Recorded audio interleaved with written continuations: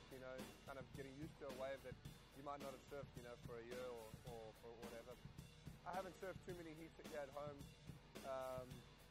this year. This is my first one, so it's good to get it out the way and, you know, kind of wash the cobwebs off. Yeah, I was having a little trouble with my boards in the beginning part of the heat. You know, the conditions, they were really good when you got the set, but if you didn't kind of catch the sets, you kind of struggled to get kind of momentum going on the smaller ones. I started really slow and kind of just tried to start building a house, but the other guys in the heat obviously started with the set waves, you know, it kind of put me on the back foot. Yeah, come, you know, like the 15 to 20 minute mark in the heat, I ended up getting a substantial wave, a bit of air on it.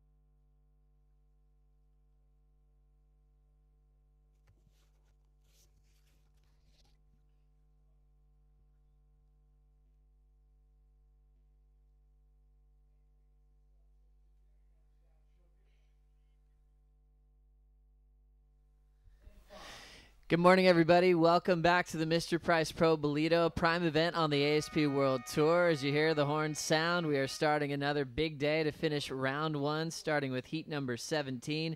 Jeremy Flores takes on Nathan Hedge, Brian Toth, and Hiroto Ohhara. Before we get started with a brand new day, let's think about all the action that happened on day one of competition as we look back to the opening day.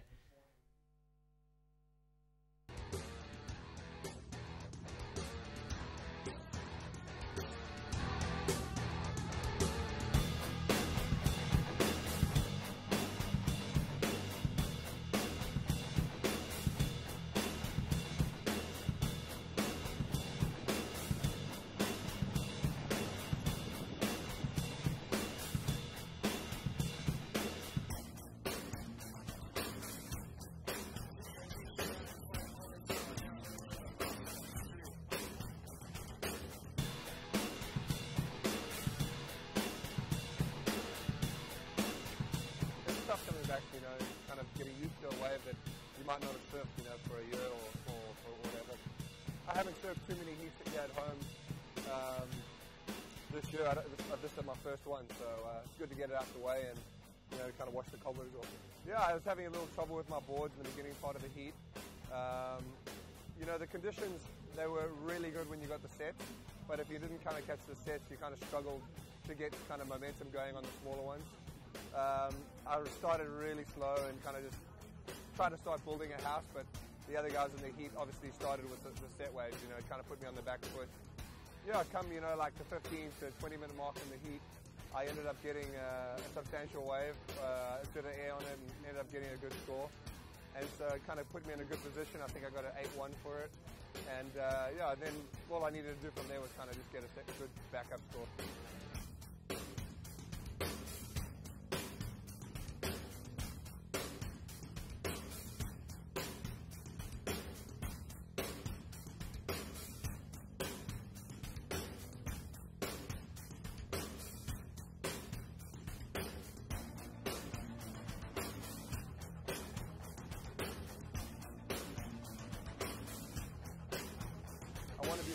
I want to make, as many good edits as I can make, and sometimes it's just, it messes with my mind a little bit, but at the end of the day, I mean, I'm doing what I love. Now is where my surfing is up to scratch, my boards, everything is really at the highest level I think I can get, and obviously you can always improve on everything, but it's just about, obviously knocking on that door, and it's going to open soon.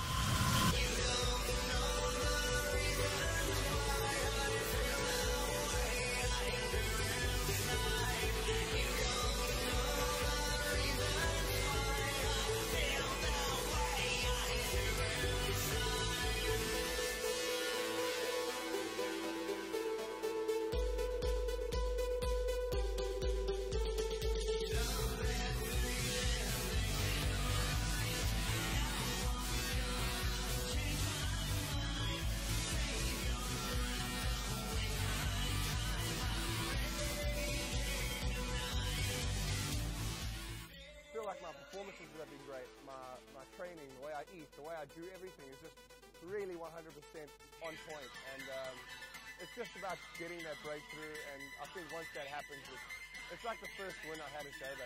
Once you open the door once, it's easy to open up another time and again and again. And so for myself, it's just finding that role and then getting on it and staying on there. And as soon as I get that break, I'm definitely going to run with it for sure. Yeah, Ballito is one of my best contests in the world. 2 foot to 10 foot, Obviously in the 2 foot conditions you can do airs and nice turns and then you start building up to 4 or 5 feet and you can start really wrapping the big part. And then when it gets to 10 to 12 feet like it was last week, you can really, really get barrel. Yeah, I can't wait. I hope it gets nice and big. And I really hope we keep it going.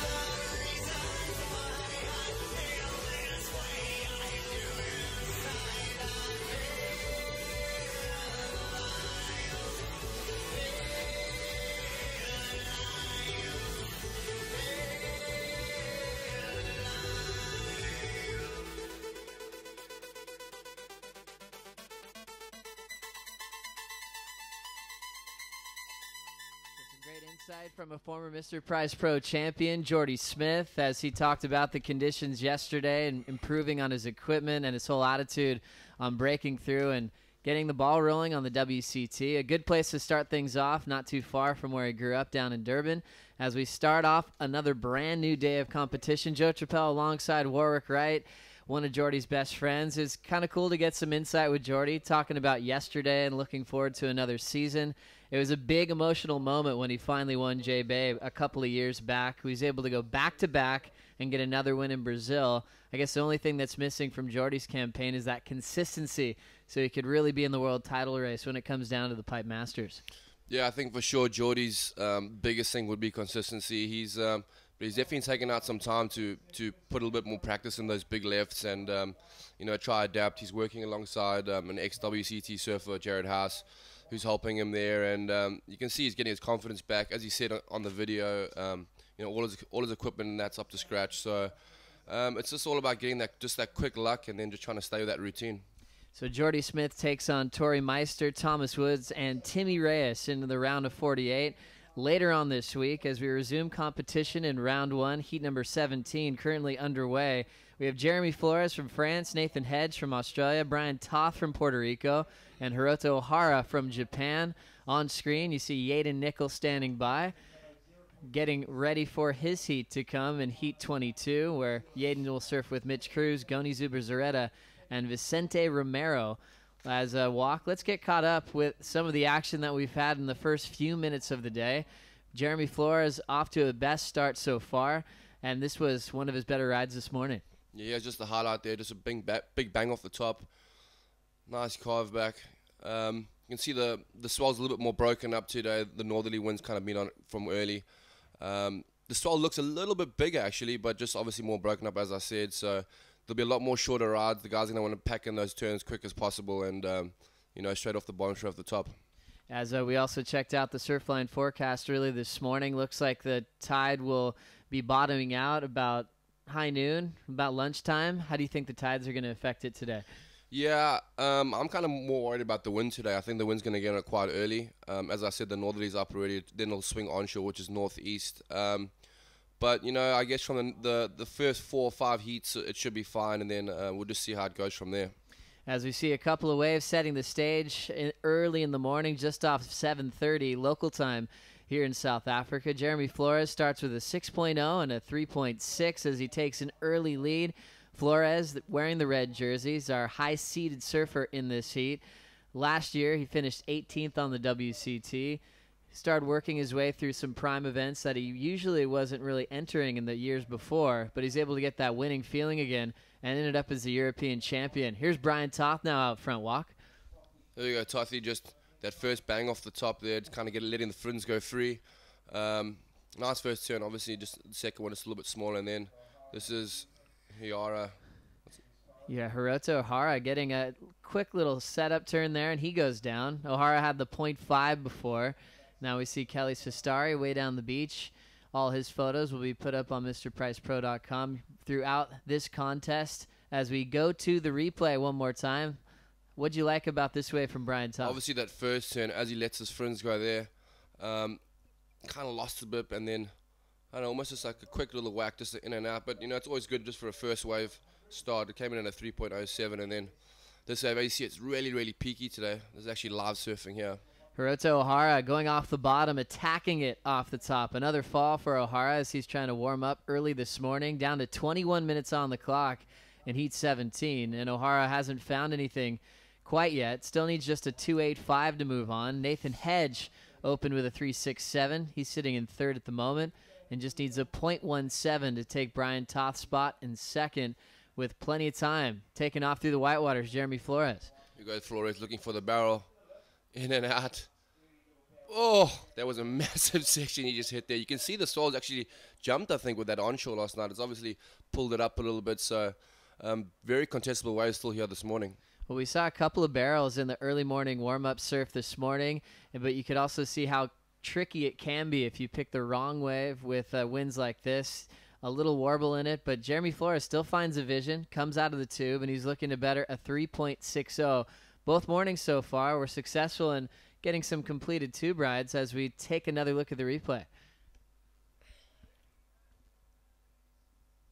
I think this one was just a quick in and out. And that was a flight he didn't make. Yeah, let's just look at Flores' last one. I don't know if they're going to pull up a replay of that. We'll check that out in just a moment. 20 minutes left to go in Heat 17 as we're committed to try to finish this round. And I talked to head judge Pratamo Arendt. He'll think about continuing on into the round of 48 if conditions hang in there.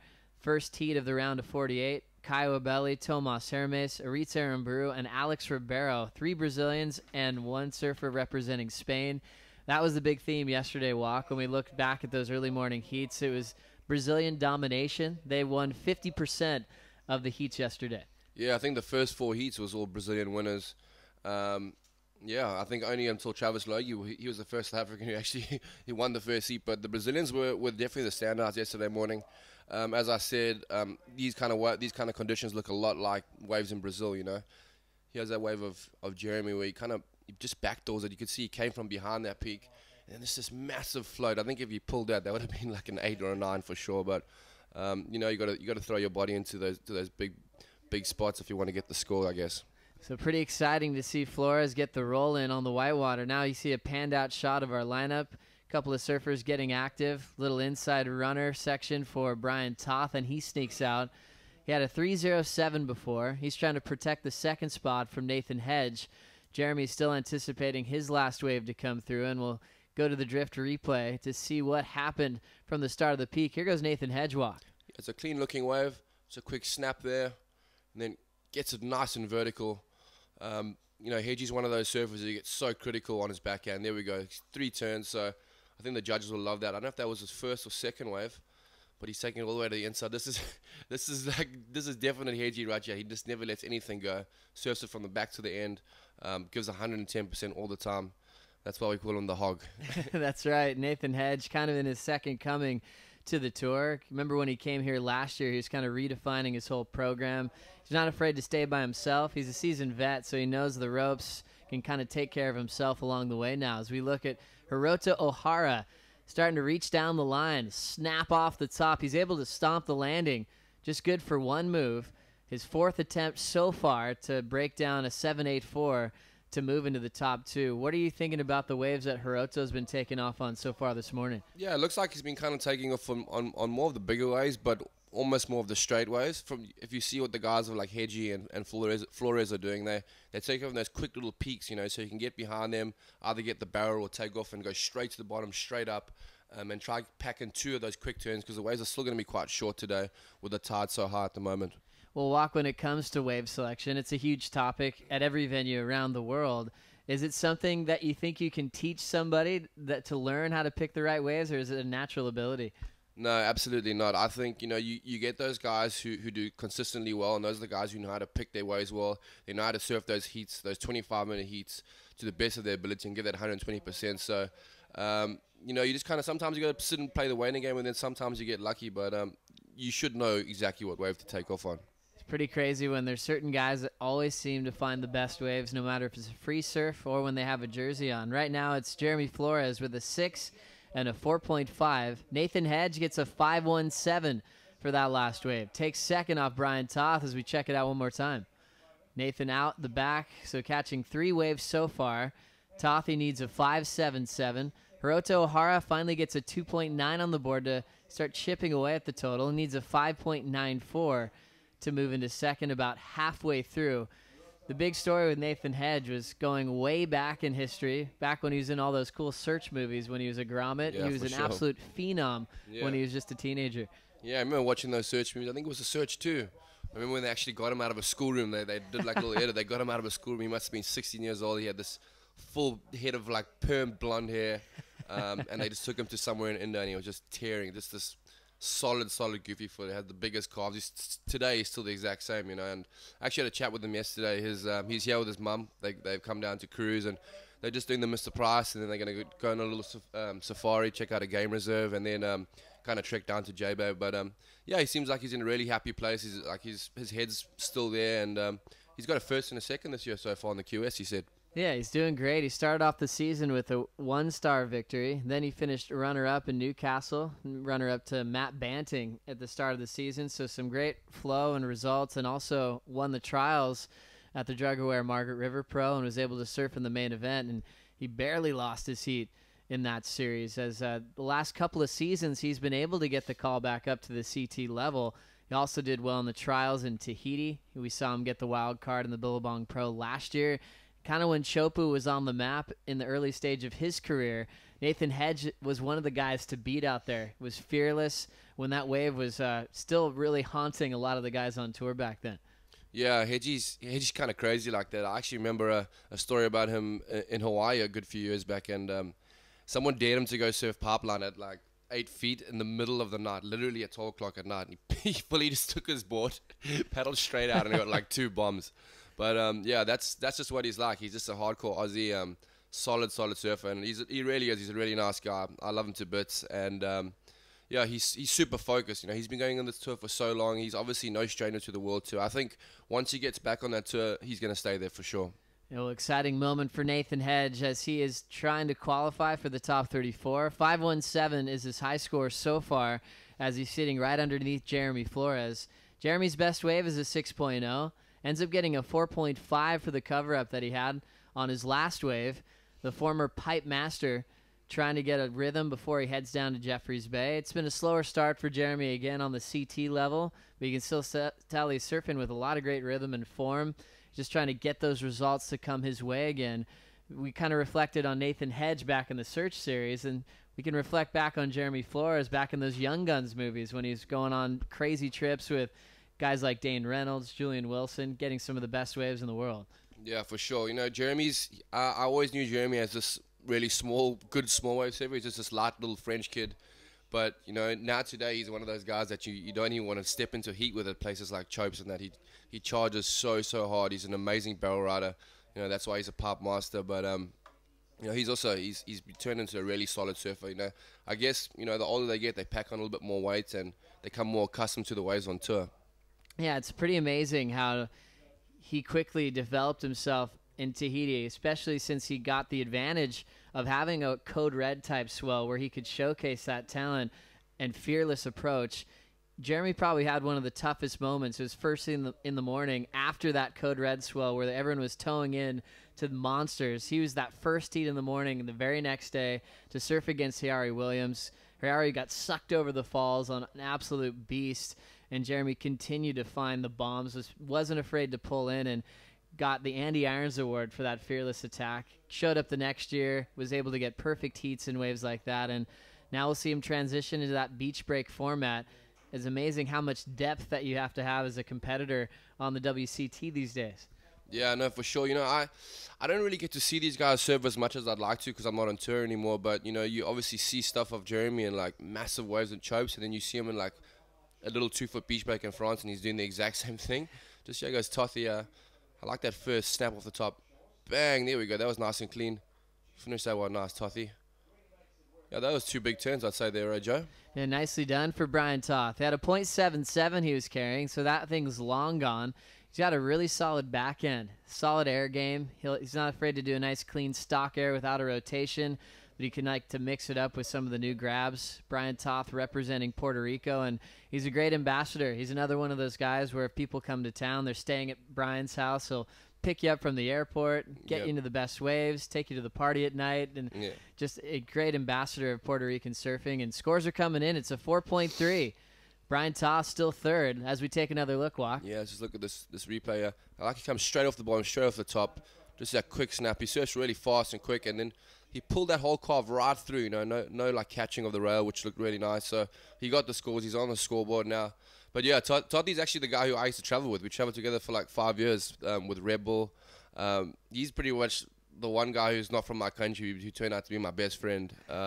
He stayed with me last year when he got knocked out here. I took him to the July, the horse race event, and he's really planning on coming again this year. So he gets excited this one. So that's coming up this weekend, right? Yeah, this Saturday. What's it called? It's called the Durban July. It's like the biggest horse race. As we see Flores up again here. Flores, big float, stomps it in the flats and ends up going down. Still our heat leader with a 6 and a 4.5. Nathan Hedge hanging on to second. Toth needs a 4.55 to take second, and Ohhara needs just a 5.94.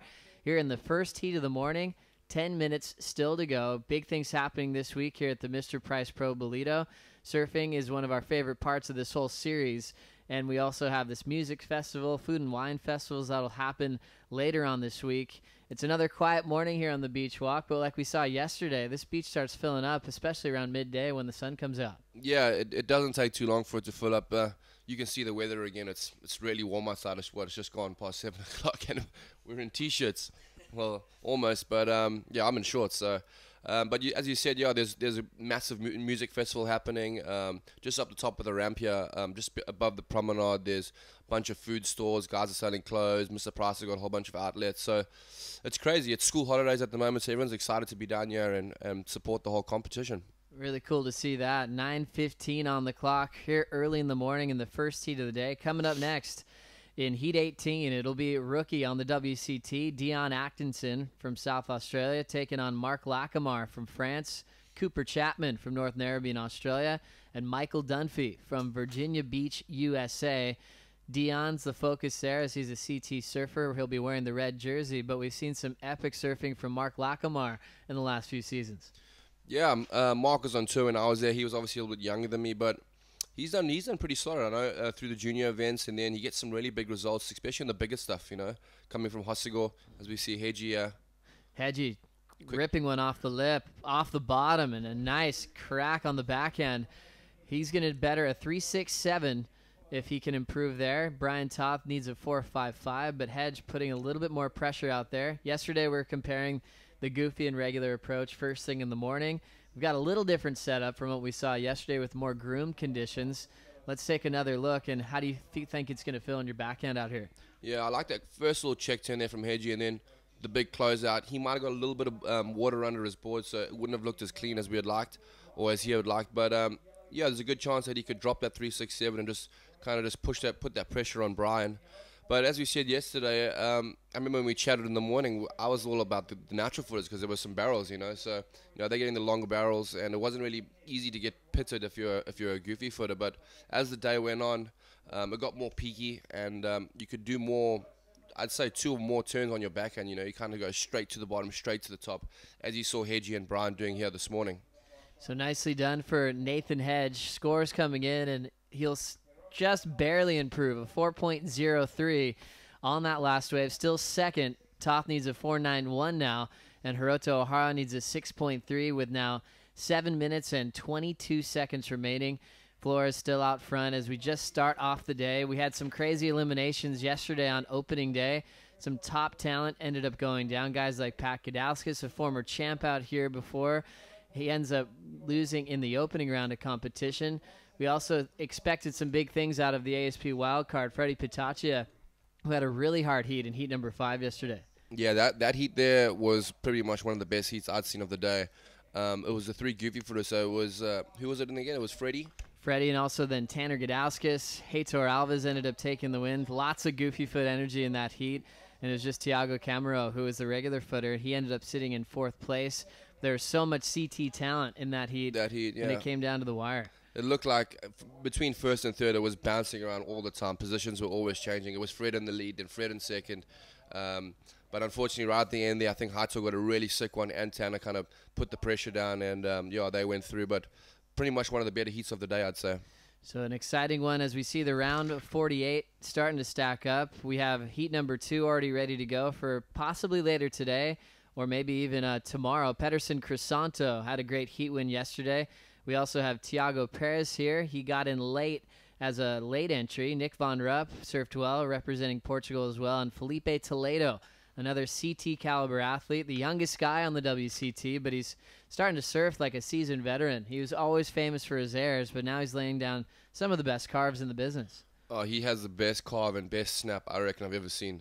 He's so small and light, you can just see how he flies over these little sections, and obviously everyone knows about his air game, but yes, he didn't have the best of heats. He got through, but you could see those little glimpses of his talent out there, and he's really, really exciting to watch, and I'd just like to see him have another go today.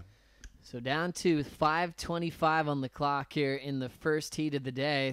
Conditions starting to slow down a little bit. Everyone has about 5 or 6 waves to their name, and we'll see how they're going to set up the final 5. A little peak popping up out the back. Remember, we still have the 4-man priority, and it looks like it's Hiroto's turn. Sets it up off the bottom. Big snap to start. He'll get hung up for a moment, but he lands it. Another nice turn as he ditches the fins. A lot of control, and that'll be Hiroto's best wave so far. Yeah, that was a solid one. That almost looked like a big set, and then this is Tothy up here.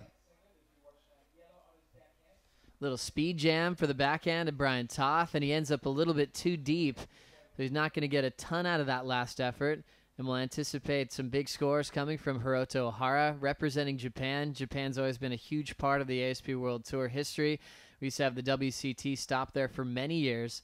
As we'll take another look at this last wave. Yeah, he comes hard off the bottom. I love his bottom turn. Bang! And he kind of gets a little stuck, but pulls it through. And then there we go, lets the fins free. So 2 big turns. We'll have to see what the judges think about that first one. And here goes Tothy. Look how this section just jumps in size. And boom, that quick one. Unfortunately, just one wave turn there. So a short ride for Brian Toth. It's always fun when you see all the other Puerto Rican surfers that he grew up with traveling around the world as well. Close to the Graves family. Josie and Dylan Graves grew up with Brian Toth on that same side of Puerto Rico. Also, Alejandro Moreta has been making a huge name for himself representing Puerto Rico very well. Yeah, Alejandro just charging like one of the main guys at backdoor now. Alejandro just from Puerto Rico. I know he lives on the other side of the island of Dylan and Brian, but I guess he spends a lot of time now in Puerto Escondido and just trying to get big barrels. And he's a really good free surfer, great style, so much speed and flow. He used to do the QS, but obviously just option to do more the photo thing. And now we see Hiroto Ohhara dropping it off the bottom. Missed connection off the top. So he's down once again. 2 scores will be coming in for Ohhara. His best wave so far, a 2.9 on screen. We're down to 3:10 on the clock. Ohhara's going to be in a much better situation. Remember 2 waves ago, he had the big first turn, got the glide back in, and did the tail drift. That is going to put him in a great situation to possibly move on. Here goes Jeremy Flores' walk. Oh, I like that first carve back. So much style. Oh, that was big right there. Turn number 3. That's exactly what the judges want to see. That's pretty much the best ride of the day. On a set, too, so I think that's going to be big rewards for Jeremy. And then Brian Toth briefly on the next wave as he goes down, as that had a pretty soft shoulder on it. Jeremy looking to better a 4.5 to strengthen his lead. One more number to drop for Ohhara to see if he takes the spot from Hedge. What'd you like about Jeremy's wave? I love this first little carve back. He almost just kind of sets himself up here, and then bang, look at that, so much spray. Looking for that third turn, and he finishes it really perfectly. There's no doubt that the judge is going to go big on this one. Jeremy Flores started off with a flurry of waves, had the lead, waited patiently for a long time to finally take off on one that had some substance to it, and looks like he will be successful. Meanwhile, Hiroto Ohhara does get the score, a 6.5. Nathan Hedge to 3rd. Hedge now needs a 4.24. Brian Toth in 4th now, needing a 5.11. As we get down to a minute 45 remaining, we saw Hiroto struggling to find a good wave. We've mentioned his wave selection. He was on the wrong waves that didn't really allow him to do much. And one wave just made the difference. 6.5, he's back in the game. Yeah, you can see he caught a ton of waves, a bunch of 0.0s, 0.5s and 1s.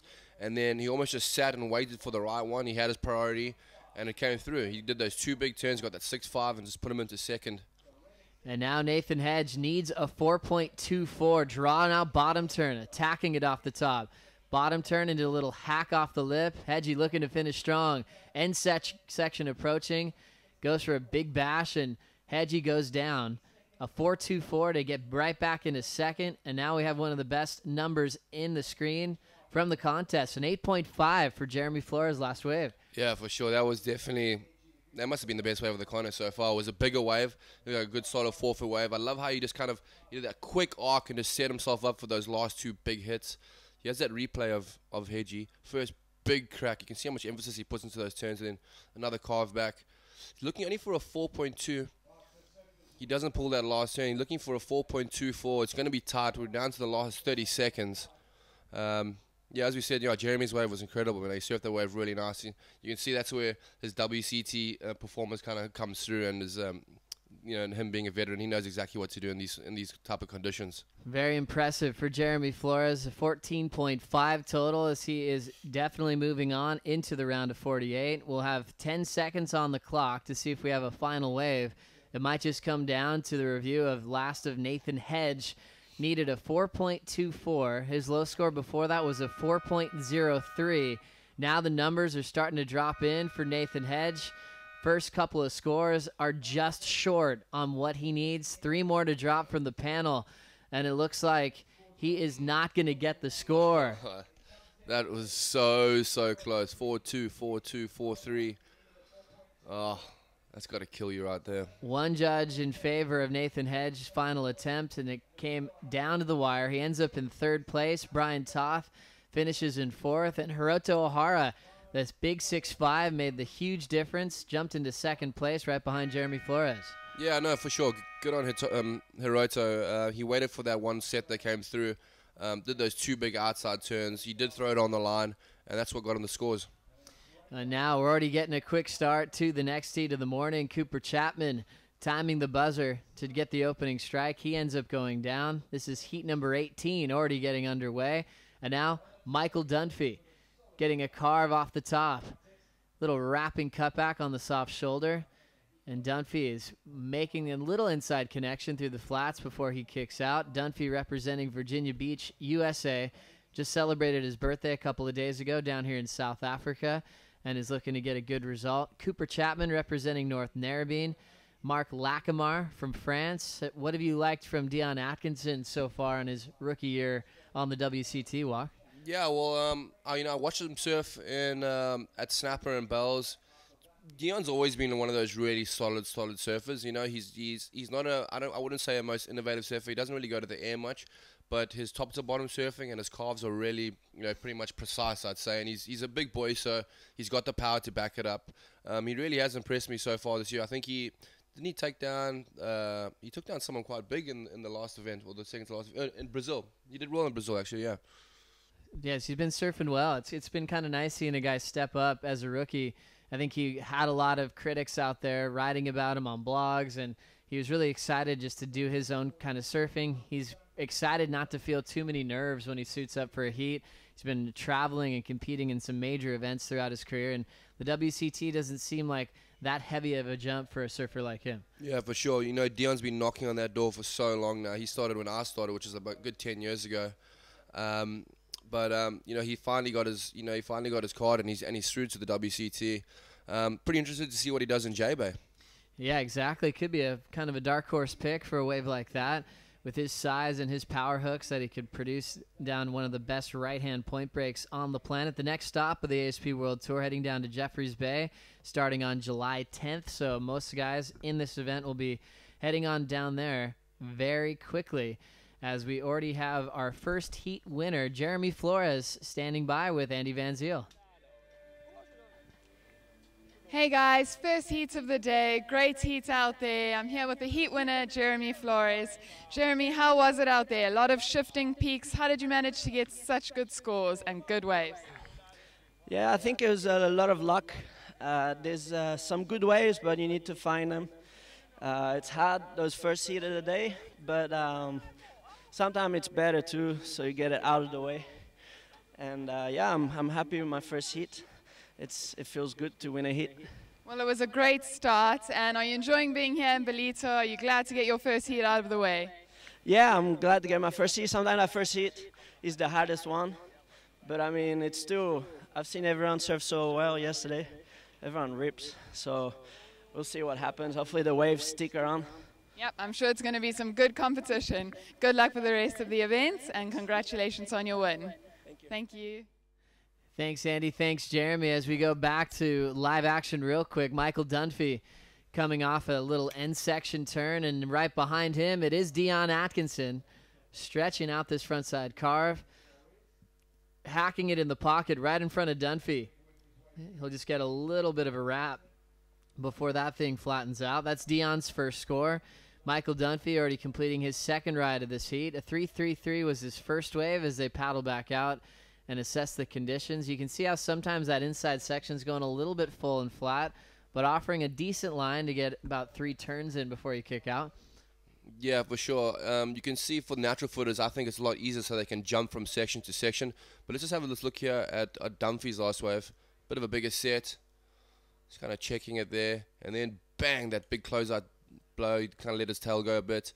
Not the cleanest of turns, but a big hit. It is on a bigger set. And then here goes Dion. I love this first arc. Just wraps it all around, gets his speed back. Quick check turn. And then another little wrap here. It was a smaller wave, so we'll have to see what the judges think. It might be one of the better waves of the heat so far. So back to live action with Michael Dunphy. Clean carve off the top. Wraps it all the way back to the pocket. He's laying low on his board, and he's incomplete on the second hook. 2 scores coming in for Dunphy real quick. He's got that clean off the topping wrapping style, which is really fitting into these smaller waves this morning. Yeah, for sure. A lot of the natural footers have got that arc down really nice. You can see Dunphy, he kind of just spreads those arms out wide. Looks like a full elbow shot just slicing across the lip. It does look pretty, you know. And, if you can do them in ways like this, the judges will definitely be rewarding it. So right now, 24 minutes on the clock. Dion starts with a 3.17. That's his opener, out there wearing the red jersey, representing South Oz. Michael Dunphy with a 4.5 on his second wave is still able to hold the lead. Cooper Chapman sitting in the 3rd spot. Just a couple of looks early on in this one. Cooper represents that cool turf, kind of like Nathan Hedge from North Narrabeen. There's so many good surfers that come out of that Board Riders Club every year. Yeah, for sure. No, you got Noodles, you got, that's where Damien Harden actually comes from, so... obviously Hoggy, Chris Davo, Davey Cathles, obviously really good talent that comes out of there, Aussie right, so you don't want to surf against those dudes in the Board Riders. I think they take it every year. Pretty impressive when you show up there and meet all the legends that came before, all the guys like Cooper Chapman that are coming up right behind him. He's looking to get a good start in this contest. Every wave he's taken off on has ended up going a little bit short, but he still has plenty of time. We remember going to North Narrabeen back in the World Junior Series. Marc Lacomare was able to compete there back in the day and had a final with Nat Young before Nat Young qualified for the WCT. Marc ended up hitting his head the day before, getting his fins that sliced him. He had stitches in his head, so he had to surf the final wearing a swimming cap. And he didn't even haunt him. He had different colors. He just kind of embraced the whole situation. He'd have a bright blue one, then he wore a red one the next day, and he ended up taking the victory. Yeah, Lacomare, one of the only juniors who've actually come up the ranks without. Let's just go here to live surfing. That's Cooper Chapman. A quick one here as Mike Dunphy will blast it off the top. Little explosion as that thing just kind of opened up for him. There it's staying a little bit full, and he'll hop off. Right there, Dunphy was looking to better a 3.33. What's your take on Dunphy's strategy right now? Yeah, I think that definitely was his best wave, that last one. There was a nice big arc there, and then you can see how he just kind of popped off that second section, looked really nice and fast. This is Lacomare here, the solid goofy footer. Gets so much spray out the back, and bang. See the goofy footers can get those 3 turns in really quick, just straight up, straight down in the most shortest of spaces. The judges have been liking that over the last today and yesterday, so we'll see what they say. So now we'll have the scores dropping in for the last of Michael Dunphy. We'll check out the replay one more time, Walk. Yeah, I like this first one, yeah. Wow, he uses the whole wave there. And then look at this, almost just a quick pop out of that, straight up the lip, and then quick foam climb. But I think those first 2 turns are going to be of consequence, so we'll have to see what the judges think there for sure. As we see more waves popping up out the back, Cooper Chapman is the one wearing the yellow jersey. He'll glide in. Late takeoff right in front of our cameraman. Fits in a nice first turn off the lip, and the next section comes down right in his face. A tough wave to surf, Walk. Yeah, sometimes those bigger sets aren't always the ones to go for. I know it's kind of what the judges want to see, obviously the bigger and better waves, but a lot of the bigger sets here today are going kind of straight, so you got to almost look for those small peaky waves so you can get behind them, get straight in the lip as quick as possible. Here goes Lacomare here. Little backside snap for Lacomare on his opening strike. Down to the bottom, reaches off the top for the backside float, and he'll be on the board. Only needed a 3.18 to go right into second. Yeah, for sure. Those were 3 really strong turns. The float was a little bit flat, but the first 2 turns, a lot of spray. Used a lot of his rail, which is nice to see from a goofy footer instead of always seeing the same vertical snap. Obviously, the judges like to see you mixing it up as much as possible. And judges aren't wasting their time with the opening wave for Marc Lacomare. He's the same guy that we saw get the wild card in the CT in France last year and a close heat with Joel Parkinson. We'll go back to Cooper's wave to see what happened here. Yeah, he kind of just got hung up on the lip there. He really got over it. He could see that wave wasn't going to really do anything. So kind of let himself go over the falls just to kind of just shake it, maybe shake off the cobwebs there. This is his first heat of the day. So a nice start for Marc Lacomare, a 5.67 on his opener, puts him right into second place. Last of Michael Dunphy, a 6.83. So first Dunphy, second Lacomare. Dion Atkinson now to third, needs a 2.51. Cooper Chapman now needs a 4.68. It's nice to see the patience of Lacomare. Didn't get super busy in the very beginning of the heat, picked one wave, and he'll be right in this thing till the end. Yeah, Marc's another, he's another clever competitor out there. He knows what to do to get those scores, especially surfing against some of the younger guys who are a lot more innovative and go to the air more. One thing about Marc is that he's never really been one of those innovative surfers. As we now look at Dunphy, always likes to set up with that wrapping cutback. This wave staying a little bit fuller on the face. Down to the bottom, he'll get a clean wraparound all the way to the whitewater, and he fades out. His low score, a 4.5. As he's looking to showcase a little bit more of his surfing. That little twist and wrap cutback is fitting in well to these waves. Do you want to see more from Dunphy towards the back end of the heat? Yeah, for sure. I love that open arc that he does. You can see he uses that whole wave. He comes off the bottom so solidly. He gets nice and low, and then he just opens those arms and just uses that, as I said, that whole wave. And the judges have been liking it. He has that replay here. Not the best of looking waves, but you can see he is using most of the wave there, cutting back straight into the foam. And then there you see it there. So when he gets that open face, it looks like he's doing a lot of damage. Back to live action. Dion Atkinson looking for a big section. He has the momentum. He's now setting up off the top, and he was just searching for something to work with. He had the speed and never got the section he wanted, so he'll kick out. That was a long 1.0. We're anticipating something huge, Walk. Yeah, we were waiting to see what Dion was going to come up with this next wave. I think he'd been waiting for priority for quite a while there. Unfortunately, giving up his priority. Yeah, as you see, he raced really long there looking for that section, and I could see by the time, 3 seconds of that wave, the wave's about to close out. It's a very short wave out here today. So an interesting start for Dion. Still just needs a 2.51, so he's not really in a bad spot at this point. 18:30 still remaining as heat number 19 is getting checked in and ready to go. Brett Simpson will be wearing the red jersey coming up next. He takes on Damien Hobgood, Marco Fernandez, and Gavin Gillette, another one of our favorite heats of the morning. Brett Simpson, two-time U.S. Open champ. How do you think Brett's going to go in conditions like this, Walk? Yeah, well, I'm pretty sure these are type of waves that you'll get in Huntington, So easy for him just to, get out there and shake it off. But Brett's a really radical surfer. He surfed really good in Brazil, actually. I was impressed with him. Unfortunately, he went down to junior, but it was one of the best heats I'd actually seen all week there. He's had some incredible matchups so far this year. Back to Dunphy. Setting this one up, blows the tail into reverse. Clean one motion for Michael Dunphy just to change it up. There's a wrapping turn on the inside. So it was nice to see after we saw a lot of those carbs thrown down, he also was ready to change it up a bit through the reverse. We'll see how the judges like it. Yeah, obviously we've seen his first 4 or 5 waves. He's been in more of the same thing, which had kind of got the judges' attention. But this is live surfing again. Dion Atkinson, clean wrap to start. Off the bottom, he's starting to run out of wave, but he'll punch out the finish. Clean approach there as this exchange continues with Cooper Chapman now on the next one. Cooper, a quick one as he's up and out. And Dion was looking for a 2.51. That's where we could see the change since Marc Lacomare is still sitting on just one wave at this point. Yeah, I think Dion's last wave there, he'll obviously get that score, that 2.51. Let's just quickly have a look at that replay again. Oh, this is Dunphy's one here.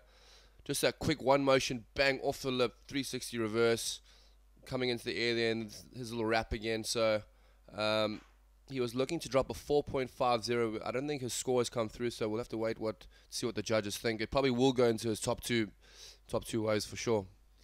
So now Michael Dunphy's score drifting in. It's going to be close. It's a 4.10, almost matched his low score as the situation stays the same. Now let's look at the last of Dion here, Walk.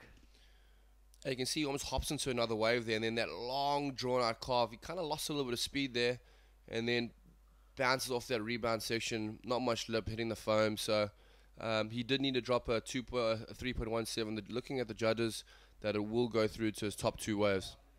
So last score coming through, he will be taking the second spot off of Marc Lacomare in just a moment. Dion, the rookie on tour, is in that Rookie of the Year race with Mitch Cruz this season on the WCT. So it's a 4.17 for Dion. Marc Lacomare to third. White now needs a 1.67. So Lacomare doesn't need a whole lot to get back into the rhythm of this heat. About halfway through, the best score still belongs to Michael Dunphy with a 6.83. As it's pretty cool to see a representative from the East Coast, the Virginia Beach. You get a lot of guys from Florida, like the Hobgoods, Kelly Slater, obviously. Virginia Beach hosts a lot of amazing talent. They always have the ECSC there every year, and it's an event that Pat Goduskas won last year. They've got a lot of history, and now Dunphy's kind of the next hopeful to try to make the CT like the old school surfer Wes Lane did way back in the day.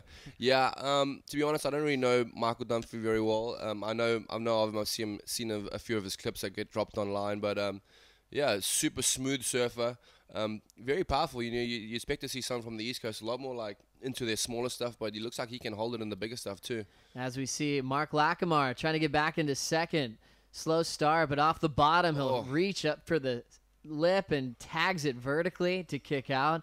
He'll be back in second without a problem, Walk. Yeah, for sure. That second turn was massive. You could see he squared it off the bottom so hard and smashed it.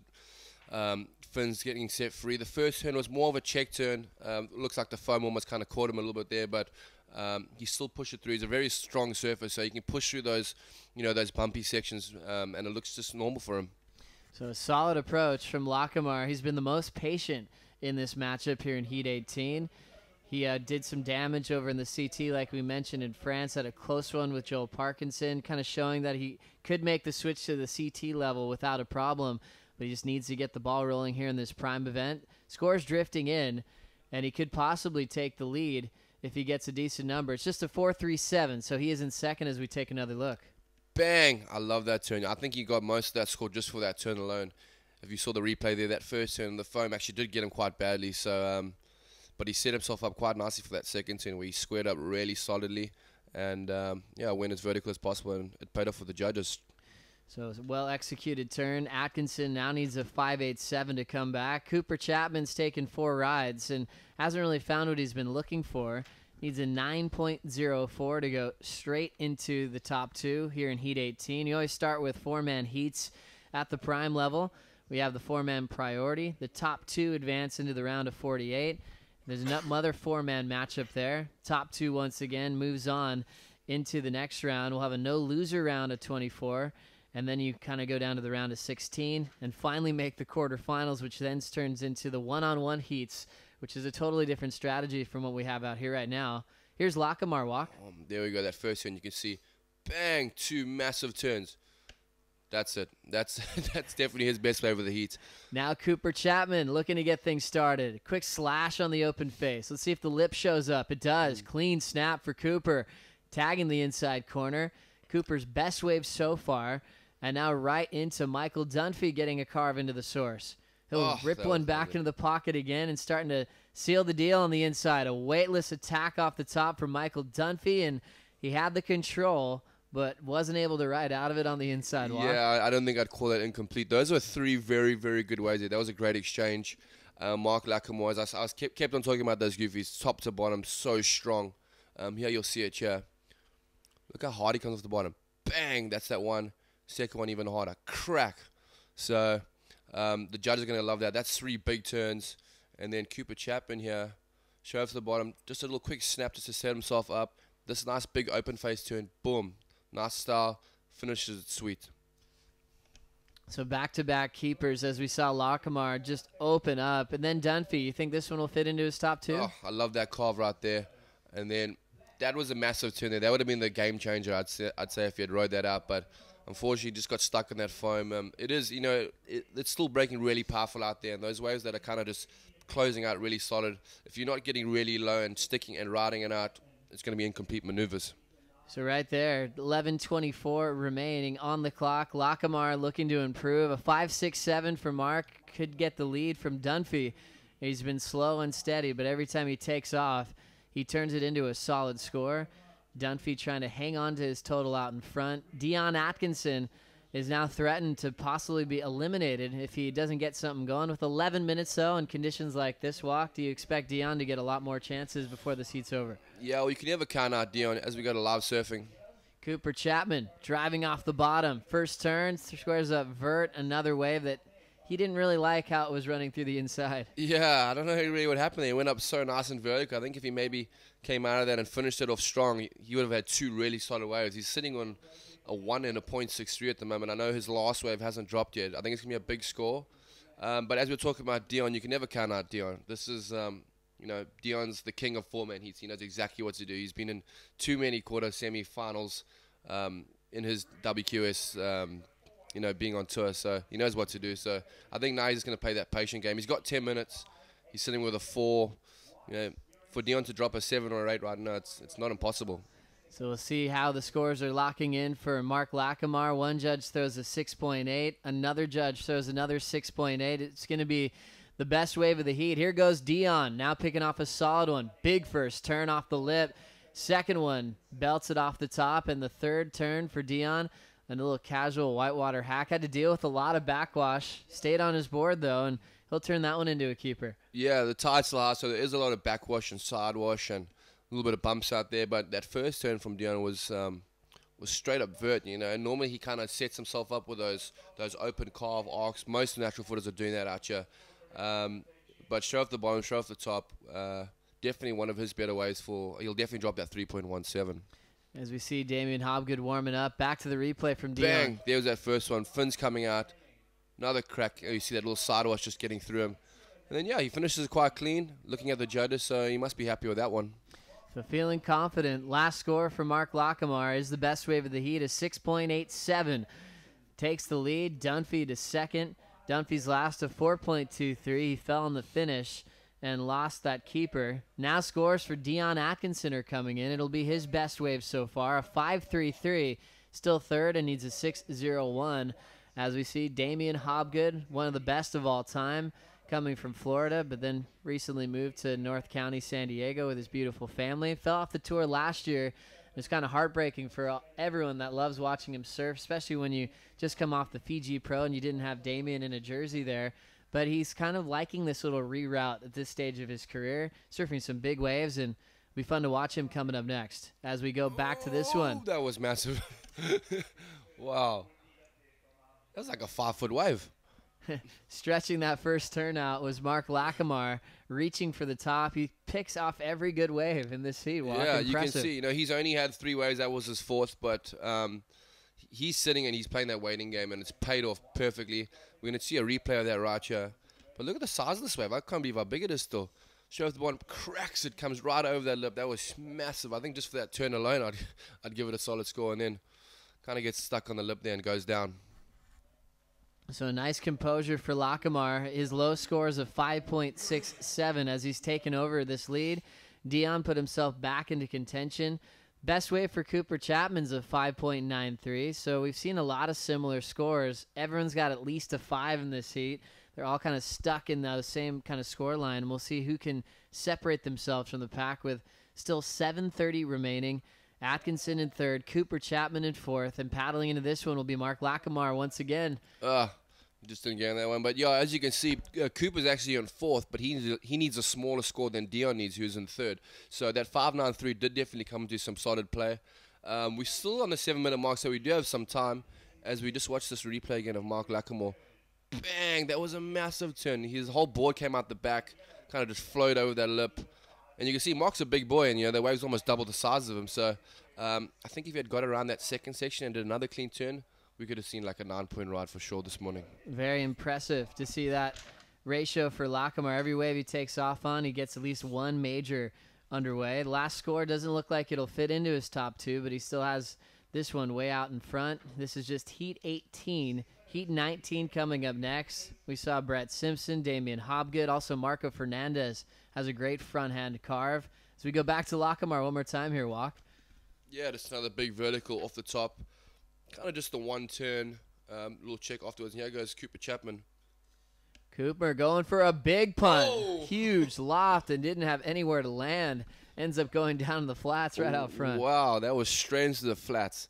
But very nice setup turn there from Cooper. I think if he had stuck that thing, well, he would have gone from fourth to first for sure. It's so much height and a lot of spring, and it was just a good option just to change things up. He's taken off on a lot of short waves that didn't provide too much, and you can see that he's got a great aerial act, got a lot of height, and couldn't find a landing, as we'll go back to a replay of Marc's last wave. Here we go, Marc's first one. Shove to the bottom, crack, vertical, throwing that whole board out the water. Just a quick snap back into the foam, quick in and out. I don't think that'll be one of his top 2 waves. We're going to take you now to, I think, the replay of Cooper Chapman's. I just want to see that air again. He must have gone like 4 or 5 foot in the air. That was massive. He had the height, just couldn't find the landing. As we approach the 5-minute warning, Cooper Chapman's taken off on 7 waves so far. Dunphy's had 7. They've been the most active in this heat. Least active surfer, Lacomare, but with the lead, a 6.87 and a 5.67. Here's the air you want to walk. Bang. He's flying right now. You see, wow. That was actually a heavy landing. How big do you reckon that was? It was massive. He started with the double grab, ended up letting go for just the front side grab, but he was tail dropping down into the flats, and it looked like he really wanted it, though. Yeah, no, he was looking to stick that for sure. Unfortunately, it looked like the wave had almost just kind of disappeared on him. So, I think if there was more of a wall there, he could have almost rode it down. But, just unfortunate for Cooper. So taking off with a big ramp and no landing waiting for Cooper Chapman. He's still looking for a 5.41 at this stage. Last of Atkinson is going to be a smaller score, 2-3 range. Let's see what happened on this one, Walk. There's a replay, yeah. Just a nice first turn there. And then, he kind of just almost second-guessed that, I thought he was going to float that or try to kick that section, but almost kind of went under the lip and almost seemed like he almost gave up a bit there. So an interesting setup now with 4 on the clock. Dion back in the line for priority after taking that last wave. You can see he's getting a lot of drive and a lot of flow down the line, but just missing that final section keeps him out of advancing position as Dunphy is trying to hang on to that second spot, who needs a 5.72 to take the lead. As we now go back to Dion Atkinson in the lineup, Walk. This is a solid one here. He's racing down the line. Yeah, I think Dion kind of to the left of the tower, so he's obviously broken wide. He doesn't have a priority anymore. He's chasing a 6.01 to jump into second to try to take out Dunphy. So I think the pressure's kind of on right now. As we look down the beach and check out the free surf warm-up going down, a lot of the competitors get a couple of waves down the beach before they paddle right out in front. Here goes Cooper, looking for a 5.41 to move on. Snap to start, off the bottom, sneaky little snap, and finishes with a little 2-for-1 combination, but he loses the finish. Now back to Michael Dunphy, Walk. Oh, that was massive. Huge tail drifting, snap off the lip, and now Dunphy carves into the pocket, chips the inside corner. Dunphy's still on fire, kind of heating up throughout this heat. He's been super active, doesn't like slowing down and sitting for waves, but he's doing some explosive turns and taking a lot of risk on the opening stretch. That first turn was absolutely massive. Let's look here at Cooper Chapman's last wave. His first turn's nice. Quick snap in the pocket. Another one, and then just goes for that close. He only needed a 5.4, but he didn't ride that last one out, so unfortunately there for Cooper. But that replay of Dunphy's is going to be mad. That first turn was insane.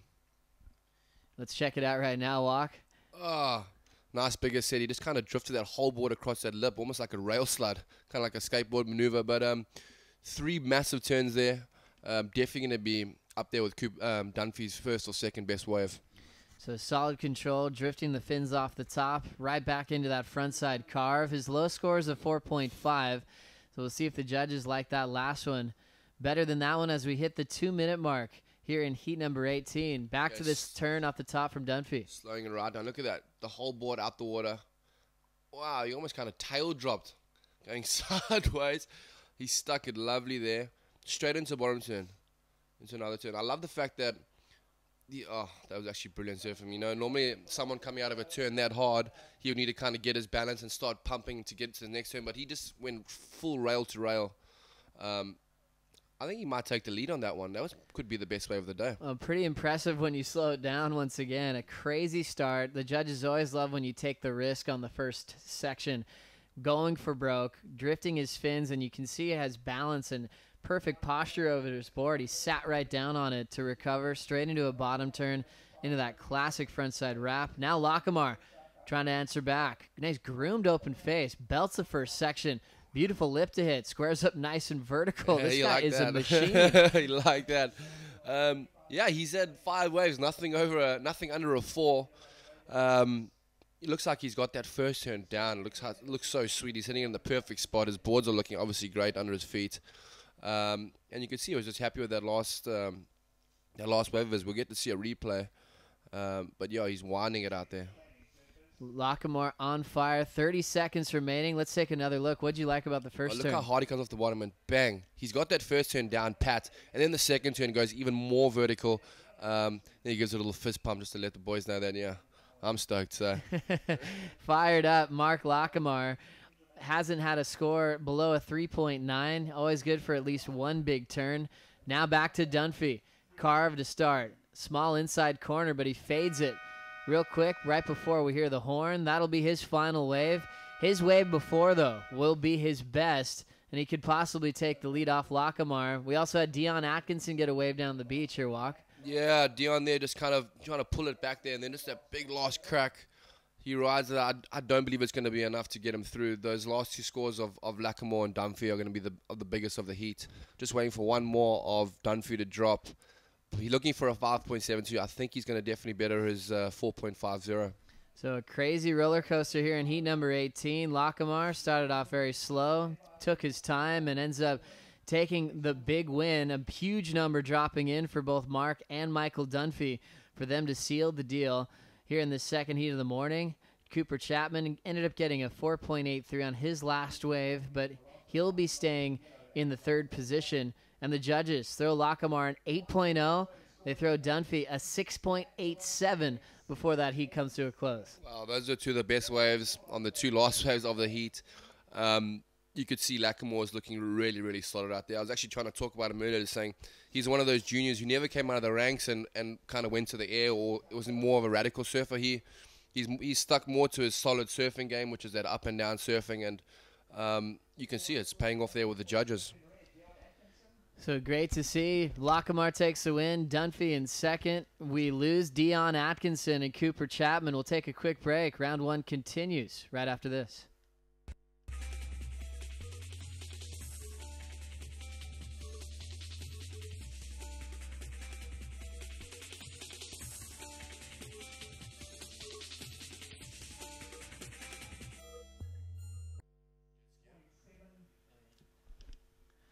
Welcome back to the Mr. Price Pro. We're into round 1, heat number 19, featuring 2 guys from the USA. Brett Simpson, Damien Hobgood, representing Hawaii, Gavin Gillette, and from Brazil, Marco Fernandez. Joe Chappelle alongside local boy Warwick Wright for the call. As we check out this one on paper, we see the high seed always wears the red jersey. Brett Simpson, 2-time U.S. Open champ, coming here to get some points on the Prime Series. Damien Hobgood, former C-tier with a ton of experience, the most out of this 4-pack. Then we got some younger guys. Marc Fernandez, he's got an amazing frontside carve, a great air game, trying to build his profile on the World Tour. And the ever so stylish Gavin Gillette, representing the island of Kauai. Do you have a favorite for the win in this heat, Walk? To be honest, I think I'm going to go with Brett and maybe Damien. I'm just thinking kind of... you know, these guys know what's going on out there in heats. They've surfed a little too many heats. They're veterans on tour. But, yeah, you know, I haven't really got to watch Marco Fernandez much. I did hear he's a really good surfer, solid surfer. And the Brazilians have actually been the guys that have been the most exciting to me so far this competition. It's been really fun to watch. We have so much talent coming from the country of Brazil. They dominated yesterday in the first part of round 1. And we'll see if Marco Fernandez can pick up the pace. It's amazing to see how talented Marco is, and we'll see when he gets started. Now let's catch up with Marc Lacomare. He had an 8.0 on his last wave. He's standing by with Andy Van Zyl. Gavin and Gillette from Hawaii. Hey guys, we're here with Marc Lacomare, who's just won a very, very exciting heat. How are you feeling with the win? I feel great. It's my first win in the whole year, so I take it. Awesome. And are you happy to be surfing here in South Africa at Ballito? Yeah, of course. I like the wave here, and I'm super happy. How does it compare to the waves you have in Europe? Are you happy to be in African waters? Yeah, it's great here. Great sunrise, great wave, and I like it here. Yeah, for sure. Awesome. Well, it's great to have you, and good luck with the rest of the events. Thanks, guys. Back to you. Thanks, Andy. Marc Lacomare really comfortable here in South Africa. An 8.0 was his final score. His low is a 6.87. But what was so impressive about his performance was every wave that he took off on, he was able to get methodical, using that backhand as a secret weapon. The lip showed up, and even his last wave walk, the conditions really groomed for him, and it looked like such a perfect little wave to strike on. Yeah, man, he surfed the most perfect heat I've seen all contests so far, for sure.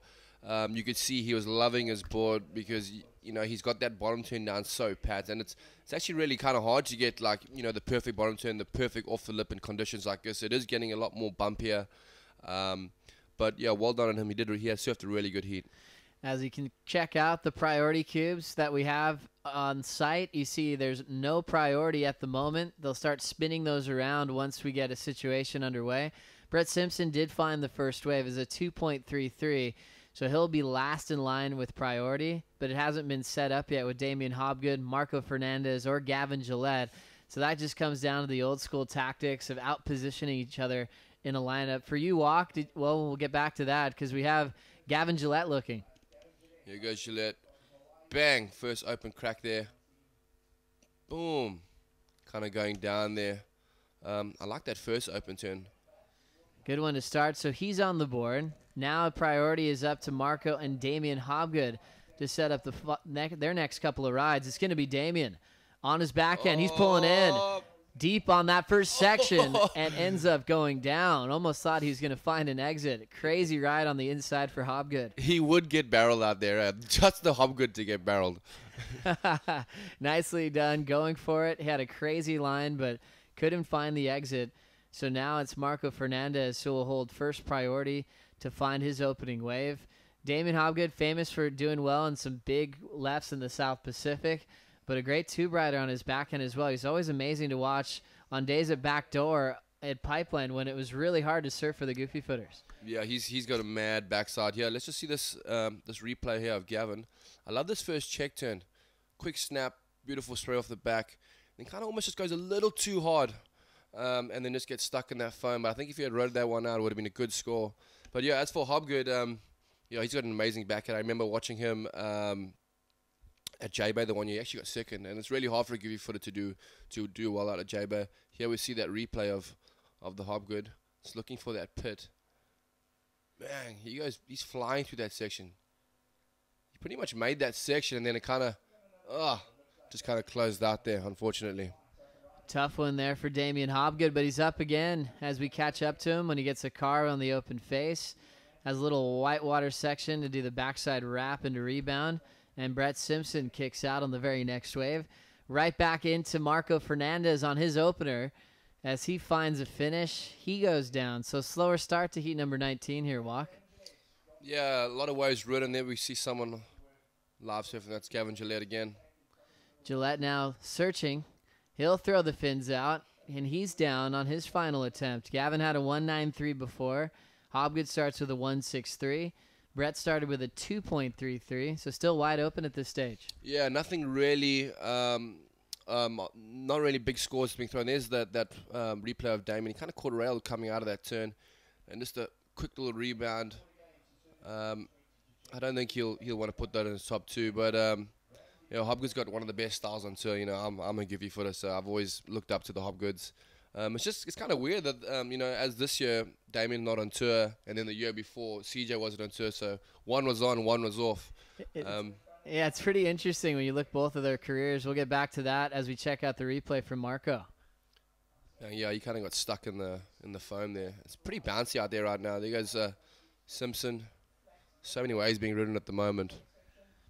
And Brett Simpson's one guy that doesn't like sitting still if he doesn't have to. When he surfs at home in Huntington Beach, he just likes catching a ton of rides, and it looks like that's going to be his formula here. Let's go to the start of his last. Bang. Nice first off the top there. Quick carve. So nice and smooth. Full roundhouse cutback. Jumping onto another wave. Bang. Coming unstuck there. But yeah, just, I guess, you know, getting his feet set into his wax right now. And it's a good little start for Brett. So we see Brett Simpson with a 2-3-3. 2 more scores dropping in. Nice opening number coming in for Marco Fernandez. Even though he didn't stomp the final section, he'll be with the best number so far. Gillette with a 1-6-3, and Damien Hobgood looks like he has a 2-ranger coming in here in Heat 19. But like you're reflecting on the Hobgood's careers, we had CJ Hobgood fall off tour back when we had the mid-season rotation after that event in New York. And he even had a retirement party out there on the East Coast. But he ended up doing so well with the One World, and he was back on tour. So it was pretty cool to see CJ get back in his rhythm and start turning in some of his better results he's had in the last year or so. Yeah, he had a great year last year. We got some live surfing. Here goes our rider in black, Gavin Gillette, going for a big tail-high reverse. Wow, that was insane. Explodes off the top. Nice rhythm to the inside, and he's just going to try to seal the deal. We're going to go down to Marco Fernandez on his opener. Gets a big carve, and he has to sneak out of the inside corner. But great composure for Gillette, doing a pretty high-fi air off the top. Nice explosion off that launch ramp, and we'll find out if he had a finish after that. Yeah, that was a massive turn. That was just seeing the end there of Damien Hobgood's way, but that was a massive punt by Gavin Gillette. I never thought he was going to ride that out. I've always known Gavin to be more of like a carver and quite a snappy surfer. But what do I know? These guys are just stomping big punts right now. Thanks for being with us, wherever you might be around the world. You're watching the Mr. Price Pro. Back to the action. Gavin Gillette driving down the line. A lot of speed. Whoa. That That was the big air he just laid down.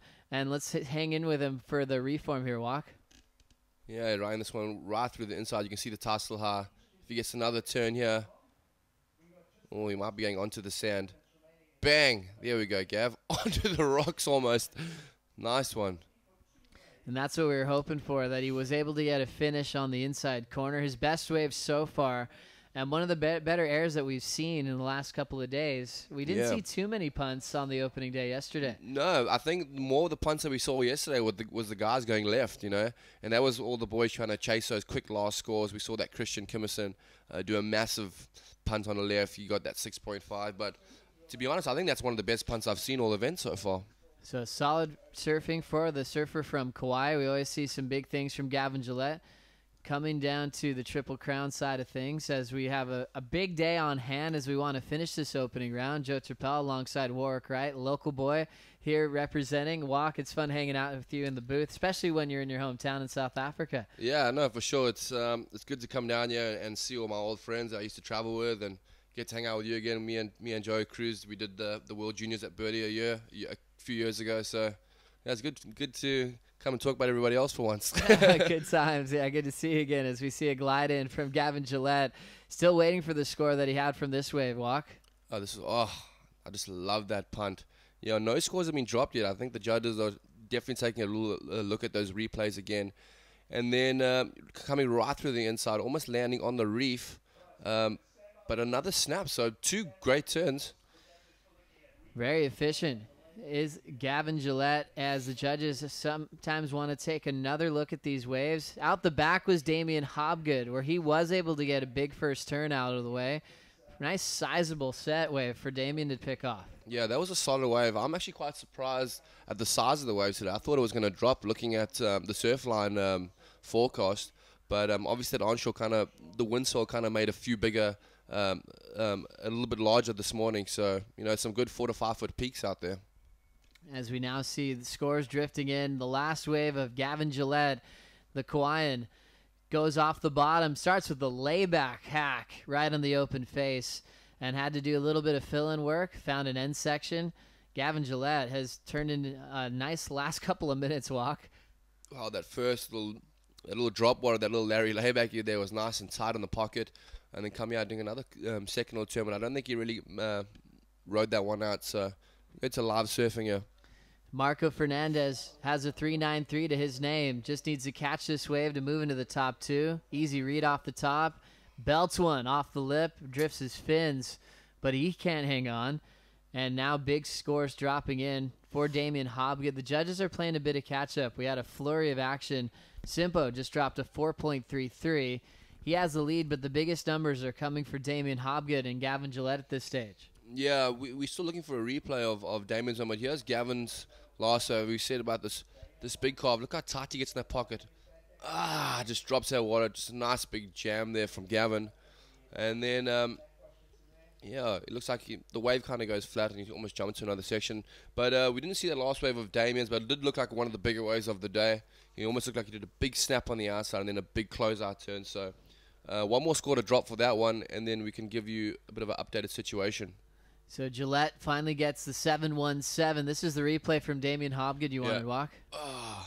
No, I don't think that was his good one. He kind of come unstuck on that one. That was his last score, which was just a 1-point ride. Now Brett Simpson up and out. Short ride for Brett as he needs to get back into the top two. He was in first. Now he's down to fourth. Needs a 4.78 to move on. Fernandez needs a 5.18 to move on. Gillette sitting in second. And Damien Hobgood is the heat leader with a 6.83 and a 2.50 with plenty of time to go. You can see there's lots of waves out in this lineup, but it's harder to pick off the best ones. How's this one? It has some size out the back. Yeah, we go. Yeah, we go. This is Fernandez up and riding. A little bit of a wobble there. Bang. So nice and clean, this guy. And then he's going to try hop into the next section. Oh, nice setup turn there. Oh, if he can stick that, that was insane. Nice surf there from Marc Fernandez. How clean is his style there? So smooth and knows when to lay down a carve. He reads the wave really well, and he'll reach for his air game when he needs it. But he's got the whole package. Let's take another look.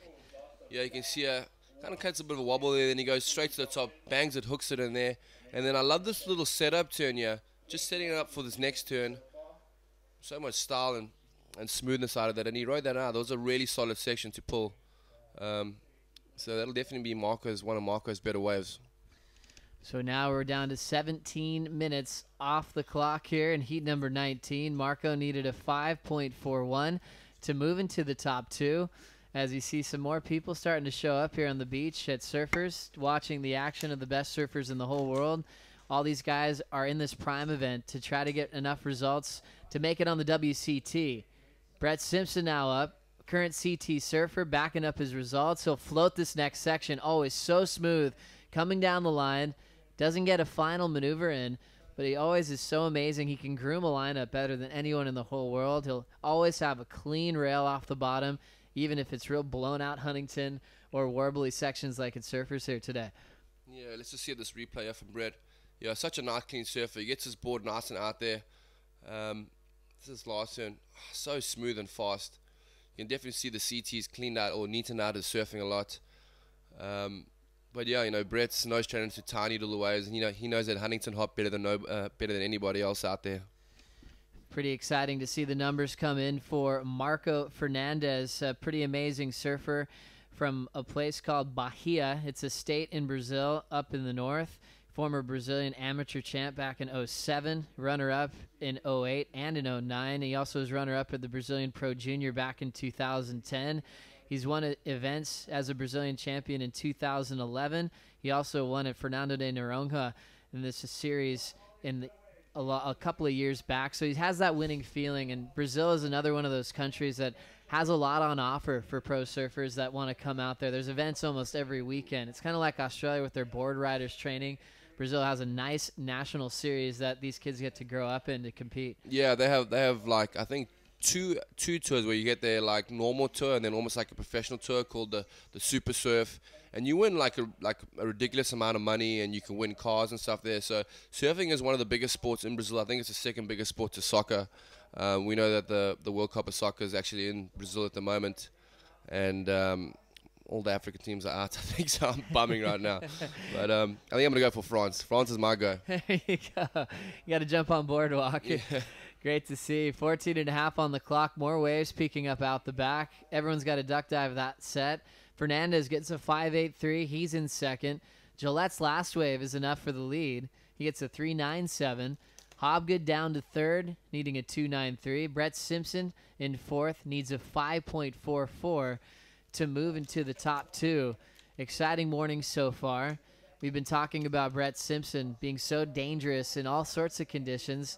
He'll surprise people, though. He'll show up in Tahiti when it's pumping and end up making the quarterfinals. You know, when you start tagging him as a beach break specialist, he reminds you he's one of the best in the whole world. He's Hobgood now, Walk, with getting a nice, easy rhythm on his backhand. 3, 4,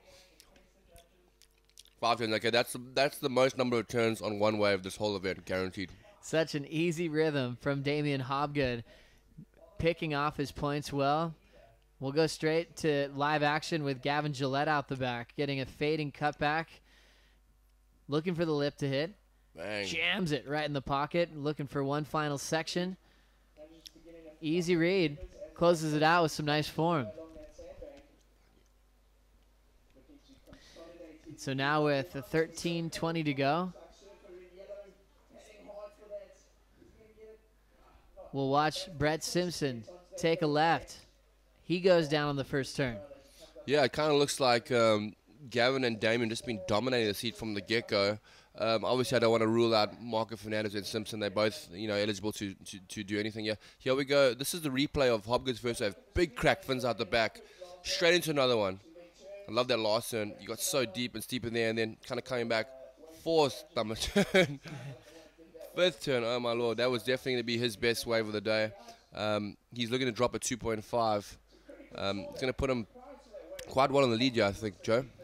So an exciting moment for Damien Hobgood. Only needed a 2.93. Now we'll go back to this wave of Gavin Gillette. Start off fat. He found the pocket, though, Walk. Yeah, that first one was nice, and then bang, here we go. He's kind of let his whole board go in that pocket. He's surfing really nice there, old Gav. So we just have to see what this whole situation does. We're still waiting for another wave of Marco Fernandez. He's only dropping a 3.9, so we've still got a full heat on our hands here. Now a little glide-in check for Brett Simpson. He'll hold his position out the back. Further down the line, it's Marco Fernandez pulling into the pit. No. He's still driving. Wave spits, and he comes out. Fernandez stabs one off the top just to show that he has the control. And now things are all going in favor of the Brazilian from Bahia. Next wave is starting to set up for Brett Simpson now as he throws a frontside hook. That was the sickest arc. Bang! This heat is just lighting up. It almost looks like it's just got a lot bigger in the last heat or so, right? That's right. We're seeing some sets starting to pour through. Now taking off is Damien Hobgood, highlining the takeoff. And he's going to go for a flyaway kick out. Didn't find what he was looking for there. But Hobgood has his score. Remember the score he did all those turns on his backhand. That's still going to factor in. Fernandez has a barrel to factor in. And now Brett Simpson started with that frontside hook. Barrel. That was a really late takeoff. Solid-looking wave. Comes out not the cleanest of exits, but it was a solid wave. Proper barrel. Interested to see what the judges are going to do. Hobgood's wave still coming in. We've got 2 more scores to drop. And then I think still one more of Gavin Gillette to drop. So we have a full heat on our hands. Also, Brett Simpson's last wave was, those 2 big cracks off the top, that vertical, and finishing it off strong there. An exciting little section for Damien Hobgood. Searing cutback back to the pocket. Rips one off the lip, but he can't hang on. A tough one to hang on to. Hobgood goes down, picking off some great sections. He's always on the bigger set waves. And we'll see what the judges think about the 2 ride to turn combo. That's what's so interesting about pro surfing. One guy could get barreled and get a shorter ride. Damien Hobgood could get multiple turns into the inside, and they'll have to make a comparison here. Yeah, exactly. We can see as this is that was that full open arc there from Brett. I just love how he mixes it up. He just jams it right up there in the corner of that lip. His score hasn't even dropped yet. Not even the judges. I think judges are getting quite confused up there. There's so much good surfing going on. Pretty amazing to see this heat go down. Everyone sparring and living up to the expectations. Gillette, remember, he had the 717 a long time ago for that frontside air reverse. Let's check out the replay from Damien Hobgood's last wave. Another big set. Oh, yeah, that was the aerial pull out there by Damien. So a classic kick out. Still sitting in third. Needs a 2.93 to move on. But Damien has a big number that's about to lock in. One more score for Damien, and we'll get another series of scores to follow. It's been a very active lineup. It started off pretty slow with just 1s and 2s, and that changed quickly as we'll take another look at Damien once again. I love this. Right in the pocket. Boom. So much spray coming out the back. And then another big turn. I think if he had ridden this one out, he kind of just fell on his stomach there, but I think if he had ridden that one out, that could have been a deal sealer, but you know, you can never count everyone else out, so I shouldn't be actually saying that. So there we go for Damien Hobgood, a 6.93 walk from his wave before. He does take the lead. Gillette to second. Fernandez down to third, but we're still waiting for his score to come in. He needs a 6.78 to take the lead. Brett Simpson waiting for his last one. He now needs an 8.27 with his heat heating up. Yeah, we're still waiting for Brett and Marco's last waves to drop. Definitely both of their best waves of this heat so far. Brett only sitting on a 4.3 and a 3.4, so I think his next wave is definitely going to help him get a better score. So Fernandez, showing his expertise in conditions like this, was able to find the tube in a pretty messy lineup. He also had a 5.83 to his name before that, so he's looking to take over one of the spots in the top two. More waves on the way. Here goes Brett Simpson. Bang. Good looking first turn for Simpo. Blasting it off the top again. Ton of control. As we'll now be checking out another replay real quick at the 8-minute mark. This was the tube ride. Well, that was like a full, he was almost standing in that barrel at one stage. Coming out just a quick foam climb. Wave not really allowing him to do much more after that. So he's out of there quickly. Judges are still trying to lock in that number, and they'll be comparing that as well to Brett's last wave. Two classic frontside snaps showing a ton of power and a lot of control. Brett's had some really exciting heats this year. He had a crazy one in Fiji in round 2 against Nat Young, where he was absolutely on fire and ended up coming up short. Scores are now in for the tube walk. There we go, an 8.33. Here's a replay of Brett's.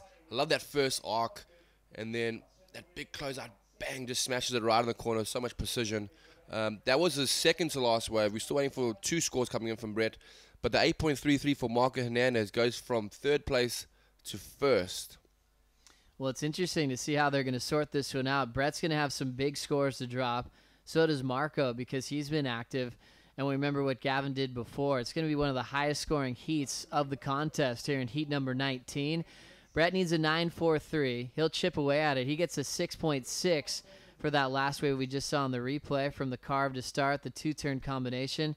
He needs a 7.16 now on the 2-turn snap combination that he just had walk. Do you think he'll be close? I think it's going to be quite close. I actually I got a feeling that his last wave might have been better than his second to last one, which is a 6.6, but you know, I'm not a judge. That's just my personal opinion. But Marco Fernandez, he just kept on knocking away, and now he's sitting quite well in front there. The guys in second are needing a 7.24 to get to him, so he's looking pretty sweet with 6 minutes to go. Well, Marco Fernandez had a top 5 finish at the World Juniors back in 2012, finished in the top 16 in the Brazilian professional rankings that same season. And right now he has the lead here in heat number 19. Score starting to drift in for the last of Brett Simpson. He needs a 7.16 to take Damien Hobgood's spot in 2nd place. First 3 scores coming in, Walk. It's going to be close, but not quite enough for Brett Simpson to move on. Yeah, right there, but obviously just not enough. Yeah, another 6.6 for Brett, so he's still needing that same 7.16. Then we see almost the split of the peak. Gavin, Gillette. Oh, clean top turn carve. Setup work off the top, and Gillette's out. Wow, Gavin's really impressed me this year. I think if he just gets another, you know, he's sitting with a 7 and a high 5, and he's still in 4th place. It just shows you how gnarly this heat actually is. So now setting up the 5-minute warning here in heat number 19. Crazy rhythm shift when we had Gillette out in the lead. He's down to 4th, even with that high 7.17 score, courtesy of the air reverse, as we'll go to the replay from this last wave again. Here we go, Gav. I like this big first open turn. It almost just drifts down again, just kind of, you know, it's a second check, but the wave just goes down on him. So a shorter ride there. Start off with a nice classic peak and then tapered off down the line. So the Hawaiian still needs a 6.59 to advance on. Gavin started getting some great support in the last couple of years, so he could dedicate himself to the QS. So we take a look at priority. First is with Marco Fernandez. Second option is with Damien Hobgood. And those are the guys with the top 2 spots on the placings right now, Walk. Yeah, Damien with 2 high 6s, basically 7s. You know, I won't lie. I don't really know much of Fernandez, but I can tell you one thing: he's impressed me the most this heat I've ever seen, for sure. It's been fun watching Marco over the last few years. He showcases so much power when he blitzes that frontside carve. That's one of my favorite turns that he does when he comes to competition. But then you'll see him switch it up. When he gets a ramp, he'll throw down some big airs. He's great in the tube. He's got the whole package. A bit of a dark horse in this matchup with Brett Simpson up, going for a huge full rotation air. Looked like he had the landing, but he ends up going down. Wow, you almost had that. That was massive. Huge liftoff. Brett Simpson became world famous for that technique off the top. It was so explosive. Back in the day, from the California side, it was just him and Dane Reynolds back when they were Groms battling to be the most explosive surfer of the time. Let's go back and look at it.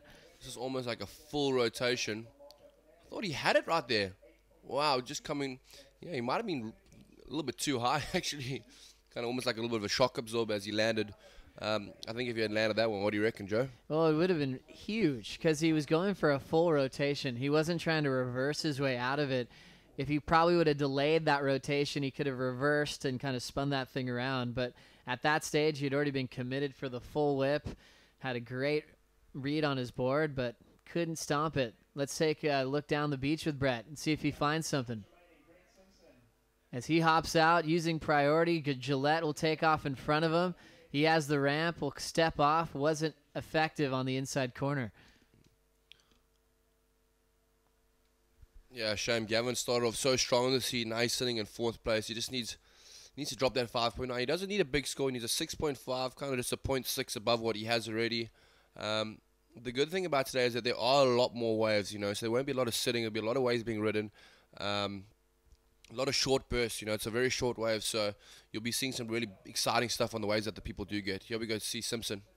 Brett needs a score. He's looking at just about everything because he's running out of time. 2 minutes remaining for Brett to get a 7.16 to turn this one around. Damien Hobgood is in the 2nd spot. Marco's still leading with his high score of an 8.33. Gillette needs a 6.59. The guys in 1st and 2nd have the first pick with priority. Damien's still sitting out the back, and here goes Marco. Bang, straight off the top. Vertical out there. Hops into another section of the wave. And another one. Boom. Unfortunately coming unstuck there, but that first hand was just 12 o'clock. There we go. So I really just love his start. And, you know, he comes so hard off the bottom. It's so exciting to watch with this young guy, Marco. And we'll check out the replay here real quick to see what happened on this last wave. Marco Fernandez had an 8.33, then backed it up with a 5.83. He had first priority, and now he'll probably call it a heat with a minute to go. Damien will be pacing his way in the lineup, and it'll be up to Brett and Gavin to try to find something to turn this one around. Brett got on fire. He had 2 back-to-back 2-turn combos, but just didn't get the score on his last one. It came in about a point short. Yeah, for sure. I think, to be honest, with any of these guys could have got through any heat this morning. Here we go, Simpson again, just for the last chance there. Let's see what he does. Yeah. But, yeah, look at them. There's basically a point that separates 1st to 4th, so it's been a super tight heat. Unfortunately for Gavin, he looks like he's going to go down, and, you know, he definitely did the best maneuver of the contest so far. Sure did. It was a massive barrel he had earlier, 5.83 before that. Hobgood with a 6.83 and a 6.93. We're down to 25 seconds.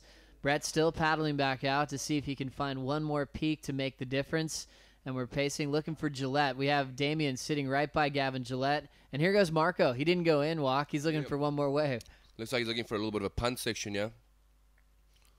He's kind of throwing his board out there. So Marco out of there, but putting on a great performance. He'll take the win in Heat 19 and move on to the round of 48.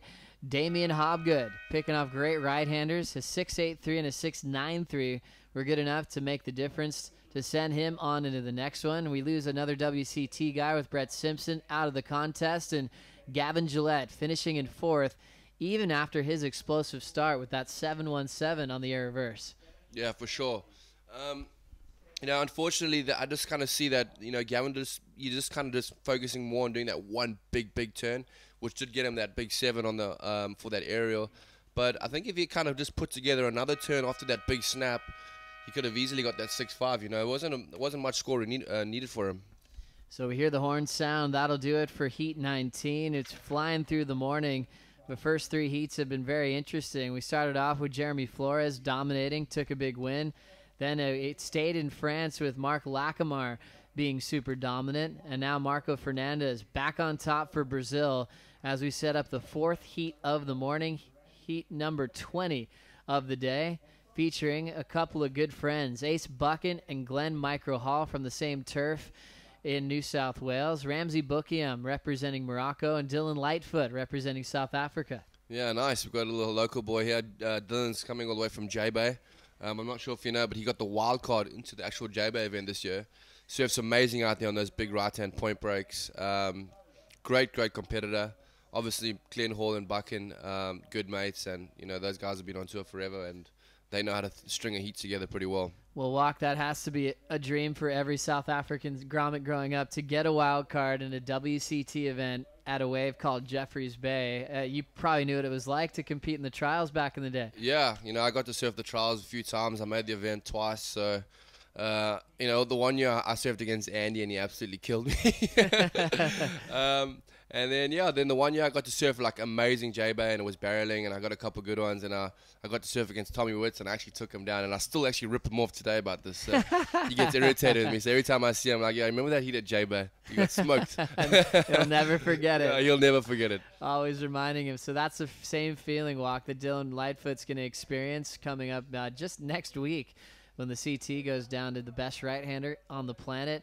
Dylan Lightfoot, just like you, Walk, you have to surf against the best in the world. Coming with a low seed, Dylan's going to have to surf against the guys number 1 or number 2 in the world. Yeah, well, this year might be a little bit different because obviously in the past few years, or let's just go here to, I know that wasn't live surfing, but in the past few years, your first and second guys was either Fanning or Jordi or Slater. Now it's Gabriel Medina, and as I think Gabriel's an amazing surfer, and I think he's got a great shot at winning the world title, but coming up at J-Bay, it's definitely more for a natural for, so putting Dylan up against Gabriel in round 1, I don't even know which way it'll swing.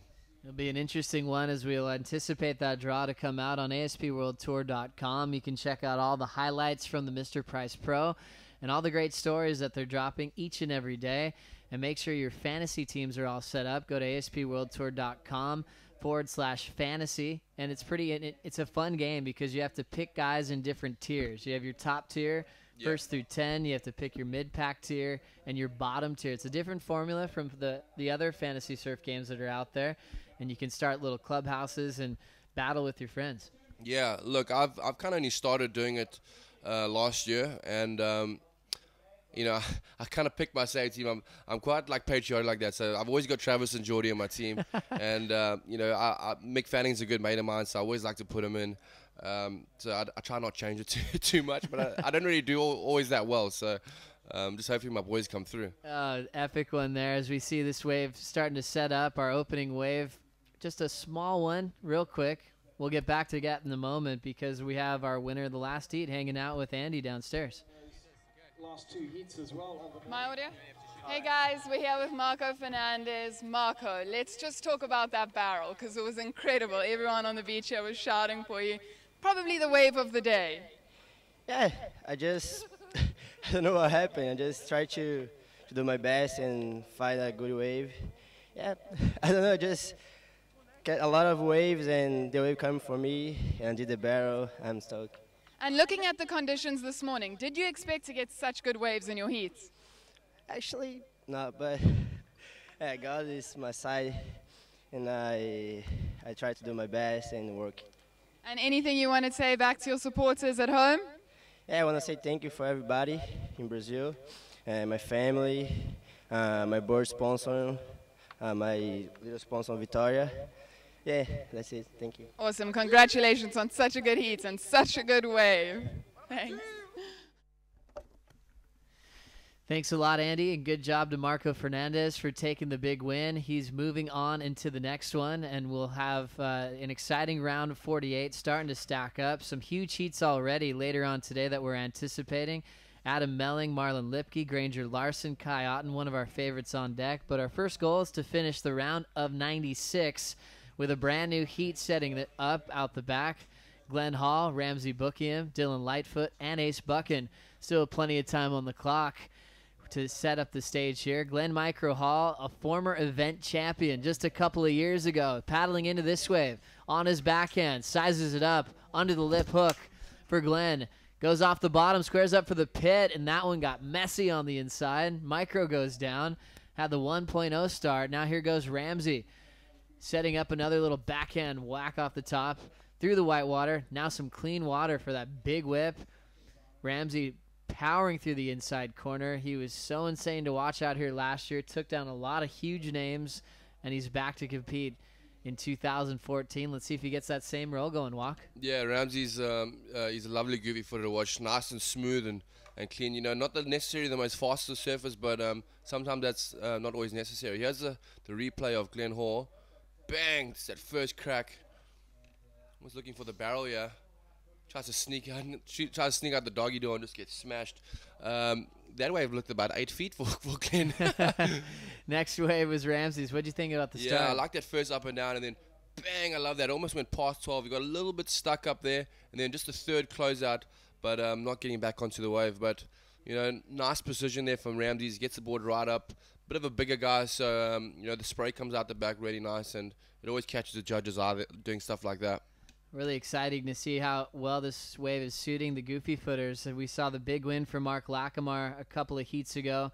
Hobgood also getting through. Let's go to Dylan Lightfoot's last wave.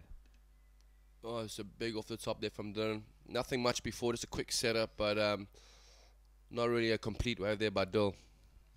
So we'll have 7 minutes off the clock. Nothing super major coming on the screen yet. We'll get another replay quickly to get caught up with what's been happening out in the lineup. Dylan Lightfoot once again.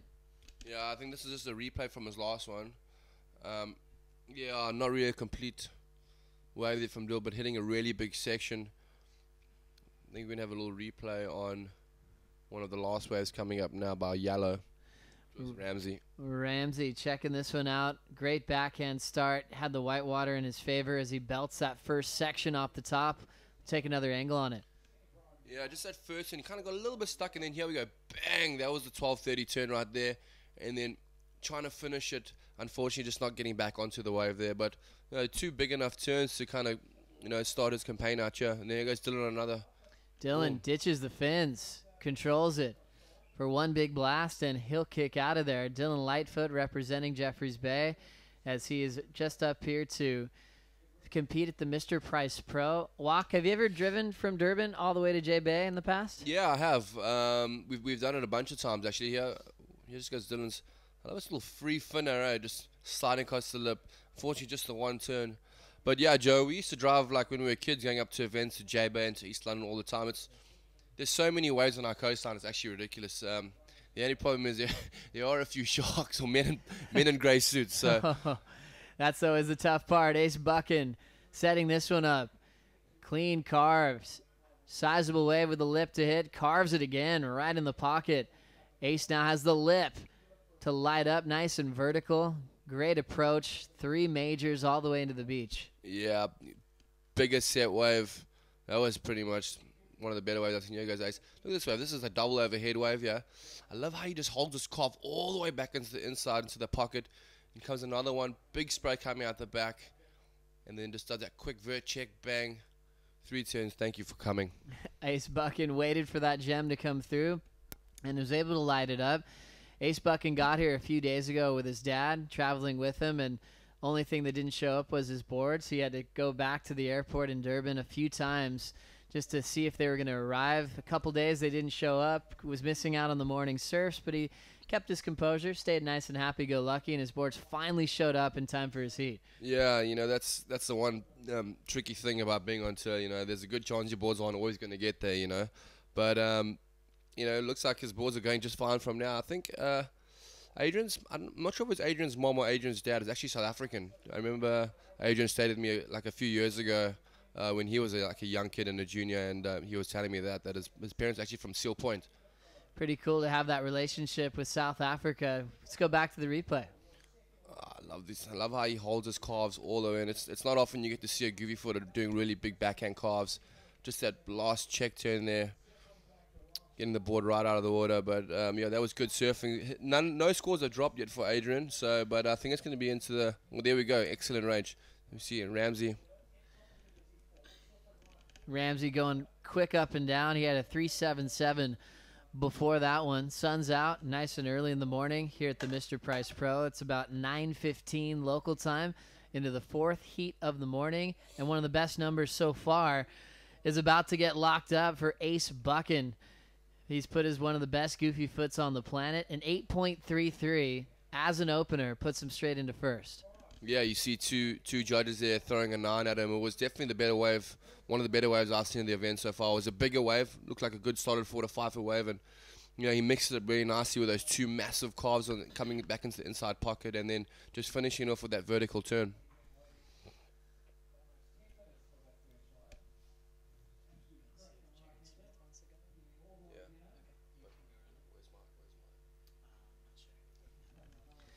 Well, still 19 minutes on the clock here in heat number 20 as we're waiting for heat 21 to be checked in. Matt Wilkinson's coming up next against Kiron Jabour, Hodeo Collazo, and on screen warming up 2-time world junior champ Jack Freestone.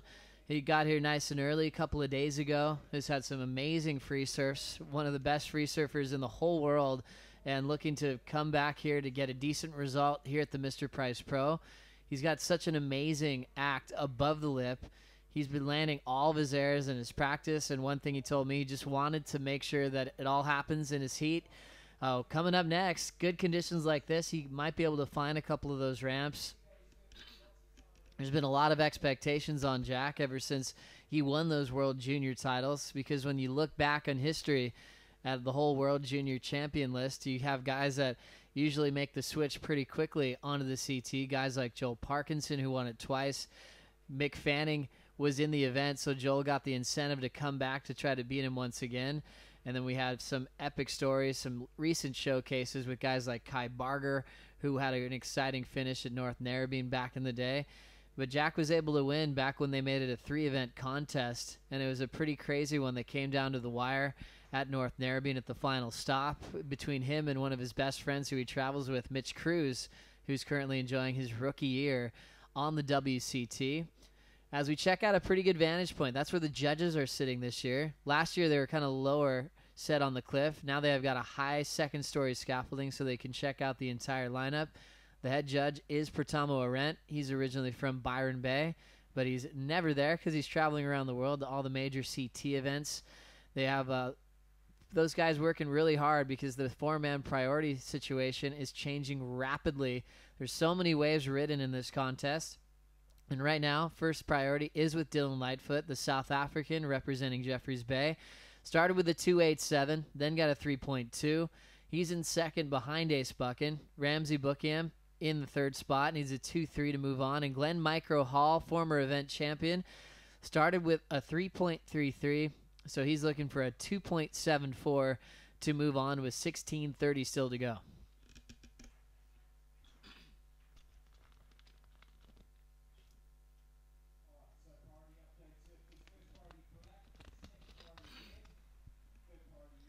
As we look down the beach towards Bog, we've got a couple of fun-looking waves setting up. Treats the surfers well for a good place to warm up. As you walk down this little boardwalk from surfers, you can see all these fun little options. There's these little rock sort of natural jetties that jet out, and the sand can collect right on those rocks and create some amazing little rights that are really fun to surf. You can see the drawn-out bottom turn from the free surf going down way down the way. A beautiful part of the coastline here in South Africa. And the best part is the local community loves hanging out with the pro surfers. They get to come here every time this time of year. Today is July 1st here in South Africa. Durban July happens later on this weekend, and it's going to be a fun time for the locals to celebrate the Mr. Price Pro and all the action with the music festival, the food and wine celebrations that happen on this beach. It's really cool, and Mr. Price came on board to create this amazing festival for the whole community. And right now, Ace Buchan is the one that's enjoying it the most. An 8.33 on his opening ride. Clean backhand carves with a big finish on the inside corner. Dylan Lightfoot right behind him in second. just got awarded the wild card for the CT at Jeffreys Bay. A real easy style and approach, and it'll be fun to see him compared to the best in the entire world as the top 34 is just getting into town. A lot of the surfers are actually down there nice and early. Guys like Kolohe and Dino went to Jeffreys Bay straight away to get a warm-up. It'll be Kolohe's debut in a CT down at Jeffreys since it went off tour for a couple of seasons. We did have a 6-star there a couple of years ago, which had Adriano de Souza taking the major win. So look for de Souza to be a major threat as the CT comes back to the ASP World Tour.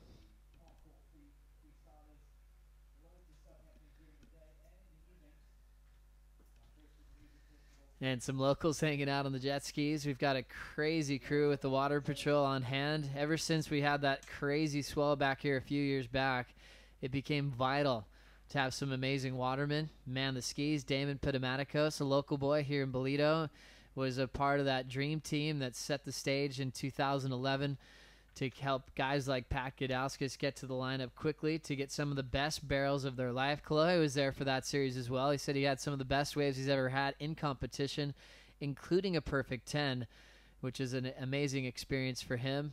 As you see down the beach, it's nice and sunny. It's wintertime here in Ballito. There's still so many fun waves coming in out the back. We're down to 13.5 on the clock, and it's Ace Buchan with just an 8.33. He's still in the lead. Dylan Lightfoot with a 2 and a 3.2 is holding down second spot as the ocean takes a little lull at the moment.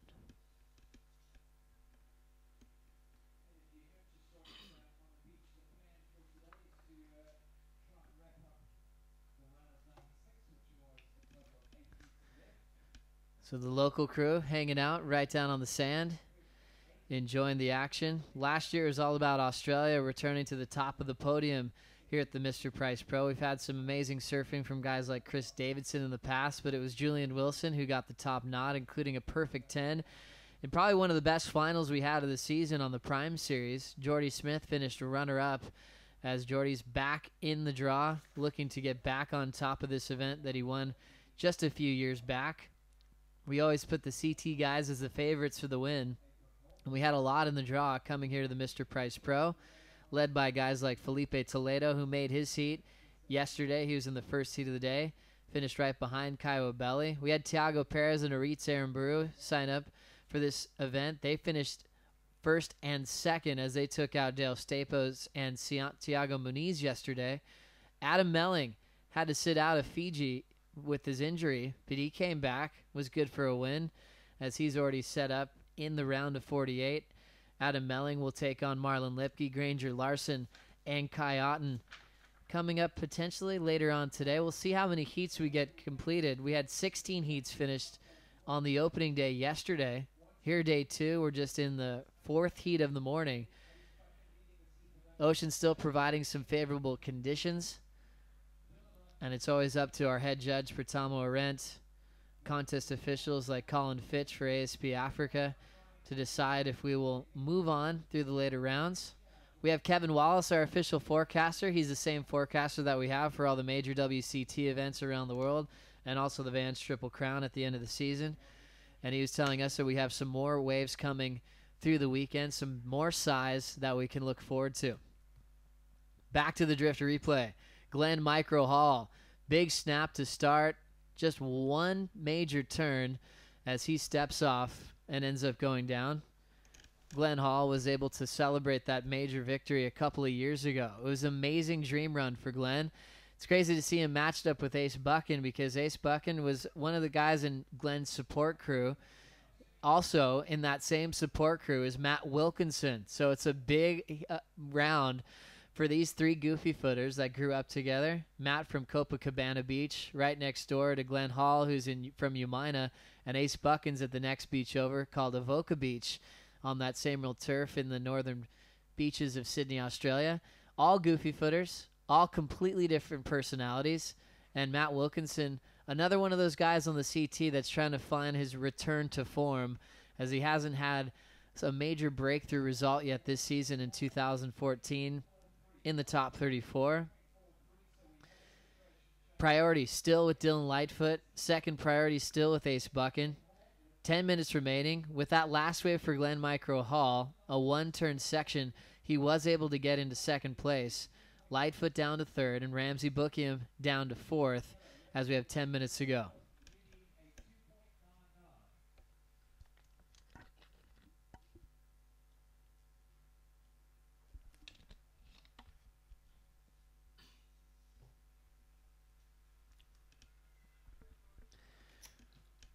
So Ace now starting to look at this set that's pouring through right out front here at Surfers.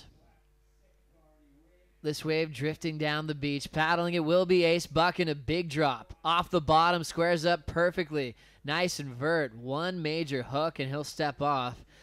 Every wave that he's looking at, he turns in a solid first turn. One turn on that section. And now his best friend, Glenn Micro Hall, in position for the second one. Super smooth as he attacks it off the lip. Bouncing off the bottom, and a crazy end section will detonate on the inside bank. Both surfers sitting in the top two spots with 9 minutes to go. So the big story with Glenn and Ace came back to the Prime event at Lower Trestles, where they both helped each other to make it into the final series. So we take another look at that backside hook from Ace Buchan.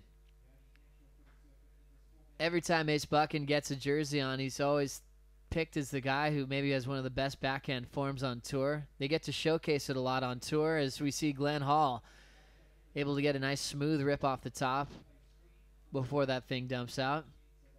But back to the Lowers Prime on Glenn Hall's qualifying year. Glenn Hall made the final with Gabriel Medina, and the only surfer to beat Glenn and Ace in that contest was Gabriel. Gabe took out Ace in the semifinal, and Ace and Glenn were doing the coaching role with each other, helping each other beat all the toughest guys in the world, heat after heat.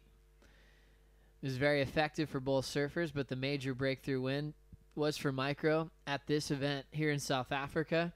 He had his name in the running for qualification, and as soon as you do, you get a question about it every time you show up at a contest on how you're feeling about your qualifying chances. He was able to keep his head down, focus on the task at hand, and qualified as a rookie after 10 years of trying to qualify on the QS.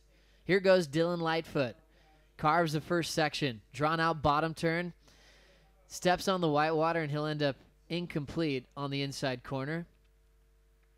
A big score is factoring in for Ace Buchan as we see Ramzi go down on the takeoff. Buchan gets a 5.83. Extends his total in first. Glenn Hall looks like he will be improving on his situation. And we'll now check out the drift replay. Dylan Lightfoot from Jeffreys Bay sets up with a drawn-out bottom turn. You can see that point break experience as he stretches this one out. Just a little late hit on the inside corner. And now Jack Freestone preparing for an exciting heat. Hodeo Colazo's in this heat as well. He just turned 30 years of age. He's representing Basque Country. Kiron Jabour from the North Shore of Oahu will be wearing the white. And Matty Wilkinson, one of the most entertaining humans on the planet, will be wearing the red. His ability above the lip is uncanny. He's thrown down rodeos in heats on the WCT level. He's made the final at the Coldwater Classic at the CT Upgrade, finishing runner-up to Taj Burrow. Here goes Ace. Taking off late, the only wave that he's taken off on that won't go into his top two so far. 6 minutes remaining.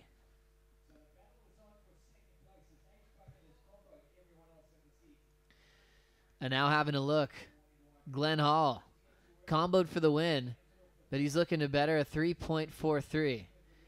Crazy inside section. That one he tries to attack and he goes down. We caught up with Micro earlier. He said his back wasn't quite at 100%, so those sections are always pretty scary to watch him go for it.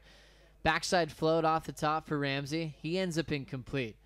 A slow start for Ramzi Boukhiam after he was taking down huge names, making it into the final series last year in 2013.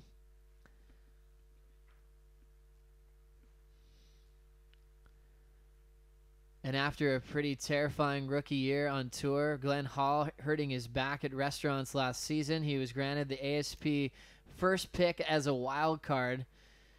If it ever gets to that point with injuries, he's been able to get the call up a few times. Meanwhile, Ace Buchan turning in a couple of nice backside turns. He's looking to better a 5.83 on his fourth attempt as we hit the 5-minute warning. Here comes the replay of Ace Buchan. Always so smooth. Casual carve down start. Off the bottom, it squares up nice and vertical. Ditches the fins and kicks out. Always love that setup work. Picks his turns thoughtfully. Carve down to the bottom, right into a big rip off the top. You can see the little grassy area right before you get into the Mr. Price Pro scaffolding. Mitch Cruz starting to suit up. He comes up in heat 22. And also sitting on the grass there was Ryan Callanan. He's out there in heat 23 with Connor Coffin, Mitch Colburn, and Hizunomi Botero. 4 minutes remaining.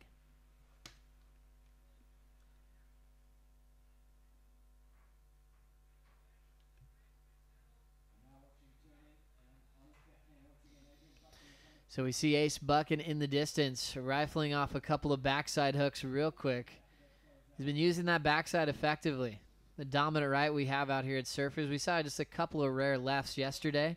Christian Kimmerson was able to get down a couple of big airs. As we now get the front on view from Ace Buchan. Little under the lip hook. Drawn out bottom turn and he'll sneak out.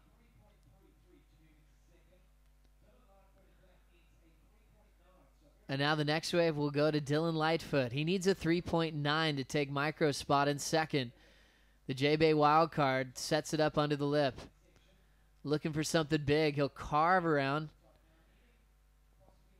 Big section setting up in front of him, but he can't make it in time. So Lightfoot was looking for a 3.90 to make the difference.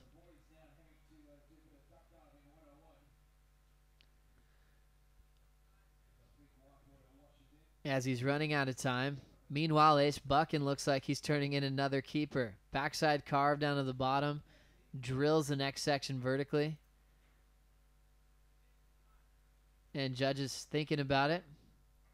It's going to be close to his 5.83 that he posted before. And it's a 5.4. Not enough for Ace to improve. Ace Buchan with 2 major WCT victories to his name. The first one in France a couple of years back. And the last one more recently at the Billabong Pro Tahiti last year. Both finals were with Kelly Slater. And we'll get back to Dylan's last wave. An important wave for Lightfoot and South Africa. He got the under the lip jam. Right there, he was able to put the rail in the open face to carve it all the way around. He was chasing a finish, but he wasn't able to throw up a final turn. Now Ramzi feeling the pressure at the 2-minute mark. Boukhiam sits on the roof. Blasting it on the inside corner. Trying to force the turn. He's hoping for the score. Last year, Ramzi was so dominant every time he hit the lineup here at the Mr. Price Pro. This heat's been a little bit troubling so far. He had to do some setup work in the flats as we check out the replay. Got more momentum. Big backside float. Perfect landing out in front. Backside crack to finish, and he wants it. He only needed a 3.33. As it's been really tight for that second spot. We're entering the final minute. Remember, Lightfoot was looking for a 3.9. One more score to drop. Dylan Lightfoot will take second, a 4.77.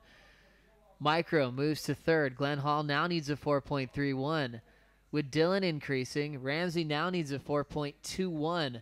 And the first score to drift in for Ramzi is a 4.2, 0.01 short.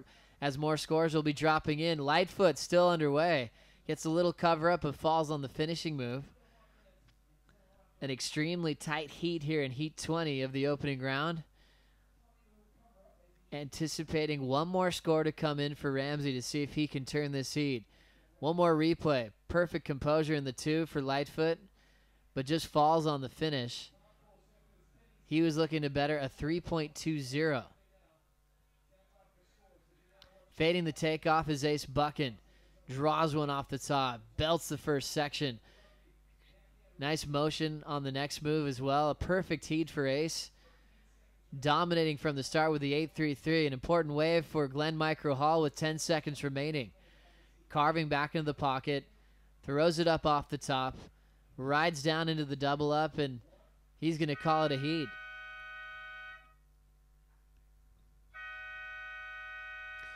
We hear the horn sound, and we're still waiting for scores of Ramzi Boukhiam to come through. We'll go to a series of replays at the buzzer.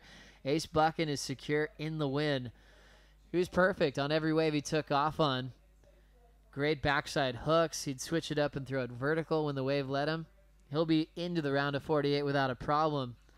This was Glenn Hall on his comeback wave. He needed at least a 4.97 because Ramzi did get the score. Boukhiam a 4.87, jumps into second, takes out Dylan Lightfoot on his final wave. He was hoping it was going to be enough, and the judges give it to him. Ramzi and Ace, the goofy footers, move on into the round of 48. We lose a former event champ in Glenn Micro Hall, and the J-Bay wildcard, Dylan Lightfoot, will be able to return home to prepare for his CT debut next week.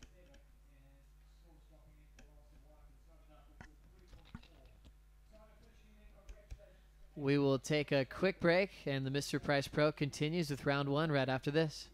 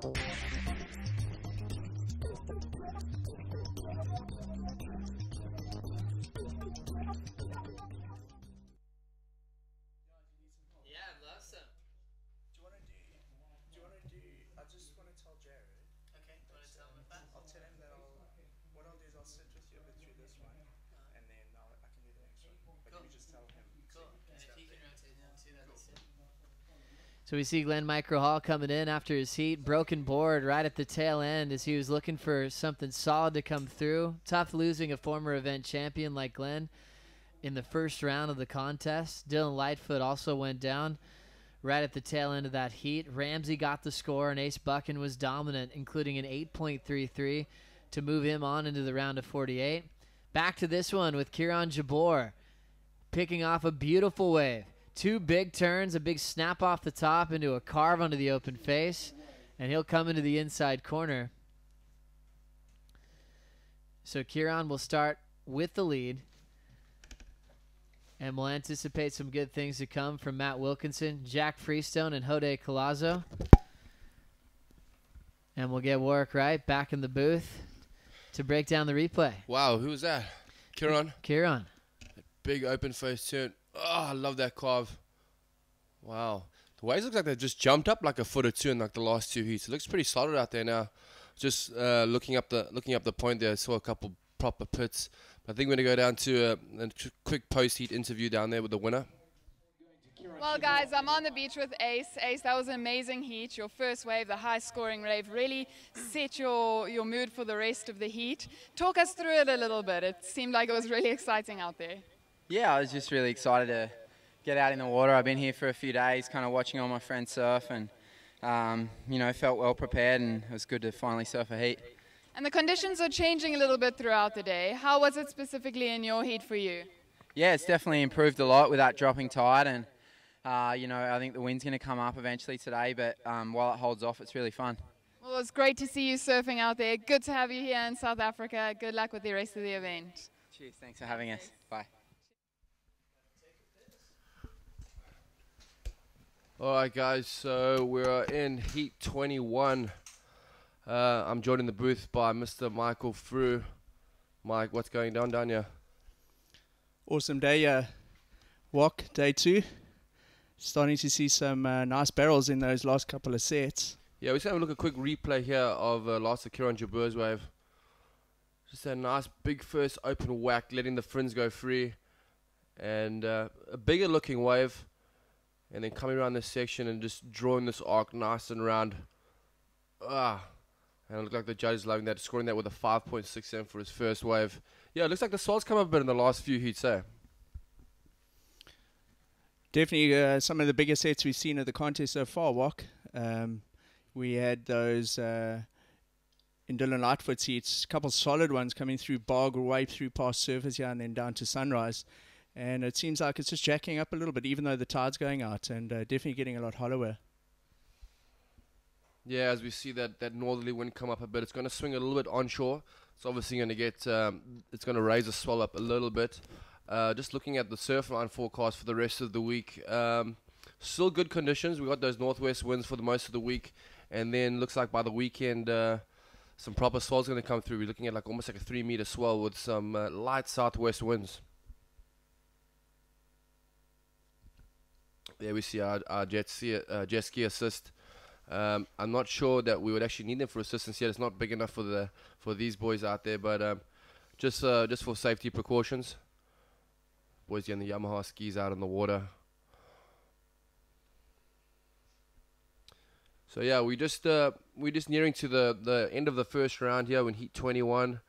Another three heats to go. We still got some big names coming up. We got Mitch Cruz, Yadin Nicoll, Mitch Colborn, and CJ Hobgood, all WCT surfers. So expect some exciting surfing over the next 3 heats. Our local boy Slade Presswich, I think is going to be, he looked really excited. I spoke to him earlier. He looked super focused, timing the sets and working with one of his coaches down here.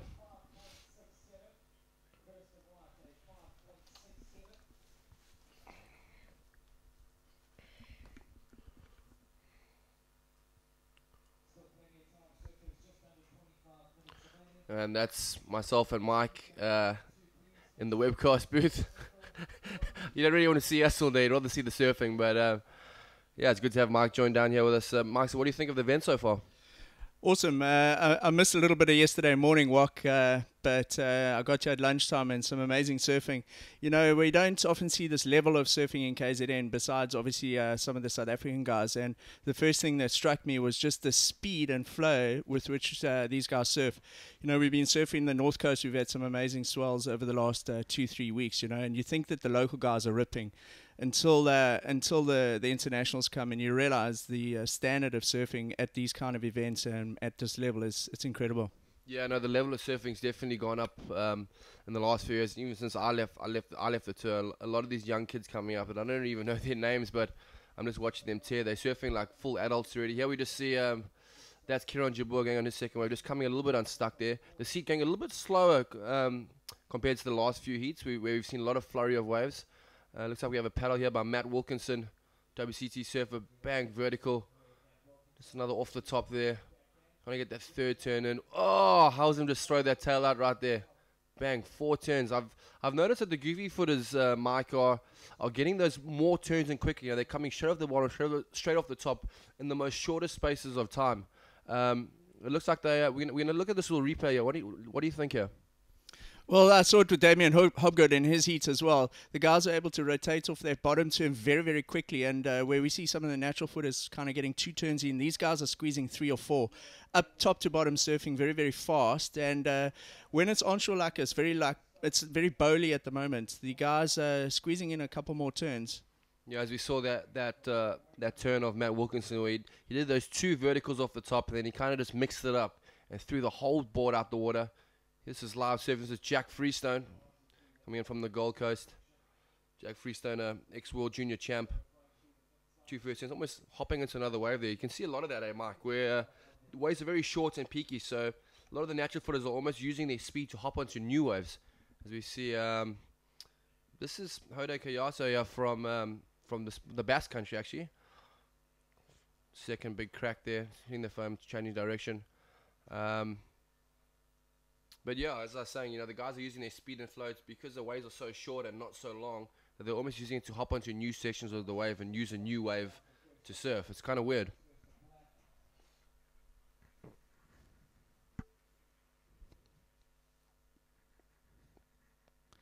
We're going to have a quick replay here of the last of Jack Freestone. Nice little wrap arc there. straight into a nice off the top, letting those fins go free. And the next wave and then through the back. But a good opening ride there for Jack Freestone. He's going to get his first wave on the board.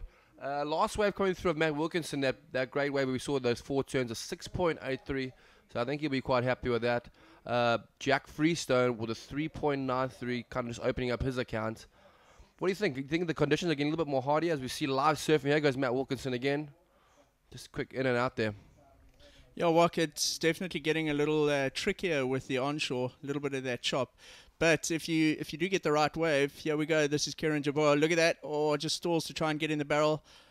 Little carve, but digs the rail. And there's that chop that we were talking about. The onshore just gives it that little bit of a chop. If you get your rail slightly wrong there, you're not gonna make that wave. But will become a little bit more tricky. But what do you reckon? You know, they keep running it because you've got a bit of swell today. If we look at the forecast tomorrow and into Thursday, the period drops a lot. And I think we'll see a lot less swell here at Ballito. Whereas at the moment, we still got guys scoring 6.83s, 5.67 in this heat so far. So definitely scoring potential out there, but not certainly not easy. No, of course not. It looks like it's going to be a bit of a tricky one going into today. We'll have to see what the head judge, Patama, has to say. The swell is definitely grown. It's almost looking double the size of it as it was yesterday. But, you know, with tomorrow and Thursday, good clean winds, smaller conditions, but still very contestable. Here's a quick replay of, I think this was Matt Wilkinson's first wave, that nice vertical off the top, straight into another. And this is where he throws and he mixes it up with that new turn. He gets half his board, actually just comes flying out the water. It's almost like an aerial maneuver, spins it back around.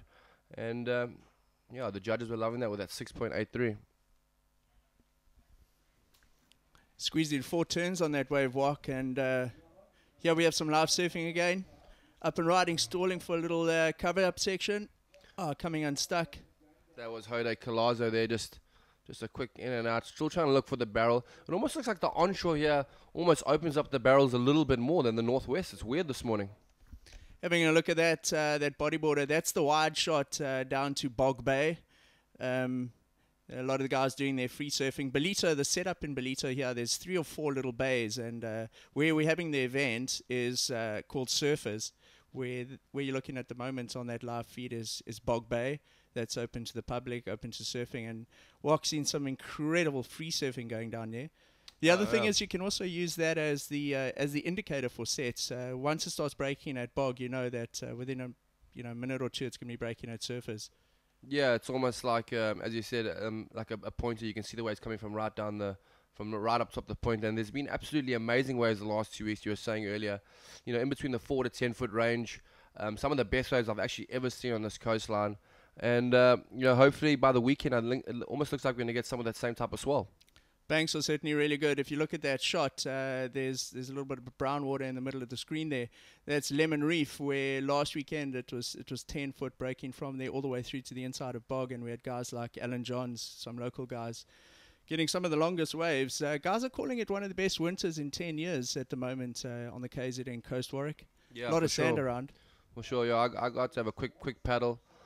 There we go. We just see the surfer in... I think that was a surfer in white, Kiron Jabour.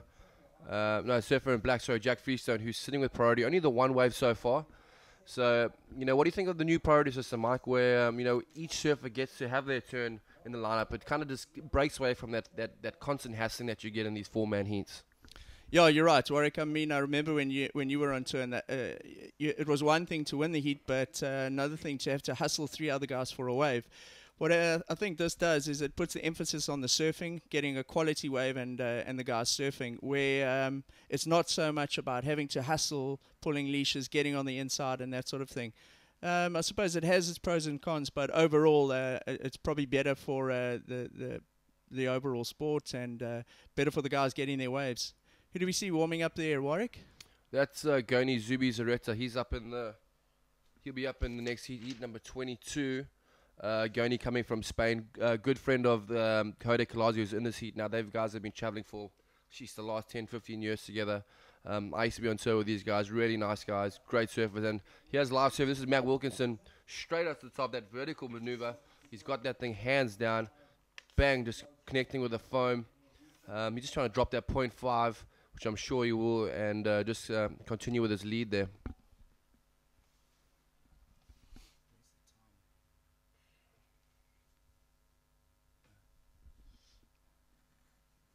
So approaching the halfway mark of this heat at the moment, Warwick, and at the moment, Matt Wilkinson has got quite a lead. Kiron Jabour needs a 1.67 to take that lead from him. Actually quite close throughout with all the competitors. Yeah, that last score of Matt's dropping into 3.97, so just getting away with that quick 0.5. Now you probably have the time. He's got 16 minutes on the clock. He has that time to sit and wait for another one. Take that 3.97 away, probably back it up with another 6 or a 7, then he can be comfortable through the lead. Here we see Jack Freestone paddling for his second wave. This guy's been in priority, running down a long face here. Looks like he's going to get stuck behind. Yeah, it's getting a little bit tricky now with this hard onshore coming up. The conditions are only going to deteriorate, but the swell will stick around. Here's live surfing, Hodeo looking for the barrel. Oh, does he push through? Oh my lord, I thought he was coming through that thing. That was quite a solid wave. I can't believe that the swell's actually got bigger since I've been here this morning.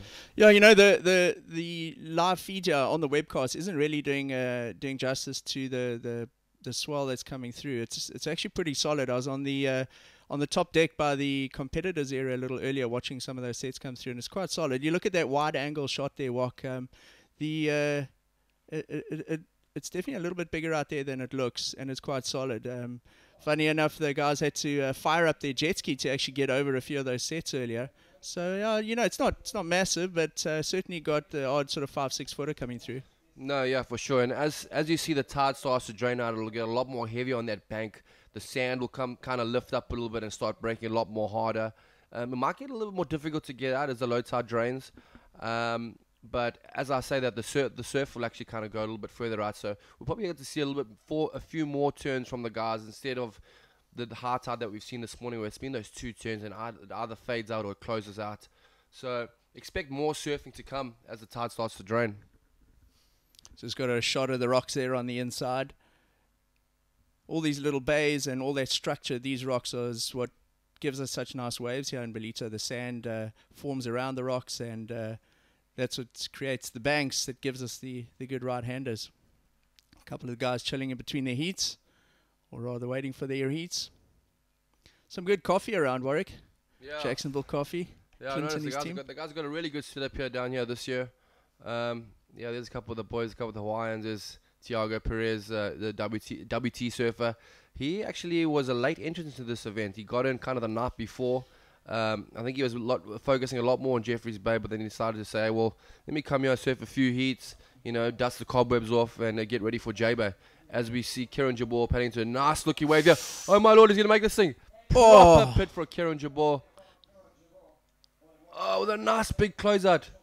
Wow, that was a sick wave, man. Oh, he was psyched with that thing. That was a full pit. He took off really late underneath the lip. Kiron's obviously, you know, he comes from J-Bay backdoor, so he knows exactly what's happening out there. Check this replay. Under the lip, inside, covered up, comes out nice and clean. That's what they're looking for. That's what the judges are looking for. Seen a couple of those now in the last few heats, and Wok, he's stoked with that. Yeah, that's claims it on the kick out. That is going to be a massive score. Kiron Jabour, really good childhood friends with John Florence. We know John Florence is one of the best barrel riders in this world. So, you know, these are two guys who are keen on the barrel. Here we see just another late, slower replay. Look how late he is under that lip. He's pretty deep in there, and he comes out really clean. One of the more cleaner exits we've seen today. It just shows you the size of the wave. That was a proper 5-foot wave, and finishing really strong here, throwing the tail a bit, and you see when he pulls off, he's stoked, and he gives a little hand clap. Yes. Is it? Well, you remember it was a couple of years ago that, probably 2 or 3 years ago now, we had that mega swell as part of the Mr Price Pro Ballito on the first couple of days, and that's what Ballito is renowned for. That's why it's well known as such a good surf spot. The guys come up here to get barreled. If you remember back in the day, there were so many covers that used to come from Sunrise and those kind of spots, you know. Yeah, 100%. Back in the days with the Taylor Steele movies, you see all the guys, the Saxon Batches, the Shane Dorans, all coming to Sunrise, just to the left of the judging tower here, and coming for those mean barrels, Cave Rock. But, you know, that's why Ballito is, Mr Price Ballito is a 6-star prime, because they only put prime in, you know, ways of consequence, ways where they are really perfect, and Ballito is nothing less than one of the most perfect waves on our coastline, and probably one of the best events of the year. As you see a set rolling through, that gave you a little bit of an indication of the size out here. And check this, Warwick, Kiron Jabour, that barrel gets an 8.33. So that's what the judges are looking for. We've seen a couple of airs, some big turns in that, but the guys that are managing to slot into the bigger pits out there are the guys that are scoring. Yeah, so Kiron, a couple of the judges throwing a lot of 8.5s and 9, some threw a 9 at him. But yeah, just for that solid barrel. Let's have another look at that barrel to see actually how sick that thing was. But I love how light he gets underneath this thing. Look how he just catches a rail, his inside rail on the bottom turn, and manages to get in there. That was sick. Yeah, so another big score coming through from Jack Freestone. We're going to try and get a replay on that wave if they can. Yeah, so it must have been a thing. He's thrown him straight into second place and pushed Matty Wilkinson down into third, who now needs a 4.38. Hodeo with 3 really small scores. He kind of needs to start chipping away at this. Needs a 7.5 through to jump to the second spot. But you must remember that Jack has 1 high score and Matt Wilkinson too. So, you know, it's kind of anyone's game right now. There's that priority system you were talking about, Warwick.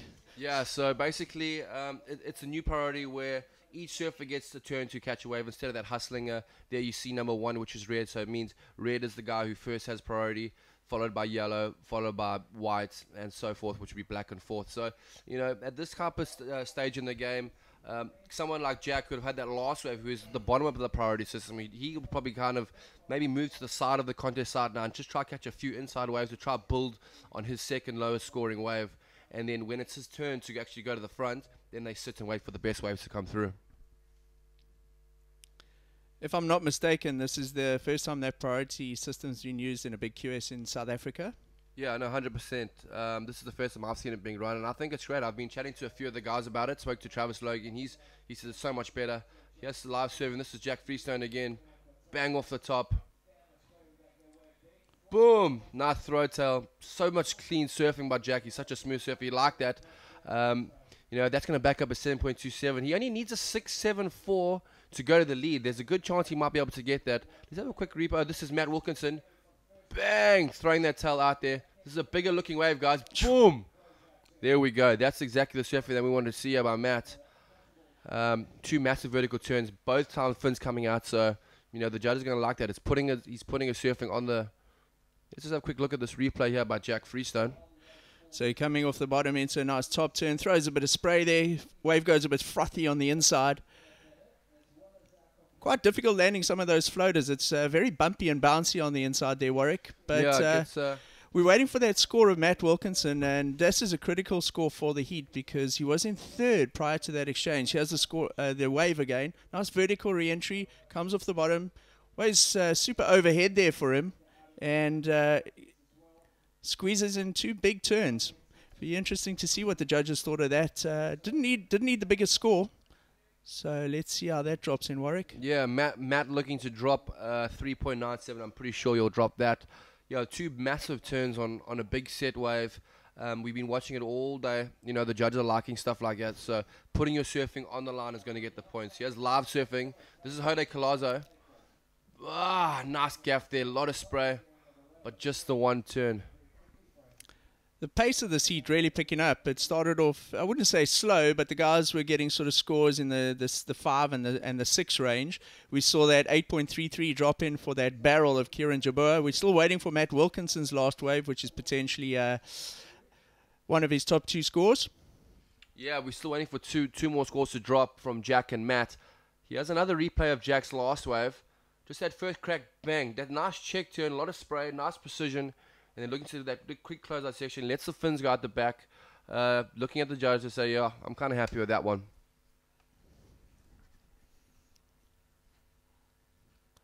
The judges can request replays up in their in the judging area, and here we go. They've got another replay of Matt Wilkinson's wave. Warwick, 2 big turns there for him. That last one, he had to kind of hang on by his toes just to sort of come down to that choppy section. This looks like live surfing. There's Hodeo. He just keeps on getting stuck on that last turn. Those first turns look nice and tight. A lot of spray.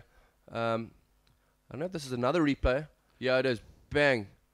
That's that one. And then this is the money turn. Bang. You know, right in the lip. He's hitting it right in that corner, almost like in the apex of that lip. And no scores have been dropped yet, so I'm pretty sure they kind of battle what they want to give to Matt and the loss of Jack Freestone.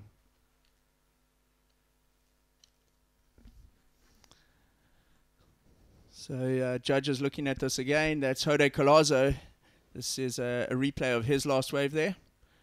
Nice first turn, got it on the rail, but then he just came stuck over here. Not able to come clean out of that white water.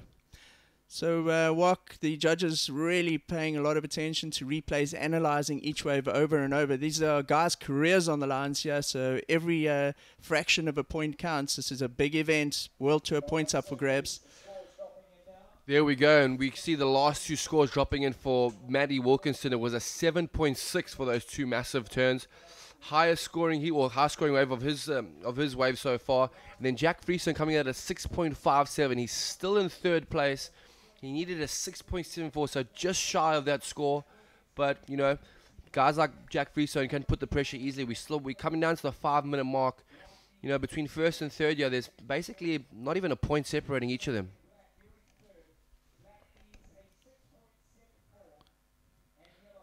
So 6.57 for Jack Freestone and Matt Wilkinson getting a 7.6.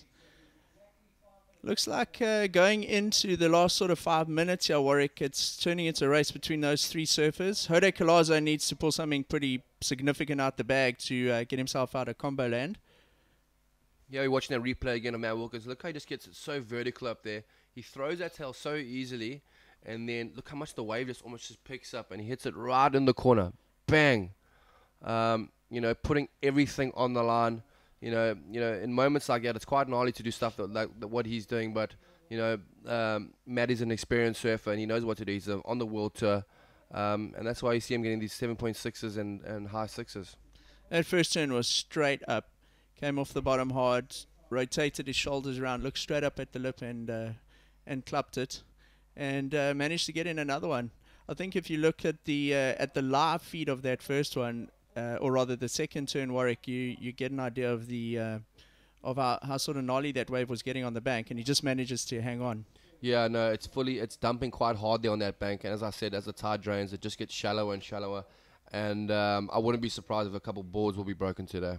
I was actually thinking the same thing looking at Bog earlier. I was looking at or watching some of those sets come through, and guys warming up in their free surfs, and you don't want to break your favorite board in a free surf. Here we go. Love surfing. This is Jack Freestone looking for a 6.74. Bang! He loves that first turn there. Just the tail coming out the back. Boom! I don't know if he's going to stick this out. It's going to be hard to ride that one out. But he does. Oh, no way. Oh, my Lord. That was good surfing. I actually don't even know if that was... Can we call that complete? I'm not sure. I mean, he did recover. Here we go. Jordi Smith. Just that one turn. He's really had a difficult heat. This one. Hodeo looking for a combination of 14.01. I'm interested to see if they're going to give Jack that a complete maneuver or not. He did pretty well there. Let's have a quick look at that replay there.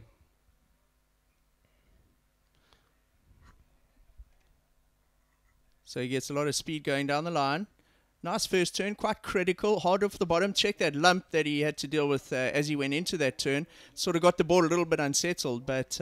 There's live surfer. This is Kiron Jabour. This is the current second place surfer. Just did that nice first turn there, and then he's looking to drop a 5.67. So, you know, if you could get another 6.5, you could put some serious pressure on Jack Freestone. Just look at the scores coming through from Jack. It looks like they probably never gave that wave a complete maneuver. Looking about a low 4, but we're going to have a quick look at this replay here from Kiron Jabour here, Mike. Here we go. Gets a lot of speed down the line, off the top. Almost a bit of an airdrop as it gets shallow on that bank there. Bangs another turn in, checks it, and just finishing off nice and clean. So trying to hang on to that second place. Warwick, there's just over 2 minutes remaining. I see those scores have come in for Jack Freestone. It's a 4.27. Kiron Jabour doesn't look like that's going to go into his top two. He's scoring waves of 5.67 and an 8.33. So it looks like he's going to manage to hold on to that second place. 2 minutes remaining. Who's that? There we see Jordi Smith. It looks like he's He's totally given up. He's looking for a combination of 2 waves, a 14.01. A little bit unfortunate there for Hodeo. Great surfer from Spain. He surfed really nice and tight in the pocket, as you saw a few of the maneuvers that he was doing. But he just unfortunately couldn't really connect most of the waves together today. And there we go. There we see the real locals of Ballito, the Dolphins, kind of cruising through the waves there. This is the Dolphin Coast, hey, Mike? That's it. The whole Ballito and Quatacuza area is nicknamed the Dolphin Coast. You get them every morning. Up and riding, this is Surfer in Black, Jack Freestone. Oh, what are we going to see here? Aerial time. Oh, my. Oh, yeah. There Claim we it. go. He loved that. Jack looking for a 6.74. It wasn't the frothy part of the wave, but that was a pretty big maneuver up there. No, it looks like he's coming in, Warwick. There's 1 minute remaining. 1 minute remaining. He's going for something big on this wave. Currently in 3rd place. The judges will be analyzing that a little bit. Whatever he gets there is going to determine whether he goes through or not, because he's not paddling back out. He's coming to the beach. This is going to be interesting, right? It always goes down to the buzzer. We're less than 1 minute remaining. There is still some free surfing, as you see in the panned out view. See if we get another replay of who's surfing down the bottom there. Yeah, it looked like it was possibly Kiron Jabour. As you see some sets rolling through, Warwick. Yeah, really very split peaks out there. Look at those lefts. It's actually lefts and rights. So. Yeah, Marc, we'll just follow through this replay. This is Matty Wilkinson.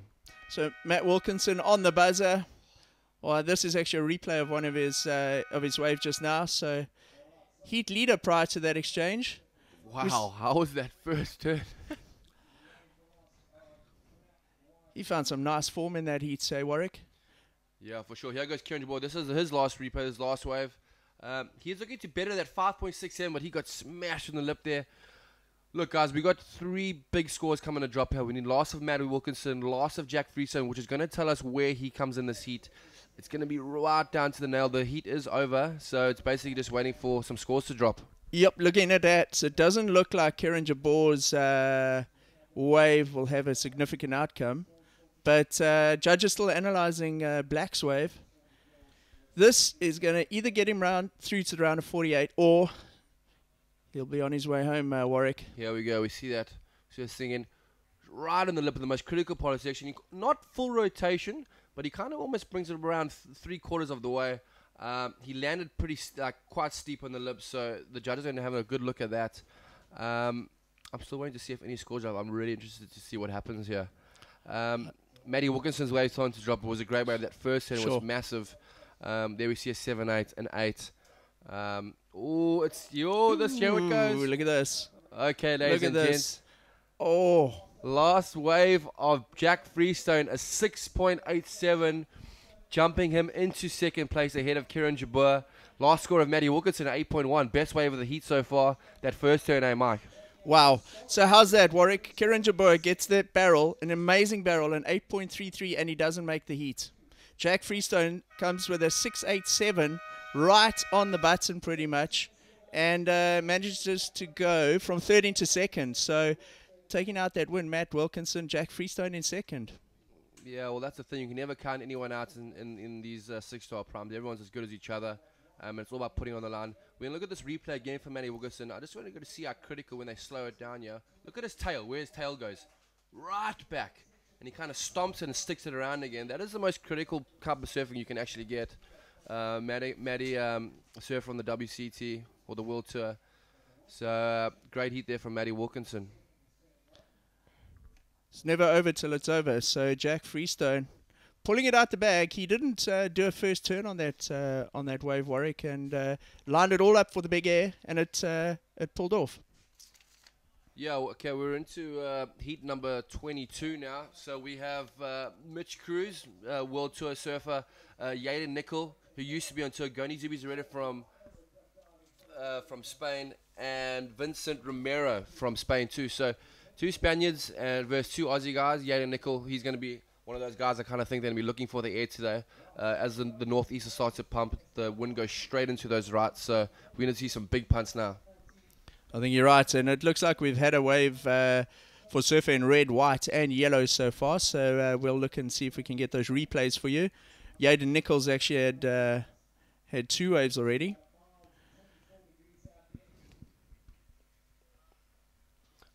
All right, guys, so we're going to take you down to the post-heat interview with the heat winner, Matt Wilkinson. Guys, I'm here with Matt Wilkinson, who's just won a really incredible heat down here at the Mr Price Pro in Ballito. Matt, you had a beautiful school of dolphins coming through your heat. Is that the moment you knew, I'm going to take this one? Nah, I don't know.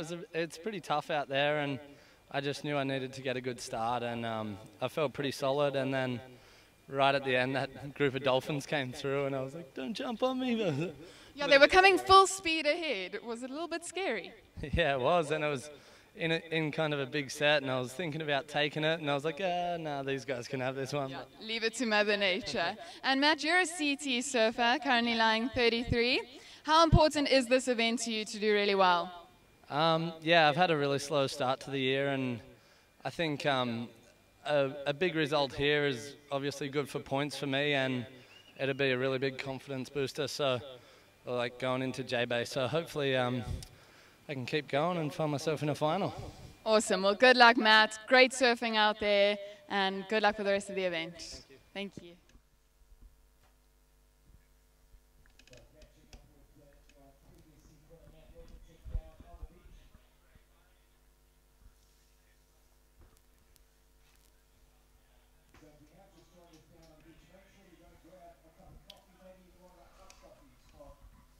So as we see the surfer in black up for his first ride, 2 nice smooth turns off the top there, in for a third and finishing off in the end section. Really driving that right through to the end and punctuating it with a nice closeout turn. So that'll be a good first ride. As we see live action, the surfer in yellow off the bottom again, a nice turn and jams it on that end section and rides out of it and does hold on to it. So a great second ride for the surfer in yellow there from Spain. So Scott, getting quite heavy on the inside there as we see a replay of Goni Zareda's wave. Nice big first turn, checks into a second one, throwing a lot of spray up into the northeast wind and comes down hard. With the wind in the chop, it does get a little unsettling in that mid-break, and it's getting quite shallow out there. Getting thumping and dumping out there. Yeah, spot on, Marc. I heard you and Wok talking about that before. I was just coming off the skis at the back, and I noticed the heat 2 heats ago, heat number 20 in the round of 96, Glenn Hall actually did snap his board down at that end section where it is getting nice and shallow. As we go to a replay of that last wave.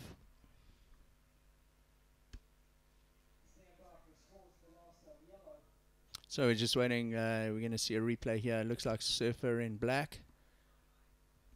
So Vincent Romero sets up that beautiful, nice, smooth bottom turn, hitting that critical section there. Again, just mixing it up with a little bit of a hook in the pocket. Nice little wrap around there, jamming the tail. Again, off the top for a fourth maneuver and punctuating that beautifully at the end there. So it's a great little wave, first wave, and opener for the surfer from Spain in black there. One thing, Mike, I was just noticed the guys. He's a surfer in yellow in that one. He's actually gone out. He's wearing a mouth guard in his heat. Something I know that Mick Fanning on the World Tour level does. I'm not sure if he did that for a safety reason, or I know Mick wears his because he finds himself grinding his teeth in the heat. So just something a bit interesting from the guys there. It's really interesting. I've actually never heard of that before. You reckon it's just in case he hits his mouth on his board or board hit him? Yeah, it could be that, or it could just be the stress as they're not grinding their teeth. Just something different. Obviously not a contact sport, but there is that likelihood of them coming in contact with their board. And as we can see, a much better shot than the shot before there, Mike. A little more aesthetically pleasing. I don't know where those two guys came from. But, it's school holidays and university holidays here in South Africa at the moment, and everyone coming down to Ballito to enjoy the surfing action and also the sun. It's midwinter here. We're in shorts and slops. It's awesome. As we see again, the surfer in black up for his second ride. Vincent Romero just running out of wave here as it sets up again. What's he going to do? Off the top. Oh, beautiful little grab. Unfortunately, bogs the tail there as he comes down from that nice little grab. As Warwick and I were talking about, this northeast wind creates these little chops. And as we saw there, as he tried to land that, just not clean enough, just grabbed his rail, just lost it, and wasn't able to stick that last maneuver. But prior to that, not a bad wave. Yeah, 6.33 for the Vincent Romero's first wave. We had surfer in yellow, fellow countryman Goni How am I going with his last name there? Goni Zubizarreta. Okay, beautiful. Thanks for that there, Mike. He got a 7.5 on his second wave. So the Spaniard's starting off nice and strong as we cut to the replay. If you want to talk us through this one, Mike. Here we go. So nice and clean off the bottom. Bangs a turn. Nice in the air. Grabs his board for a little bit of stability. And as he comes out, just catches that, looked like his back fin just caught and a little bit too deep in the water, wasn't able to pull it around.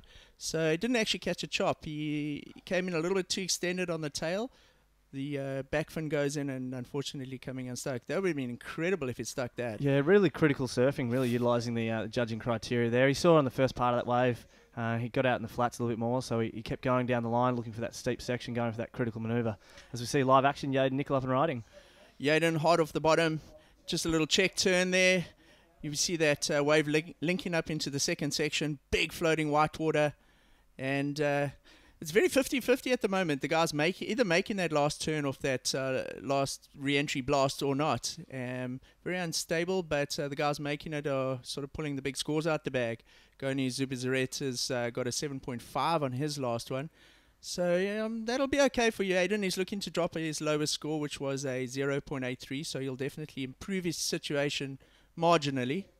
But yeah, we've got the Spaniards clearly in first, doing a great job out there. The conditions are getting a little bit more difficult. You can see that onshore wind coming in, crumbling things up a little bit, Mike. So the guys are going to want to get a move on, the guys in third and fourth. As we see Yadin, a replay of his wave. Driving off the bottom. Nice little hook there, just a bit of flare at the end, jamming the tail, looking for the next section. And as you said, Mike, just going for that end section. It's just getting a little bit shallow and quite difficult just with that white water there as the tide does drop off that bank. But hopefully, with that onshore wind, we might see if guys going for a few more airs. I know a couple of heats ago the boys were going for the barrels, but going to make it really challenging. Well, the one we saw earlier from Vincent Romero was pretty sick. Had he made that, he would have he would have free fell like probably 6 foot down. Into the flats, but coming unstuck. So the guy's definitely going for it. Now, Warwick and I were also talking about do the goofy footers have a slight advantage here because they are able to, in these type of conditions, fit in very quick turns. But a lot of the natural guys can use this wind to get the board under their feet in some big airs. Yeah, it's an interesting question. I guess if we look, let's have a look at some of the top seeds we had drop out earlier. So we had Brett Simpson, Dean Atkinson, Nathan Hedge. So Hedge was on his backhand, and Brett and Dion, who were also two of the top seeds, that dropped out. They were on their forehands, but I guess it was nice and smooth then. So yeah, we'll, I guess this heat will tell us the story as we see a big wave here take off for Vincent Romero. It's a solid one, but it does go a little bit flat on the inside. Doesn't quite connect. So the big one's either working or not, and that one not. So Vincent will be back out there. And then we see a super pullback or zoomed in shot. That's on the other side of Bog Bay. So those images or the feed we saw earlier of the guys free surfing, that's on the other side of that, the far right or southern end of Ballito. And lovely to see so many people down on the beach enjoying the July holidays here in KZN. The beach also filling up nicely in front of the tower. Up and riding, that's live action. Oh, fantastic air reverse there for the surfer in black, Vincent Romero. I'm not sure what he did before that one, but that air was certainly, as you suggested earlier, Mike, he's utilising that onshore wind and doing a great move. So we'll just have a look at that wave from the beginning.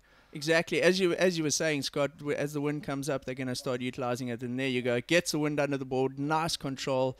Full rotation and lands very clean.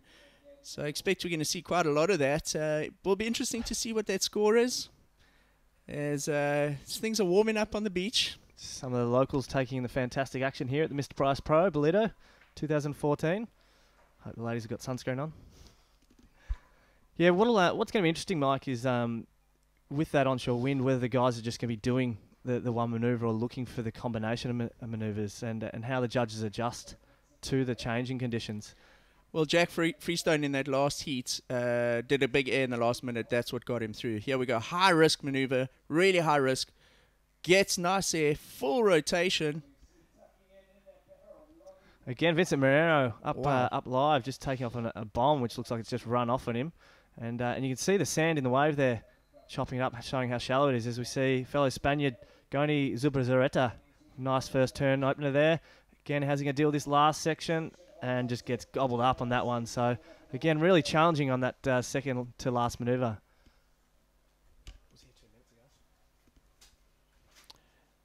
Is this a replay of that air? No, that's... Oh, this we must have missed this one before. So that's a big, that wave just prior for Vincent Romero. Just pulls into a little head dip. Not overly great travel time, but still a nice, steep, critical wave there.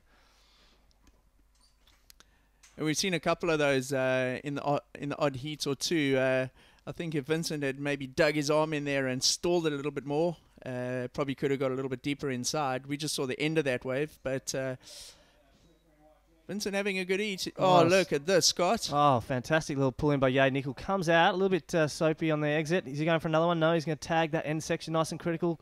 Comes around again. Is he going to complete the ride? And a great ride for the surfer there in white. He's got a 3.5 and a 2.33 under his belt at the moment, so that'll certainly go into his top two waves there as we have a look at the replay, Mike. This is a lovely little barrel. Look at that, nice and clean, and then it just sort of goes a bit soupy as he comes out. But critically, he gets in another maneuver and goes into a third. Bang! That third turn was pretty critical. Came up very, very late, hit the lip as it was pitching on the sandbank. I think this is live action, Scott. That is a replay. Yep. Goni, this is while we were looking at Yadin's replay. A nice little hook turn off the top there. A little bit of a soupy section. And that's this is the one for previous for the yellow, and he just got gobbled up by that end section there. So Goni Zubizarreta sitting on a 7.5 and a 1. So Cruzy a quick in and out there. He's going to look to get a bit of a move on here, the World Tour surfer and the high seed in red there, with the two Spaniards really adapting to the conditions here. With Vincent Romero with a pair of 6s under his belt, and Goni with a 7.5, and the judges just looking to lock in something that'll no doubt better his 1, so that's coming to 2.87, so he remains in second position with just over the half the heat remaining, 16:20 on the clock. Scott, the scores still coming in. Judges are still thinking and analysing that wave of Yadin's, but he certainly got in nice variety. He had a pretty clean barrel, came out of that thing, got in another check turn, and then followed it with a big floater on the sandbank that he landed. So if you're looking for variety, he managed to get it in on that wave. Look at the score starting to drop in there, Scott. Yeah, so the judges really liking what they saw. That first barrel is nice and clean despite those onshore conditions, and across the board, a range of scores all in the high 9, so a 9.60 for Yadin Nicoll. That's certainly the highest score of the heat, and I think one of the highest ones we've seen today. So judges really rewarding that critical barrel and the variety of manoeuvres there for Yadin Nicoll, which that puts him straight up in the first position there, with Black in second on a 12.33. So here's that replay, a beautiful throaty little tube there, a little bit of a shampoo exit, but manages to punch through that. Driving through this next section. Nice and critical. I thought he was going to go for the barrel again there. Hits that lip beautifully. And again, comes off the bottom, straight up vertically, and deals with that end section and rides out it with real control and flow. Something a lot of the other surfers haven't been able to do today. So a great wave there by Yadin Nicoll for a 9.6, putting him into first position. I think that may be one of the highest wave scores of the contest so far, Scott. We'll need to just check with the statisticians on that.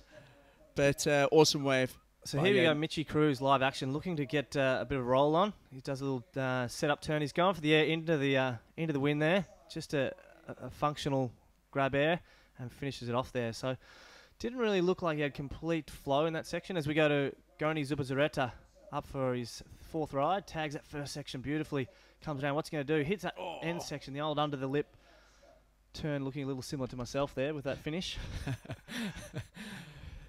So you either deal with that end section or you don't, and putting it a little bit too risky and just coming unstuck. But that last exchange, seeing more and more airs, as we were talking about. Just about everyone in the natural foot is going for something if they got a little ramp in front of them at the moment. Live action. So Vincent Romero from Spain, nice little jam in the pocket, but nothing else doing on that wave, so just kicks out.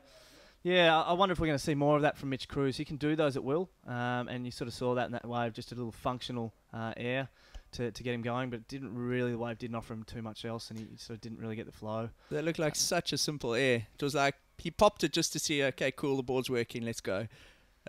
These guys are really talented. These are the world's top surfers here in Ballito, and it's so exciting to see this level of surfing. great to see it on the KZN coastline. And in a lot of the free surfs, the guys have been here, some of them for about a week already. And in a lot of the breaks all over, you know, from Umhlanga to even north of Ballito, we've seen the guys free surfing. And it's always eye-opening to see these guys with such fast, fluid surfing.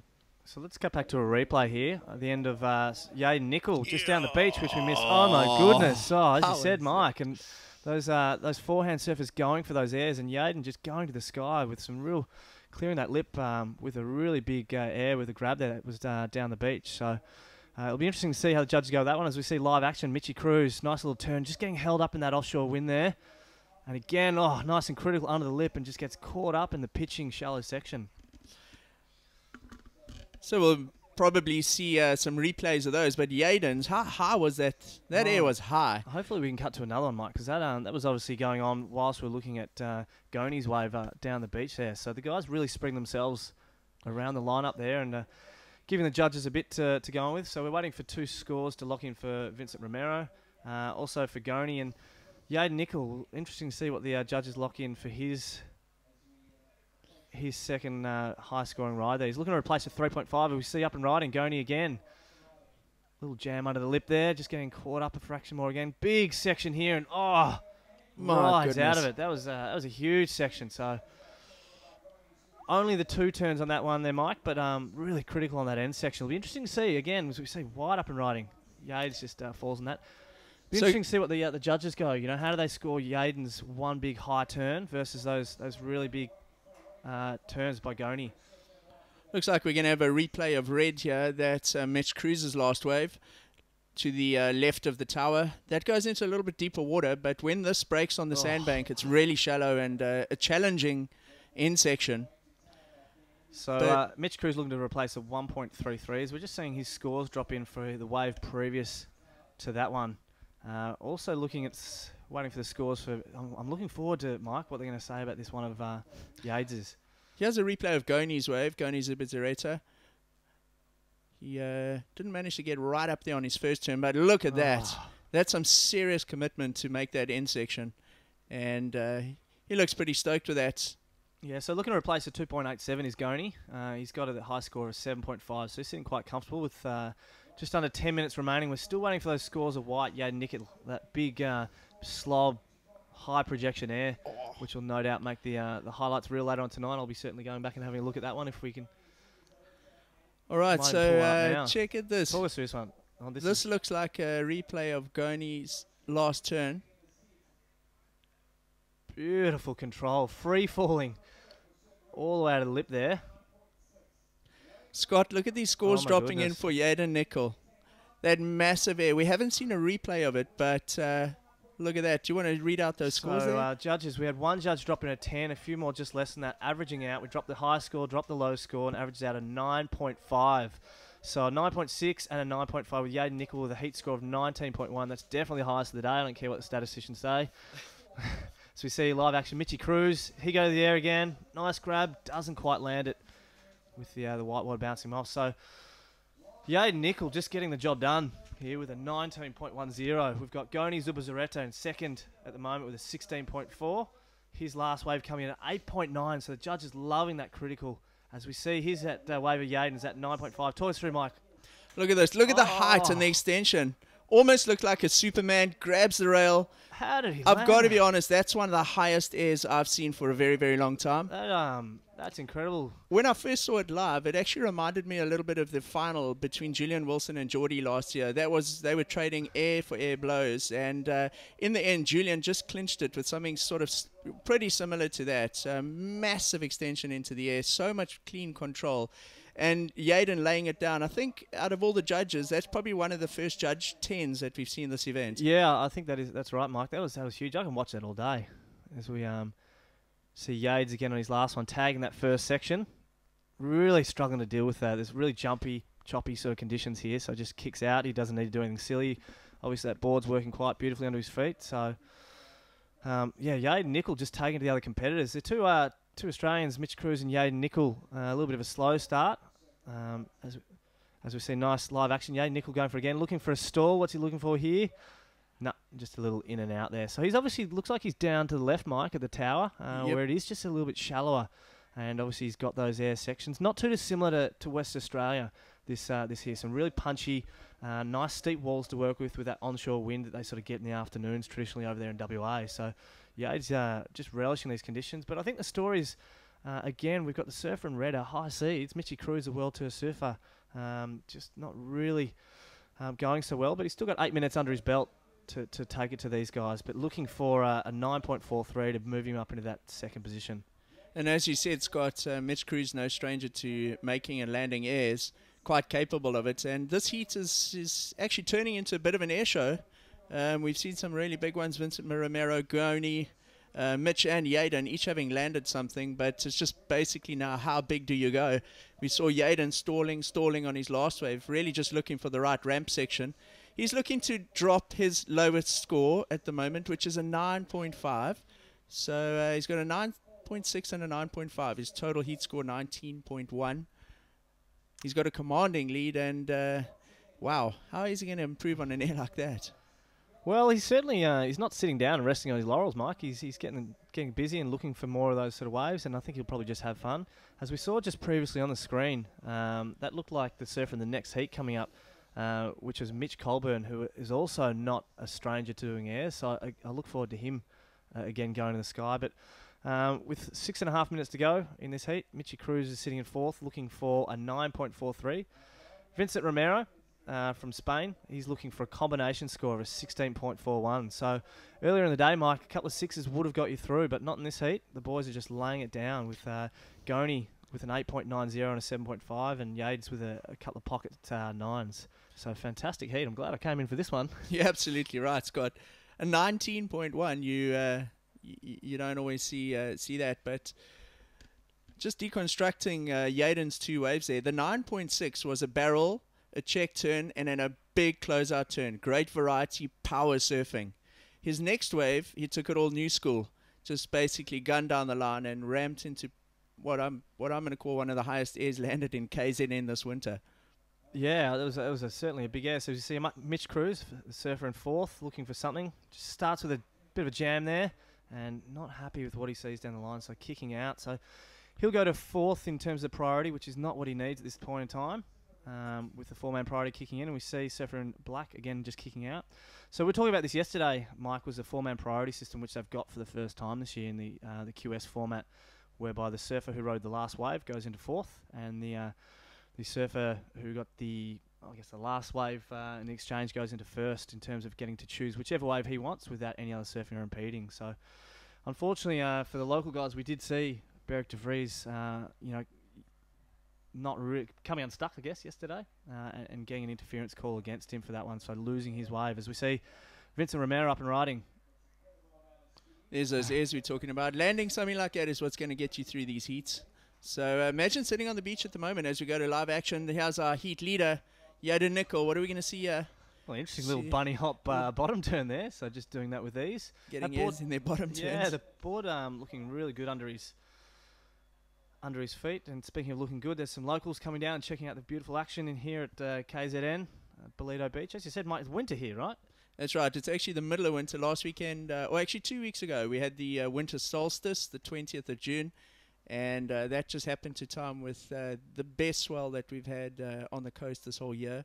But we've, I don't know when you got here, Scott, but we've had really the most incredible run of waves as we see Yadin up and riding. You just see on that one, Yates is just looking down the line, just spreading his legs apart a little bit more, just looking for that stance so he can go to the air again. So with just under 5 minutes remaining, I'm looking forward to seeing if he's going to keep going to the air. Likewise, Vincent Monero, looking combination situation. He's really got his work cut out for him. He's got to replace both those sixes and come up with a combination of 12.33. As we see paddling, here is the man of the hour, Vincent Romero. Is he going to go to the air? He does. Unfortunately, just over-rotates that one. Gets a little bit soupy and gets his fin stuck into the white water and kind of coming unstuck. But the last heat, the heat before this, Scott, we saw a similar situation. Jack Freestone was sitting in third position with 1 minute to go. And he managed to boost a really big rotation there that got him through. So it's not over yet. There's 4 minutes remaining. In these kind of conditions, with the consistency of the waves, we could see anything change. What's unlikely, I would say, at this stage is probably anyone threatening Yadin in the lead. Yeah, spot on, Mike. A real challenge there. 19.1. That's a high score in anyone's books. So he's really thrown it down to his fellow competitors there. You know, setting himself up as, I guess, one of the favourites moving into the next round. So we are in the round of 96. I believe we're looking to finish off this round. Hopefully the conditions don't deteriorate too much with that onshore wind. But with guys getting a 19.10 total, you have to say that it's certainly, you know, contestable out there. 100%, Scott. We've got 2 more heats left in this round. We've got heat 23 and 24. As we see some live action up and riding, that's Vincent Romero. So his body language, you're doing all the talking there. He knew a little hook turn wasn't going to be enough to get him out of that combination situation. But keep him busy is a surfer from Spain there. So it doesn't look that fantastic on screen, but when those waves come there, Mike, they obviously have a lot of scoring potential. They're very steep, some hollow waves, and you've got that onshore wind if you're able to get up and project above the lip, as we've seen a lot of the surfers do. On Vincent's last wave there, that's very, very typical of Ballito. When it's onshore like this with a slightly split swell, you can see there's peaks all over the place. It's not just one wave. The wave splits into sort of 2 peaks, and what you get is that little difficult section in between them. If you can get over that and onto that inside bank, then it offers up opportunity for either a big air or like we've seen those big closeout maneuvers. But you know, these guys have been watching the waves over the last couple of days. They're the world's best surfers. They are quite capable of any of this. So here we go, Yadin Nicoll, wave number 11, keeping busy, just throwing the tail there. Just practicing, I guess, for the next round, I'd say there, Mike. Just practicing his turns, just seeing how he's going to go next heat. And he's going to come in. He looks like it. It's one of those challenging things. You don't want to disrespect your competitors by coming in, but he's certainly got this heat in the bag. And as you said earlier, you don't want to crease that board, which is obviously working beautifully under his feet there. And you know, Scott, it is only round 1.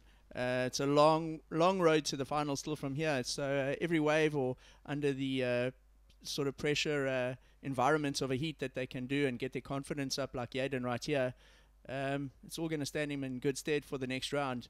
He'll come out the water with a nice confidence booster. It'll take him through the rest of the day.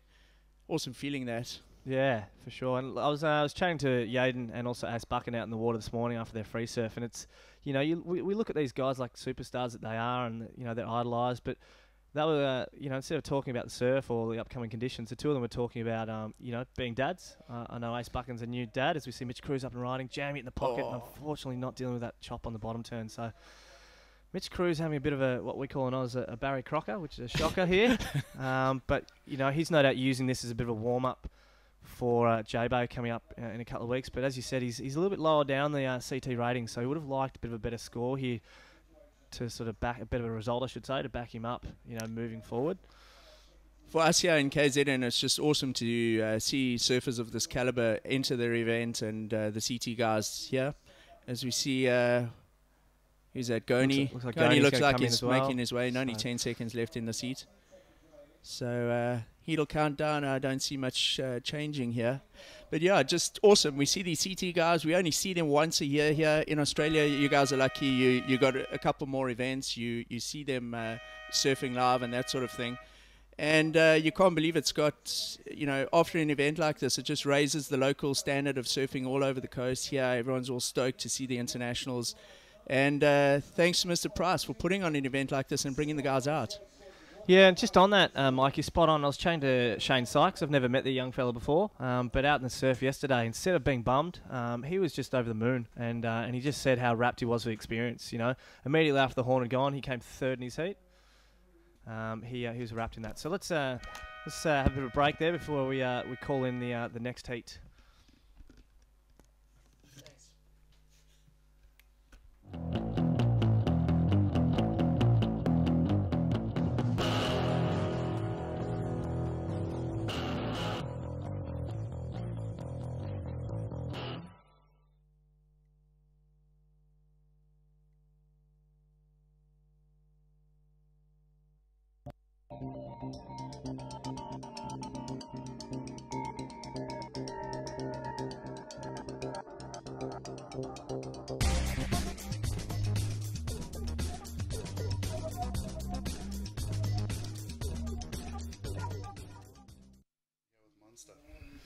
And welcome back to the beautiful coast of KwaZulu-Natal. KwaZulu-Natal in the KwaZulu municipality. Scott Turnbull here from Australia.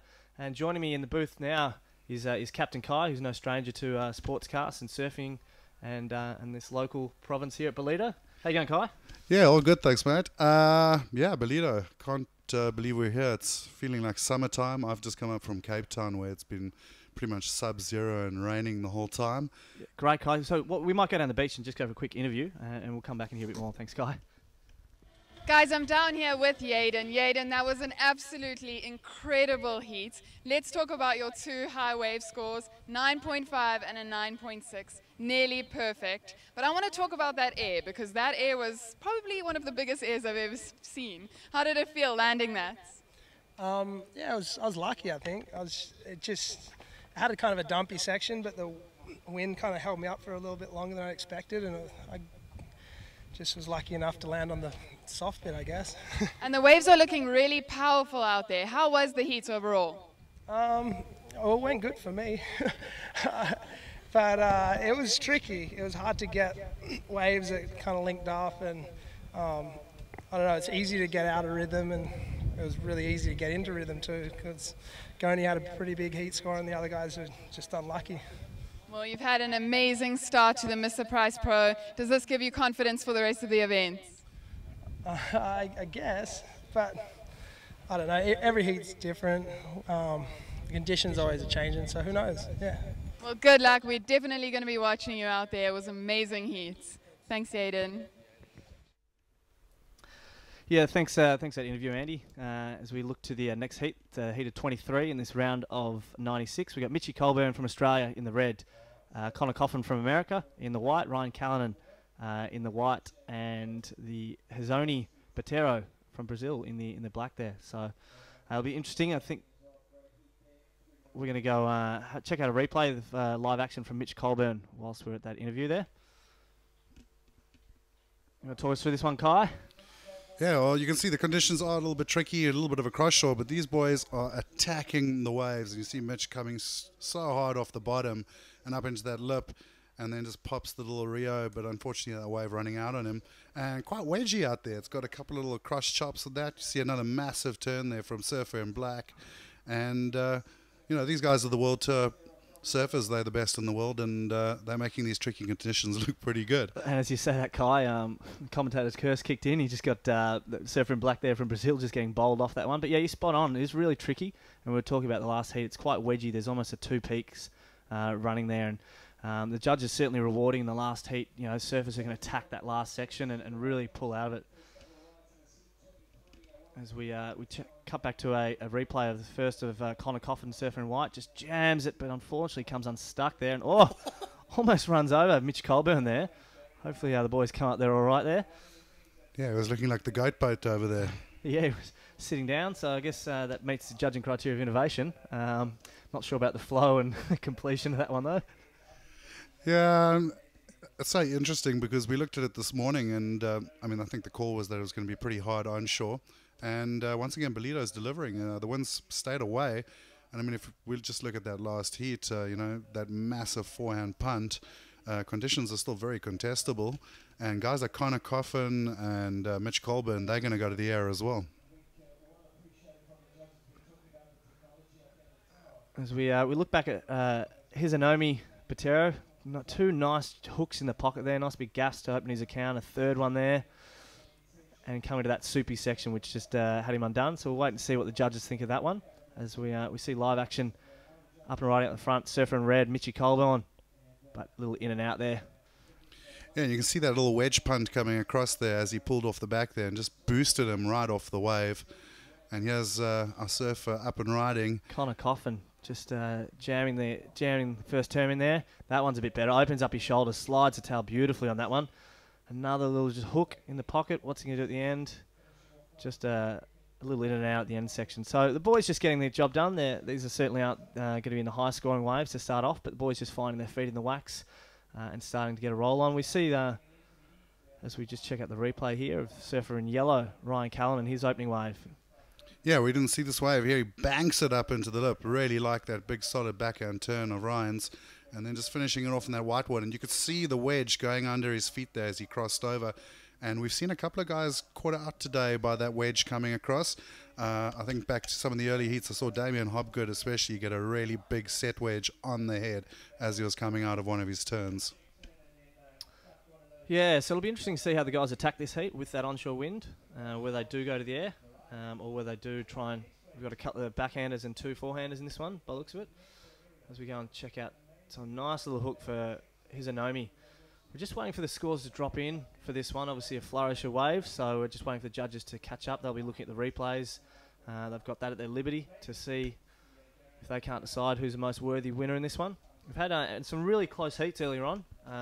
You know, we saw Nathan Hedge bowed out. He was decided, I think, by 0.05 of a point. So they really want to consider each of these waves and make sure they make the right calls.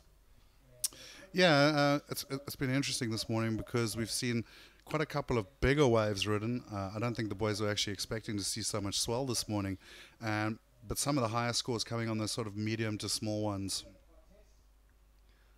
So it looks like we're going to replay that Connor Coffin second wave. Nice little turn. Just bogged it a little bit in that first one, but really sets this one up beautifully. And jams that tail, you know, a bit of innovation. Really rounding that last section. So really throwing a little bit of flair there, which the judges will reward. And he's coming with a 5 for that wave. As we see Hiroto's wave coming in at a 5.83. So the boys opening their accounts with good mid-range scores. Yeah, so here's a replay on Mitch Colburn. Obviously, most of the people on the beach expecting high action whenever Mitch catches a wave. Gets a nice solid turn, then throws the fins out into the back, holds on to it, and that's, you know, it's going to be a score for him. One thing you notice about Mitch, he's been dabbling in the QS to the free surfing on and off for the last, you know, however many years. He's had a few wild cards in the Volcom Pro with his sponsor there. He's got some real style in the way he goes about it. You know, he's a really smooth surfer. But he can be sort of hit and miss. He can be doing those high scores and get those big airs, or sometimes he can go missing. So hopefully for Mitch, you'll want to try and get through this first round and get a bit of flow on. So we're just seeing those scores drop for that wave. And the judges rewarding that flow as we see him up and riding again. Nice vertical 12 o'clock turn on his backhand. Another one beautifully, and unfortunately just bogs that nose a little bit. Yes, the score's coming in for that previous wave of Mitch's, and it's a 5-6, so the judges agreeing with us. 2 solid backhand turns. Ryan Callanan up and riding now. This wave not looking great. Kind of bogged down a bit for him. He works it through the inside, though, and reversing the commentator's curse on me on that one. So, Ryan, you could see Ryan Callanan just looking down there. He knew he hadn't done too much in that one and knew he had to do something at the end. Obviously, had that wedge you were talking about, Kai, coming towards him, and used that as a little punt ramp. And a beautiful no-hands grab, free 360 backside of air there. So it'll be interesting to see what the judges say to that one. So we're looking at Mitch Colborn getting a 5-6 for his wave. Connor Coffin a 5 for his one, and Hiroto a 5.83. So a lot of mid-range scores there. As we go and have a look at that Colburn wave again. Talk us through it, Kai. Yeah, so you see he's looking for that section now. He gets that first turn in just on that little bump, but this is the power turn right there. Comes off the bottom, and unfortunately just bogging the nose in on the way down. So 20 minutes to go in this heat. We're certainly not seeing the 9s that we saw in the last one, but 20 minutes to go. These guys have certainly got plenty of time and the ability across the board. With a lot of mid-range scores there, it'll be interesting to see how this one pans out. Yeah, it was interesting yesterday when the sort of onshore conditions came. I thought we were going to see a lot more airs, and it didn't really go that way. We had 1 or 2 big ones.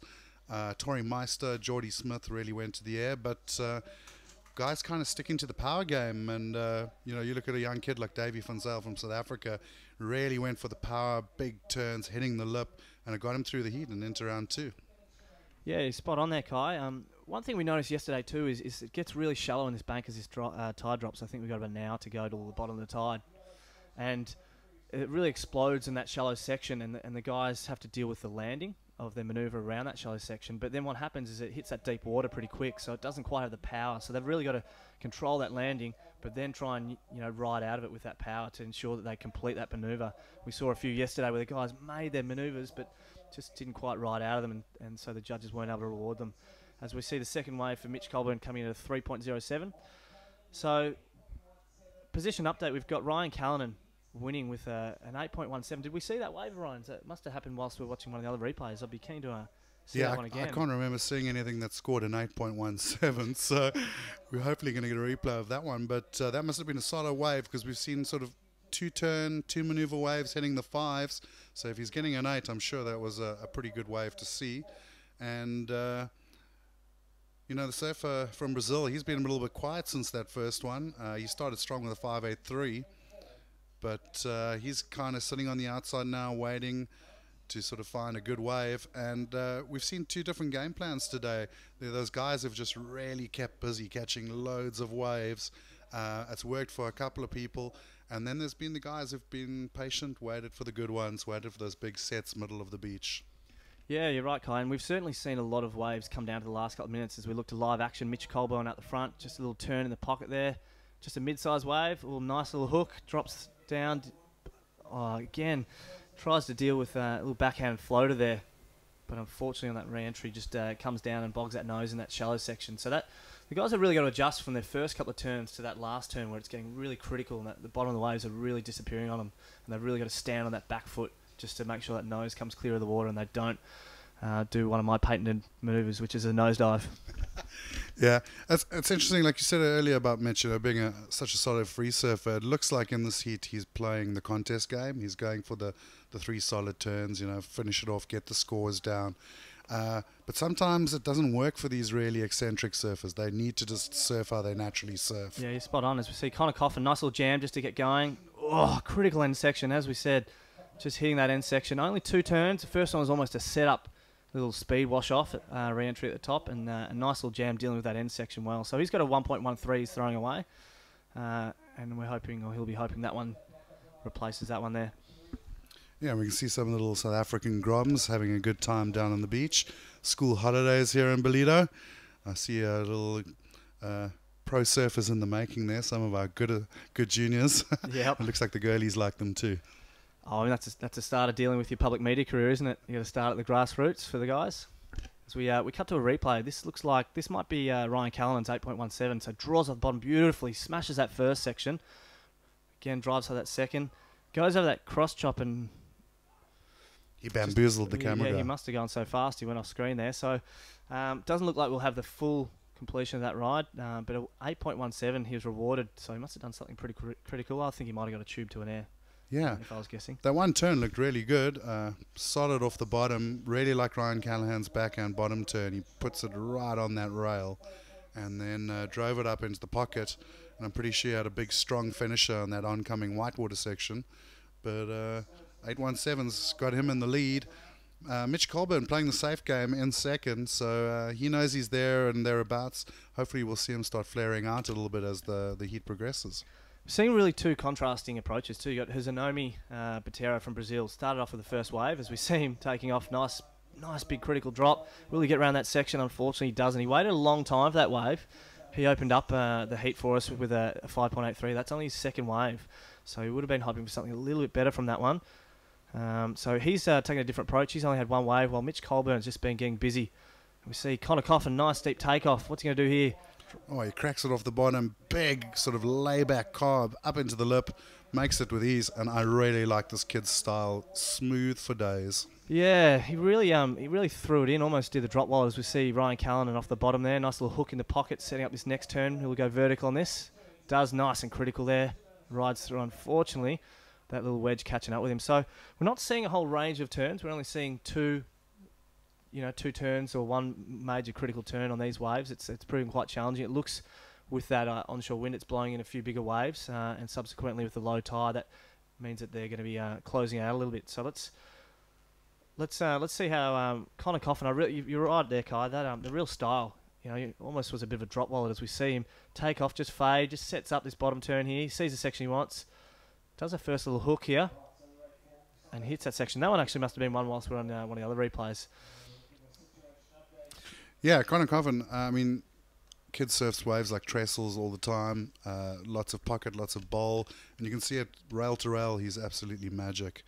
And, you know, it's funny. You look at the sandbar at Ballito, it looks like a point break almost. You know, you have these really long, reeling right-handers. But you can see today, maybe with the tide and the wedges coming in, and with that wind kind of breaking the swell up, it's turned into A-frames. And the guys will have to adjust their surfing accordingly. So it looks like we're going to go to Connor's wave here, the one you really like, Kai. Just drop in beautifully, nice and vertical, and just sets it up. Oh, beautiful little drop wallet there under the lip, nice and critical, and seems to have a bit of fun jumping off there. So it'll be interesting to see what the judges think of that one. You know, one major manoeuvre, but it was a bigger wave, and that looks like that's come in at a 6.27. So that's a second highest wave at this stage. Yeah, and we're going to replay for Ryan Callahan now, and just watch how this guy drives off the bottom there on the backhand. All those Groms out there should be watching this surfing, because that's what you need to do on the backhand, is put that rail hard into the water, point your head up at where you want to go hit it, and attack the lip. Really opening up the shoulders. Yeah, you're spot on there, Kai. So with 13.5 minutes remaining, we do have Ryan Callahan from Australia in first, sitting on an 8.17 and a 4.33. We are waiting for that last score of his to drop. Connor Coffin from the United States, he's sitting in second, as we see up and riding. Hiroto looking to lock in something better than his last wave, which he kicked out of. Nice little tag at that end section there. Yeah, you could see he really wanted to hit that wave, but the wave, unfortunately, not giving him the canvas to do that. And that's going to be the story of the day here with these cross-onshore conditions. Some waves will look amazing as the guy takes off, but won't deliver. And some of those waves look really like, what's he doing, will turn into big scores. Yeah, one of the things I noticed when I was out there on the ski car was the guys are just looking the whole time. You know, left, right, is the peak going this way? Really trying to search for those waves. And a lot of the time, you know, these guys are all pretty even across the board. They just need the waves to work out for them. Some of the times it's positioning and, you know, their priority that can dictate how they go. So just seeing that last of white for Connor Coffin locking in at a 5.83, so that'll come in his second highest wave, and he's up in second position now, sitting on a 12.10. So here we go with Drift, another replay, and this is the Brazilian. He kind of sounds like he's got a Japanese name as you see him smacking up into the lip there, and then the wave just went a bit wonky. I mean, he finished off with a nice little whitewater hit there, but he would have been hoping for a much longer ride than that. Yeah, so 5.83 was his opener, and he's waited quite a deal of time to lock in what will be his second highest scoring ride, as we see up and riding Mitch Colburn for his sixth wave. Drives off the bottom, nice hook in the pot, just displacing some water. That wave flattens out a bit for him. He gets over that second section. Will it reform for him? What's he going to do here? Nice, another hook. Nice, a bit of a smaller wave, but he's getting a combination of turns there. Not a real great variety, though. So Mitch just trying to build that house. He's got a 3, a 4, and a 5, you know, so just trying to build. He's in third position. He's looking to replace his low score of 4.67 with a 6.5. I'm not sure how that one will go, but he did have a variety, a number of turns on that one, but just not the variety. Well, I really loved that first turn, just really gouged that tail out the back, and that's the kind of surfing we want to see from Mitch Colburn. He's such an electric surfer. Just watch off the bottom, boom, just really attacked that lip. And then the wave went a bit wonky on him, but he did well just to stick with it, move through to the next peak. And, you know, that's qualifying tour surfing right there, working that wave for everything it's worth all the way to the shallows. Yeah, so really stark contrast to the last heat where we saw some high 9s and some 8s. Highest score in this heat, an 8.17 to Ryan Callahan. And he also got a 7.07 for that last one, the really vertical turn. So he's sitting comfortably in first position is Ryan Callahan, Connor Coffin in second, and the two guys behind him, a bit of work to do. So 6.28 needed for Hiroto in third, and a 6.5 for Mitch Colburn. So here we go, Connor Coffin. Yeah, kind of beautiful first little turn there, setting it up, racing down the line now. Do here? Oh, pulls into the barrel, and still going on this one. Oh, and there's that little suck out in the shorey. So you could see his eyes were all the way down the line there. He could see that coming and just set himself up for that barrel. We haven't seen a whole host of barrels since the onshores come on. So great little ride for Connor Coffin. Let's have a look at it again.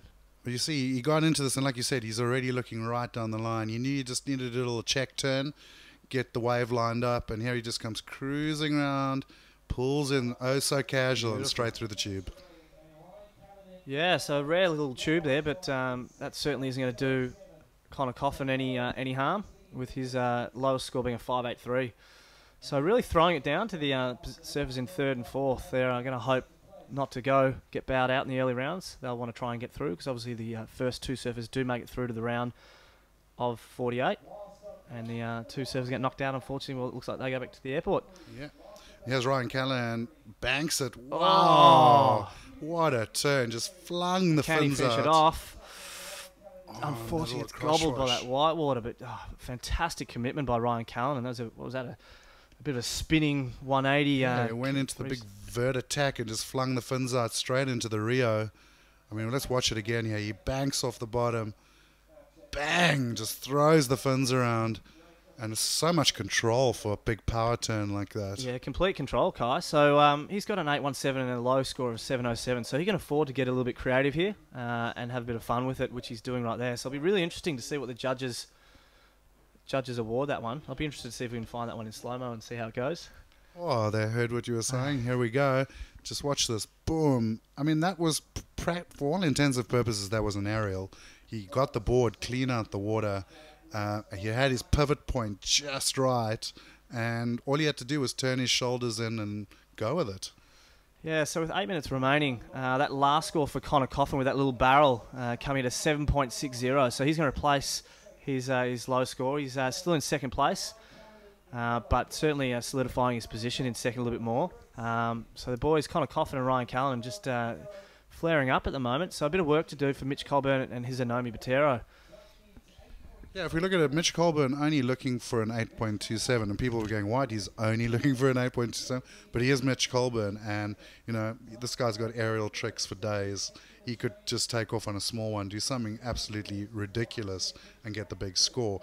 And with, you know, quite a bit of time left in the heat, 7.5 minutes, he's not out of it. Same thing goes for Botero. I mean, he just needs one really good wave, and he's back in the game. But at the moment, looks like wave choice going to Callan and Colburn, as we see Ryan looking at another one. That was a really wonky takeoff, and he just decides to go off the back. So as we see the scores coming in for that last of Ryan Callan, he doesn't replace his 7.07 low score because he got a 7.07 again, Kai. So, you know, that's the way this works. So low and high scores get dropped out and average out, and, you know, a range of different scores for both of those 707s, but both average out at the same score. Yeah, well, proving to be one of the highest scoring surfers of the day with his averages, you know, an 8.27, so he's doing really good. And here goes a paddle now from Mitch. He's looking for that big score, drives it off the bottom, beautiful first carve. Now he's looking for turn 2, bangs it vertically up into the lip, drives it again, and that is going to be a good score for Mitch. That is better, and he likes it. Gives a little fish pump there. So, yeah, three turns in that one. We haven't seen a whole host of waves with 3 turns, and really critical on those 3 too.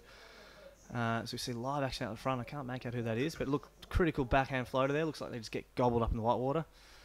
So Mitch Colburn, he needed to get a move on. He needs an 8.27, or if anything else, he needs to just start building on a better score from which to launch another score off, and that'll certainly.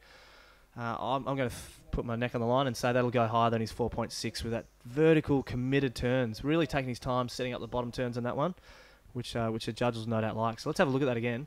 Yeah, so now if you're the judges, you're watching this, he takes off. It's not the biggest wave, but boom, big committed power turn. Around the section, goes even more vertical on the second turn, and then finishing strong with the third. And, you know, he's just fist pumping straight at the judges. You will give me the score. Yeah, so it'll be interesting to see how this one comes in at. As we said, not a whole heap of waves with 3 turns. We've seen a lot of 1 big turns or 1 critical turn. I'm seeing the scores dropping from the judges. We've got 2 scores locked in that high range. He's looking for an 8.27 to move up into that second position.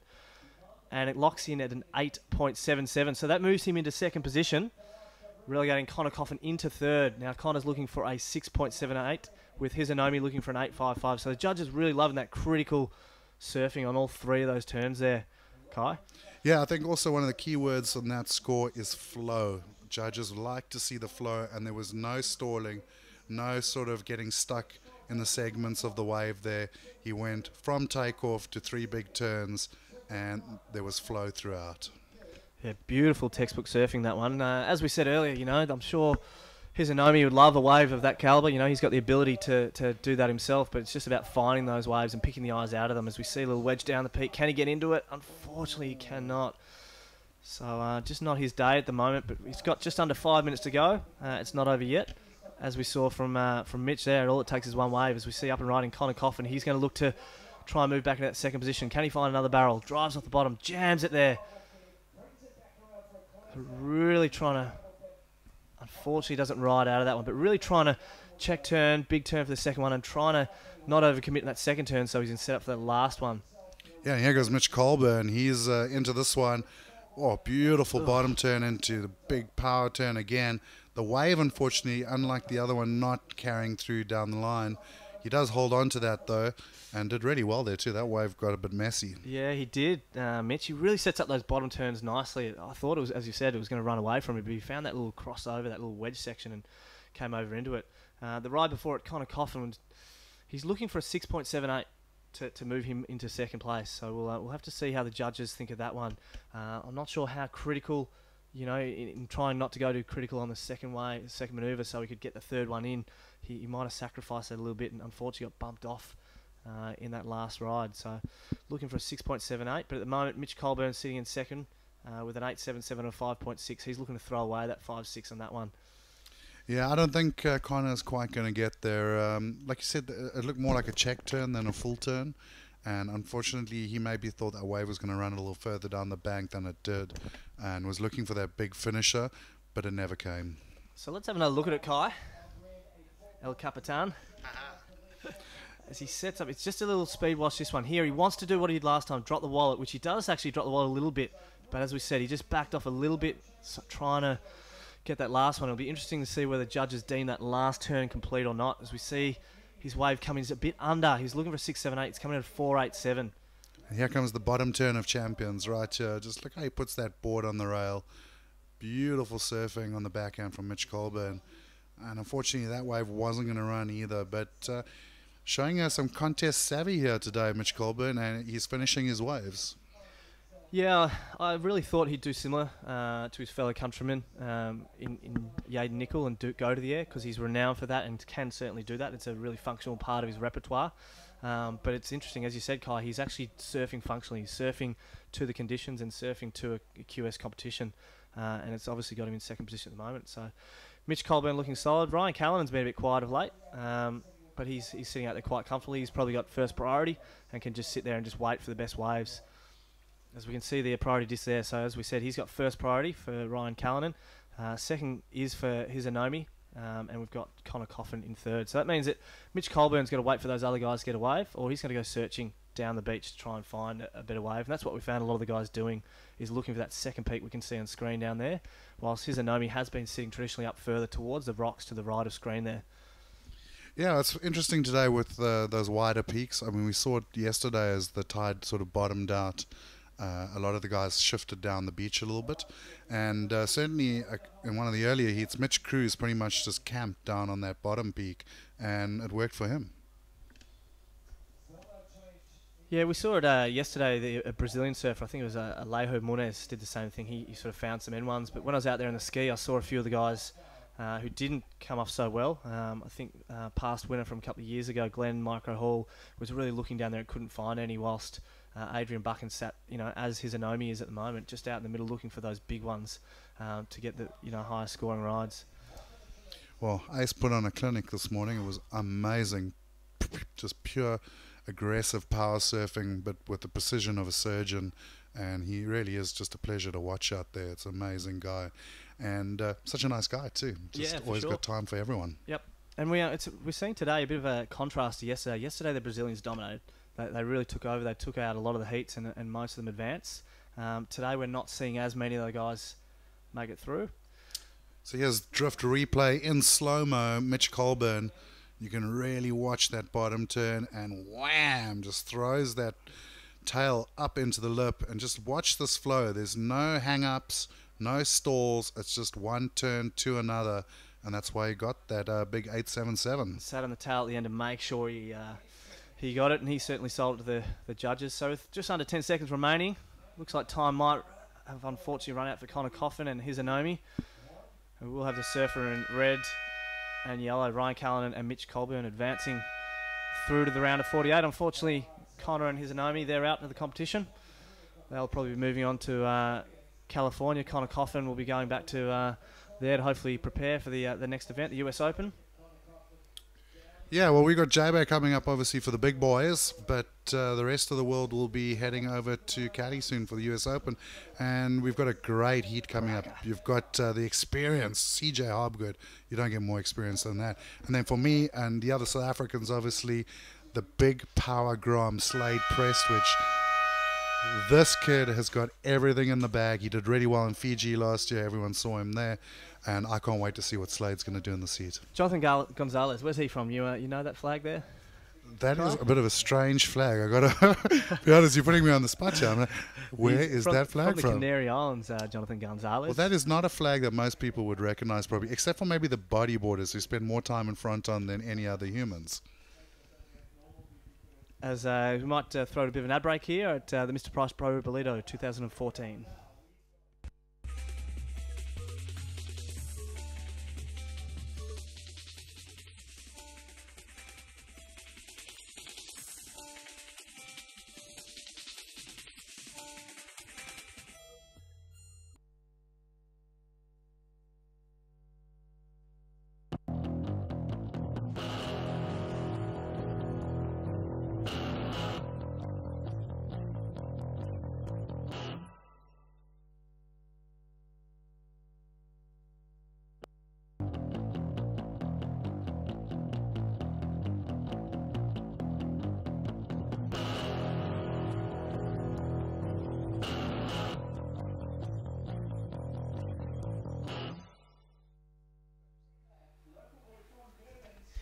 Welcome back to the Mr. Price Pro Ballito. We are continuing with round one and getting a quick start with the wild card South African phenom Slade Prestwich. Just still a grommet, but surfing well beyond his years. Great matchup here. David DeCarmo, Jonathan Gonzalez, and former world champ back in 2001, CJ Hobgood. Joe Trappell back in the booth with Captain Kai as we look onward to the round of 48. Kai just went upstairs, and contest officials are pretty excited to continue on the first 8 heats of the round of 48. How do you like that call?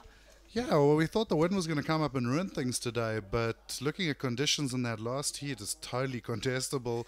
I've seen plenty other contests with way worse waves, and big 8-point scores dropping. Why not go? Let's keep it rolling, that's for sure. Now let's get a great moment to catch up with Australia's Ryan Callanan, standing by with Andy Van Ziel. Having a look at the... Hey guys, I'm down here on the beach with Ryan Callanan. That was an amazing heat. You looked super comfortable out there in these conditions. Were you as comfortable as you looked? I was really nervous at the start, but I kind of got used to it, and it was really fun in the end, like windy, choppy, but good for airs and just some good waves. Yeah, you got 2 really solid points, you know, getting your 8-point rides. How are you feeling? Yeah, I was a bit like, I don't know, it was a smaller wave and it had a good little ramp on the inside, so it felt good to get an 8. And it was pretty exciting watching the changes between Mitch and Connor. Are you happy that the Aussies went through?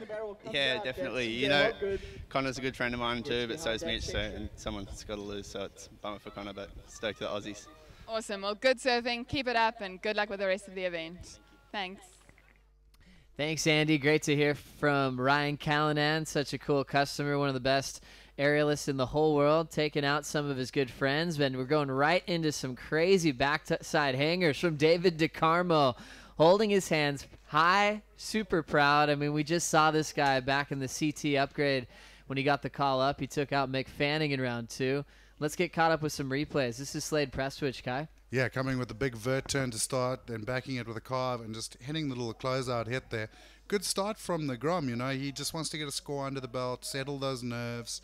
He's beaten some big names in his career already, I can tell you that much. And, I mean, I'm a big guy, but Slade kind of makes me feel small. He's even bigger than Jordi. Yeah, massive young grommet coming in to surf in the Mr. Price Pro to take down some big names like Jonathan Gonzalez, who's been a QS veteran for many years. Super stylish on those frontside wraps. Taking the low road and the little layback jam to finish for Jonathan. A seasoned vet. He's been traveling for a long time. He's had some breakthrough performances, but just to keep yourself in the seeding points to be able to qualify for a prime event these days is quite an accomplishment, Kai. Yeah, it's only getting harder as we see this wave from David first. Gets a pretty solid turn up into the lip. It's this big closer that he was so happy about. You know, with the tide out now, there's probably about 3 inches of water right there on the bank. And it's tricky. It's not easy to make those big closeout turns. Look at the footage from yesterday. And especially on the low tide, there were a lot of those like, oh, is he going to make it moments? And some of the guys doing it, others not. I'm actually pretty surprised we haven't seen more broken boards. Yeah, pretty interesting. When you look back over the years, there's usually a pretty serious tally of broken boards, especially when the waves get a lot bigger. We're seeing bigger waves than we kind of anticipated on the second day of competition, and scores are starting to drift in for Slade Prestwich. His start, a 5.83. Last wave for CJ Hobgood, a 6.0. Let's go back to the replay for Jonathan Gonzalez, Kai. Yeah, Gonzalez, he's got style for days. Just comes off the bottom, puts the beautiful wrap in. That second turn more functional, really. He was just trying to get back into the power pocket. Does the little jam. He knows, okay, I took this wave, I got a good first turn, but it's not really panning out. Let me just finish it off, put the score on the board, move on.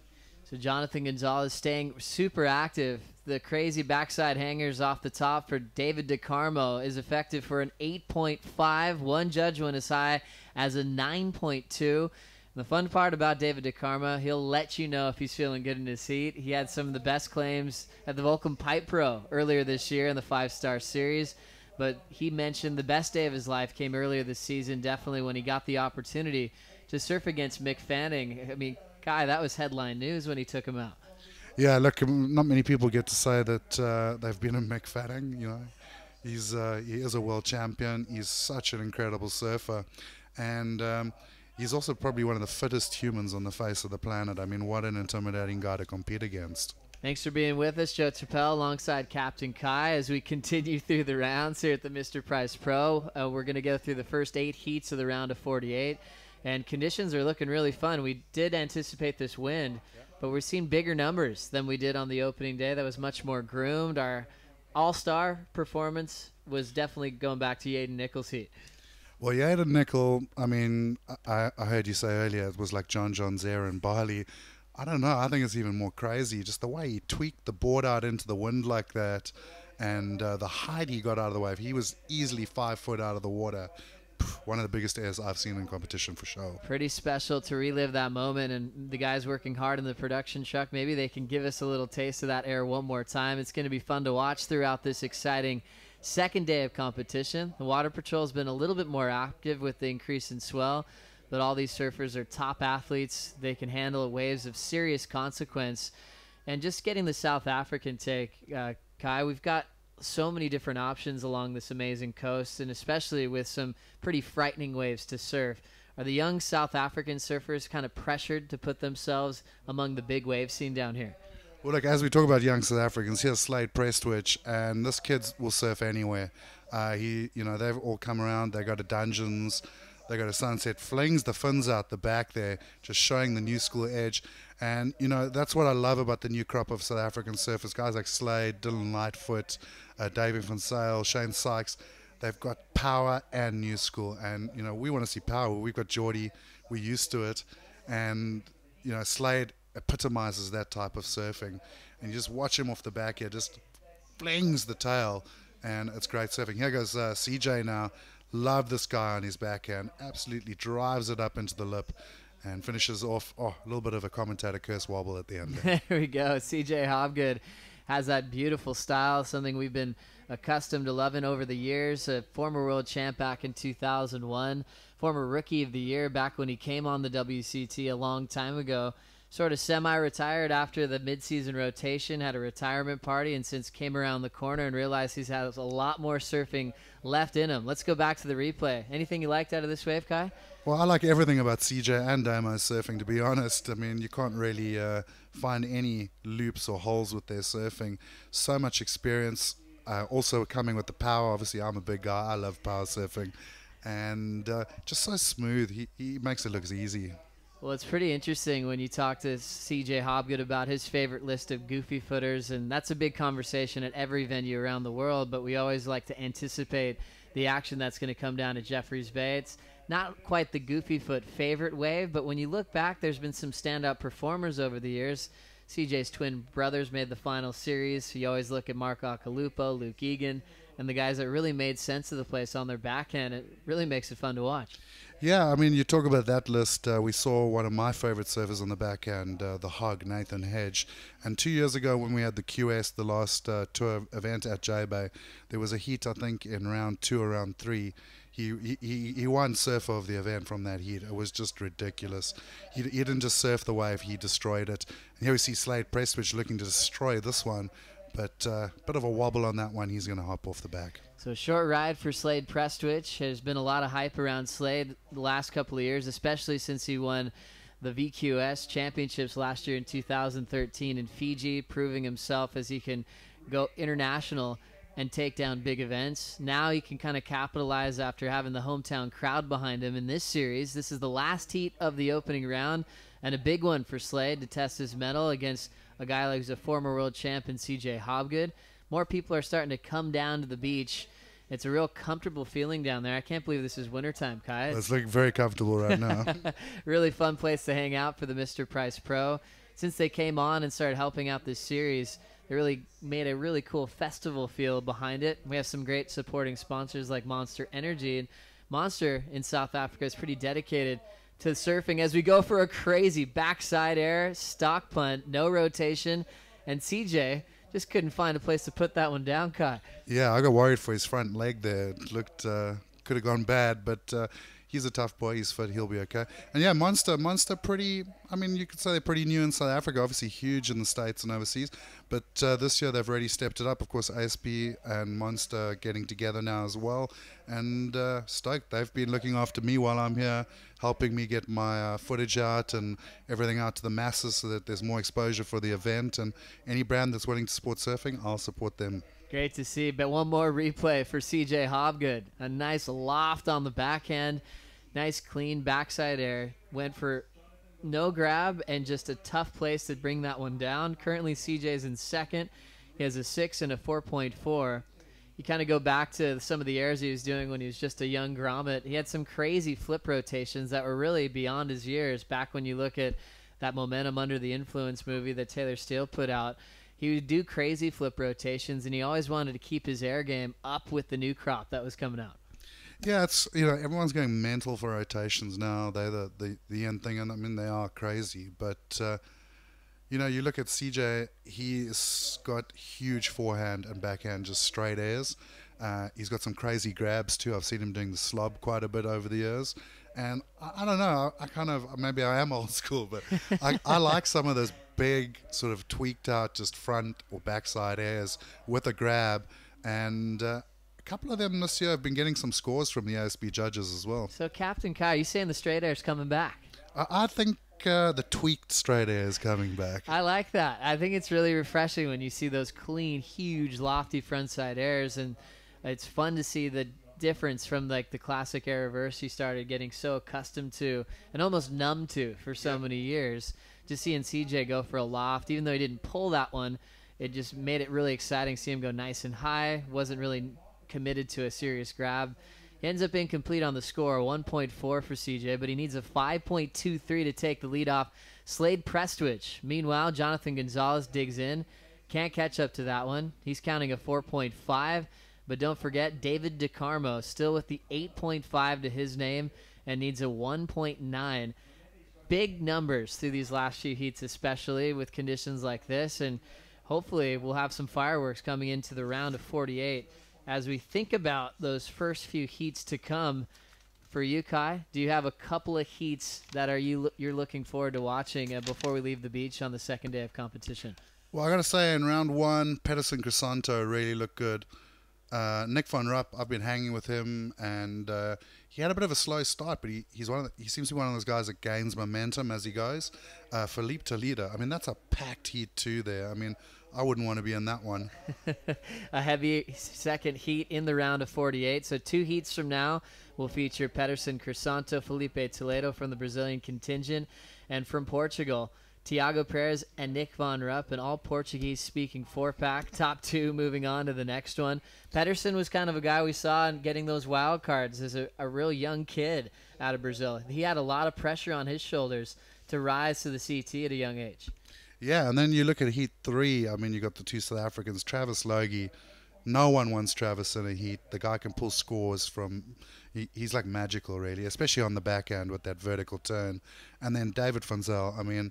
That Grom has really been impressing me. He's got the power, even though he's quite a small guy.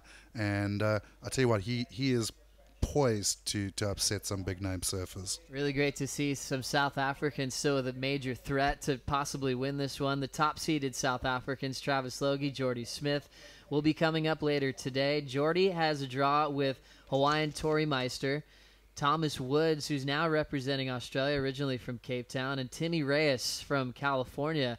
A crazy heat there on paper. Timmy Reyes, a former C-tier as well. How do you predict that one going down, Kai? Well, I mean, my heart's with Jordi, obviously, because he is my boy, and I mean, he's one of the best surfers ever seen. I love Timmy Reyes. He's one of the nicest dudes I've ever met in my life. Just time for everyone, big smiles, and one of the best styles in the history of the tour. Could watch him surf all day long. Tory Meister yesterday was just killing it. I mean, if you look at the highlights video from yesterday, one of the top surfers of the day for sure. And Tommy Woods, I mean, he's got the South African heritage, but also really impressed me yesterday. I mean, he owned his heat. Pretty awesome to watch these guys grow up. Thomas Woods proving himself as one of the best surfers in the world. That'll be heat number 6 of the round of 48. We still have 14 minutes remaining in the lineup in heat 24. CJ Hobgood recently had some great news in Fiji that he has a sticker on the nose of his board now. It's a brand called Salty Crew, but it's not a sponsor that's really supporting him around the world like you see a lot of the big brands out there. It's more of a partnership that he's created with this family that wants to bring the core back to the brands and supports the salty characters that we all grown to love. I mean, you have it back in the States, you have it in South Africa, the guys that just live and breathe for pro surfing, for surfing and fishing and sailing, being on the water and making it a lifestyle. And CJ has a dream to try to give that back. So it almost feels like a non-profit kind of promotion, but also with the dream of making it maybe more of a headlining sponsor for him someday. Wow, that's incredible. I think they need to go have a chat with Frankie Oberholzer. Yeah, it would be great. Especially if they like fishing. So many legendary surfers around the world, and there's so many amazing free surfers that really embrace that whole feeling. You think about the wild cards stories in Jeffreys Bay history. Everyone globally got behind that guy named Sean Holmes when he was taking down some of the best of all time. Well, Home Dog is he's an amazing human. I mean, I say to this day, he could have been on tour. He could have been a world champion. But, you know, he chose to follow a different path. He went to varsity, got a job, married, got kids. As we see our man from the Canary Islands, Davey Gonzalez, up and riding, bangs that one up. Not the best-looking wave. We never liked the white froth monsters. And I don't think he's going to get what he's looking for on that one. So just a third wave ridden for Gonzalez. He had a 4.5 before that, and he's looking for a 5.91 to make the switch into the top 2 as we hit the 12-minute mark in the last heat of the opening round. If you're just joining us, we had a couple of crazy heats just go down. Ryan Callanan, Mitch Colburn went 1-2 in a dream matchup. Big scores went down. That was one of our favorite heats of this whole day. We'll go to a replay now to see what happened here for Jonathan Gonzalez, Kai. Yes, you see he gets into the swan, gets a nice carve back into the white water, using that word nice because it wasn't really explosive. But, you know, he didn't do anything wrong on this wave, but the wave wasn't really looking that good. And we see David DeCarmo there, but he just goes straight off the back of that one. So, yeah, you talk about guys like Sean Holmes, I mean, a mental surfer. Where Slade Prestwich comes from on the south coast of South Africa, I mean, I can give you a list of names of these guys. Gordon Turnbull back in the day. I mean, one of my favorite surfers growing up. You'll remember him maybe from the first Search movie with Tom Curran. Frankie Oberholzer, incredible surfer. Andrew Rooster-Langer, free surfer, never really did the contest stuff. But, you know, you go down there, it's big right-hand barrels, sand bottom, heavy, powerful waves. And that's what Slade's grown up around at Scotbray. Like, really good right-handers, power waves. And I think that's what's going to bring him to the party. He's going to be the first guy from the South Coast to really make a big name on the international stage. And what was nice was everyone thought he was good on the forehand, went to Fiji and won it on the backhand, which was kind of unexpected. I think even us South Africans were a little surprised. And, you know, Slade saying, I've got it all. I'm going to do both, and I'm going to represent for the South Coast on the World Tour. Pretty amazing breakdown, Kai, of Slade Prestwich, who's currently leading this heat. You can see first priorities in Slade's favor. He had a 5.83 start, backed it up with a 5.40, holding down first place with the pride of South Africa. There's a recent little coverage of Slade back in Stab Magazine. Well, back to this one. David DeCarmo snapping off the top. His second turn off the lip. Next section takes him out, but he only needed a 1.90. He had an 8.5 a long time ago. He's been waiting for that moment to get back into the top 2, and that'll move CJ Hobgood down to 3rd. We'll continue with Gonzalez out front, Kai. Yeah, he does a little stab. Now he goes for the stall in the tube. Out he comes. Not the longest tube. Oh, he's going to throw a claim anyway. He likes the way that one felt. His previous score was a 4.9. He got the vision, so he's feeling pretty solid about it. He just wants a little more, a 5.51 to battle DeCarmo for that second spot with 9:40 remaining here in heat number 24. We'll go to a series of replays to get caught up, starting with the back end of DeCarmo. Yeah, I love that first turn. Really threw it up into the critical section of the wave. Backs it up with another solid turn, and then just gets stuck in the white water, unfortunately. But 2 solid turns, he's definitely going to drop his low score. I can see 1 or 2 scores starting to drop. He's looking good. He's going to move up the rankings, yeah, in this heat. And then the man from Canary Islands, oh, nice little power gauge there. Sees the section coming, perfect stall, works his way through, and says, I'll just claim that one, because he's looking to drop a 4.5. He'll probably do it. Jonathan Gonzalez making some magic happen, slamming on the brakes to get barreled. The best feeling in the whole world as a surfer, and Gonzalez has a knack for that. Remember him doing that back in Portugal in the Prime Series. Messy conditions, but he can create magical moments like that for himself in the lineup. We're down to 8:40. We're seeing some big numbers that are going to change the game. Let's take another look at this tube from Jonathan. Yeah, so we're going to the slow-mo now. Great to have the slow motion. You can just see those fine little details. And you can just see there, he puts the arm in. He knows exactly where that wave's going to barrel. And clean through it. No water even on him. And it's a fair combo. Using the barrel, it wasn't super deep, but he liked how he could read it perfectly, found the exit, and he comes out. And that layback start was pretty dynamic, showing his power. We have a huge situation change. At the 8-minute mark, DeCarmo gets a 4.77. He goes all the way to 1st. Gonzalez, for that layback hack to tube, gets a 6.87, and he'll take 2nd. So Slade Prestwich is now in 3rd, needing a 5.95. And former world champ CJ Hobgood now needs a 5.78. Huge switch of the standings on that last exchange. Yeah, it's basically top 2 have dropped down to bottom 3 and 4. Slade needing a 5.95. If you look at his scores so far, 5.83 and a 5.4, pretty close to what he requires. So I don't think he'll be too stressed. He knows he's got those scores in the bag. What he's really going to be looking for now, the same as CJ, is a really good set wave that's going to give them a bit of, expression time. And, things getting interesting here at Ballito. A lot of people coming down to the beach here to enjoy the lineup as we see DeCarmo now streaking down the line. Little backside snap, and he ends up incomplete. Didn't need that wave too much because he already took the lead. And now we'll catch up with a little off the top from Prestwich. Well, if you had anything of consequence before that, we'll bring that to you. And by the numbers coming in, it doesn't look like Slade had anything before that. Now he's in a different situation. Came out with the lead. This is his first heat of the Mr. Price Pro, and in this opening round, he's got a lot of hype on the Mr. Price Pro site. We had some great footage of him leading up to this moment, and now we get to see how he comes from behind in a heat when he's backs against the wall.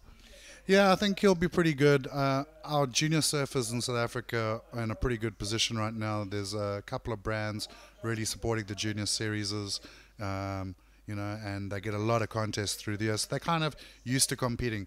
In some ways, more used to competing than our open surfers, who actually have less comps at the moment in South Africa. So Slade's a pretty calm individual. He doesn't really get too rattled, and I think he'll be fine. He just needs to, knuckle down and find that wave. He's got the bag of tricks. He's got the power. So let's see if he can pull it out. CJ, of course, he's got all the experience in the world. I don't think he'll be too stressed out. Well, pretty impressive when you compare those surfers coming from completely different regions.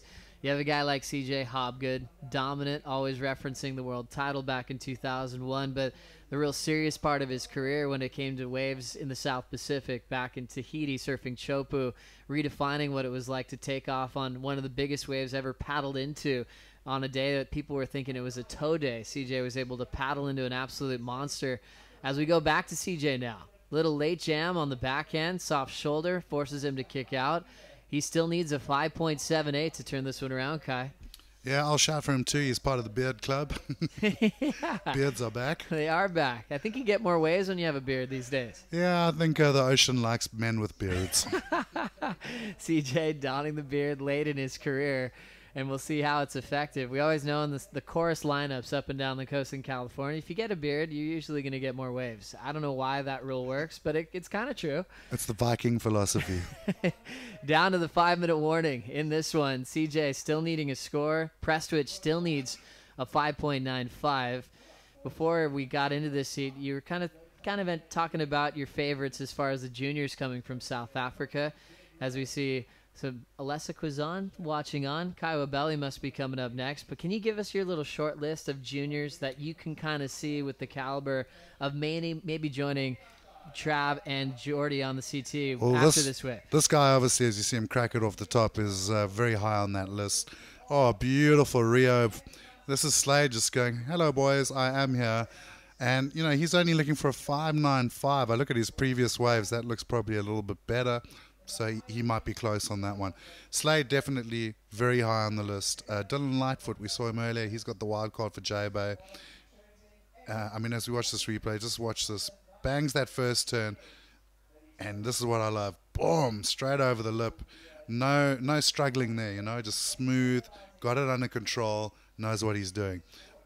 Dylan Lightfoot, absolute. I mean, I call him our own Mick Fanning. He really reminds me of Mick. Has that same sort of rail line approach to surfing, very fit, very focused. Shane Sykes, bit of explosive factor. Davey Funzel, you know, the guys watching are seeing them in action. And here we go, look at this. Pulling into another pit, Jonathan Gonzalez loves getting barreled, makes another one. Big snap off the top, would have been a huge score if he could have came down with that huge big turn right when he came out of the tube. Gonzalez was already in second. He was hoping to better a 4.9. He's picking off some bombs, some solid size out here on day two as we'll check out the replay. Yeah, well, he took off and just knew straight away this one was going to tube. Stalled, pulled in, did really well to come through the chandelier there. And, you know, if you just held on to that turn, he was in first place probably and through the heat. Unfortunately, bogging it and, you know, from hero to zero in this game. And he'll leave the door open just a bit because we're still anticipating scores from the last of Slade Prestwich, who's looking for the score. We'll get one more look on the replay from Jonathan slowing down on the takeoff, Kai. Yeah, he did really well to read this one. And you see there was just that little gap as he was coming out and he just poked through it. And that was such a good turn too. I don't know what happened there. He looked pretty solid 3/4 of the way through and then just losing it on the way down. So we'll see if that mistake ends up paying for Slade. Slade's still waiting for his score to come through. A little two-turn combo with one air reverse. Needs a 5.95 with that wave to take Jonathan's spot in second. DeCarmo still out front. Numbers dropping for Prestwich as we look at the replay. Looks like it might be enough here. Yeah, it looks like the scores are coming. You know, not the biggest turn that first one, but he went right up into the lip, which the judges would have liked. And just look how easily he throws that tail around. Beautiful Rio.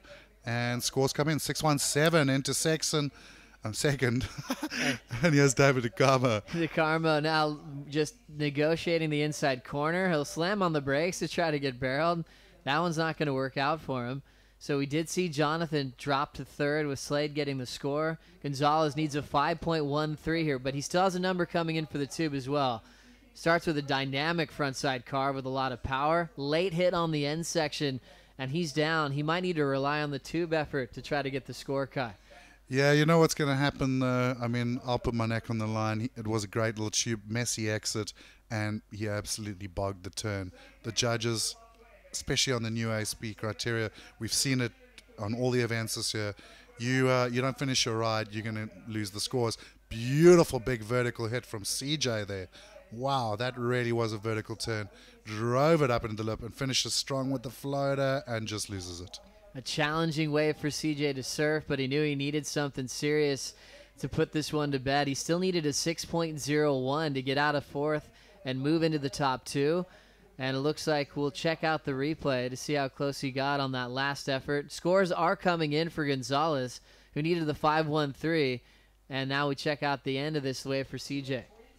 Yeah, CJ, well, it would have been better if he had held on to that last turn. And, oh my, Gonzalez gets the scores. So my patriotism maybe got the best of me a little bit there. But he gets a 5.93, so it was super close, and the judges just giving it to him. So Jonathan Gonzalez, 2 tubes, good for 2 solid scores. He had a 6.87 for his carve down, the layback power carve into the barrel. Gets a barrel but falls on the first turn, but it didn't matter. It was enough to get back into second. Prestwidge going down in third in the opening round, and CJ Hobgood scores coming through. He's going to end up short as we lose a former world champion from the draw. Our heat winner, David DeCarmo, continuing his dream year in 2014 on tour. Yeah, he's having a great year, and good one for the guy from Canary Islands. You know, he didn't give up on that heat, worked hard and got the score. Slade, you know, he's young, he's got plenty of time, he'll take that as experience. And CJ, well, CJ's just going, I'm on my way to Jabour, what do I care? That's right, CJ Hobgood is going to recover quickly and head down for the WCT. And tough to lose Slade Prestwidge. We know he's got a ton of talent and a big future here in the sport, and looking forward to see him later on in the stretch as we have completed the opening round of competition here at the Mr. Price Pro. We have a new reseeded format here in the round of 48, and looks like we're going to try to get through the first 8 heats. On deck in the first one, Kai, we have a couple Brazilian representatives, 3 of them actually, with Caio, Tomas, and Alex, and we'll have Aritz Aramburu from Spain. Yeah, what you called it? You saw his girlfriend, Kaya, in this heat. She'll be screaming from the beach. And Aritz really looked good yesterday. His game plan was actually the smaller waves, and it paid off for him, and also got one of the nicer tubes of the day. That's right. Aritz Aramburu currently on the WCT. It's kind of like his second coming. He fell off the tour on his first effort, and then he had to work pretty hard to re-qualify. He hasn't had the best results on the CT yet this season. Coming down to Jeffreys Bay, what do you anticipate from Aritz down there? Well, he's an interesting surfer because he's on the forehand, which is always an advantage at supers. I mean, you just have to look at the scorecards to know that. And he's got a really good style, and he knows how to do a power turn. So he could, on paper, do really well at supers, but supers is one of those waves. Some guys take years to master it. I mean, you look at Annie Irons. Annie was a shocker at Jabour for his first few years. Absolutely hacked it. Then came and spent a bit more time at the event, and suddenly he was winning the event. So I think I've seen Aritz a couple of times at Jabour. He's never really stood out for me, so we'll have to see what he can do.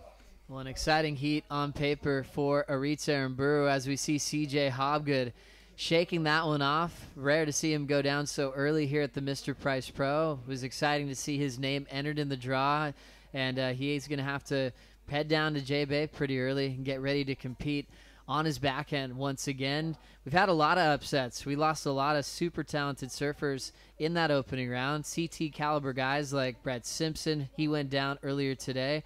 We also lost Glenn Microhall, a former event champ. Former event champ Pat Gadauskas also out of the event. So you never know how the round of 96 is going to end up sometime.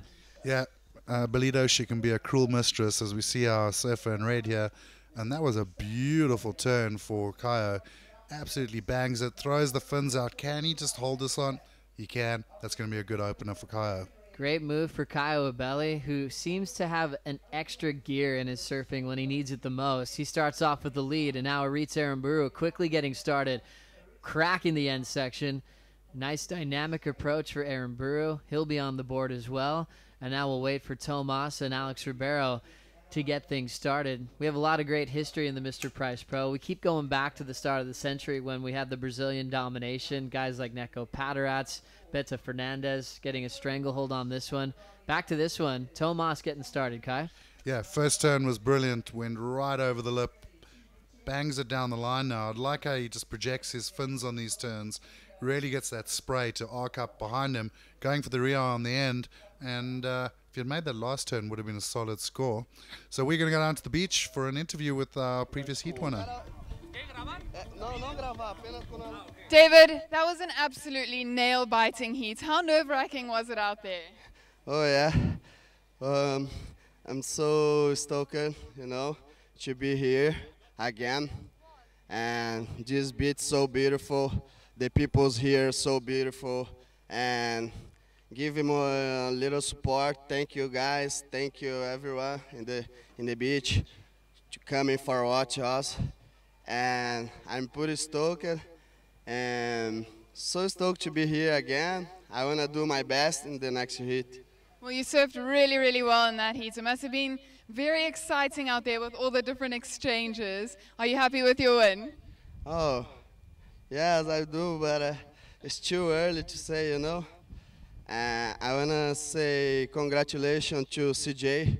He's world champion, and so happy to compete with him. It's my first time, and thank you everybody in the beach. Stay here and look for the show, the other surfers, and enjoy the beautiful day. Thank you. And is there anything you want to say to your family watching back home? Oh, thanks for the opportunity. Obrigado, Brasil. Obrigado todos que estão na torcida, meu patrocinador e todos os brasileiros que estão aqui competindo. Muito obrigado a todos. Valeu. Awesome. Thanks so much. Great surfing out there. Back to you guys in the booth. Thanks, Andy. So great to hear from David DeCarmo. He's had some epic post-heat interviews this season in 2014 and takes out a world champ for the second time this year. As we look at the replay from the start of this run, Kai Wabeli once again. Kai? Yeah. Flings it up into the white water there. Did really well to hold on to that. That second turn was the money turn. Banged it up into the lip and then just finishes strong on the end there. And yeah, David, unbelievable. One of the most chillaxed guys on tour. That's right. Just enjoying the sunshine this beautiful day. David DeCarmo is a legend. It's cool when you dive into the Brazilian story a bit more because you have so many guys representing a really massive country that are from different areas. Like DeCarmo is from the same turf as Adriano de Souza. He came from humble beginnings, got a chance to qualify for the Brazilian team to compete overseas, and went to World Junior Champs in Australia, where the local community, that was very poor, was able to fund some money together to get David DeCarmo overseas. He didn't do well in that event, but it just fueled the fire for him to compete as a pro surfer. Now we're seeing this all fall into place now in 2014. Yeah, well, I sometimes feel like there's some really big similarities between like the South African scene and the Brazilian scene. We see the kids here yesterday. Let's just watch this. It's Aramura, ease off the back. We saw the kids down from Durban yesterday, with Tom and the crew from, Surfers Not Street Kids, and Jordi and Timmy Reyes giving them some firewire boards. And watching the junior series here in South Africa, you're seeing some of those kids like in Thando Msibi, like killing it, like really surfing well. And they, to me, are very similar to the Brazilian kids. They don't have a lot. They come from these pretty rough backgrounds, and surfing's their way out, man. They want to make the most of it. They want to get out there. And that's why they are so hungry. They just want to win. They want to prove that they can be world champions and win world tours, and more importantly, help their families, Pretty impressive story, Kai. We'll watch Kai Wabeli real quick, right out in front. Blitzing that off the top, challenging sections, but he's got a ton of control. He finally has to put his hands up because he's feeling it. Now Tomas. Yeah, Tomas, whoa, beautiful first turn there. Just putting that rail down the line and then bangs it up into the lip to finish. And I really like that one. That was two solid power turns there, putting that rail through the water and making sure his fins are attached properly. Pretty amazing exchange. Tomas is so smooth. Former winner of the Azores Prime last year. Starts with a 5.67. Kyle with a 7.33 on his last wave. Aaron Brewer with a 4.83. And now just waiting for Ribeiro's turn. He'll have first priority with 22 minutes remaining. Let's check out the drift replay, Kai. Yeah, so you see him bang that straight up into the lip, that first turn. And he did well. He hit that little funny section, got the second turn. This is the one he was happy with, though. Made it over that big exploding low tide section.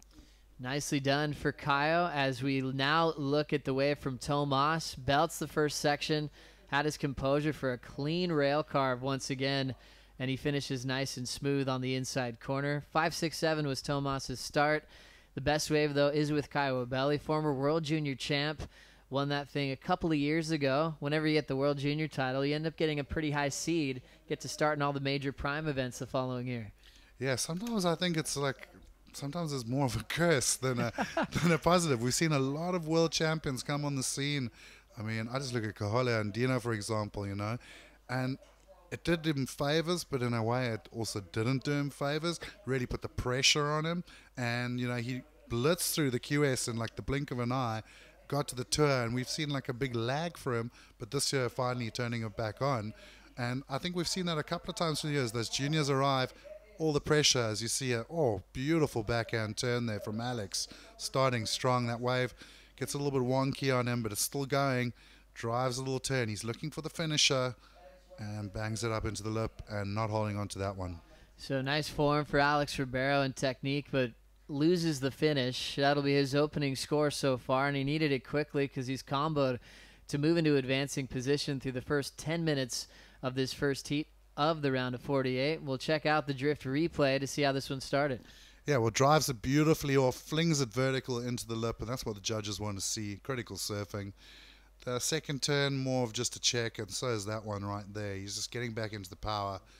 And if you had held on to that last one, I think you would have been looking at a solid score. I mean, you got a 4.0 on the first wave, and here we go, surfer in white. I love that first turn. Just really power carved it. Beautiful flow. Now he bangs it into the lip to finish off, and he was pretty happy with that one too. Pretty amazing technique from Tomas Hermes. He gets rewarded an 8.17 for that form off the top, belting the first section, using his entire rail on the second hook. He's up into second.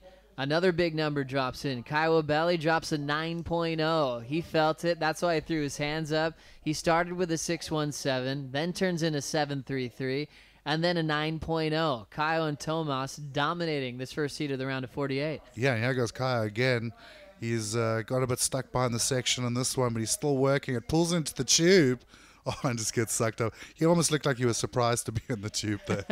Crazy section there. Kyle always admits his favorite thing is to get barreled, and he said sometimes he accidentally tries to pull in on everything. 1 foot sections, 8 foot sections. All he wants to do is to get barreled more often than not.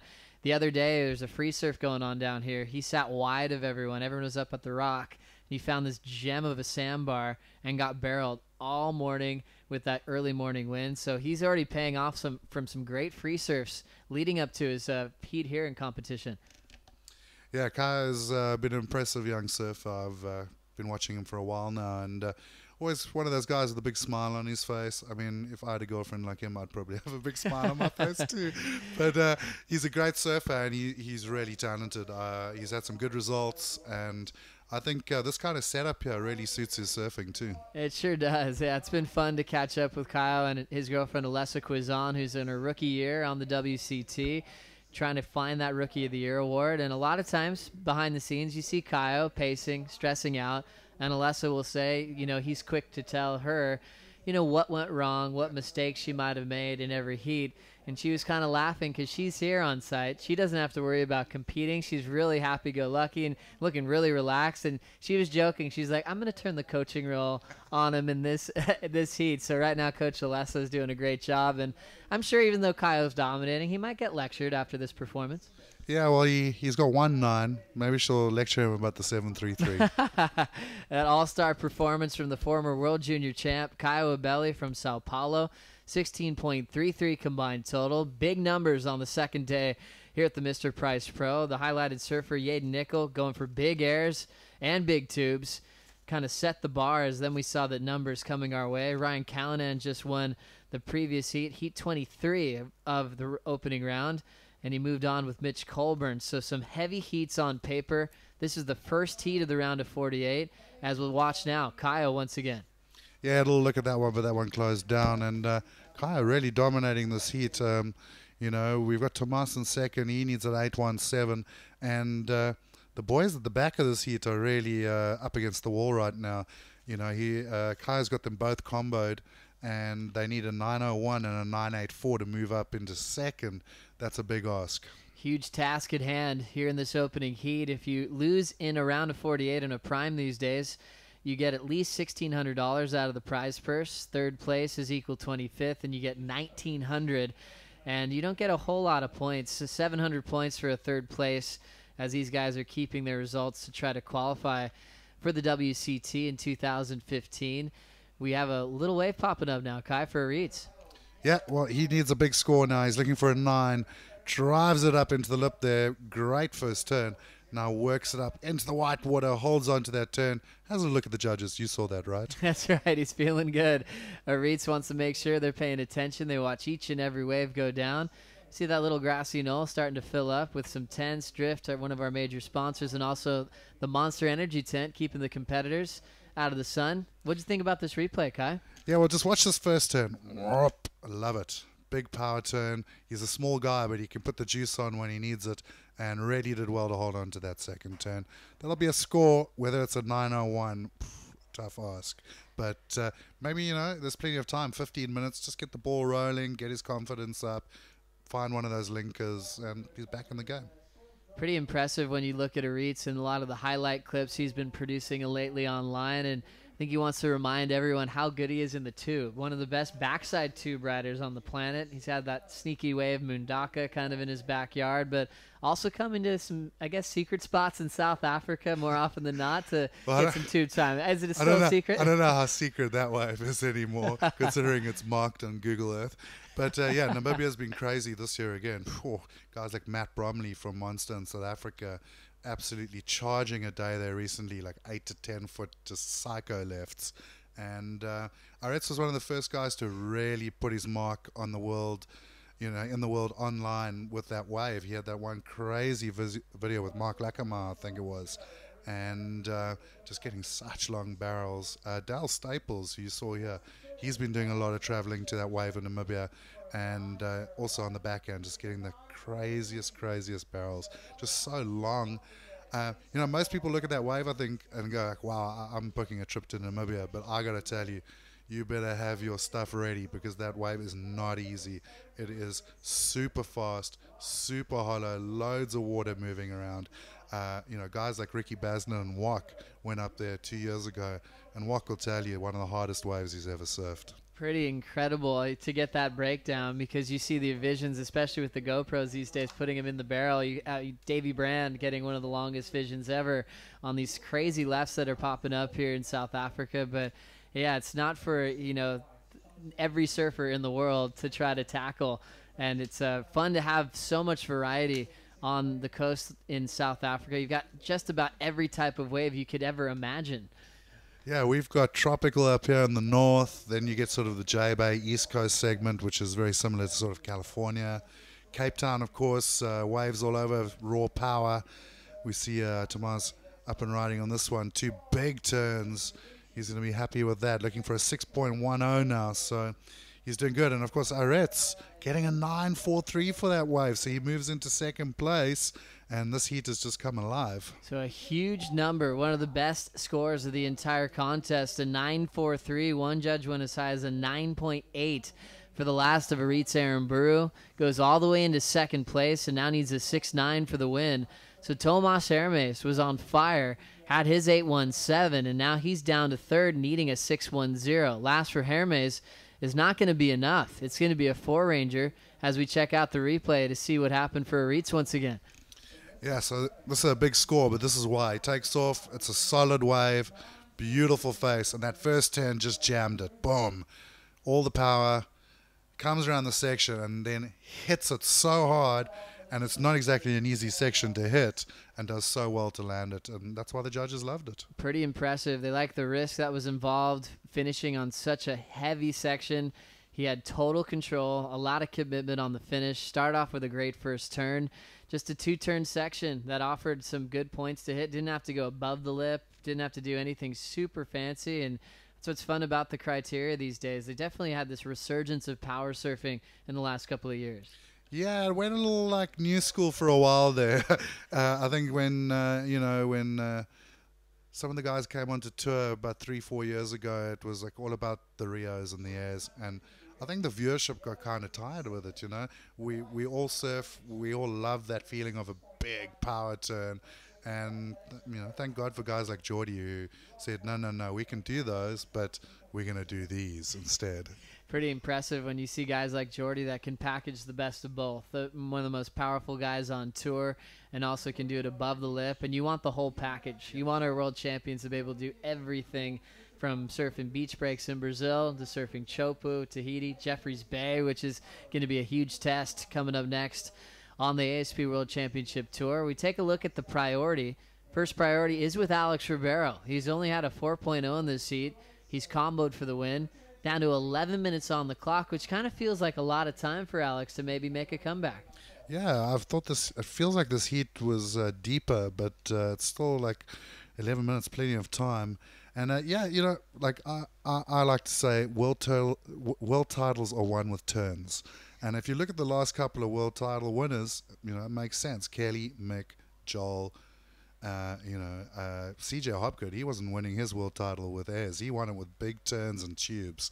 So the 2 T's. Grums, 2 T's. The airs are all good, but don't forget those big power turns. They are what makes a great surfer. Well, it's an interesting point you bring up, Kai. You kind of saw how Mick Fanning started redefining his surfing as he was getting older, stronger, more fit.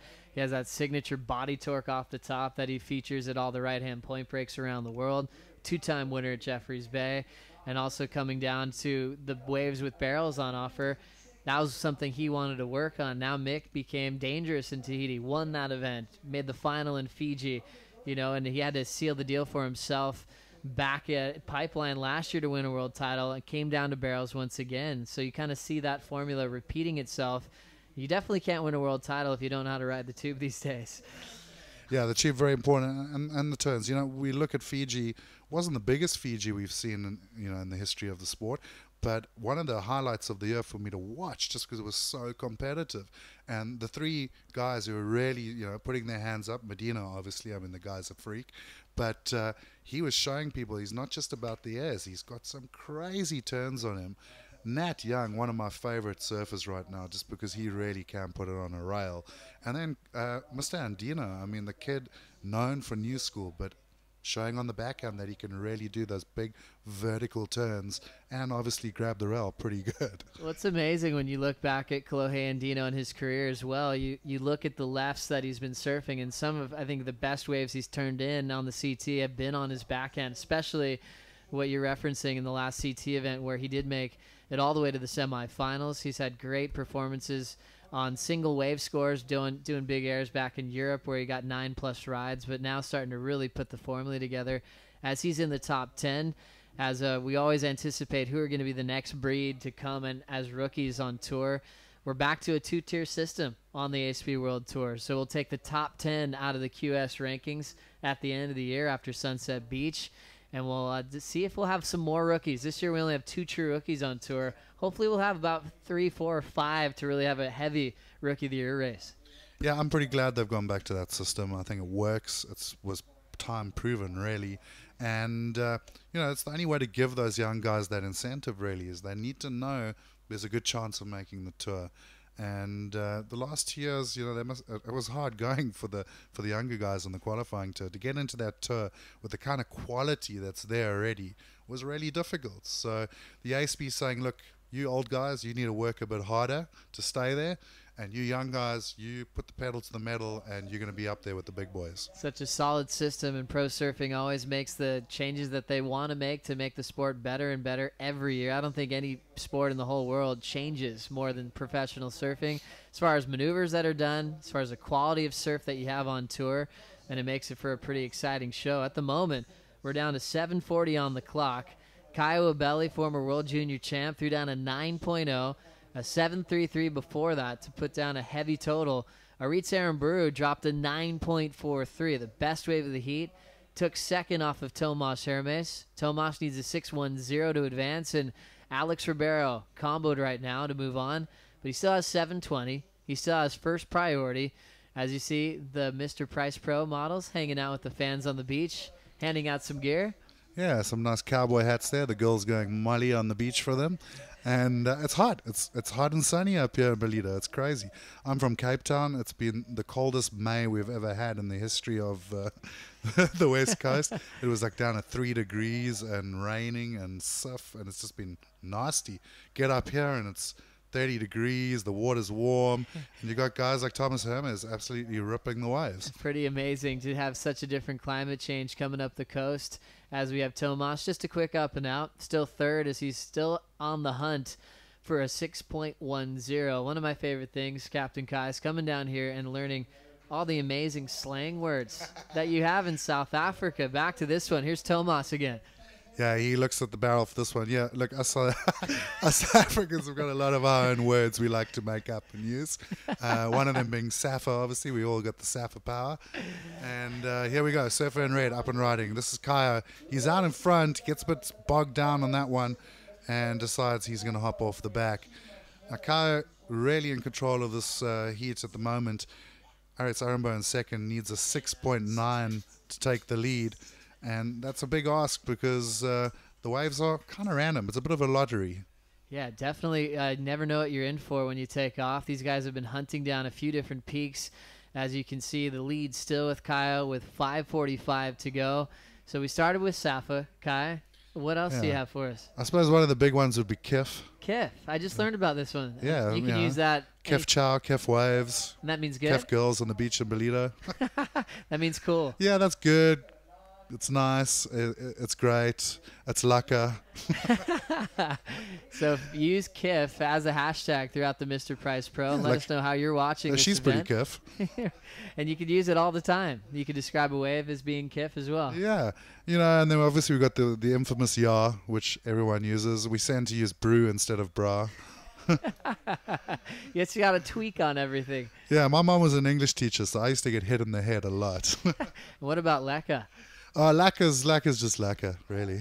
It's one of those words that's been around for years. I think a lot of the internationals come here and have a good chuckle about it, but it's slowly but surely permeating the world. It's getting out there. Oh, it's a pretty epic thing to learn the whole slang. We're passing the 5-minute warning here in the first heat at around a 48. One more question for you, Kai. Jordi Smith recently worked on a signature model at Channel Islands, and he called it the bunny chow. Well, dude, if you're up here in Ballito, Durban area, and you don't eat a bunny chow, shame on you. Interesting piece of history. The bunny chow in the old days on the sugarcane farms, as we see Mr. Ribeiro going crazy on this wave. 2 beautiful turns. He's comboed at the moment, though, so I don't know if this is going to be enough for him. With 4 minutes to go, would have been beautiful if he landed that air. So, yeah, back in the day, sugarcane farms obviously everywhere here, and the laborers who worked on those farms, the Indian guys would make curry for everyone for lunch, but they didn't get plates, and they had to bring their own plates. And then one day some enterprising young man came along, and he had his half loaf of bread, and he thought, oh, let me just pull the inside out. You can put the curry inside, and I don't need a plate. I can eat my plate. And the curry bunny was born, and hot Durban curry and a nice fresh white loaf. I mean, I'm on the carb-free diet at the moment, but I'll suck it up and eat a bunny chow while I'm here. Oh, man, sign us up, Kai. Well done. Can't wait for a bunny chow. It's about lunchtime here in South Africa as we see Tomas Hermes going for a tail-high reverse. He nails it. Explodes on that first section. Still has an inside corner to work with. He'll rip one back in the pocket.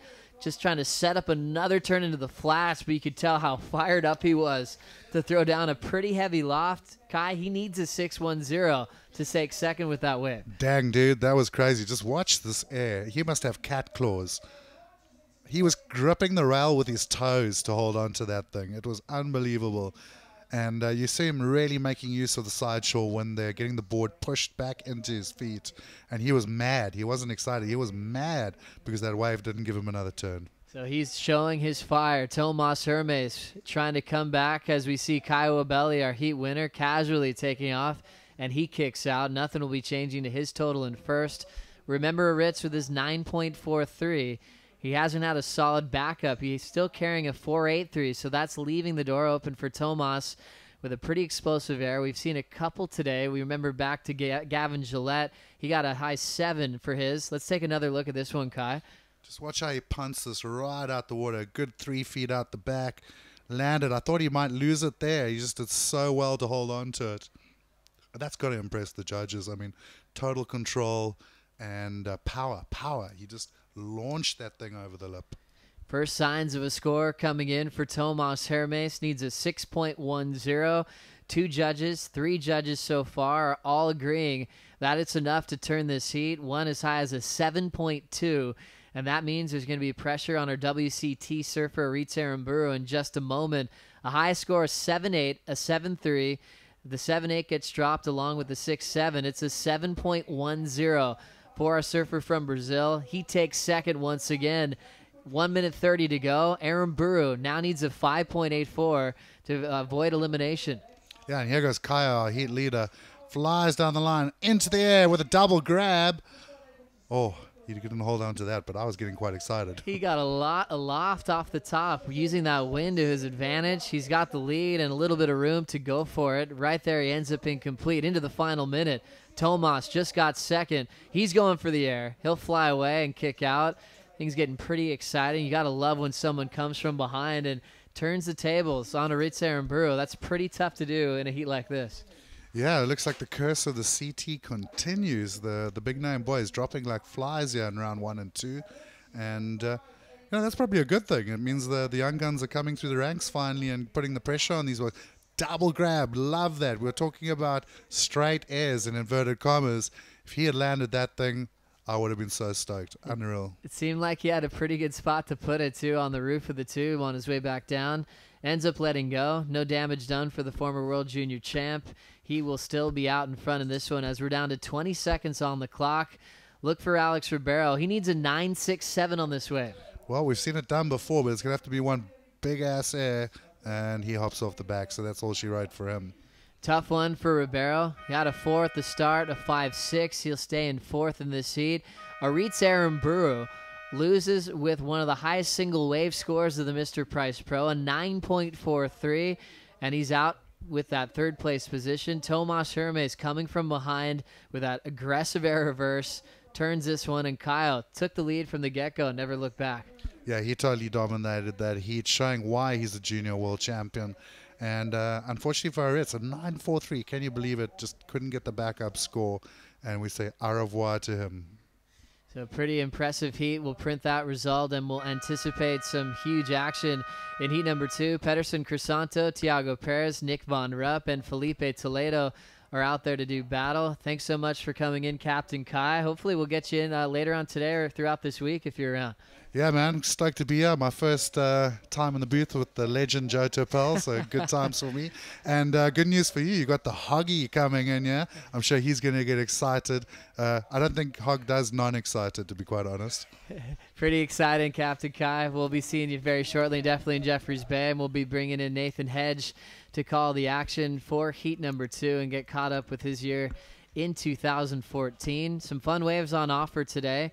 Interesting day 2 of competition. We've had a much different look on this lineup than we had yesterday on the opening day with groomed wins, and we have had more size today throughout all the action. We probably have about 6 more heats to go before we leave the beach. And we'll get started with the first wave here real quick as we will bring up the replay, and Hedgie will get all set up in the booth. It is Nick Von Rupp. Nathan Hedge, welcome to the booth, my friend. Yeah, awesome, Joe. Thanks, mate. Awesome to be here. It's some good punchy waves today. Nick Von Rupp just smashing on the backhand on that first ride. Yeah, nice little start for Nick Von Rupp. He's been making a big name for himself the last couple of years, surfing some crazy slabs over in Portugal. They've got a lot of great waves on offer over there. Yeah, that whole coastline, you know, they're blessed with swell and so many different setups, and it's really, you know, sprung to life. We've known Portugal's had good waves and coastline for years, but just the last few years has really put themselves on the map. Having a look now in the red jersey, Pedersen Crisanto takes a drop and kicks out. Not a whole lot on offer there for Pedersen. As we anticipate this heat, we obviously have a CT guy with Thiago Perez and also Felipe Toledo. How different are the waves from yesterday? We're seeing some big numbers come through today, Hedgie.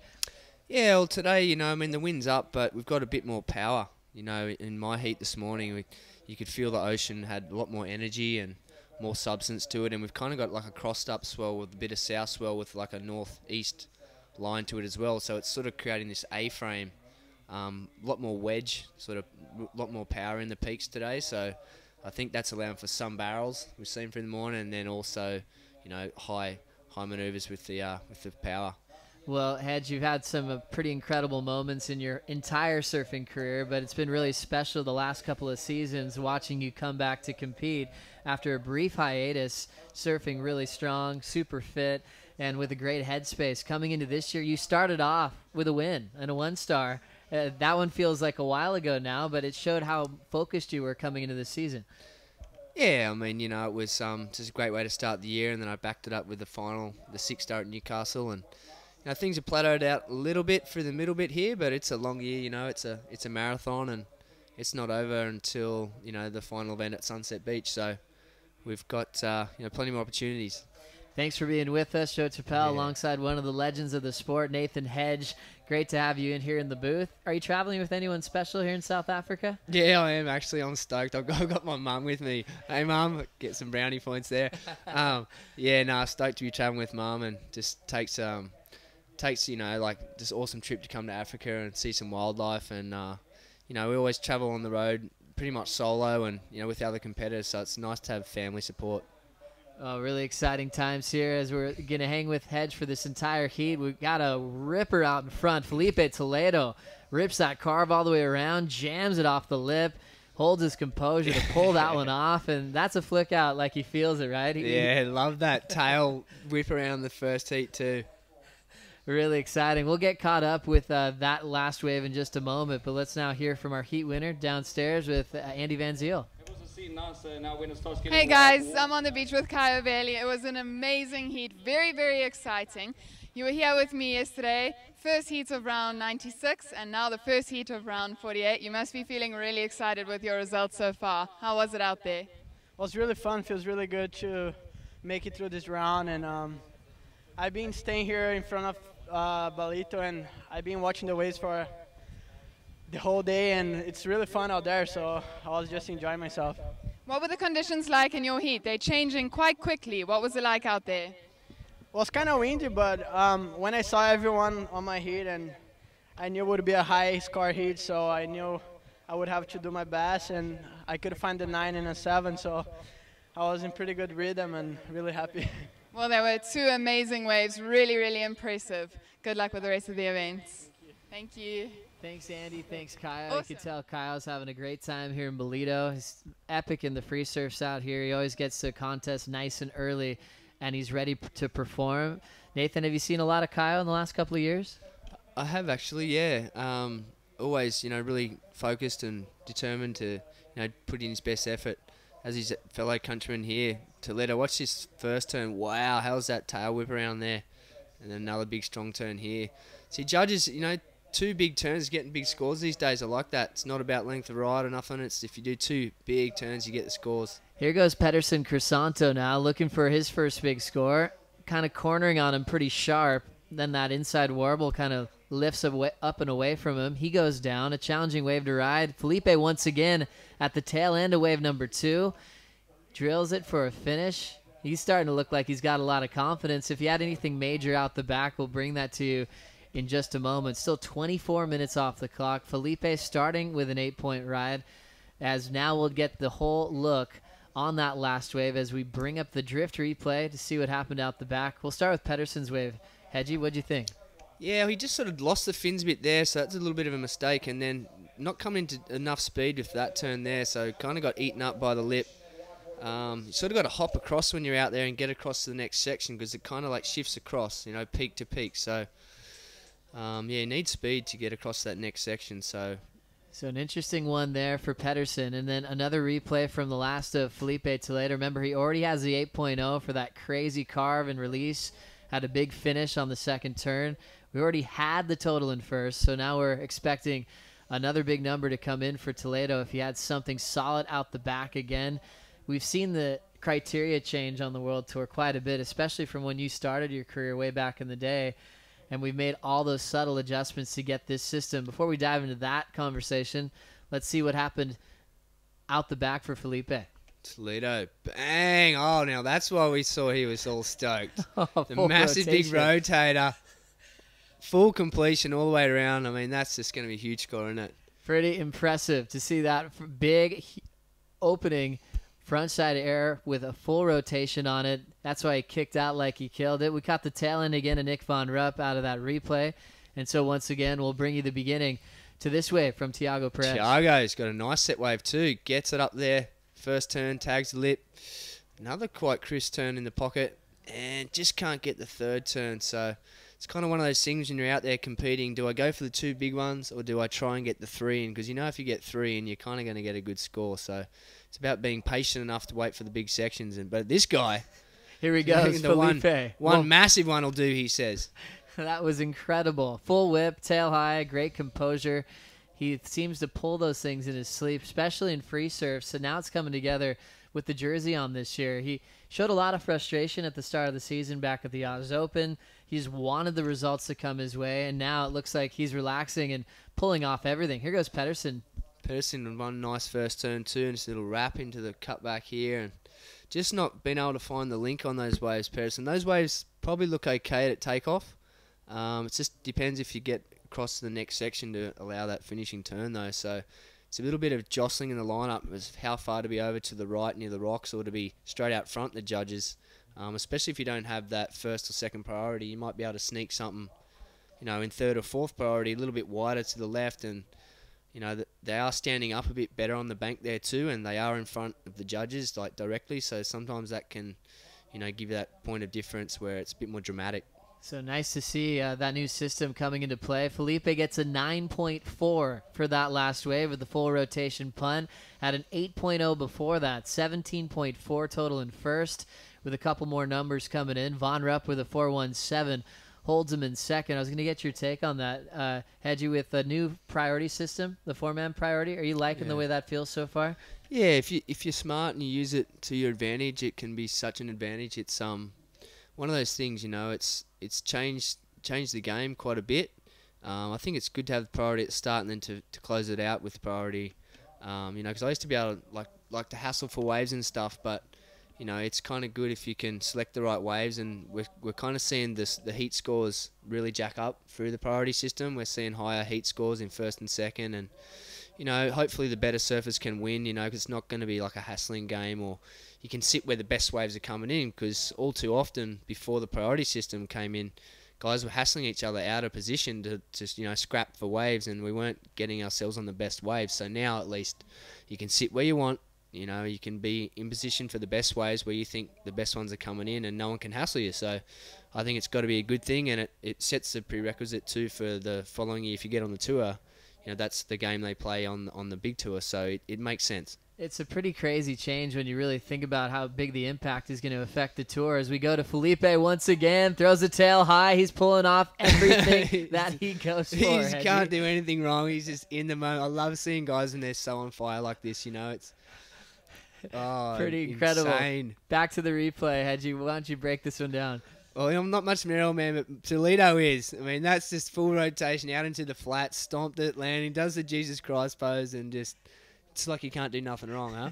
Everything going his way. The judges aren't wasting any time. Straight tens. We will have our first perfect 10 of the Mr. Price Pro. Here's the slow-mo. Look at this. Is he skateboarding, or what's he doing here? Look at this.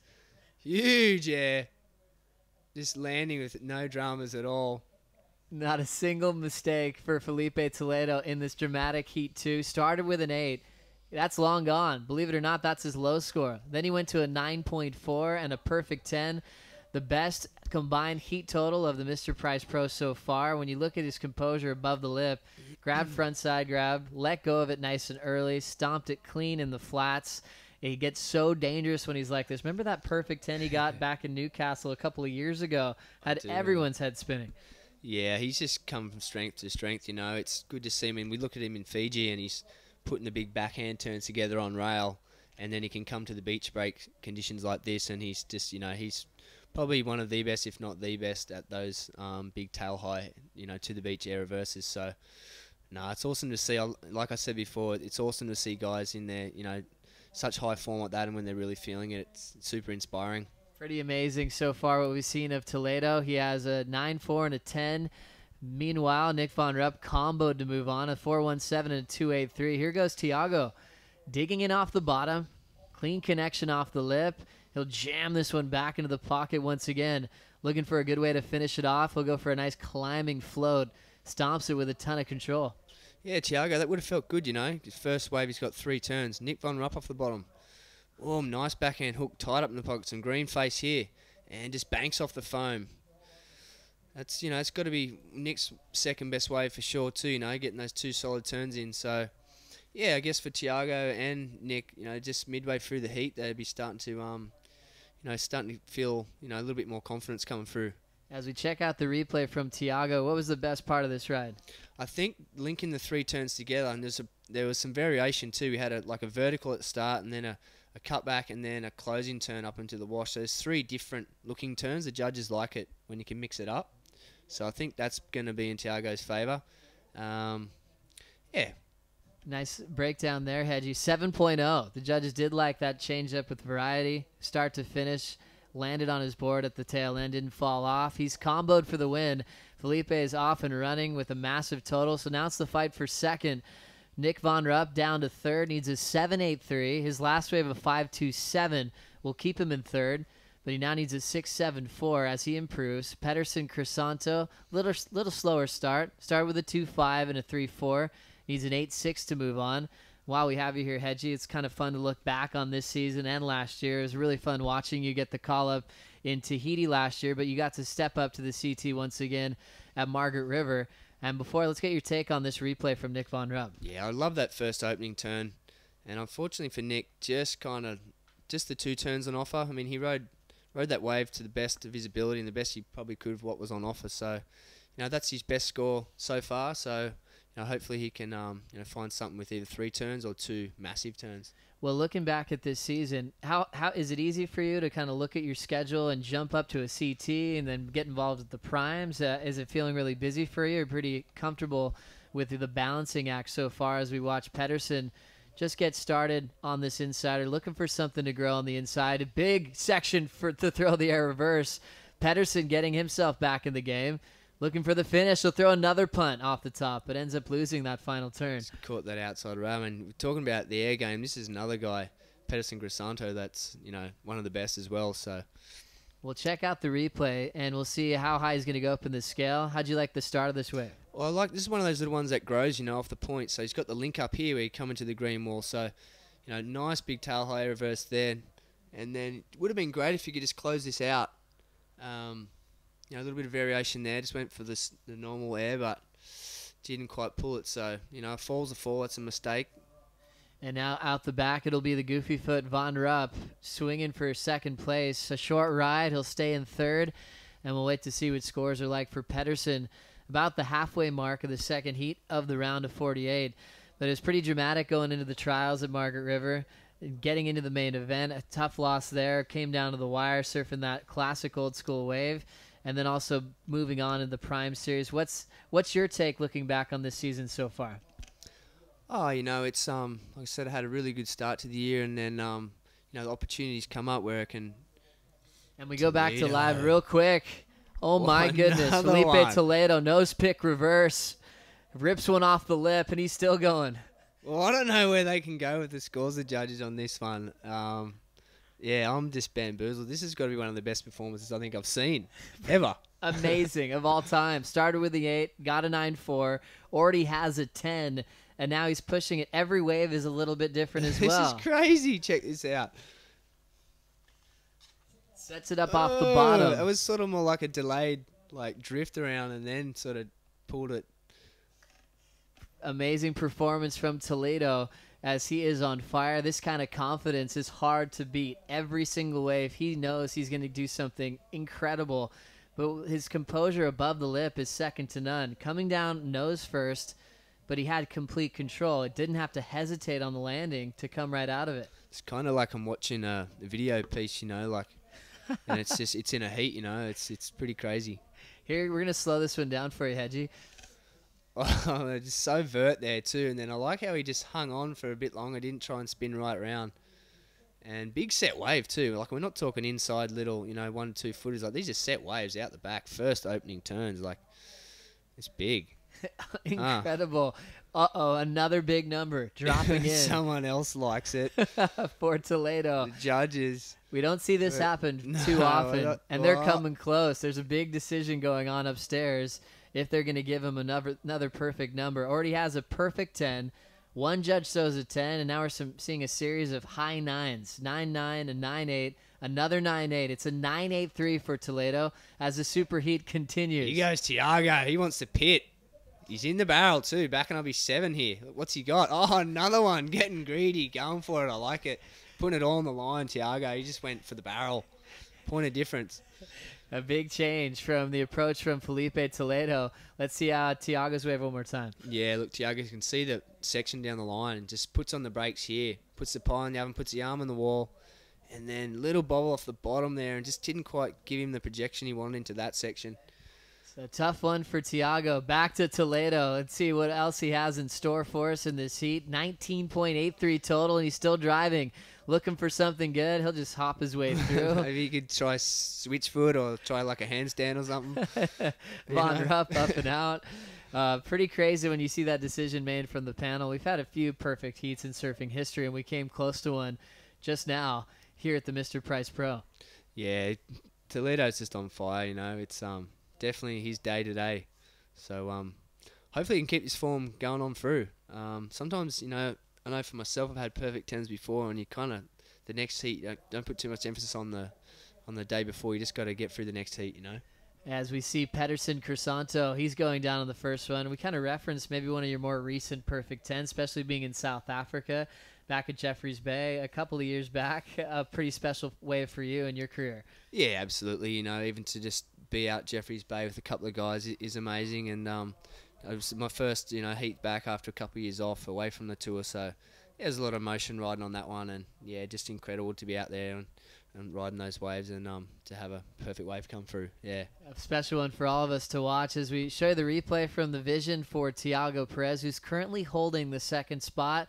We see the WCT guys dominating this heat so far. Tiago had a 5, a 7, and a 6-0. Pedersen got a 6-6-7 on his comeback with that throw tail reverse to the beach. So Pedersen needs another one of those waves to take Tiago's spot.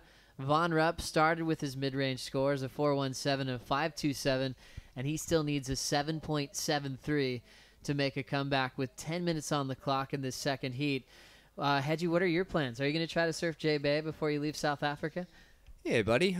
Like I was saying before, I'm blessed to have my mum with me here, and so we're going to see some of the sights, you know, go to one of the game parks tomorrow up the north coast, and then head down to Jeffreys for a couple of days and get a few waves there before the big pro event there starts next week, and then maybe check out Cape Town and, yeah, just make the most of it, you know. This life on the tour won't be forever, so I just make the most of it while I can, and, you know, like I've got family with me, so we just, you know, check it all out and, yeah, just enjoy. South Africa is such an amazing place, and I'll do some training in amongst that and, yeah, just keep the head high and just push on for the rest of the year. It's really great to see how we've got to live through these ups and downs competitively with you, and you've had some close calls this year especially. What's the learning curve like that for you with a ton of experience coming into this part of your career? How do you push on to the U.S. Open? Well, I think just, you know, keep doing what you can do, control what you can control, keep ticking the boxes, do all the little things right, and, you know, just hang in there as long as you got yourself right and your equipment right. And, you know, surfing's one of those sports where it doesn't always go your way no matter how much effort or, you know, you can be doing all the right things, but sometimes the results don't come your way. But, you know, you just got to hang in there, and then you just never know, the next one could be yours. So it is a long year, and they only count your best 5 results, so it's not over till the end of Hawaii. And, yeah, you know, I mean, the bigger picture for me is I've had some perspective, you know, got more gratitude for just being able to surf and be healthy, and it's not all about the results, you know. I swore this time around I wouldn't make it about the results or how I was doing on tour or what sponsors I had, or it's not really about that. It's about, you know, the friends you meet, how healthy you are, and you know, what legacy you could leave behind or what message to the Groms you want to leave, you know. So that's sort of more important to me these days. Well, it's pretty special message there, Hedgie, and I think you're noticing also, too, along with us on social media, you're getting so many amazing messages coming from around the world as we see a big exchange with that panned-out shot, catching up to Tiago with a clean carve as he buries the rail into the open face. He'll just throw a little off the top on the tail end as we're down to the 8-minute mark. So the battle for second continues. We'll see what Pedersen did on that wave in just a moment. But how's that been feeling kind of on the comeback to tour, getting so much support from people around the world watching you surf? Back to Toledo again, Hedgie. Yeah, well, he's just having fun out there, isn't he? You know, yeah, mate. I think it's been incredible, the support. You know, I think people love the underdog, and just sort of, you know, any positive stories people get behind you. It's been incredible, the support. You know, I've been doing it for a long time, and yeah, I've been quite blown away by the support. You know, yeah, it's pretty rad. Epic to see it all go down for you this year with 7:15 on the clock. You can see the fans starting to hang out. It's getting pretty busy down on the beach. Still pretty comfortable for the athletes to prepare in the competitors area. We'll still have 6 more heats to go before we potentially call it a day, but we've seen some of the biggest numbers go down the last few heats, but more specifically in this one. Here goes Pedersen now, looking for a huge air, tail high to the sky. Perfect lift off, and tried to pull that thing off. How's this air win for the natural footers? They're just loving it. And there's another score for Pedersen in there too, though. I want to see. He did a couple of big wraps. You could see in that more panned out shot. Maybe didn't work out for him, but... Yeah, we had that little rip that we had 2 guys up at the same time. Thiago had a wave, Pedersen had a wave, and he just could have thrown down one of the biggest airs of the season if he could have found a landing on that inside section. That was huge. He's obviously seen Philippe doing those massive airs, so... We'll see more sets coming, but we'll go to the replay. What do you think, Hedgie? Just perfect ramp. Look at this. Straight into it. So much speed. Look at that. It's 10, 12 feet up above the air. And just, very surprised he didn't handle that one. He did all the hard work. It's just going to be really frustrating for him, watching that one back over. But it's not over yet. Felipe Toledo just kicking out. Racetrack section. He'll get out of there out the back. Still has 6 minutes on the clock. He got a perfect 10 earlier for a clean full rotation punt. Got a 9.83 for a nose pick version. And now we'll have a replay of Nick Von Rupp. Nick Von Rupp. Big drawn out bottom turn. Like he's off the wall in Hawaii on that one. And just not happening. A challenging wave to ride for Von Rupp. He's staying active, though. He's caught 8 waves so far in this heat as we approach the 5-minute warning. Thiago Perez still holding down second with a 7 and a 6-0. Pedersen needs a 6.34 as we thank everyone watching the event so far. We can see a bunch of the competitors hanging out. The Brazilian contingent talking it over with Tomas Hermes. We did lose Jesse Mendez in the first round. Another one of the shockers we saw in this contest. Yeah, each heat's so difficult and tough, It's a lot of the big guys, from the CT went down as well. So, yeah, this round 96 format, prime events, there's no easy heats. It's all gnarly. Every heat is pretty heavy. We also lost Thiago Camero on the right side of your screen. William Cardoso, the giant killer that had an amazing performance at Bells Beach a year ago, is getting the shots because the fellow Brazilians are putting down a highlight reel in this heat. Yeah, you're going to take some snappies back home with him. It's a good way to set up your Instagram right there. Get a high-tech camera like that one. And Cardoso getting those images for all the Brazilian contingent. It's always a fun one to watch, Hedgie. Yeah, I love the passion, amongst the Brazilian camp. It's awesome to see. It's super fun to watch. 4:20 on the clock here. Toledo, his last few waves hasn't changed the score line, but it hasn't changed the theme. The most dominant performance maybe of the season so far as we look at that 9.4 that he's throwing away and 8.0 that he's throwing away. Yeah, crazy. What an all-star representing Ubatuba, Brazil. He's getting ready for Jeffreys Bay, the next stop on the CT. We notice first priority is with Thiago Perez. Pedersen Crisanto is on the bottom of the list, but he doesn't need much to turn this around. Here comes a wave for Thiago. Oh, Thiago just wants to back up that 6-point ride. He can knock that one out. He'll be in a way better position.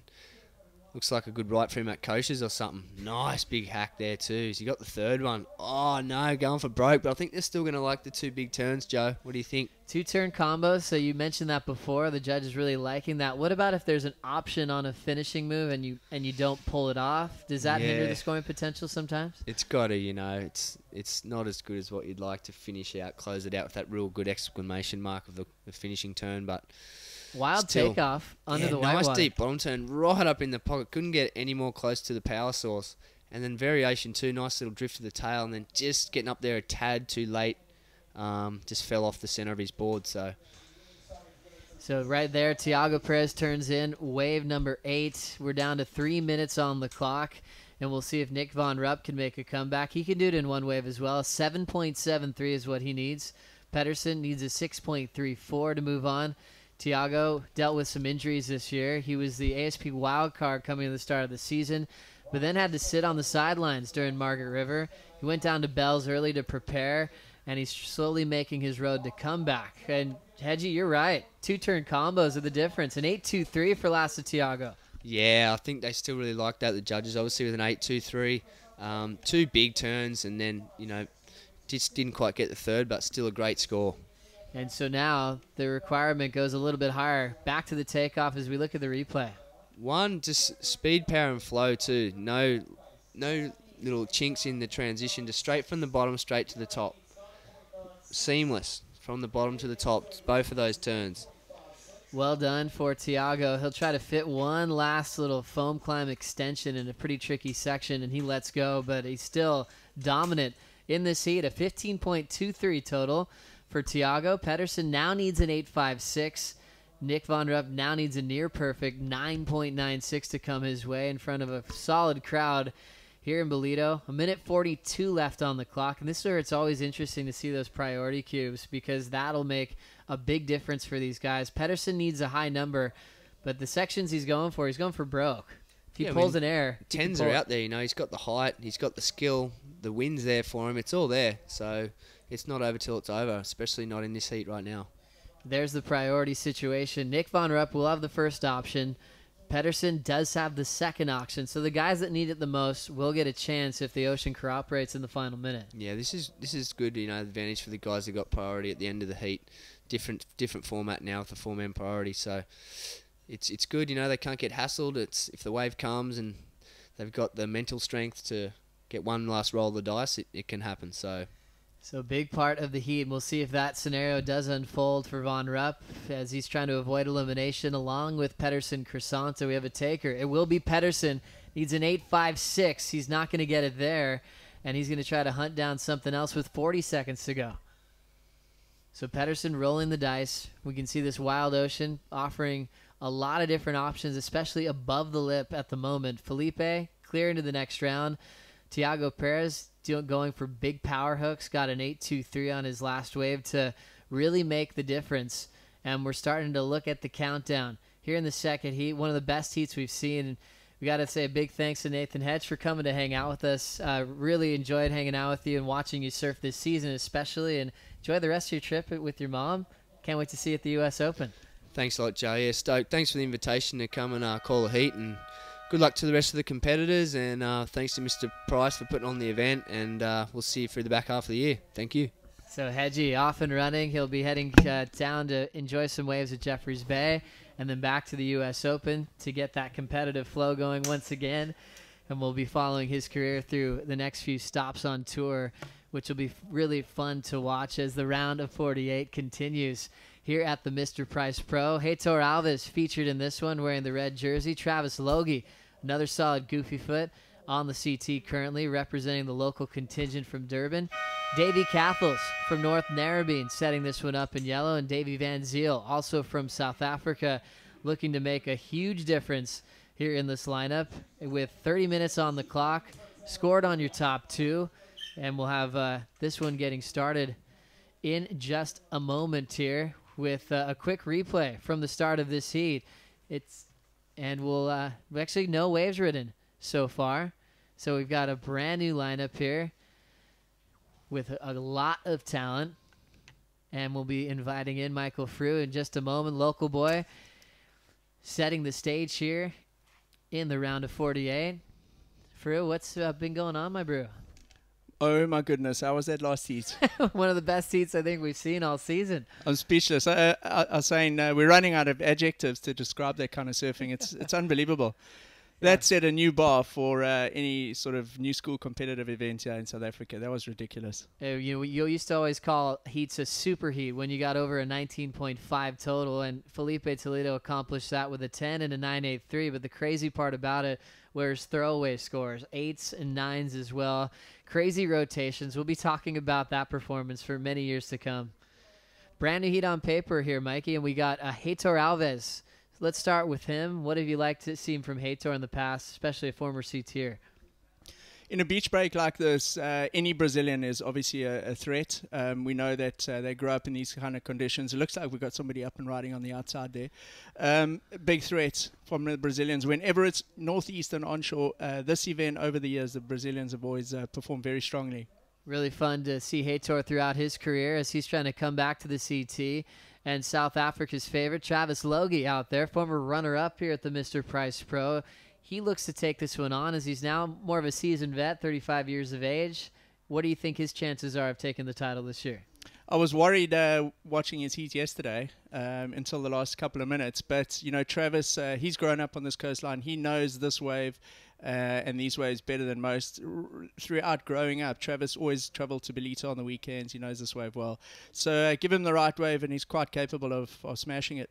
Really fun to watch Travis as well the last couple of seasons. We'll now check out the drift replay. It is from Heitor Alves racing that first section.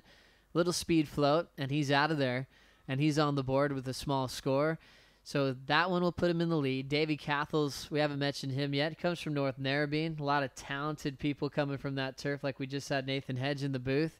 As well now, we had another wave ridden. Let's see what happened to Trav here. Up and riding, that's Travis, a replay of his wave. It was quite a frothy one, Joe. Manages to get a couple of turns in. Look at that. That's what Travis is so good at. When it gets a little bit frothy like that, he's got such a low center of gravity. Those little chops don't really bother him, and he manages to squeeze in a couple of turns there. His opening wave looks like it could be one of the highest scores of the heat so far. So far, so good for Travis Logie. And was Travis kind of spotted up in Ballito growing up? Would he make the drive up here to surf quite a bit? He definitely was. Travis is what we call a townie, though. Travis grew up at Dairy Beach. He was one of the Groms there. He went through all the normal Grom abuse at New Pier. Oh, no. Grew up with guys like Simon Nicholson, Warwick Wright, and Davey Weir. But obviously, Travis, one of the real standouts, and he's been a stalwart on the tour for many years. And such a nuggety performer, but Travis's determination, coupled with his skill, just makes him unbeatable sometimes, especially in these kind of conditions when it does get a little bit tricky.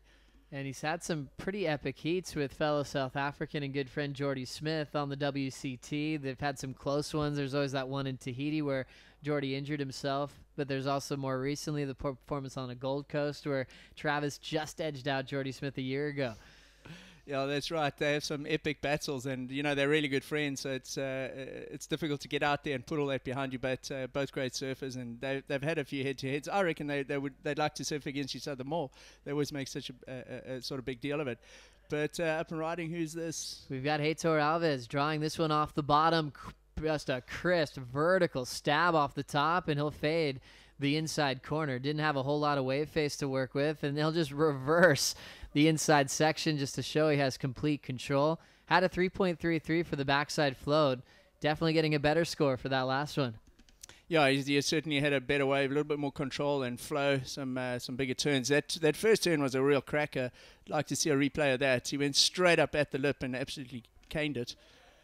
As we'll check out the replay here, what's your take on this first turn? All right, look at that bottom turn. Sets it up, smashes it past 12 o'clock. Nice vertical re-entry. That's what the judges are looking for. You know, you always talk about that first maneuver. He set it up nicely and ended with a little reverse there just to throw a little bit of new school into the mix.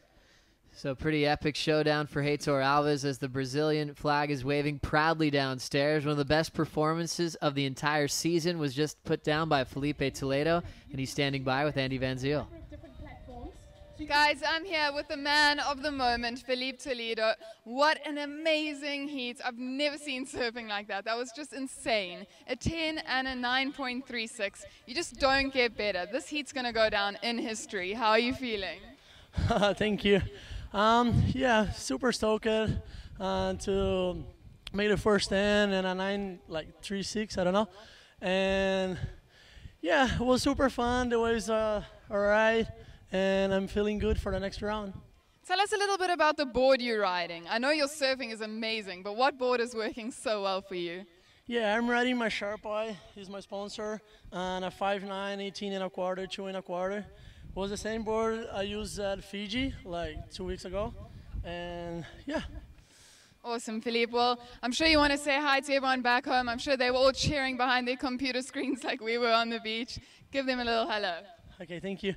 Queria agradecer a toda a galera que está online aí de madrugada no Brasil. Obrigado pela torcida e continue mandando a vibe aí. Valeu.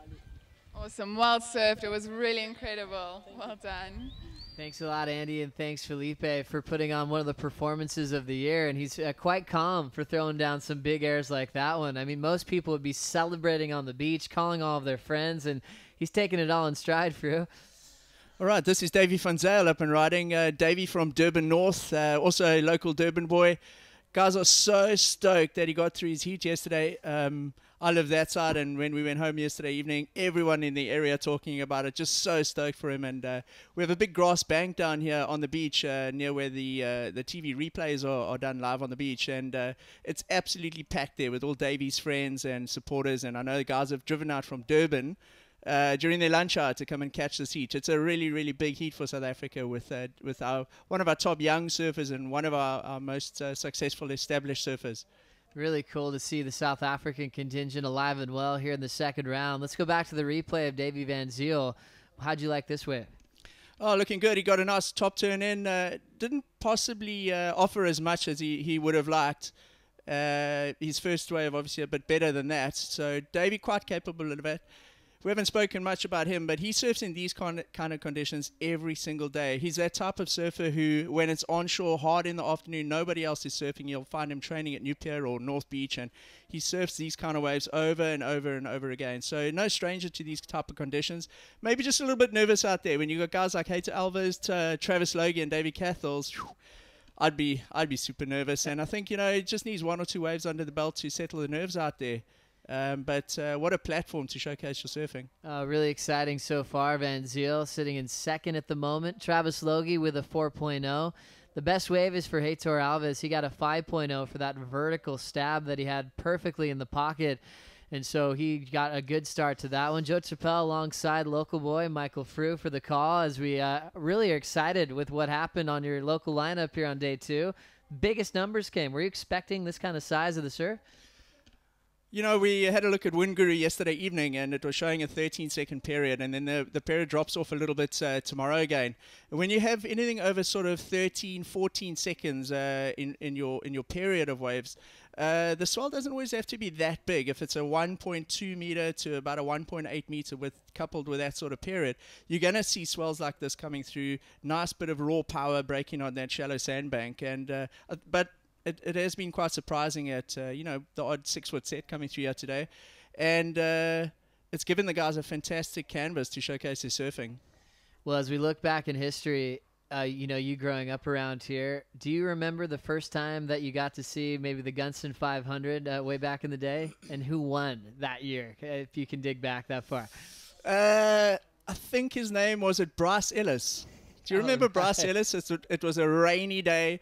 My mom and dad took us down there to watch the surfing. We had to stand in this tiny little tent while they had the prize giving because it was raining so much. And I think he was against Derek Ho in the final. And Bryce Ellis won. And I went back to my own beach and we tried to do those Derek Ho re-entries. That wasn't that pretty to watch, but he got the job done. That's so epic. Going way back in history. So it was obviously a big part of growing up here in South Africa, watching some pretty epic showdowns of legends like Derek Ho coming back here early in the day. The Hawaiians had a pretty good connection with this big event going back in history. Talking about the Hawaiians, walking around the event site earlier, all the previous winners, the whole of the Mr Price Pro tower is dressed in pictures of the waves and the winners of previous years. And amazing to see old Andy Irons, a big picture of him and his brother Bruce, who both won this event. And I was looking at it, 2004 is when Andy won, which was 10 years ago.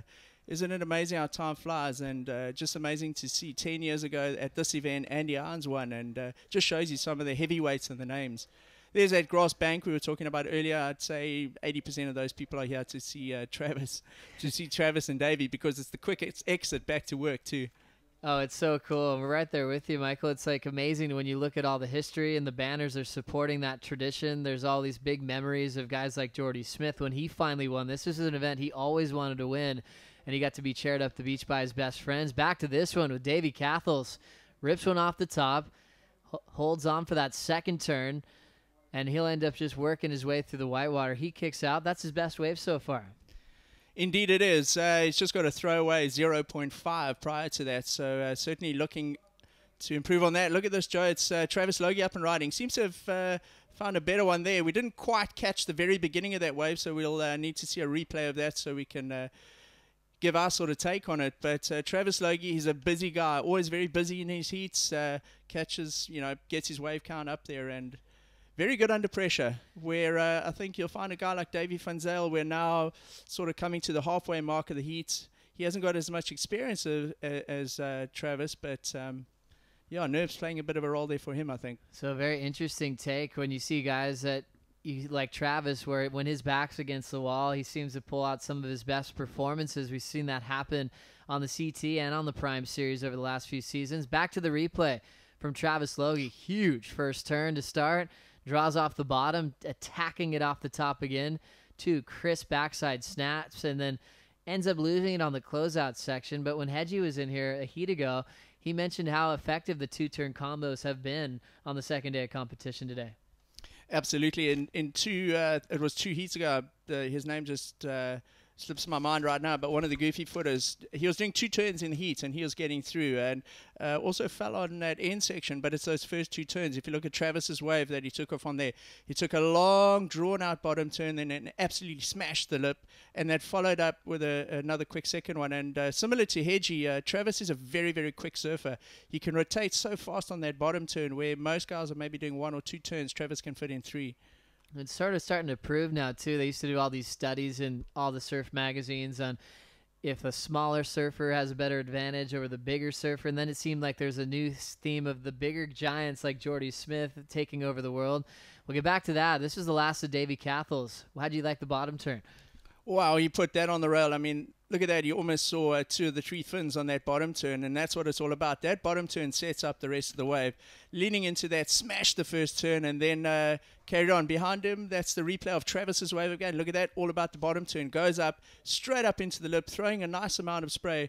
Those first 2 turns were good. Even though it was a bit of a soupy wave there that Travis had, he managed to squeeze in those 2 turns. And Joe, looking at his score there, is... he's got a 0.37 that he's looking to throw away. So if you know anything about judging, he's probably got that in the bag. No worries for Travis Logie. He definitely will be moving into the top 2. He only needed a 1.8. We'll find out how high up he goes in just a moment with still 16 minutes on the clock. The panel upstairs, an international panel. Head judge Pratamo Wrench from Australia. We have a local judge, Jono Hutchinson, on the panel once again. Local shaper as well. It's always fun when you look at the shapers in different regions around the world. We have a lot of local shapers that really hook up a lot of competitors at a lot of the different venues, like at Lower Trestles. You get to see a lot of mayhems out there. Who are some of your favorite shapers here in this region of South Africa? You might recognize a guy, or look at this. This is Travis. This is live action up and riding. This is a much bigger wave, but Joe, that's a little bit of a flat one. Goes into the flat section on that bank, and Travis is straight back out there. Yeah, but to come back to the shapers, you want to call this one? Real quick. Heitor Alves getting really active. Sizable wave. Snaps it off the top in some clean water, then belts the whitewater section, but kept his line in the face the whole time. The judges should reward him. Next wave, quickly to Van Zyl. Wow, that was a nice free fall floater. Cracked the lip and free fell down into the flats with it. So Davy Van Zyl setting up his first turn there, and it looks like it was quite a good one. A real flurry of action there. A lot of waves, very similar kind of waves. So it'll be up to the judges to determine who had the better of that exchange in terms of that first maneuver. Those were all very short waves. Travis had one, Davy had one, and I think Cathell's had one too, eh? That's right. So everyone getting involved. And then Heitor Alves with his wave, he was able to pick off a wave that had a ton of size. He had a lot of open face to work with, was able to finish on his board, never seems to get rattled even when there's a bumpy section coming his way. Now here goes Cathell's, Phew. Cathell's into their bottom turn combination again. Gets the first turn down, more of a speed check. Oh, look at that. Nice big frontside air. He was sitting on the beach watching Filipe Toledo, and I think he was just waiting for the right little ramp there. They've seen what the judges are awarding big scores for today. We've seen a couple of barrels in the sort of 8.5, almost 9 range, but we've seen a 9.6, a 9.5, and a 10 in the airs. And as we look at the replay here, Phew. Yeah, we go again. So it just sets up...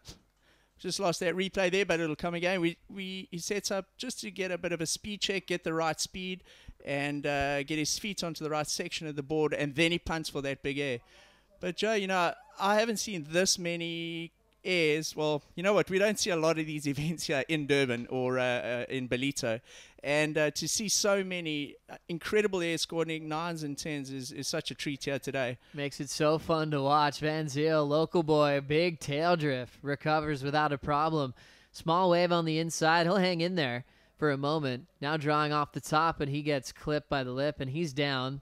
Van Zyl looking for a 7.43 to move into the top 2. Heitor, meanwhile, gets a 7.17 for his precision on his last wave. Let's see what happened here for Davy Cathell's. Yeah, this is that wave where he managed to do the air at the end. So look at this. He sets it up, gets his feet into position, goes for the rotation and lands it. Not such a clean landing. He does land on his board and sort of kicks out. And, yeah, that's what the judges have been rewarding pretty high today. So we'll have to see what they thought of that.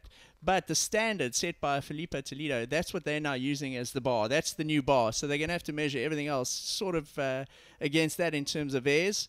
And what they're doing against their fellow competitors in a heat, eh? That's right. As we check out another replay, this was Heitor Alves on the 717.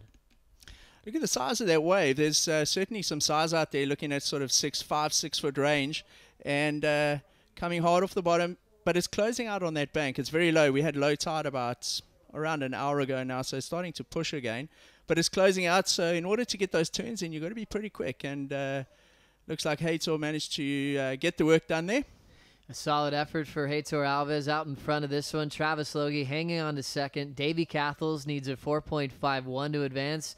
And Davy Van Zale needs a 7.10 to get out of the round of 48, to get more out of the prize purse and the money. But you were kind of reflecting on the air show that we've got to witness on the second day of competition. We didn't have too many airs yesterday, just a few. But today it's been the major theme. And you kind of look at the World Tour as well. You don't really see him as much as we kind of were seeing him a couple of years ago. There's been the return of the power carve. A lot of the venues around the world on the WCT not are always favoring the air game. And even when you go to beach break conditions, it doesn't always have the air wind. So we didn't really get to see that big showdown happen at the beach breaks we've had so far. And now it's all coming back. Felipe Toledo flexing and showing why he's one of the best in the business at going above the lip. Up and riding, that's Davy Cathles now. He's got a good-looking wave. He's managed to get 2 turns in. Bangs a re-entry there on the inside. This wave is a lot better. It's had a nice wall ahead of him. Allowed like a couple of turns there. Had a good open face, and that's more like what we normally see here at Surfers. It opens up and wraps around through to the inside. Wasn't the biggest wave, but it does hold up for him. Look at this. Replay from Cathles. Setup work and jams down off the top using that rail well. Timing off the lip was perfect. And then that little finishing section got a little messy, but he hammered it through to stay on his board. Needed a 4.51 to turn this one around. Travis Logie could be in trouble here. We're down to the last 10.5 minutes, and score's still coming in, but this is looks like it's live action. Heitor Alves, look at that. Vertical re-entry. Also quite a big wave again. Climbs that white water and comes unstuck. Just goes a little bit too upside down on that last re-entry of his. So some critical scores to drop in. Loss of Davy Cathles. But here's local boy Travis Logie. No stranger to pressure. Look at that. Vertical re-entry. Under the lip. Just doesn't manage to hang on to it, Joe. He has such a crazy spring off the bottom with that low center of gravity and tacks it off the lip, and almost thought he was going to come down with that huge hanger off the back end. We'll see how that changes the game, because it kind of felt like he really needed to ditch that 4.0 at this stage in the heat. Still 9:30 on the clock. Plenty of time for Travis to try to solidify that second spot, but there's a great interview on ASPWorldTour.com with Travis Logie, because he's had about every single result you could get here at the Mr. Price Pro. He's waiting for his moment to finally take a win. He does not want to go down in the round of 48 again. No, absolutely not. So, yeah, critical wave for him. We're still waiting for Davy Cathles' last wave as well. So let's see how that pans out. But, you know, talking about a guy like Travis Logie and Jordi Smith as well, down in South Africa, we only have these 2 big contests, and it's so important that the Billabong contest is back on the calendar for us. It helps with the morale of surfing in the country. The youngsters can map out a career, and it's incredible. You know, it doesn't matter what anyone says, but to watch this kind of surfing live is incredible, and to have talent like this from all over the world surfing is inspiring. Really fun to have these guys down on this turf. Here's Heitor, late hit on the backside climb. He's down.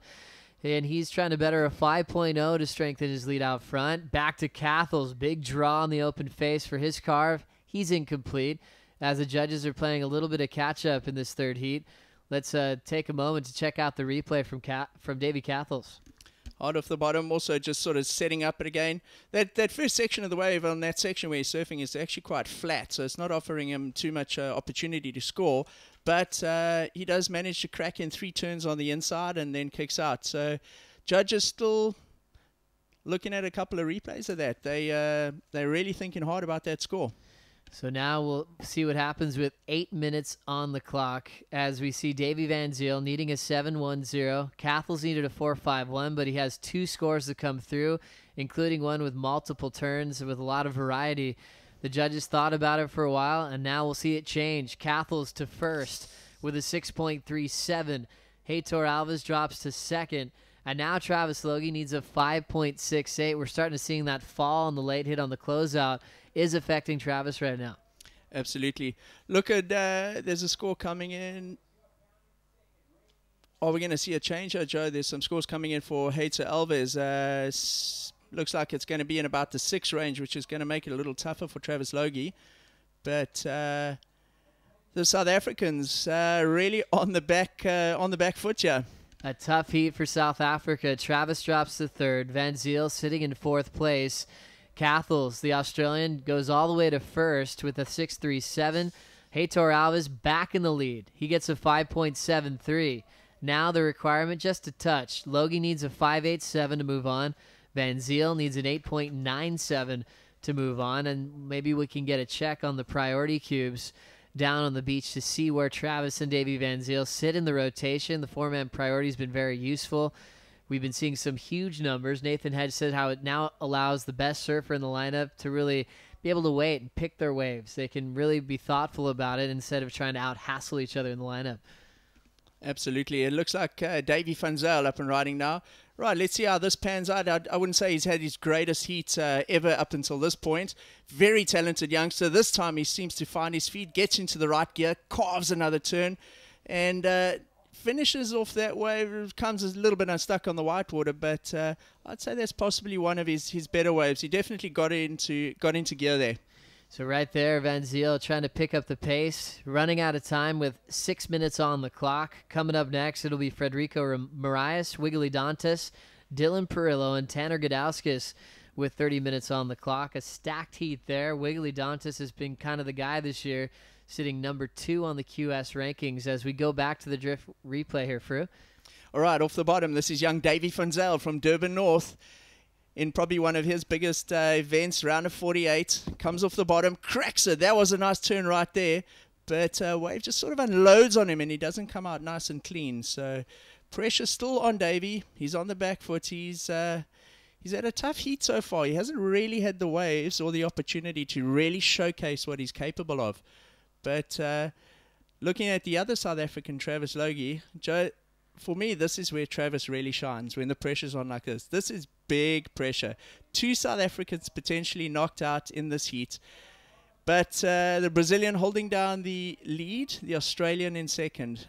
For me, I can remember so many heats when Travis Logie suddenly pulls like a rabbit out the hat at this point in the heat. So let's watch, see what happens. That's an amazing trait and skill set to have, especially in pro surfing, to be able to still keep your head down and believe in yourself to turn in a big number and not get rattled with the clock ticking away. I mean, you're up there and the announcers are, keeping you paced with the time, giving you the situation, going over the heat, so he knows the formula, and he needs a 5.87 to try to keep this dream run alive as Travis set his sights on trying to take a big win this year in 2014.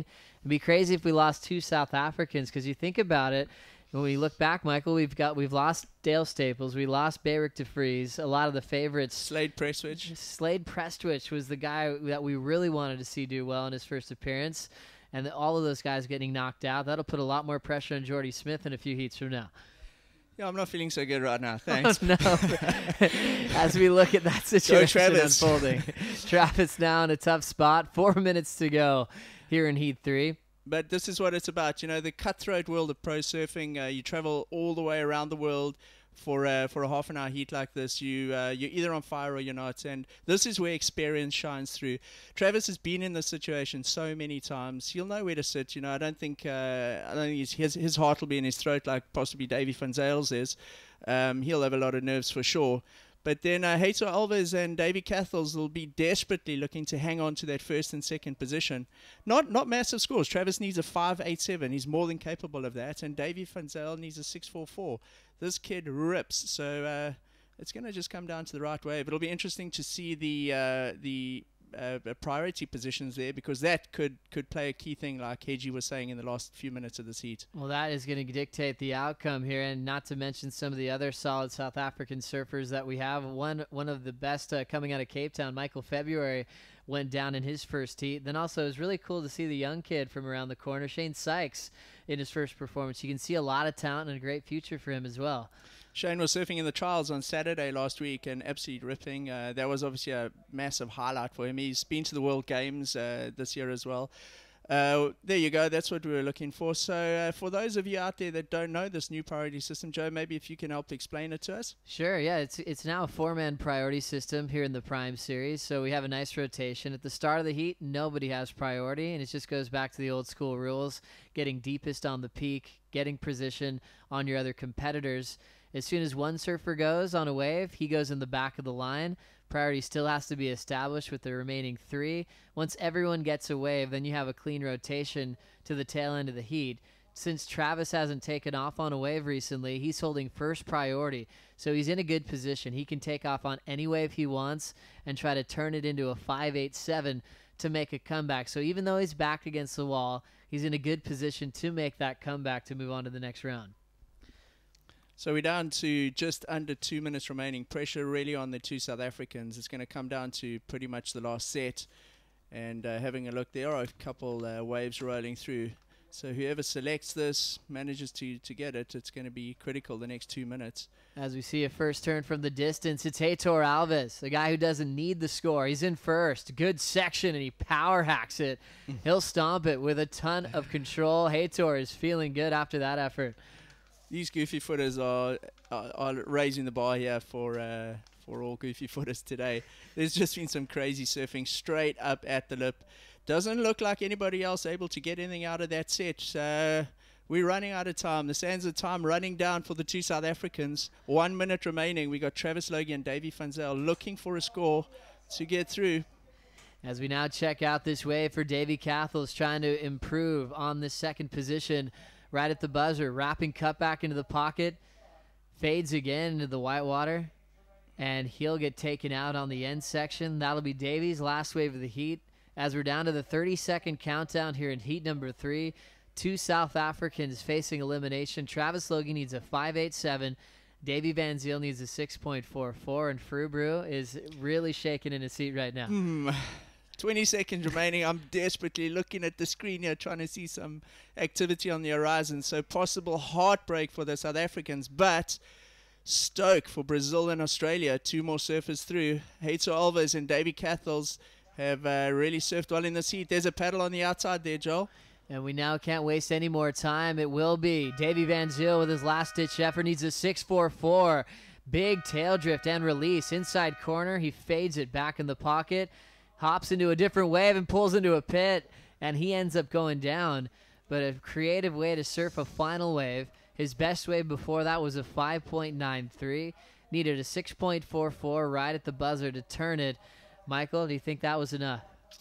I'm not sure if that was enough. You know, looking at some of the big scores that have gone down and the big airs and barrels, I'm not sure. Let's look at this. That's the replay of our heat leader, Heitor Alves.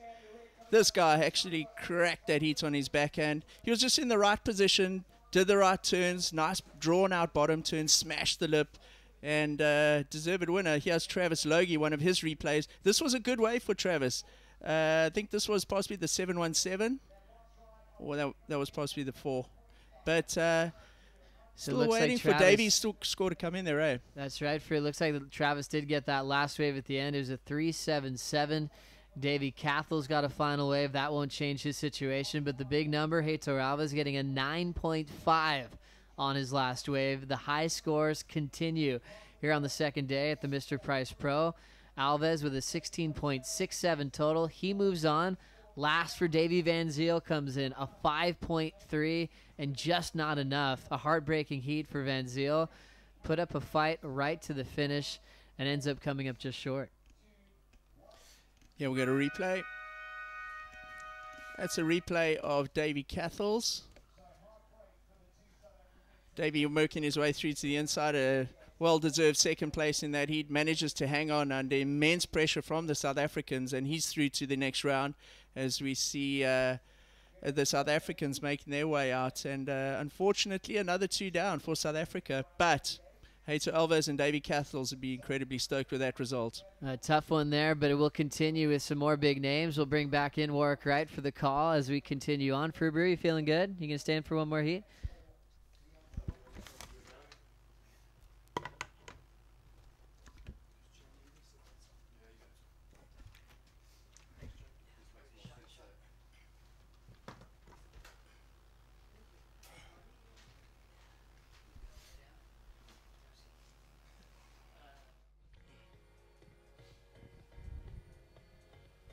Hey guys, we're here with Hayter Alves. Woof, what a heat. That last wave in the few final minutes was epic. Talk us through it. Yeah, thank God for this wave. I don't know, I'm just waiting too much for this wave. And yeah, I make my heat with this wave. But I'm happy because I'm looking for the result and for qualifying for next year for the tour. And then, yeah, I'm so happy for make this heat. Yeah, it's really important when your points changing for you to get far in this event, and you're doing really well so far. Tell us a little bit about the boards you're riding for these type of conditions. Yeah, I was a little bit bigger, this board. Yeah, right good. And I'm feeling okay for this event. I'm get stronger now. I don't know, just my board is working, and thanks God for everything. And you Brazilians are doing very well, knocking 2 South Africans out of your heat. What do you have to say about that? I don't know. Just kidding. Well done. Excellent surfing. Well done, Hayter. Back to you guys. All right, thanks so much, Warwick. We're into heat number 4 now of the round of 48, second round. We got Frederico Morais from Portugal, Wiggly Dantes from Brazil, Dylan Perillo from USA, and Tanner Gadaskas also from the USA in this heat. All these heats stacked, round of 48. Nothing easy at this stage. And we've had 2 waves so far. We're going to look at a replay of Wiggly Dantes' first wave. Warwick, this guy's name always comes up at Mr Price Pro back when the event was in town, and now out at Ballito. Very consistent competitor. Yeah, just looking at that, yes, that was a really big first turn by Wiggly. Just that big float off the top, just the one turn. Yeah, Wiggly's already won a 6-star prime this year in Saquarema in Brazil, so being a homeboy there, that would have been a good one for him. Leading the QS at the moment, we know that the QS has changed now. It's the 1 tier, it's not the 2 tiers anymore, it's the top, or as you say, it's changed from when it used to be like almost, they would say, as the tennis tour. But, you know, the bottom guys fall off, and I think 8 or 10 guys go up now after December. And Wiggly looking really strong at the moment with that big win, and ready into round of 48, so he's got some big points under him already. If he gets through this heat, he'll probably look at over 1,000 points and be looking sweet for the next half of the year. All right, so kicking off his round of 48 heat with a score in the bag and looking to consolidate on that and make it through. And as you say, Warwick, getting hold of those invaluable points. What are your thoughts today on some of the goofy footers smashing it out there? And then we've got that air game as well. The judges certainly rewarding the airs. We've seen one perfect 10. Did you watch that heats of Felipe Toledo? Yeah, I was actually just sitting up at Jordi's house watching it from there. That guy was just like, does some of the most craziest punts I've ever seen. Even Jordi was going like, wow, this guy's next level. You know, he pretty much just needs to do one massive punt. The waves are solid enough, so the judges are loving that. It's so critical. And if you're hitting 4-foot sections and kind of sticking them and riding them out, the judges can't go anywhere less than a 9 and 9.5, you know. And we saw you got a 9.4 and a 10. Highest heat score total of the event so far. Up and riding, that's our surfer in yellow, Dylan Perillo. Dylan just coming unstuck on the inside. What we were talking earlier about this inside section, it gets all wonky and wobbly, and you know, you get that big closeout. It's a thick lip. You got to have a lot of speed and projection going into that thing, and we saw Travis as well, just kind of coming unstuck on that last turn. It's quite difficult to land that last maneuver here at Ballito. Obviously not necessarily if you're going for a big punt, but some of those smacks are sometimes a bit harder to land. Yeah, look, it's super punchy, some of these waves out there, you know, especially going for that second closeout turn. You got to put it all on the line. We see Federico Moraes here from Portugal just opening up his. This is the second wave. Kind of just saying no to that. But yeah, you got to put it all on the line, you know. The natural footers are looking for the air because the wind's going straight into you, so it's getting underneath your board. We've seen what Yadin's doing. We saw what Felipe was doing. For the goofy footers, you just need 2 huge turns in order to get those 8s. Couple short waves there for Dylan Perello and Federico Morais. But amazing. The standard of surfing is really cool. And like Joe and I were talking about earlier, it's so awesome to see these guys live in action. And there's a lot of young kids that have come down to watch the action live. And it's one thing to see this in videos and that sort of thing, but it's awesome to have an event like this where the guys can be on the beach and see what that speed and flow and all these turns and that looks like in real life. And that Felipe Toledo heat just blew everyone away. It was ridiculous. Yeah, for sure. You could just kind of hear the crowd going mad. And then I kind of actually missed his first big one, so I watched it on the replay screen out back. But yeah, all these new youngblood kids that are coming out and surfing, you know, we get to watch them in all these new surf movies and stuff, and seeing it live, it's just a whole different perspective. You see how fast they're going. They've got so much raw power. They're putting everything so much more on the line. You know, leg breaking stuff, and they're going hard. Tanner Gadaskas, short wave there for him. So two Americans in this heat. We've got Tanner and Dylan up against Wiggly Dancers from Brazil and Federico Morais from Portugal. Other standouts for you this morning so far, Warwick? Wow, that kid Thomas Hermes was pretty mad. He surfed a really, really good heat. You know, I watched his first heat yesterday. He surfed really nice and clean in the pocket. And today he was actually in the 3rd place on the bubble, and he stomped one of the most hugest punts I've ever seen. So it was there we are on the screen. Hello. Hey guys. All right. But yeah, he surprised me. I was like impressed with that. And then obviously Yadin Nicoll, no stranger to do big airs. You know, we watch him in all those Taylor Steele and Car Neville movies. So it's good to see all the free surfers kind of here and ripping it up. You know, and putting on a good performance for the home crowd. 100%. Looks like some waves coming through Warwick. On the outside, that is Wiggly Dantus. He's got one wave so far. Look at that. Cracks one off the top. Floats over effortlessly over that big white water section. So 2 big turns there for Wiggly. And manages to consolidate the score.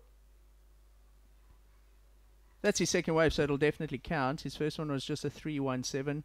We know that he's capable of big scores, and as you were saying, won an event already this year. Yeah, you can see, you know, Wiggly, who just only with a 3.17 to start. He's definitely going to capitalize on that. Yeah, 2 big turns. We'll try to get a replay there and just see what actually he did there. But 2 big solid turns on a solid open face wave. It just kind of gets the judge's attention. So here's a replay. You can see it's a much overhead wave, and he goes straight up, bang, 12 o'clock. And then just kind of flies over that foam with so much, so smooth, and so much smoothness and control. Looks, yeah, as you say, effortless. And the judges reward him with a 5.33, so he does improve his position. Early days in the heat, 22 minutes remaining. Wiggly Dantus is in the lead. Dylan Perello is in second. Federico Morais, he hasn't really got into gear yet. He's got two low-scoring waves, a 1.93 and a 0.5. And then Tanner Gadaskas yet to really get going, so... Looks like second half of this heat we could see more action as we see a paddle, Warwick. Yeah, here goes Federico Morais. Just looking for a little bit of a pit. There we go. Comes out quite cleanly. Oh, that big solid carve back into the pocket. Wow, it just shows that there still are a few pits out there. Surfed their way really nice. I love that carve when he came out. You know, just put it straight on the rail. Just kind of leant into it. I think that's definitely one of his better ways for the day. We'll have a look at the replay, yeah. Here we go. So takes off, stalls for the barrel, gets a nice little cover up. Not the biggest barrel, but he's clean. He's in there. You can't see him. And finishing off his wave on the inside. Look at the front of his board there. Looks, what is that, like a sticker that's come off or something, Warwick? I don't think he's bent the nose. It's probably just a sticker that's come off in the water there, eh? Yeah, I was looking at his boards earlier. I think he's actually got a bit of a spray which is half black, half white. And then it's obviously his sponsor's logo. I think he rides for Billabong. His fellow countryman 2 heats ago, Tiago Perez. Tiago's kind of the veteran of the Portuguese surfer, so he's looking after all of them and you know, paving a way for all the Portuguese surfers coming up. But there's some really good talent coming out of there. Federico was actually in the WCT last year. Knocked out Kelly Slater. Wow. That's a big scalp. And we see that wave for Federico Moret coming in at 6.5. So that was that little barrel rewarded with something significant in terms of score. Warwick, it looks like Surfer in Black having a little look there. Up and riding Tanner Gudaskus. That's not going to give him the score that he needs. Warwick, your thoughts on that last heat where young Davy van Zyl and unfortunately Travis Logie both got knocked out of the event? Heartbreaking as a South African, but I guess, you know, as commentators, you've got to try and be unbiased up here, but that's a big loss for us. Yeah, for sure. To lose two of our boys, it does suck. Travis, obviously the older, more experienced guy, I thought would definitely have been a threat in that heat. He had that one good wave. He had another wave. He did one really big open face turn, and then as he came around, he kind of just tried to jack it quite quick and float over like a solid 4 or 5 foot lip. I think if he kind of waited maybe a little bit and floated, he probably would have landed and probably got that 7.75 and would have gone through the heat. But you know, it goes that way. Davey's still a young kid coming up through the ranks. You know, still always learning more and more. Surfed really good, really strong little surfer. You know, he's from Nupia, so he's from where I grew up. I've watched him kind of just mature. He really has turned into a really strong surfer. You know, those big power turns, and that's kind of what the judges were loving. I saw his last wave. It was close. He missed about like 0.5, you know, but it was a smaller inside, and I think, you know, you can take something home to learn here. And if I'm not mistaken, is it just Jordi left in the event from a South African perspective? Yeah, it looks like Jordi's the only one holding the flag up. We lost Dylan Lightfoot a little bit earlier. Slade just went down unluckily on the last, you know, just right on the buzzer. It kind of sucks, you know, because you're in a home crowd and all the people here supporting you and they want you to get through, and, you know, you want to get through just as bad, you know, because it's the one place that you really get comfortable with. You know, we're so used to traveling around the world, surfing and random beach breaks that we've never surfed, not a lot of practice, and we come here and we kind of want to make it happen, but, you know, sometimes it just doesn't go our way. Well, Jordi aside, who's still in the event, quite disappointing for the South Africans. And as you say, Warwick, do you reckon that being here on your home turf, there's some added pressure, you know, your friends and family around, or do you feel more relaxed, or do you think that pressure does play a role? Yeah, totally. It does work both ways. You got that pressure of, you know, you don't want to lose, you know, your sponsors are here, your family are here to support you. That was the one thing that I actually kind of put into my stride. You know, I liked having all that pressure on me. I felt like I worked a lot better under it. Not saying that I ever won an event here, but, you know, I got a couple of good results here just from having the home crowd here. And, you know, some people just work better on that under that pressure, and I like to put myself under pressure, and I feel that's the way I like to work better. All right, so Jordi Smith, it's all on his shoulders. Jordi coming up in 2 heats time. We're currently in heat number 4. We got 16 minutes left in this heat. Thereafter, we'll be going into heat number 5 of the round of 48, and that will be followed by heat 6, which will have our lone South African Jordi Smith in that heat. But Warwick, let's have a look at what's happening in the water. Wiggly Dantis is in the lead in this heat. Red Federico Moret is up and that's Gudaskus up and riding. He's currently in 4th. He hasn't really found a rhythm in the heat so far. He's got a 0.43 and a 0.73. Sometimes a bit frustrating. You've been through half a heat already, and you just can't feel that board nicely under your feet. You want to take them through this one, Warwick? It's Federico. That's Federico. Just a big bang off the top there. Going to try to come around. Federico racing with a 6.5. Yeah, it looks like most of the heat, a lot of guys are having quick in and out waves. Federico and Wiggly, only the 2 guys with 5s and above. You see that, you know, it looks like the conditions have changed a lot since this morning. It looks like it's jumped at least double the size. So I think a lot of the guys are still thinking they were going to use their smaller boards this morning, but there's a lot of chunk out there and a lot of power. As you saw Tanner go down there, you know, it looked like he's actually skidded out a bit. So might be his equipment. I'm not really sure. We have some live surfing here. This is Wiggly. Wow, that was a pretty massive first turn there. But just the one turn, so it eventually will be a bit of a throwaway for him. But he's kind of just building up on that 2.67. He's already holding a 6.5. So, you know, anything above a 4 or 5 now, just get him more in a comfortable lead. Sorry, he had a 5.33, but he's dropping that 3.17. All right, so Wiggly making his way back out there. He was leading the heat for a little while. He's been knocked down into second at the moment with 15 minutes remaining. So we're halfway through the heat. These heats are half an hour long. Surfers top 2 waves count, and we got that new priority system in play.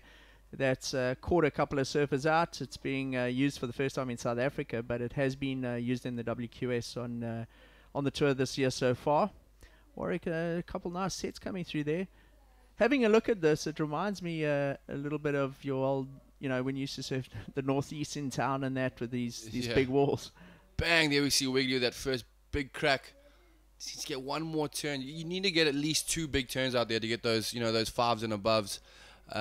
That was a really big crack there from Wiggly.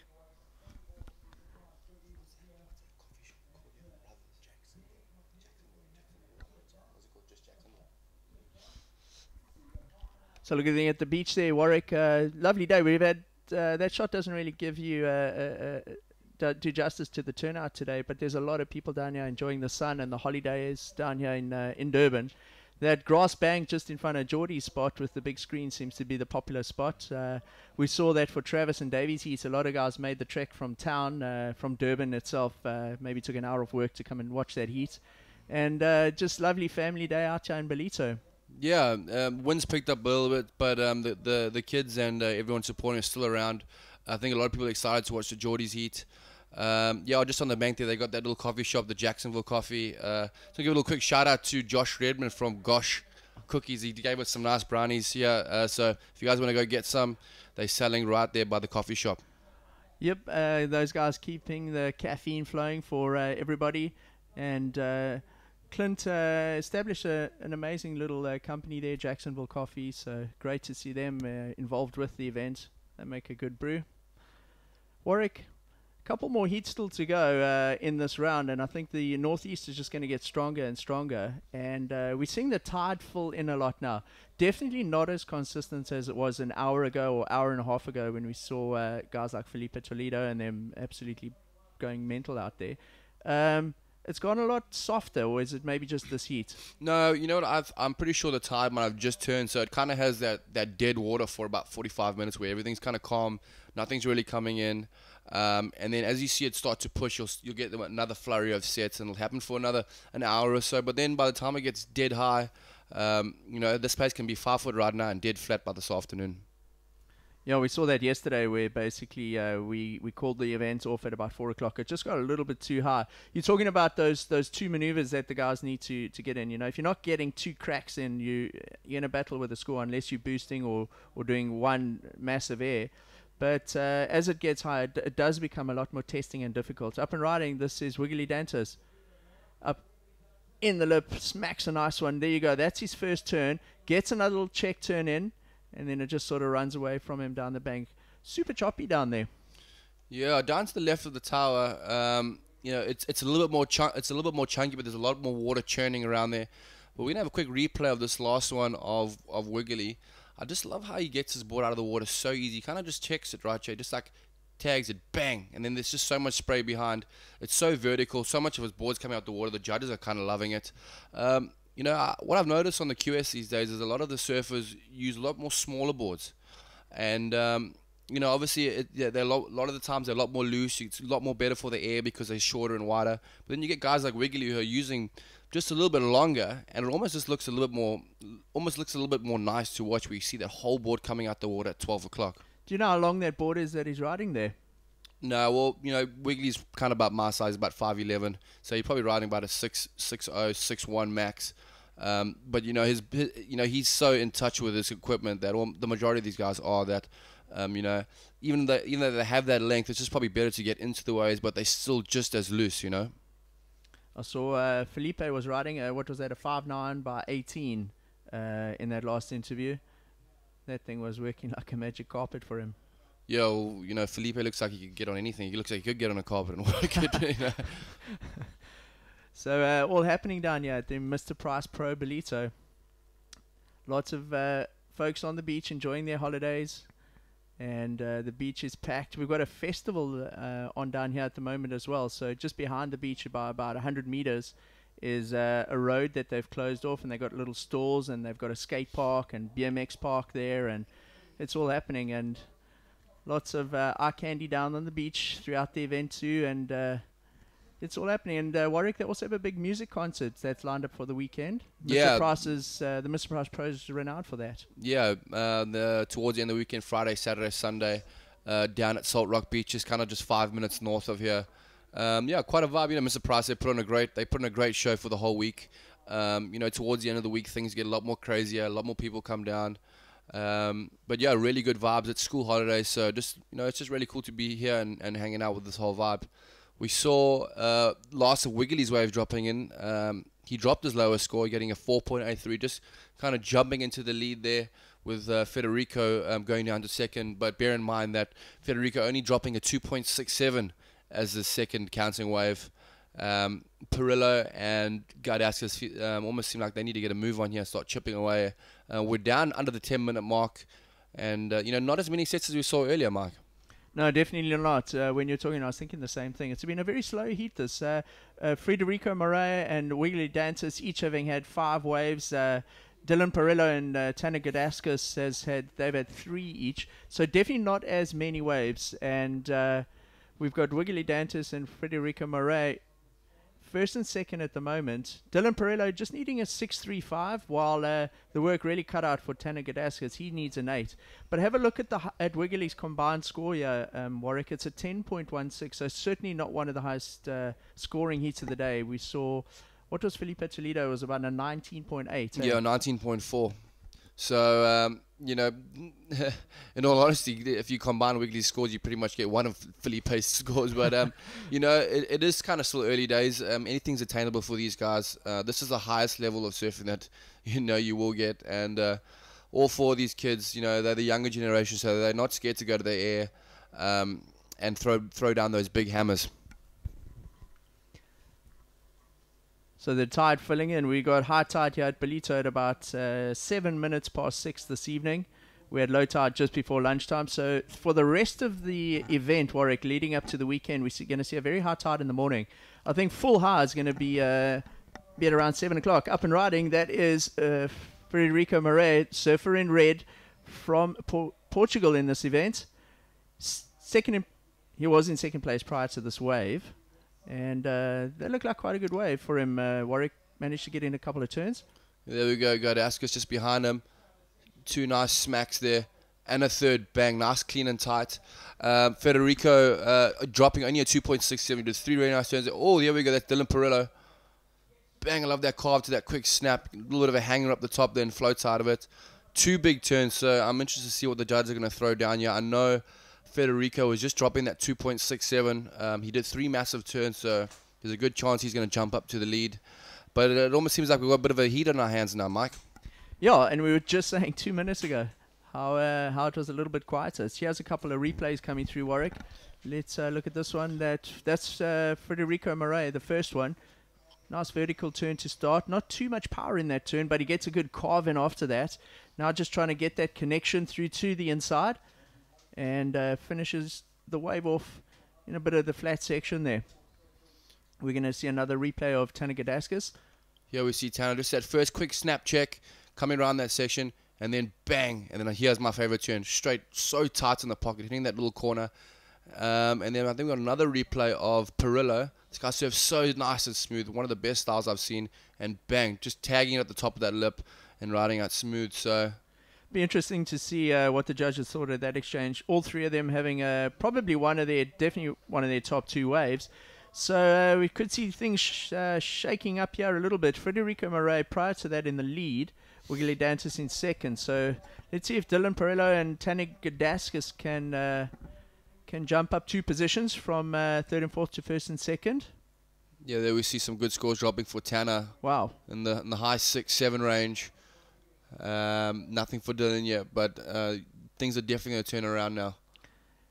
I think we're down to an exciting last 5 minutes in this heat, Warwick. Tanner's taken almost 25 minutes to get going, and there you go, drops to 6.77. Big scores dropping in for Perillo, 7.5, 8.5, 8.5. It's a 7.83, straight from fourth to second place. Wiggly going down to third. Tanner now in fourth, only needing a 3.9. So everyone has one real good wave one under their belt. So Warwick, Frederico Marais in the lead. Dylan Perello, he's in second now. 7.83 and a 2.83. He's going to want to drop that 2.83. White Wiggly Dantas, he can easily improve on that 4.83. And Tanner Gadaskas carrying a 1.17. I reckon we're in for a cracking 4.5 minutes to finish this heat. Having a look at the ocean, kind of flat out there right now. But these surfers more than capable of it. Yeah, well, hopefully just get another little set of waves. This is typical surfers. They leave it to the last minute to get things done. But, between first and fourth, it's anyone's game right now. And then we got a shot of one of the boards from the competitors area. As you were saying, some of the boards are a little bit shorter that the guys are riding at the moment. And awesome spread that Mr. Price has put on here. They've got a fantastic area for the competitors. There's chiropractors and physiotherapists on hand to help the guys with any injuries or anything. There's the Spanish boys just saying hi to Ritz Aramburu and the guys. Ritz, did Ritz make it through that heat? I know he had like a massive 9-pointer, but that heat was really tight. Goni Zib, he's already just seeing the bottom of his head there. He made it through his heat. He was with the Felipe. He surfed really nice there this afternoon. Couple big whacks. He's coming from a little town called Pantene, so he's used to surfing these big chunky waves. I've surfed QSs at Pantene, super fun waves, big rig right bowly waves. So he must have had a ball out there. Right, we're down to 3 minutes, 30 seconds remaining. Wiggly Dantas, who was dominating in the early part of this heat walk, is he's down in third. And I'd say the black horse at the moment is going to be Tanner Gadaskas. Tanner's got a 6.77 and a 1.17. Almost really just needs to take off and do one of those turns that he's well known for. He's looking for a 3.9 to get out of fourth place. Be interesting to see what the paddle, the priority is at the moment, because if Tanner's got priority, he stands a very good chance. If he's third or fourth in line of priority, it's going to make it a lot more difficult for him to get the score. Yeah, it's going to come down to, it's going to get tricky right now. I know Dylan Perez in second place, but he also only needs a small score of a 4.5 to jump into the lead. So for all we know, these two guys in yellow and black could get a wave each and knock Federico from first to third, and putting the top two surfers now down.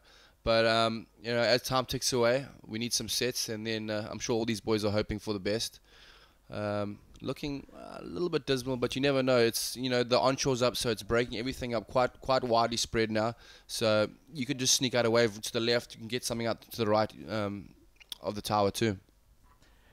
And Warwick, unlike sort of times before, you can't just go paddle and hustle the guys for the inside now. If it was Tanner Gadaskas and it was sort of years gone by, he'd paddle to the inside and hustle the guys to try and get that wave. However, whatever the priority system is at the moment, who has priority, that person has the opportunity to go. So if Tanner does have priority, then he's in the hot seat. If he's third or fourth in line, it's just going to make it that much harder. So here we're seeing that new priority system really play out.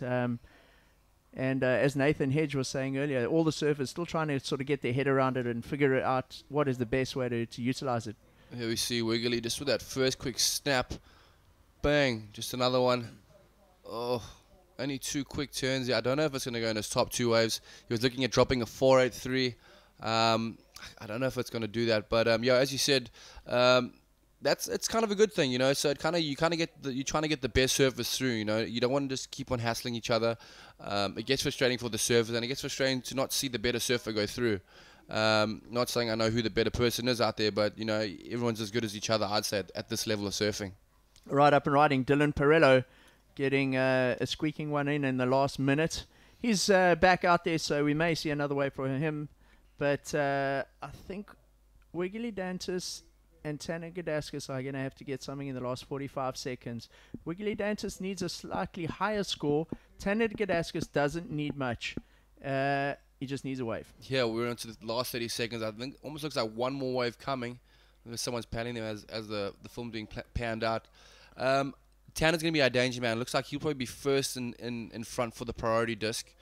I'm not 100% sure on that, but he's only hunting a 3.9, and we're down to 20 seconds. Right, so we're waiting patiently. Clock's ticking down. 15 seconds remaining. Is Tanner Gadaskas going to be able to get a wave? Or Wiggly Dantas? Or we're going to see Frederico Marais and Dylan Perello. Nope. It's our Portuguese and USA competitors going through. Warwick unfortunately out. Wiggly Dantis and Tanner Gadaskas in that heat. Yeah, unlucky there for Wiggly. He kind of was in second place throughout the whole time. You know, unfortunately, that's just the way it goes in competition. You know, Dylan Pereira had that one really good score, the best wave of the heat, that 7.83. You know, he was only carrying a small score of a 2.83 as a backup, so he's actually kind of lucky that he got that second place. We've got some replays here, Warwick. Yeah, let's just check this replay. This is of Wiggly's last wave. Not really hitting the lip there, more of like a slashback on the outside face, and then just a quick little inside turn. His last score hasn't dropped in for Wiggly. He's looking for a 5.34. Judges haven't even put up a score yet. I guess they were doing the replays themselves. But as far as we know, it looks like Moraes and Perillo may be through to the next round. There we see scores starting to drop to 4-2, 4-7, 4-2, 4-8. Yep, there won't be enough. Wiggly out, Dylan Perillo and Federico Moraes through to the round of 24. All right, so we're into heat number 5 now of round 2, the round of 48 at the Mr Price Pro Ballito. In this heat, we've got Billy Stearman from Australia, Alejo Muniz from Brazil, Matt Banting from Australia, and Christian Kamerson from Brazil. So, Warwick, I'm going to go and get some of that Jacksonville coffee, and to take you through the next couple of heats with Warwick Wright is Scott Turnbull. Welcome to the booth, Scott.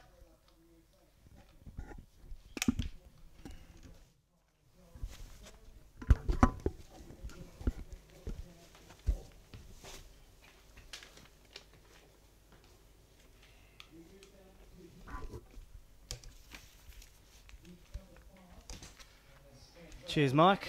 What? Good to be back with you, mate. How you going? Yeah, I guess this is our first heat together. Yeah, mate. We've been crossing over a fair bit. Some exciting heat coming up this one. Yeah, for sure. You know, obviously Matt Banting winning the Newcastle Pro earlier this year.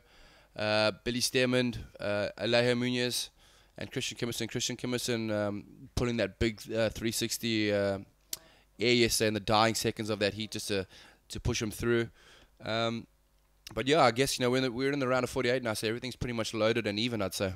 Yeah, for sure. Completely. We've got Matty Banting is number 4 on the QS, with Billy Stamen right behind him, number 5. So they're going to want to capitalise on those results and keep adding. We've still got 6 primes ahead of us for the rest of the season, but the boys got some good results under the belts. They are going to want to keep going ahead with those. Alejo Muniz hasn't won any local fans here, but we might head on down to the beach and check in with the post-heat last winner. I'm here with your heat winner, Federico Moraes. Federico, great heat out there. How are you feeling? Are the conditions getting a bit tough? Right now it's really tough. There's not many waves and it's hard to get the good ones. And with these kind of surfers, it turns it really hard. So I'm super stoked and glad I make it through. And congrats to Dylan Perillo for the 2nd place. And how did you prepare for your heat, sitting on the beach and watching how the waves were working? How did you mentally prepare? I don't know, I just tried to do my surf and get the good ones. Just try to see where the guys who got through the hits before me were, where they were sitting out there. It's okay. I got you when you were so tired, giving it everything you had out there. So sorry about that, but well done. It was such an amazing heat to see, and I know you're so stoked with your results. So well done, and now you can go relax, have a massage. Thank you very much. Yeah, the excitement just getting a bit ahead of Federico there on that one. Yeah, he was getting pretty excited. He couldn't even say anything, and he took his words away. Yeah. So again, I was just saying before, like Alejo Muniz, who won the round yesterday, was involved in the interference with Berg de Vries, where they both thought they had priority. So just an example, I heard you guys talking before about Hedge mentioning this morning that the guys are still getting their head around that priority system. I guess it's just they're catching so many waves out there, and with the peaks shifting all over the place, it does make it a little bit confusing for the guys. But ultimately, do you think it's achieving what it's there for? Yeah, for sure. I think it's brilliant. You know, I feel like I've been in so many positions where it's like, you know, you had that one good score and you're literally getting sat on a heat, you know, for the last 10 minutes, and it actually becomes ridiculous, you know. So I like it to be a little bit more fair for everyone, you know, and it feels like the QS is going a lot more closer to the World Tour at the moment, you know, with things like the priority, making it a lot more fair. And, you know, at the end of the day, we're going to see the best surfers go through their heats, you know. Yeah, totally. I was chatting to Al Hunt from the ASP earlier, and he mentioned that they're looking to do the best to completely align the two as best they can and make the transition a lot easier for the surfers from the QS, which obviously was previously known as the grind, where surfers, you know, did have to just chip away in terrible surf. But we're seeing today, even though it's not perfect postcard offshore, we're still seeing 9s and 10s and crazy surfing going down. And, you know, the Mr Price Pro Ballito's got a large contingent of those CT surfers here competing, and not just warming up. You know, you can see Jordi's up on his balcony. You're saying you're there with him before. He's watching every heat. Yeah, no, for sure. Here we see a layer. He's a World Tour surfer, just a quick little slash back into the pocket, and then that big float right there, and then it's kind of getting away with it. Just those, you know, these guys are just going to get those 2 big turns in to get those scores. This is Christian Kimmerson. He's going to look for the punt. Wow. That was insane. So he finished off yesterday's heat with that move and starts today's heat off with that one. So you can see that one coming there. Nice little, almost a little skateboard ramp there for Christian. So that's a nice little functional there. That'll be a good way to open up his account. Yeah, you got so much pop off that little section. I think there's so much. Yeah, we'll have a quick replay of that. This is Alejo Munoz here. Just nice big bottom turn. Just kind of a little bit flat, but he has the money turn here. Bang. And then kind of closing out. You can still see there's so much size out there. That wave looked about double the size of a layer.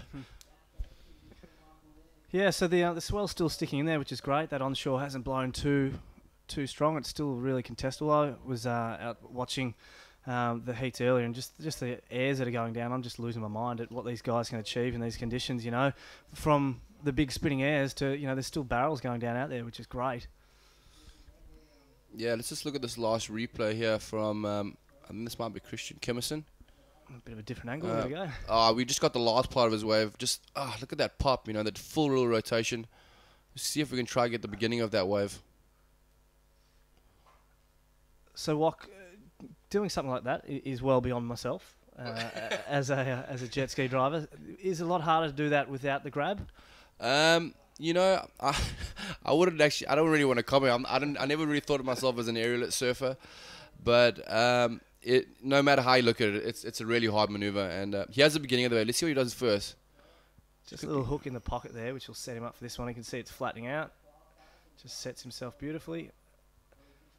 And beautiful rotation there. So we'll see how the judges go. It's the start of the heat, so they've still got to set their scale. We've only got a range of low scores that have come in previous to that. Yeah, so not much before that aerial maneuver there. We see you got a 5-point, just a 5-point flat ride for Christian's first wave. It's good to hold under the belt so early in this heat. We slow over just under 25 minutes. And then Leo's wave coming with that little check turn and that big float of 5.5. There goes Billy Stamond. Yeah, so Billy, actually from New Zealand, similar flag to Australia. So it's about midnight there in New Zealand. So g'day to all the New Zealanders watching online. I'm sure you guys will be supporting your boy Billy Stamond and excited for, you know, his path this year and hoping he can qualify. Yeah, Billy's a really good surfer. I never really got the chance to surf with him on tour, but he has another replay of Christian's wave. That was a different wave. Oh, that was a big hammer out the back. And then one more. There we go. That's something that the judges are going to love. You get that little double fist pump.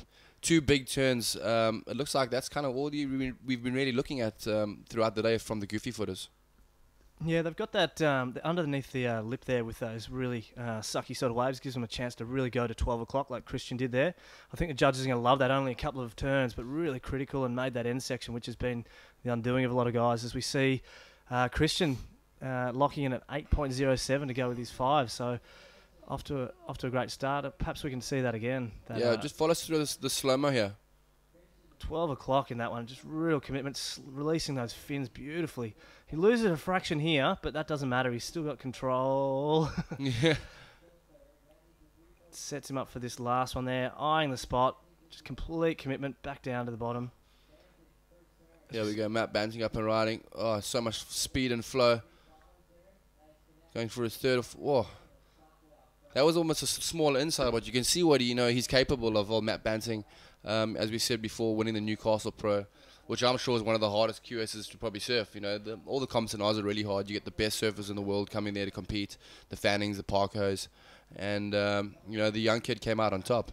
Yeah, you're spot on, Wok. And the conditions weren't fantastic this year. They had an outer bank that was really crumbly, and then a really big channel, and a lot of the guys had to force it through to the inside. A great contest nonetheless, but yeah, coming out on top in that one, and I think he did well in Carbos as well.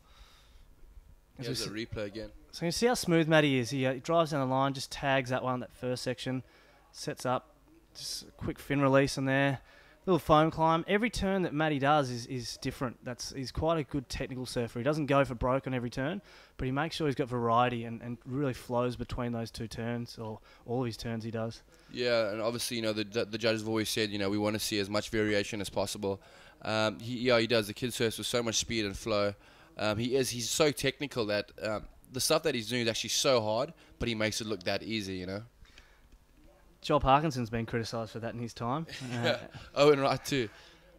Here we go, Alejo, just a quick in and out in that one. So down to the 20-minute mark, we've got Christian Kimmerson in the lead quite clearly with a 8 and a 5. Matty Banting is sitting on a total of 7.91 with a high score of a 5. We're just waiting for that next one to lock in for him. And nothing of great notoriety for the New Zealander, Billy Stamen, and Alejo Munez, our CT surfer, with a 5. So plenty of time for the guys.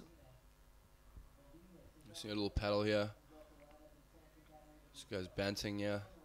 Nice looking little set. Quick snap check there. Coming around it. Oh, just throw those fin out, making it look so easy. I love these little setup turns these guys do, especially the natural footers. You know, the goofy footers you can see are always going straight up 12 o'clock. But we have a little, when we're doing a little replay of that again, you're going to see that first check turn. It's just so nice and smooth.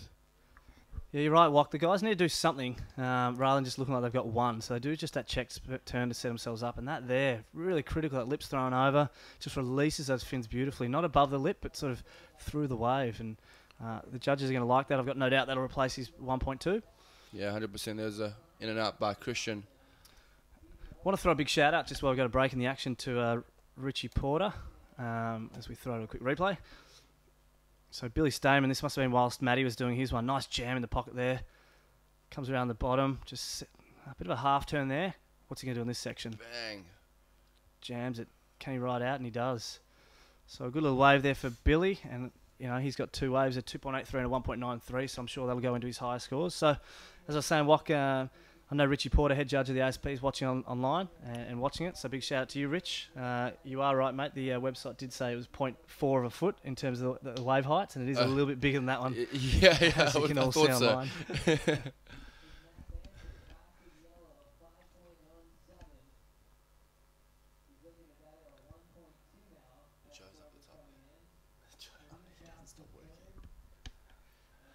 So we're on the beautiful KwaZulu-Natal. KwaZulu-Natal, that's it. I've got that wrong a couple of times. Is that your ski on the beach? Nah, my one's the one out the back doing circles, I think. Here we go. Here goes Munez again. Big bottom turn straight up the top. You see what he does? Oh, so strong with that jam. Third turn. Oh, just getting hung up on the lip there. But I love the way these guys, when they get so low, it's almost like they're licking the water, you know, when they come off those bottom turns. Those little jams in the pocket there, they you know, those quick little slash hooks. It's nice because, you know, the natural footers have to mix it up a bit. The goofy footers have looks like have been doing a lot of the straight up, straight down surfing, and I guess that's what the judges always love. So for the regular footers, they have to kind of mix it up a little bit more. That's why they're looking for the air, and, you know, just those big wrapping calves. Yeah, and I guess if you watch Alejo, he really opens his shoulders up. He's always got his hands spread apart, a bit like a seagull almost. Yeah. And he's not just looking in his head, but he's opening his shoulders up to where he wants to go. As we see Billy Stamen improving on his position, moving up into third position with a 6.17 in his last. So judges rewarding him for that effort. Yeah, it looks like we've got another heat in our hands, yeah. Red, white, and yellow each got one good scoring wave between them. Christian's got the 8-point right on the 5, so he's got the 2. And here he goes up again, Christian Kimmerson, the lone goofy footer. Never, ever. Oh, wow. Just detonated as he came down. You just fell off a story of water. So Christian Kimmerson just falling on that 0.4 of a foot wave as we see Matty Banting up and riding. Just a little wrap-around rebound there. Nice and smooth. What's he going to set up at this end section? Oh, just look at the knee. He almost it's almost a bodyboard drop knee. Yeah, Is the length these guys need to go to sustain that impact here on that shallow tide bank. And there we go. That's Billy again, hopping onto another wave. Just taking the low road on that one. So judges will have a look at those scores there. No doubt we'll have a replay of some of them to look back. Wow, that air that Christian went for was absolutely madness. That was pretty much going for a punt on like a 6-foot wave. Landed on top of that thing and you just free fall so far. Let's have a look at that replay again. Just have a look at his feet position this one. Yeah, you can see. He was never not going to do an air, was he? Here we go.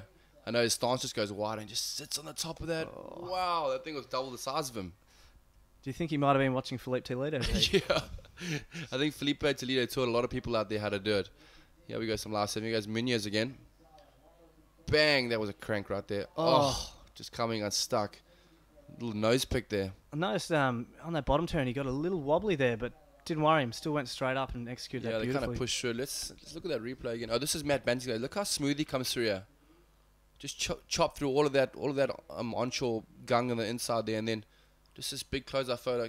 Kept it kind of safe, but you know, I think he knows he's already got a 5. He needs to consolidate on that 4.80, and just try to keep his second a little bit safer. So a bit of a situation update as we just wait for those last couple of stores to lock in. We've got 15 minutes, so half the heat to go, with Christian Kimmerson still holding the lead with that 5 and the high score of an 8.07. Matty Banting from Australia in second on a 9.97. So Alejo and Billy just needing a mid-range score just to push that up. So we've still got a heat on our hands. Yeah, there we see Matt Banting's score dropping now. Looks like a mid-6 score, and we see a paddle from Alejo. That's a no-go. One more score to drop for Matt Banting. He needs a 7.91 to go into the lead. I don't know if he's going to get it, but he definitely will solidify his second place. There it goes. It's a 6.33, making it a little harder for Munoz and Billy Stammen to go into second place. Munoz getting a 6.01 and Billy a 5.34. Billy sitting in fourth place, but the higher of the two scores between himself and Alejo. How's the contrast walk in, 2 heats ago they're busting out 9s like they're going out of fashion, and here we're looking at, a lot of the guys getting mid-range 5s. The conditions haven't changed. Perhaps they just, the guys are just playing it safe a little bit more, or the waves just aren't coming in with that tide dropping out. Yeah, well, look, as the tide turned about an hour ago, and when the tide turns, you go through a bit of a, I like to call it dead water, where the water doesn't move much at all for at least 45 minutes. And then as soon as it starts to push in, all that water that was sucking out of that bank is coming onto that bank now. So it's a lot more deeper. So you'll see a little bit of longer rides, a little bit more open face surfing, not as crunchy as it is when it's low tide. On those low tide sections you saw with Alejo and Felipe. Here we just have, here goes another Alejo. Oh, just opens up there. Down the line, what's he going to do? Another little wrap around. He's got another section. We haven't seen a whole lot with more than 2 turns in this heat. That first turn was critical speed and just jammed his tail. So Alejo looking to throw away a 3.93.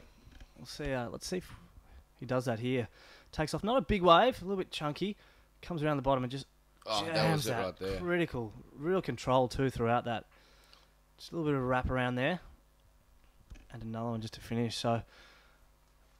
Yeah, that first turn is really critical. It's all about getting those judges' attention. I can't say it enough. That's how those goofy footers have been getting through those heats. They're going straight to the bottom, straight to the top. Here we have Matt Banting again. On a bigger look, he said, "Oh, that was a big turn right there." Oh, I love how smooth he surfs. Bang, that was 2 solid turns. Matty looking for a 6.5. He looked a little bit stoked with that one, eh? Yeah, he's quite happy. And you called it earlier, Wok. He just never really looks like he's pushing. He's just got that smooth, relaxed, laconic kind of style. Let's have a look at that one again. So he just paddles in. Just see, eyes the section he wants. Just, free drops there. How smooth was that? That just reeked of Gold Coast, Byron Bay point breaks, didn't it? And this, just even a little tweak on the floater there just to try and sell it a little bit more. And he's quite happy with that one, sitting with a 5.17 is his lowest. He'll hope to bump that one up a little bit more, sitting comfortably in second at the moment. Yeah, he's looking to drop us that 5. He needs a 6.75 to go to the lead. We're seeing a couple 7s drop here, so there might be a situation change between black and yellow. 7, 7, 7, 5.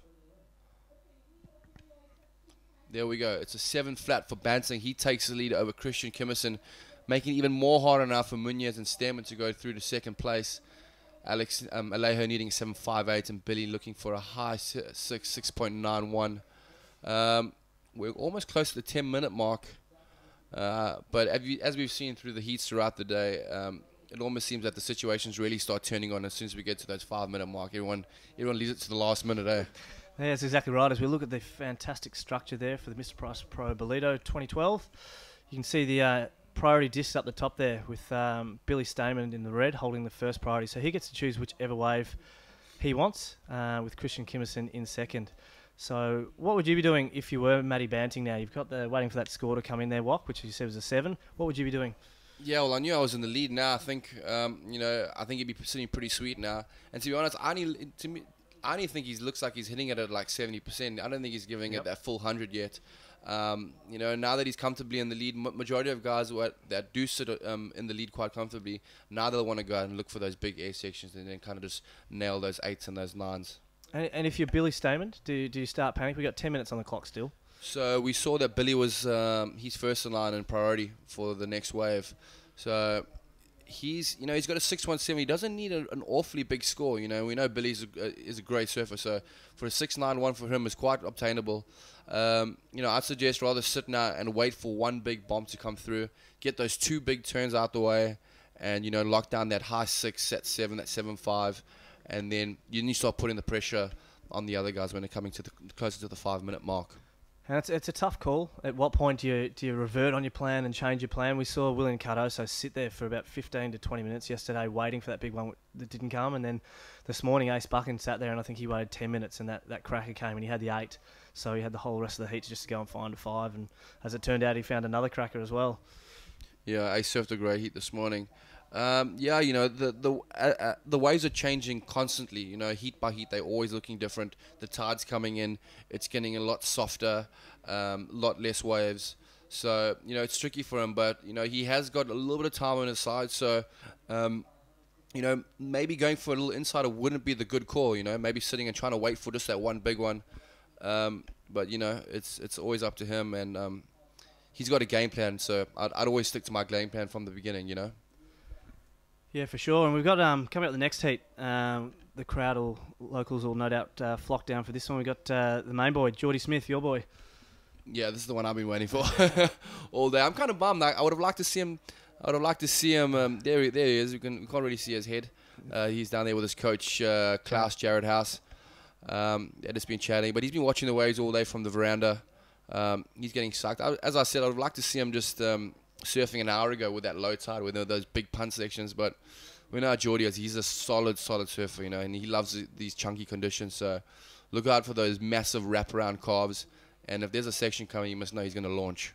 And just the speed, for such a big guy, he just carries himself through these flat sections, where most of us would be looking for a fish, something wider. He just pushes through them and just carries so much speed through all these turns and all these sections. So he's coming up against, who have we got with Jordi? Tory Meister, the Hawaiian. Thomas Woods from Australia, who's quite clinical yesterday. I think he only caught 3 or 4 waves, but scored quite high. And Timmy Reyes, who's been coming here for a long time. Yeah, Timmy's been on the tour for years. He kind of stopped and went that free surfing route. Now he's back getting amped up, putting on a heat vest again. But there we see a better picture of Jordi and Jared. They've got a really good relationship at the moment. I think he's doing wonders for Jordi, just helping him with his confidence and just where to sit, how his boards are looking. Jordi's looking really focused and determined at the moment. I know he's just kind of waiting for that one big result to crack, and he knows that once he gets that big one, he just sticks to that flow and that routine, and it just kind of carries on throughout the year. So, it's not over for him. He hasn't had the best of starts, but he's looking hungry. Just where we see the waves pass through the end. I love how our sport walk is just developing. These 10 years ago, these manager roles were played by parents and parents alone. Normally, and now we're seeing this, and we're seeing the use of the replay and the guys sitting down before heats and looking for what the judges. As we look at Christian Kimmerson on his backhand. Just a little hook in the pocket there, and just a quick in and out. That won't do anything to improve his 5. So yeah, the sport as a whole is getting more professional. Oh, 100%. A lot of the kids now are getting, they're getting picked up at like the age of like 12, 13. They're getting signed up for 10, 15 years by these major sponsors, getting allocated coaches, dietitians, managers. But, you know, that's the way it should be. You know, surfing's always been looked at as a lifestyle. It always will be a lifestyle, but at the same time, you know, it is a recognized sport, you know, and we are very professional about it. You see Jordi and all the top guys, you know, and I'm quite happy to see it go that way. I remember when I started it, I never had a coach or a manager, but times are definitely changing. There's a lot of money into the sport now. A lot of companies are putting money into it. It's a good, clean lifestyle, you know. It's changed, you know, from 20, 30 years ago. Yeah, totally. But with that said, you know, there's always two sides of the story. You know, we've got the guys who lost out in the last round. They're going home with, you know, probably not enough money to pay for their flights over here. And, you know, they fly all the way around the world, you know, 20 hours for some of the Hawaiians to get here. They get half an hour in the water. And if those waves don't come their way, then they're back home with, you know, not many points and probably not enough money. And some of them, you know, I was chatting to Granger Larson the other day. He's, you know, an incredible surfer. He's got his own website and does some, you know, amazing surfing, both power, air. He's got the full repertoire, and the guy's still backing himself without a major sponsor. So, you know, it is, you know, there's the two sides of the dice. Yeah, no, for sure. It is difficult that way. You know that some companies they'll pick their favorites and they'll look after them, and then the rest of the guys who with just as much talent just, you know, won't get a cent. But that's the way it goes. You just want to be that person. There goes Billy Stemmen. He's looking for a 6.91. Was his priority. Bang! Oh. Big first crack. Come on, give us one more. I get so psyched for these guys. Oh, wow. The airdrop there was incredible. As we see, Alejo just tagging that first section. 12 o'clock straight up, just jams the tail. What's he going to go again? Oh! Just gets exploded in that shallow section there. But, yeah, Billy with a great little second turn there.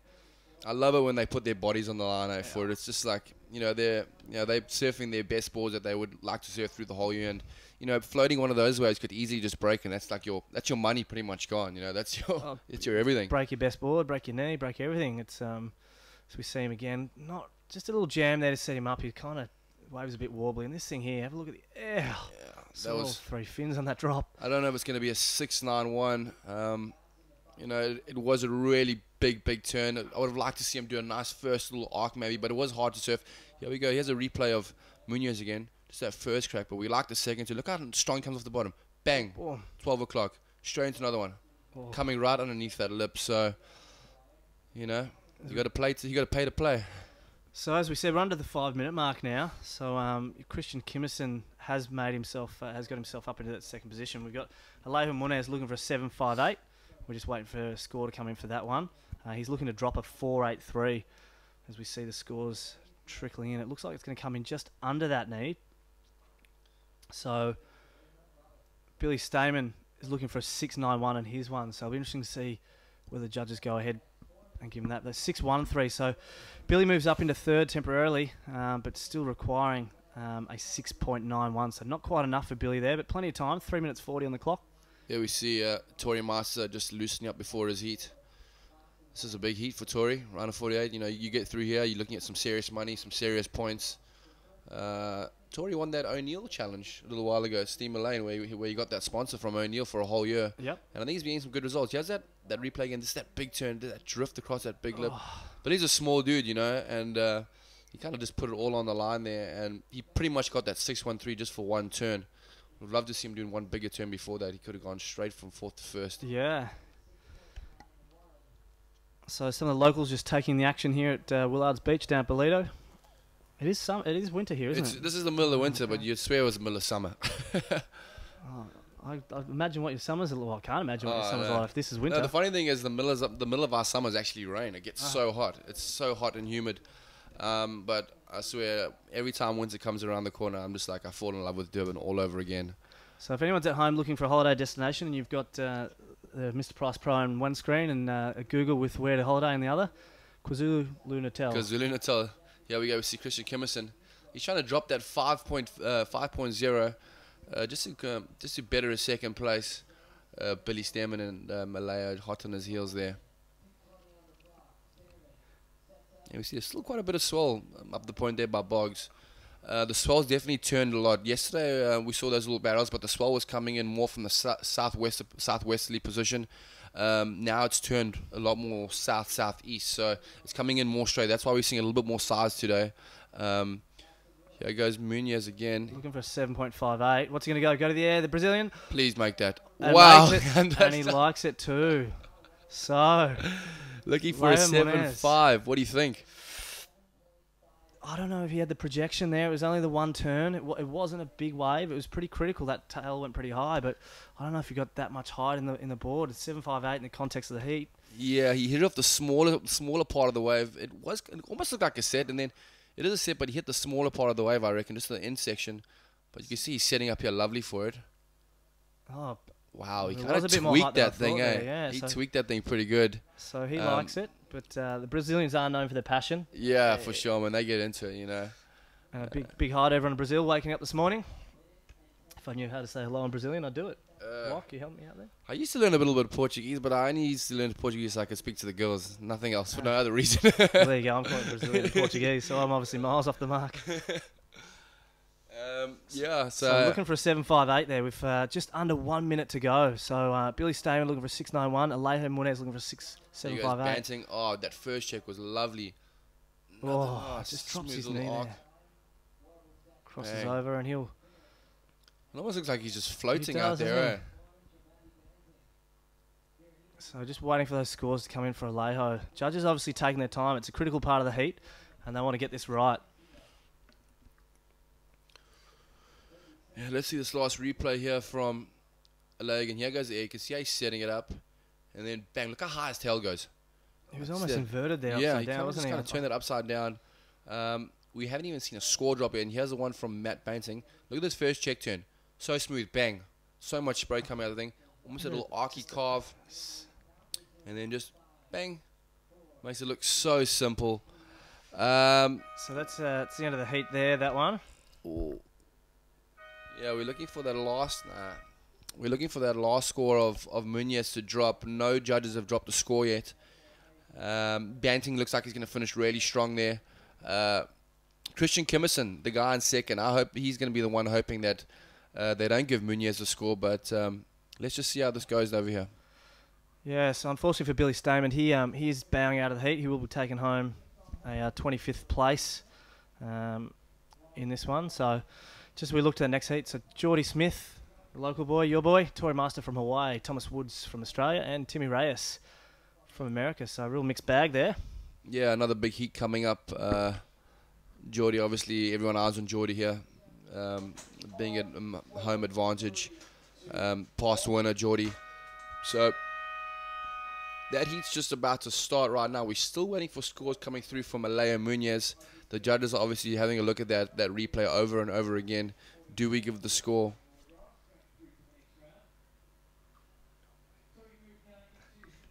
So it just looks like we're just having some computer problems. They've moved on to the next heat, so we're just not sure if they got that score. How about I go and find out and bring in the dulcet, smooth tones of California's Joe Smile and Assassin Topel.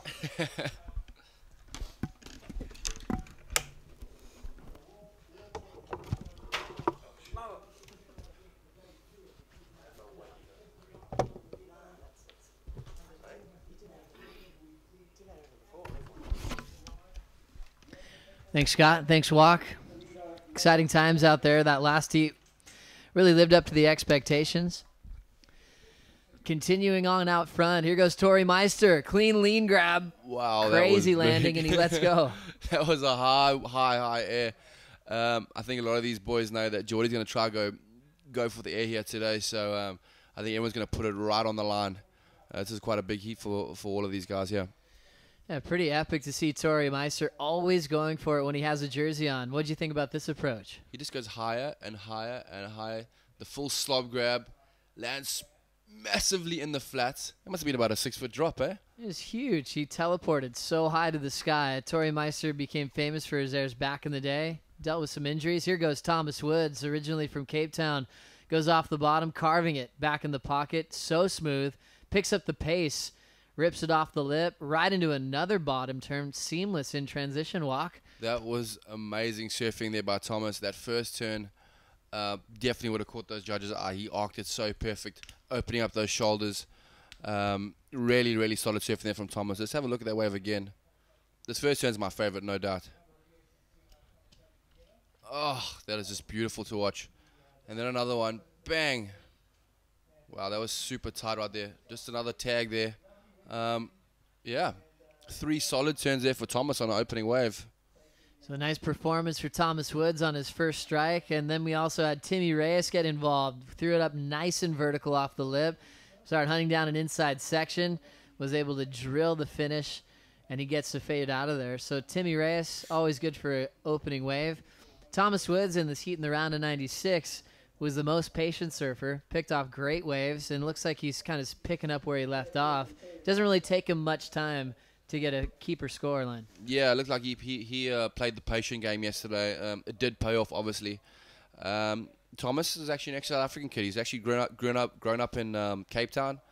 Him and his brother James. His brother lives now in France, I think. Surfs for O'Neill. But yeah, he's turned into an amazing surfer. Lives on the Goldie. But I think we're going to take you down to an interview with the last heat's winner. Hey guys, I'm down here with Matt Banting, your heat winner. Matt, you're having an amazing year. You won in Merriweather and now more recently in Mexico. How are you feeling about qualifying? Yeah, it's still a lot of competitions to go for the year. There's still 6 other primes after this, so these only pretty much just started with this event, so I'm just going to take it as it comes and hopefully get a couple results in the primes. And being here in South Africa in Ballito, surfing at this prime, how are the conditions out there? They've been changing throughout the day, but how was your heat? Yeah, it was pretty fun. I saw Felipe a few heats before me just go mad and get a couple 10s or whatever, but it was pretty inspiring. But I just stuck to the turns and kept on the face, but I'm stoked to get the job done. You surfed really well. Well done for your heat and good luck. Thanks a lot. Thank you, Matt. Thanks, Andy. Matt Banting's put together such a solid year on tour this year. 2 6-star wins as we go to a replay. Awkward takeoff, but Thomas Woods recovers from it. Didn't get anything serious on the inside corner, but his first score is going to be so solid. Few judges throwing in some decent 7-range scores. One judge went as high as an 8.0, and Thomas Woods will be starting off with the lead here, Walk. Yeah, no, that first wave of Thomas's was absolutely flawless. You know, those 2 open calves. I think we're going to have a look at it again. No, who's this? This is Tori Meister. Bang! Oh, just coming unstuck there. This heat's getting really exciting, and it's literally just started. So, Jordi hasn't really even opened his account yet. He's had a small 1-point ride. I don't even think we got it on camera.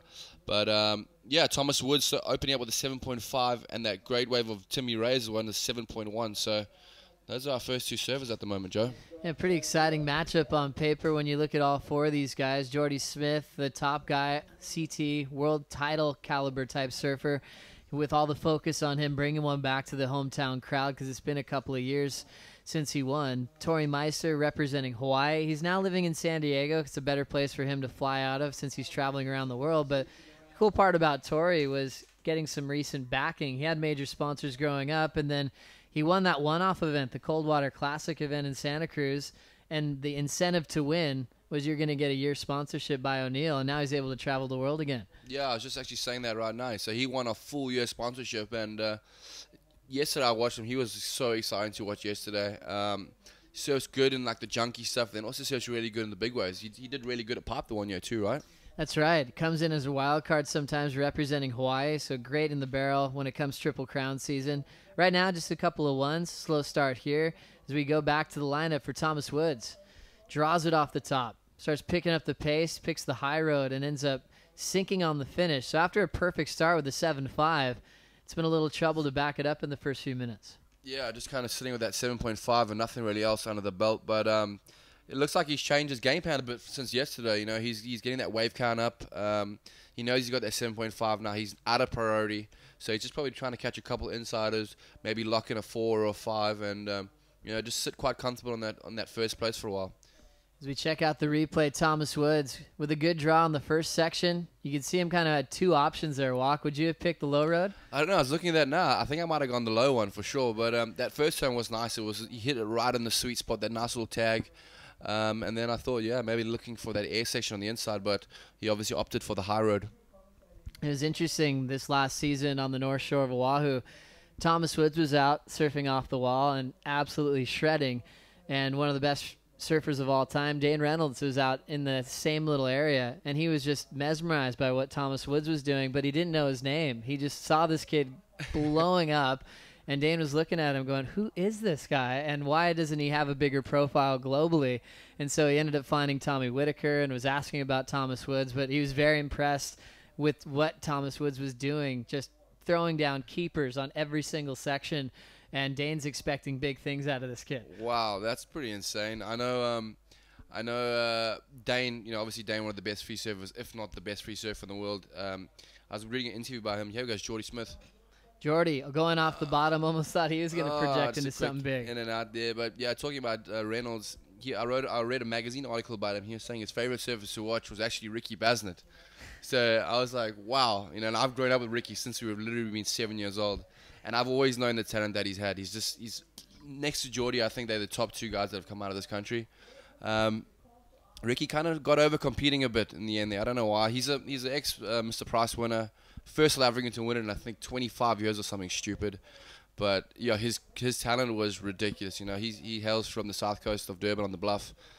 So yeah, there's always comparisons back then, right? Of like the Dane Reynolds version, a South African contender with what he did in the lineup, and he made the WCT, and he fell off after that first year. It was a little bit harder back in those heats, but I'm sure if he had a little bit more opportunity on the CT, he could have changed that. As we see Jordi Smith now, big carve into tail release. Now slowing down for the lip, rock and roll float. Will he come out of it? He still has his board under his feet, but the judges have been critical about riding out with control. Yeah, I'm not too sure if they're going to look at that as a complete turn or not. Here we go. Tory Meister in the barrel. Trying to sneak out. He sneaks out the doggy door. So he is able to pop out right at the tail end. Showed that he did have control. Nice first pump to set the pace for Tory Meister. His best wave so far. Timmy Reyes still second, and we'll check out a series of replays brought to you by Drift. Let's start with Jordi's. Yeah, here goes this one from Jordi.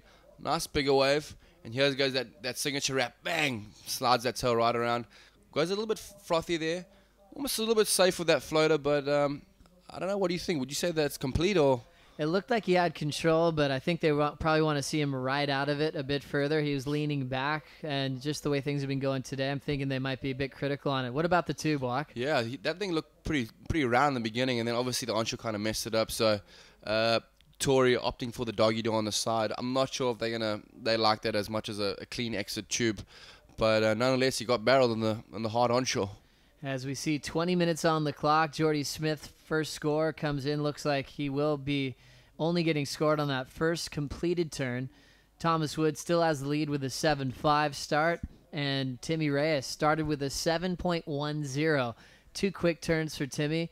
With now 20 minutes on the clock, we'll slow this first turn down a bit from Jordi. Yeah. Look how much rail and power. It's so raw. you know that board's like 6'3", and it's thicker than my hands can go. So it just shows you the power and the strength that Jordi actually has. So Jordi just losing the finish. He won't get a serious number there. He'll still be looking for a score to move into the top two. For the barrel for Tory Meister, he gets a 4.83. He's in third, now needs a 5.35. And now here goes Tory once again. Driving, and he'll just have to sneak out. So not much there for Meister. 19:25 on the clock here. Timmy Reyes, back when he was on the WCT, had a great performance at Jeffreys Bay Walk. What are your favorite parts of Timmy Reyes and his surfing, what he brings to it? I was just thinking about that now. I remember that year that he got, he made the final, right? Got semifinals, that's right. Semifinals, yeah. There goes Jordi again. It's a quick carve and then touches it off the top and kicks out. Yeah, Timmy Reyes to me surfs a lot like Slater. I think he's the one guy that I actually think surfs a lot like Slater. Yeah, also he has those arms spread out wide, opens his shoulders, big calves and gaffs. I used to love the way he watched him surf, and now he just charges massive barrels. Amazing career. As we go back to the replay from Jordi Smith, anything cool on this wave for you? Yeah, I don't really think much there for Jordi. Just a little in and out. Maybe just kind of still feeling his feet. He kind of left it a little bit late yesterday, so he always capitalizes on it, and he's one of those guys who gets his wave count up. He likes to catch a lot of waves. He might start off with threes, but he's going to be finishing off with 9. So let's just see what happens. Well, exciting heat when you have Jordi Smith in the lineup. It's been a tough day for the South Africans walk, as we lost a few earlier, including Travis Logie, Davy Van Zyl. So Jordi Smith trying to keep this one going and to take this one back to the podium. When you kind of go back in history for us, Walk, when was it when Jordi started really dominating to prove himself as a world title threat? Did that show up really young in his grommet years, or did he sort of grow into that a little bit slower? Yeah, well, we always looked at Jordi as like, he dominated since he was young. When he was 10 years old, he was surfing under 15. And when he was 15 years old, he was surfing open, So I think it really got to people, and everyone kind of knew he was going to do his thing. It was that year that he got into a wild card into Jabour, and he got third, and he was only like 17 years old. Just see Tori, big frontside punt, just coming unstuck. But yeah, we kind of knew, and Jordi kind of grew up. He kind of grew into his body really early. So by the time he was 16, you could see that power coming. Jordi's he's not a normal shape like a surfer. Majority of surfers have those big wide shoulders, kind of skinnier legs. Jordi's got that big bum, those big legs, and that's where all your power actually comes from, So he's really strong. That's why he can surf a half a foot wave and make it look that easy. And you think to yourself, you're like, he's that big. How's he doing this? He's not a light surfer, but it's because of all the strength that he has. He's kind of like a rugby player almost. That's a good call. That's super solid attack off the bottom. He drives that bottom turn, sets up so many opportunities because he's the best above the lip and on the open face. It gives him so many options. As we go back to Tori's attempt off the lip walk. Yeah, he went really higher, and then just also kind of landing in that bit of that explosion. So it's kind of hard to ride those ones out. Tori kind of doesn't really have anything much on the score, but he's got a 4.83. I suppose he only needs a 5 to jump into second. We're almost getting to the halfway time now. Tori and Jordi don't really have much on the board just yet. So a slower heat for Tori right now with a 4.83 as his high. And there goes Tori Meister once again, waiting for the corrupt flip. Whoa, that was sick. Perfect rotation, but missed the landing. And this is it's almost turning into a tradition now, Tori Meister. When he comes to the Mr. Price Pro, he always has at least... Look at that one on his head. Oh, no. He's paddling back out, and a bomb comes. And you saw him redirecting, too. Yeah, you saw him going sideways. And here we go. Jordi Smith now sets up with a roundhouse cutback. Let's hope there's something solid on the inside. Hits one off the top, and he can't hang on. Wow, he took off there with almost no speed whatsoever, and he just made it look so easy on that wraparound carve with absolutely no speed whatsoever. And then that second turn, he kind of got stuck up there. The whole wave went quite whitewashy and all foamy, and man, he needs to get a move on pretty quick now. So down to 15 on the clock. Slade Prestwich still standing by and sees himself on the Jumbotron. Now back to Jordi Smith. What happened on this end section? Yeah, look here, he kind of gets up there and throws the tail a little bit, and then almost looks like there was a bit of a little bit of a step in the wave. But yeah, he got caught in all that froth. So that's not going to be a score for George at all. So Jordi Smith still needs a 6.41. Tori Meister needs a 5.35. When you look back at a lot of heats, it's amazing how many opportunities Tori creates for himself when he finds ramp after ramp. In small 1-foot conditions, when it's big, he can always give himself a lot of chances. He always has a really active wave count, and he's come really close to a variety of different airs. He's not always going for the same air. Yeah. He'll change it up. If he pulls one off, the judge has been really rewarding that act off the top today. Hopefully Tori will get some more opportunity here. Yeah, for sure. I didn't realize that Tori was actually that gnarly at airs, but here he goes again. Tori winding up. Here comes another tail drift reverse. Oh, that was lovely. Right into a bottom turn. Rips one off the lip. Another great 2-turn combo. That was good surfing right there. We were just literally talking about that. He hadn't even done one of those today. He did about 5 different airs, and that last one coming so sweet off the lip, just with that one bottom turn, no gunning in between, straight into another little snap in the pocket. So the judge is going to like this one. Here we go. Bottom turn, bang, right out the water, spins it around reverse, and then straight into a calf or a snap, bang. So I don't know, definitely his best wave of the heat. Well done for Tori Meister. Only needs a 5.35. Timmy Reyes skates out of the picture after he kicks out. He's been pretty selective up to this point. Started off with a keeper, now waiting for something real solid to come through.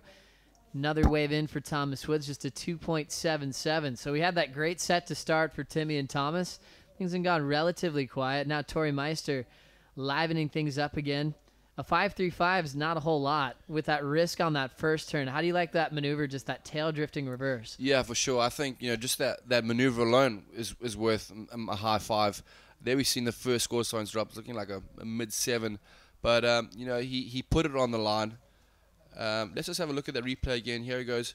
Just one clean bottom turn, straight out the lip, gets the fins right out the water, goes into the air, spins it around perfectly, and then doesn't even take a chance to, like, kind of hop to his next turn. Just in one single motion, bottom turning, and then snap, bang, straight in the lip.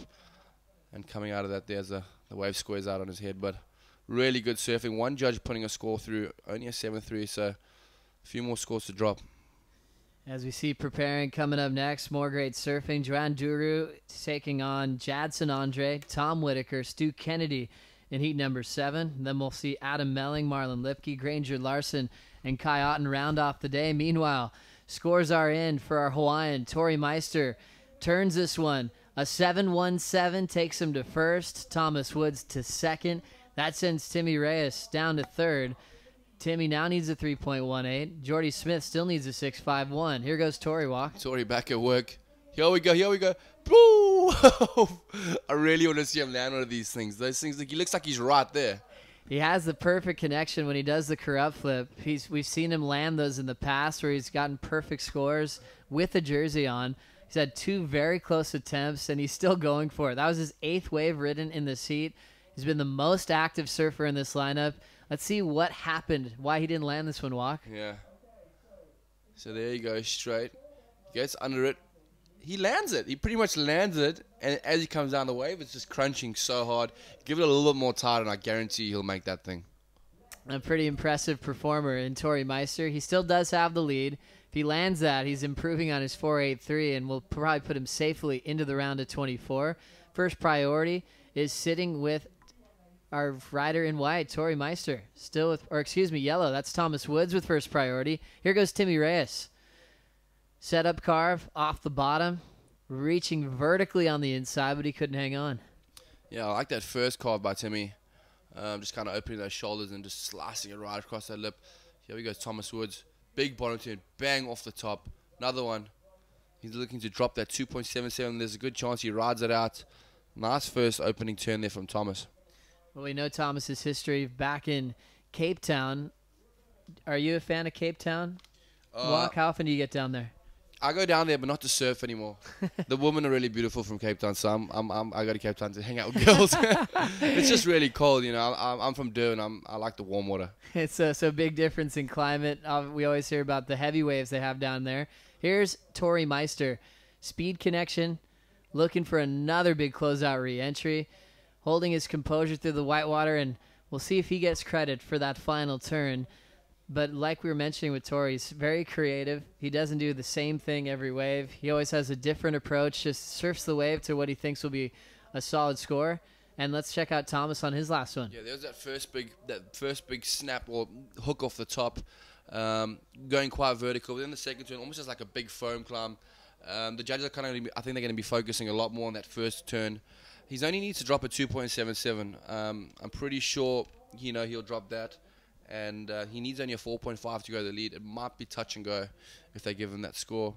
But yeah, Tori's just he's varying everything up today. It's crazy. I think he knows he's got a pretty solid heat here, and in order to advance, you got to mix it up. You got to keep the judges guessing and keeping them excited, obviously.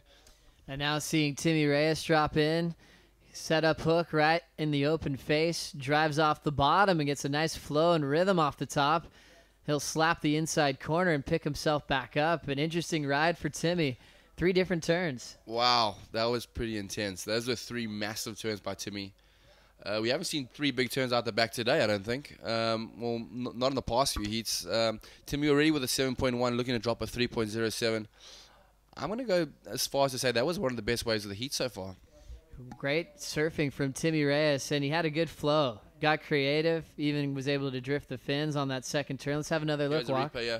So this big gaff carve here, bang, throws a lot of spray, and then quick tag at the top, almost gets his tail out, and then bang, straight into another one. So 3 big turns, standing straight up, kind of letting the judges know, yeah, that was one of my good ones. Interested to see what plays out here.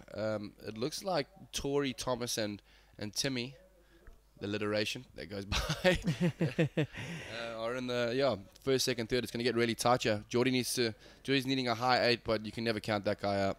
Well, you see, Jordi, he's had 7 looks, so he's been looking at a lot of waves. His best waves so far they're both in the 3 range. Right now, Timmy Reyes will improve. Started with the 7.10, and he will get a score to take Tory Meister to 3rd. So Timmy gets a 5.83. He's back in 1st. Thomas Wood still 2nd. But Tory Meister, even after nailing the 7.17, still needs a 5.27 to make this heat. Wow, this is crazy right now. All 3 of these guys with those big 7s. Yeah, with some live surfing. Float to start for for Tory Meister. He's down. Nothing changing there. Still fighting for a 5.27. It's been a crazy day with all these high scores coming through. Some crazy performances, and no one better than Felipe Toledo, who had the perfect 10 earlier walk. Yeah, for sure. I've literally been blown away by the surfing today. It's been like they've really upped the ante today. Surfing wise, Felipe, Thomas Herms, as I said, Thiago Perez. You know, a lot of these guys just been really ripping. A lot of the guys I don't really know, but I get to see on surf movies and that coming to life. The Mitch Colborns, everyone really surfing good today. Stoked to watch that. Yeah, amazing highlight reel we'll have from day 2 here at the Mr. Price Pro. A completely different act from what we had performed on the first day. I think that's why when you're around surfers, everyone agrees that it's probably the toughest sport in the world to compete at every single day at different venues with changing conditions. Here's Thomas Woods now on a sizable wave, but didn't get much out of it. Yeah, there's still a lot of size out there. You know, that's probably the tide coming in.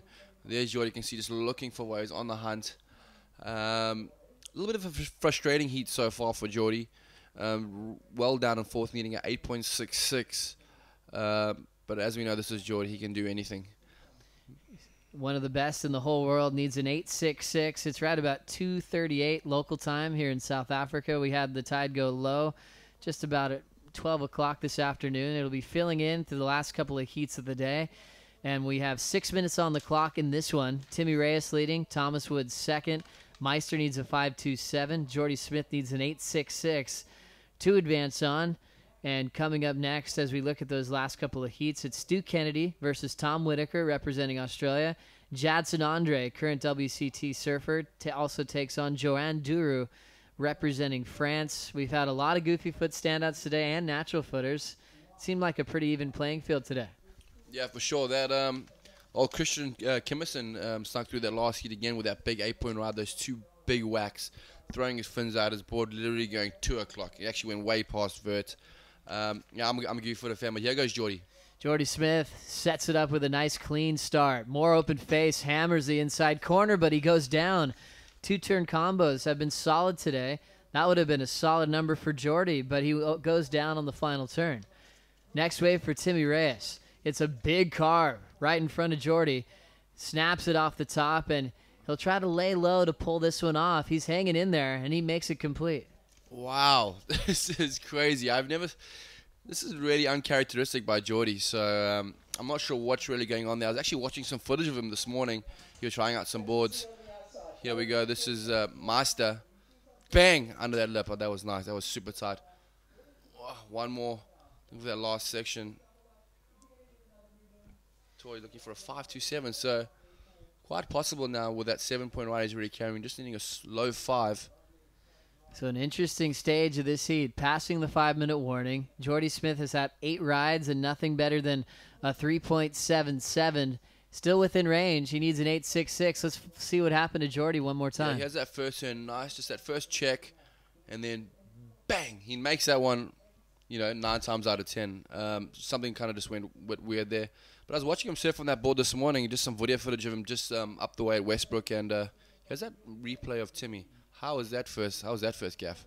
Such a clean roundhouse cutback. He took a little bit of time to ride out of the final turn, but he showed he had a lot of control. He's been solid at finishing all of his waves. He's our heat leader right now with 3:40 to go. But it's kind of good, a crucial thing to look at footage constantly. Jordi travels with his filmer, Jacob Wooden, and they always are reviewing tape. What did it look like for you this morning? Yeah, so like I was watching him today, and he was kind of, I wouldn't say moaning, but he's really hard on himself. So, just looking at some of the carves he was doing, I was like, this is unbelievable. I'm like on the edge of my seat, but he's kind of not really into it. So I'm not sure if he's actually really happy with this board, but he has this one of Torigan. I like that first turn. So much into it, so much emphasis, and then snap back into the pocket. He's looking for a 5.27. There goes Jordi again. Deep in the barrel. Never. He's still driving. Never, ever. And he goes down. A crazy attempt for Jordi Smith. A ton of travel time. But he ends up losing a potential solid score walk. Wow, I can't even sit here. I get too excited watching stuff like this. I start shouting and sounding like a chick. Hey, let's watch it again, Walk. Take it away. So here he goes. Yeah, look how he flashed that last section. He obviously went through a foam ball. Obviously that next section just really, really straight. There was no way he's coming out of that. But, you know, Jordi, he's so big and strong. He pushes out of those big foam balls, you know. So, and luckily he's at 8 waves and nothing over a 3 yet. So definitely not like Jordi. But I'll only be saying that he's probably not going to get through when he gets to 10 seconds. Because you can never judge with that guy. That's a really good call. Right now, Jordi back against the wall. Needs an 8.66 on a day where we've thrown out lots of 9s, lots of 10s. We had Kyle Abelli kind of switch it on for us when we started this round. He had a 9-point ride keeper right at the kind of midway through his heat to take that win into the round of 24. The highlight reel continued into the next heat with Felipe turning in a 10 and a 9.83, one of the best performances of the season. And also Heitor Alves getting in that 9 range club. Frederico Moraes was super solid. Kimmerson, great on the backhand. Matty Banting moved on into the round of 24. Getting up to this point, Jordi Smith is always the favorite when it comes to this level. We have just a minute 30 remaining to see if he can stay in there for South Africa. A pop-up peak setting up for Tory Walk. Here we go, Master. Bang! Another one of those big finners out the back. Oh, Master, just another one. He was looking for only a 5. He did go to second with his last save. He was looking for a 5.2, and they gave him a 5.47. And here goes Woods again, who's dropped down into third, needing a 5.14. Oh, if he makes this. Oh, my Lord. So, everything coming right down to the last minute. You know, all the action kind of always comes down to the last 2 or 3 minutes. You know, you get those flurry of waves, and 2 or 3 guys are catching 2 waves each. And then you can't really keep up with the scores. You know, you're like, who's going to win, who's not going to win, who's going to make it, and you know, it's just like a seesaw. It's pretty crazy when you get down to 45 seconds because you get your final decision. Timmy Reyes is in the lead, and he's still thinking about how he can keep his lead with this kind of talent in the lineup. Tory Meister took second with his 5.47, and we'll see Jordi Smith. He needs one more wave to try to change it. Big full rotation punch. Never. He pulls it. Comes around the corner. Snap on the inside, and he lets everybody hear it. Yeah, that was sick. Oh, my gosh, that was mad. An amazing performance from Jordi Smith as we're already into the countdown of this heat. Wait, what did he need? That was the buzzer. He needed an 8.87, and the judges will think about if it's going to be enough. Let's take one more look at this performance with his back against the wall walk. Here we go. Look at this. He goes right into the roof. Full rotation. I don't know. And another one. He could... Look at he swear. Looks like he's swearing everybody. He's had some of the best claims in the last couple of seasons on tour, but that one was fierce because he knew he really needed something massive. But as we look at the scores, Walk, you just pointed out. He needs a combination now. It's not going to be enough. So what happened was Tory Meister still had a wave coming in. It was a 6.77. With that improvement, Look at this air. Thing. Oh, my God. That was crazy. But it's still not going to be enough. Tory Meister's last wave was a 6.77, solidifying his second place and making it for Jordi, having a combination of 13.95. So, you know, even if this is a 10, he's still not going through. So a tough one for Jordi Smith, but he really got everybody excited with the last-ditch effort. One of the best airs we've seen today. He felt good for him, and that situation just changed, though, with Tory continuing to improve. And since Jordi's scores were all in the 3 range, he wasn't in contention to turn that heat with a final score. But throwing down one for the highlight reel, we lose another former champ, and now the numbers are coming in for Jordi Smith. Big scores, 9.2. Now he only needs a 4.74, but left it a little bit late there, George. Still amazing surfing. That was one of the best airs I think I've ever seen in my life. Incredible rotation off the top. One of the best in the business. Just a little too late. Another big score. We saw that happen earlier. 9.43s for guys losing in the 3rd position. Jordi Smith, a 9.2. He joins guys like Aritz Aramburu, who had one major score and ends up getting eliminated. Exactly. You know, it looks like he took to work just a little bit too late there. But, you know, a few little things going against him this time. It's unlike Jordi, but you know, I think he'll try to go to Jabour early now and get his groove on there. Next heat looks solid. Stu Kennedy takes on Tom Whitaker, Jadson Andre, and Joanne Duru. Good mix of goofies versus regular. 2 natural footers, 2 goofy footers. A couple of CT vets like Whitaker and Andre. Joanne Duru has been an amazing surfer on the QS for a few years. And Stu Kennedy looking for his first call-up to the WCT. We have a wave written already. This is Stu. Here you go, Stu, yeah. So quick little car back. His board looks like the same one you used yesterday, and they're that big finner. I was just saying in that last heat that a lot of the guys have been using longer boards. You saw Wiggly Dantos, his board looks a good few inches longer, and it looks a lot nicer when, you know, his board comes right out the water and he's throwing those 12 o'clock hooks straight up front. It's definitely catching the judges' attention. Yeah, pretty impressive to, you know, see what everyone's putting under their arm before they paddle out. It's always up to the surfer. They can ride whatever they want out there. One of those guys was Stu Kennedy, really started pushing the limits on this board design the last couple of seasons on the Prime Tour, and some people were saying his outline looked a little unorthodox, and he was worried he wasn't getting the proper scores because the board looked pretty funky to the panel. Yeah, it's always a difficult one when you're trying to change up your boards and it's something totally different to what a normal surfboard looks like. I remember he was kind of riding those little Vanguards, and people were like, what the hell is this guy riding, you know? But, you know, he made them look really good, but some people you're going to get positive stuff, or you're not really going to get that good stuff back, that feedback. And it looks like we have Jadson Andre coming to the screen, going with a lot of speed. He'll get a little attack on the end section and finish. Stu already had the 4.0 before that. And it looks like more waves out the back in this heat. 28 minutes on the clock here in heat number 7. It looks like Andy's probably ready with Timmy Reyes, and she'll be catching up with our heat winner in just a moment here. Take it away, Andy.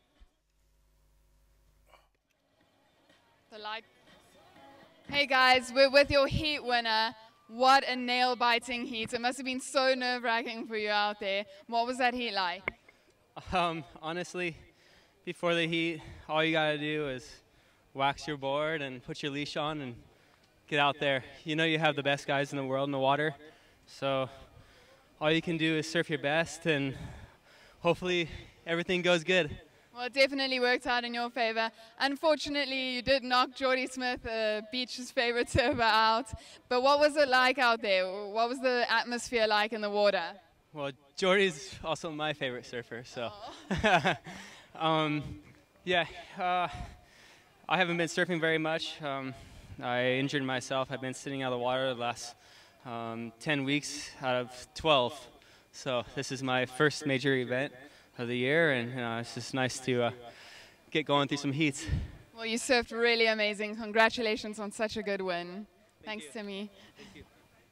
Thanks, Andy. Thanks, Timmy Reyes, putting on a great performance and surfing against one of his best friends. Jordi and Timmy used to surf together all the time, sharing the same sponsor, and we see a couple of replays as this Heat 7 gets started, starting with Tommy Whitaker as he stretches this one out down the line. Big power hack off the top for Witz, and he'll maintain control and his projection down the line to fit in one more major on the inside corner. We just had Warwick Wright take a break, invite him back into the booth. Scotty Turnbull doing double duty at this event from the Water Patrol. Back to the booth. Scott, welcome back. Thanks, Joey. Great to be back. Good to be back in here. Fantastic heats out here. I don't know if you got the same script as me, but apparently we're only meant to go through 8 heats. It was meant to be on shore and it was all over, but the scores are suggesting otherwise. And as we see Joanne Duru going in, up off the top section, just doubles back a little bit there, looking to lock in his first wave. So yeah, as you called right, so the judges have called a 5.67 for that first wave of Tommy Witz, and we had a 4.83 for Jadson Andre and a 4 for Stewie Kennedy while Andy was doing that interview with an always humble Timmy Reyes, always quite happy, always humble. Yeah, it's always great to hear from Timmy. I'd love to see him back on the CT as we go back to Joanne Duru's opening ride. Had a clean bottom turn and attacking it in the whitewater.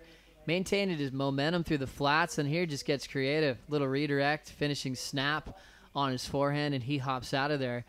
25 remaining, one more heat to go. But like you're saying, Scott, that was the talk of the town last night, that we weren't really going to have a big day here at the Mr. Price Pro. We're going to try to capitalize on maybe finishing the round, but we've had some of the best heats go down in the Prime Series this season. Back to the lineup with Jadson. Straight up 12 o'clock, as you'd expect from Jadson there. Comes off the bottom really, really hard. Just drives through that next hook in the pocket. Is this thing going to set itself up? It does. Again, another vertical snap for him. So looking to end this nice. So 4 solid turns, and he likes that one, as we'd expect from the Brazilian there. Solid performance from Jadson Andre, who's been down to South Africa a few times. He was on tour originally back when Jabour was on a CT. He was being critiqued by not only himself but other people he was working with that he wanted to work on his backhand. So he came down here nice and early, spent a lot of time at Jabour, and worked out with guys like Greg Emsley to really iron this backhand approach down. Let's check it out live out front. Yeah, he really sinks in that bottom turn. He pivots off that hand beautifully and hooks it round. First one was a bit of a off the top. The next one was a hook. This one, again, another vertical snap in the pocket and finishes it off beautifully, just dealing with that white water really well. So great little opener for the Jadson Andre, surfer in yellow there. Really fun to watch Jadson's energy and composure. He's really turned his backhand to a lethal weapon. I think when he first was rising up on the World Tour, he was world famous for that frontside air reverse. He could do it on demand, and it almost was a little bit underrated at the time because we saw it so much, but he had such a big rotation on it. Now let's watch the replay of Johan Duru. So Johan Duru opens up with a hook in the pocket there. Gets a little flat, but gets through his section here. Again, a nice little turn, and as you said, Joey, just a redirect and a nice little rebound. So again, that'll be a good opener. So all surfers opening with moderate scores there. So as we saw in the last heat, the guys took a little while to get going, with Jordi Smith just coming in a little bit too late. He pulled out, Joe, on a few of those bigger ones. He just kicked out and didn't go for the big air, but when he needed to, he made it. So makes you wonder, could he have done it a little bit earlier? Well, we know he could have, but we sort of wish he had have. Yeah, it's true. It's crazy when you have such a giant out of the contest so early in the round of 48, a former event champ. A lot of our former champs are all gone out of the event, as we see Johan Duru getting a casual cutback there. But we lost Glenn Hall, the Gudauskas brothers. We also lost Jordi Smith when you go back in just the recent years of Mr. Price Pro history. And it looks like we'll have a brand new champ this season. A lot of the South Africans are out, but we'll see if the Australian contingent, guys like Tommy Whitaker, the veteran, looking like he's on fire. Still, I think the main message, though, in the first 2 days is the Brazilians are absolutely taking this one over. Yeah, no doubt, Joe. That was certainly the story yesterday and again today. I mean, it doesn't surprise you any amount, but the amount those guys have been spinning and the projection they've been getting and you know how clearly they've been landing those heats, those airs, it's just been so...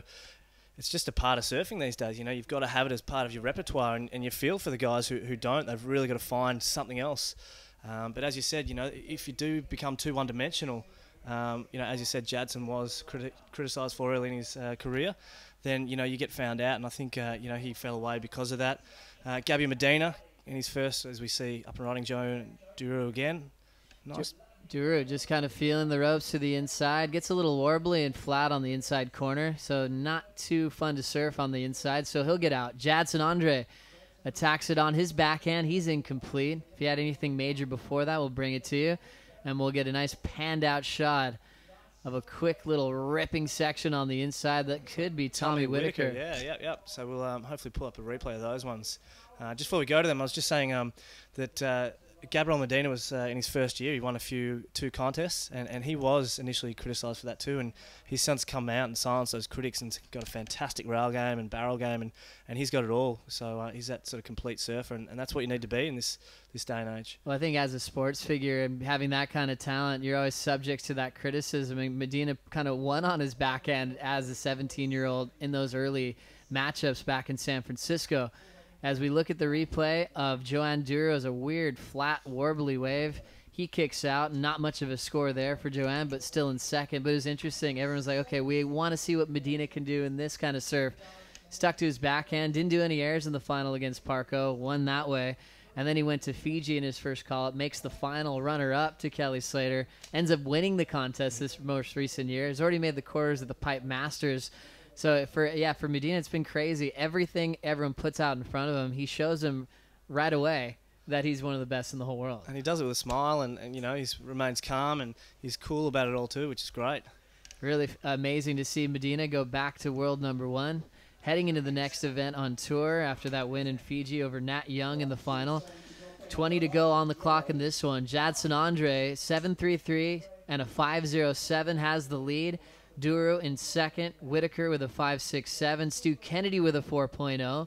Jadson fell off the tour, dealt with a knee injury, and he was able to come back, and a reason for that comeback was a big win last year at a Prime event in Portugal where he beat Connor Coffin in the final. Yeah, for sure. As we just check out the replay from those last little exchange. Who have we got up first? So we got White. Tommy Witts is the one that was a bit panned back. So you can see him, a great little jam. That was, I think that was his third turn in that wave. He got a couple of big gaffes that we saw in that pullback shot. I was surprised when I saw Tommy Whitaker around here. I thought he was just playing, wearing his Oakley team manager hat. And then I saw him in the draw and he came out and he won that first heat. He shows he's still got it. Obviously a veteran from years gone by on the CT, looking to get back there. You know, as we see the judges' scores locking in for that wave, we didn't see all of. Seeing some mid-range scores around the 6 mark. So 6.07 for that wave there for Tommy Witt. So that pushes him up into second place. A great performance from Tommy Whitaker. Now here goes Jadson Andre getting down to this inside. Big blast on the back end. Off the bottom again, reaching for a huge closeout re-entry, but he loses it. He had a great rhythm, a great connection on the first turn, and Jadson could have really put his lead a little bit higher. Here goes Stu now. Stewie Kennedy, a little bit flat on that first one, just a little wrap around. Goes for the air and pulls that off beautifully, looking for the last section just to round that off. So Stewie Kennedy, 3 really good turns. He's still going. He's going to milk this one all the way to the inside.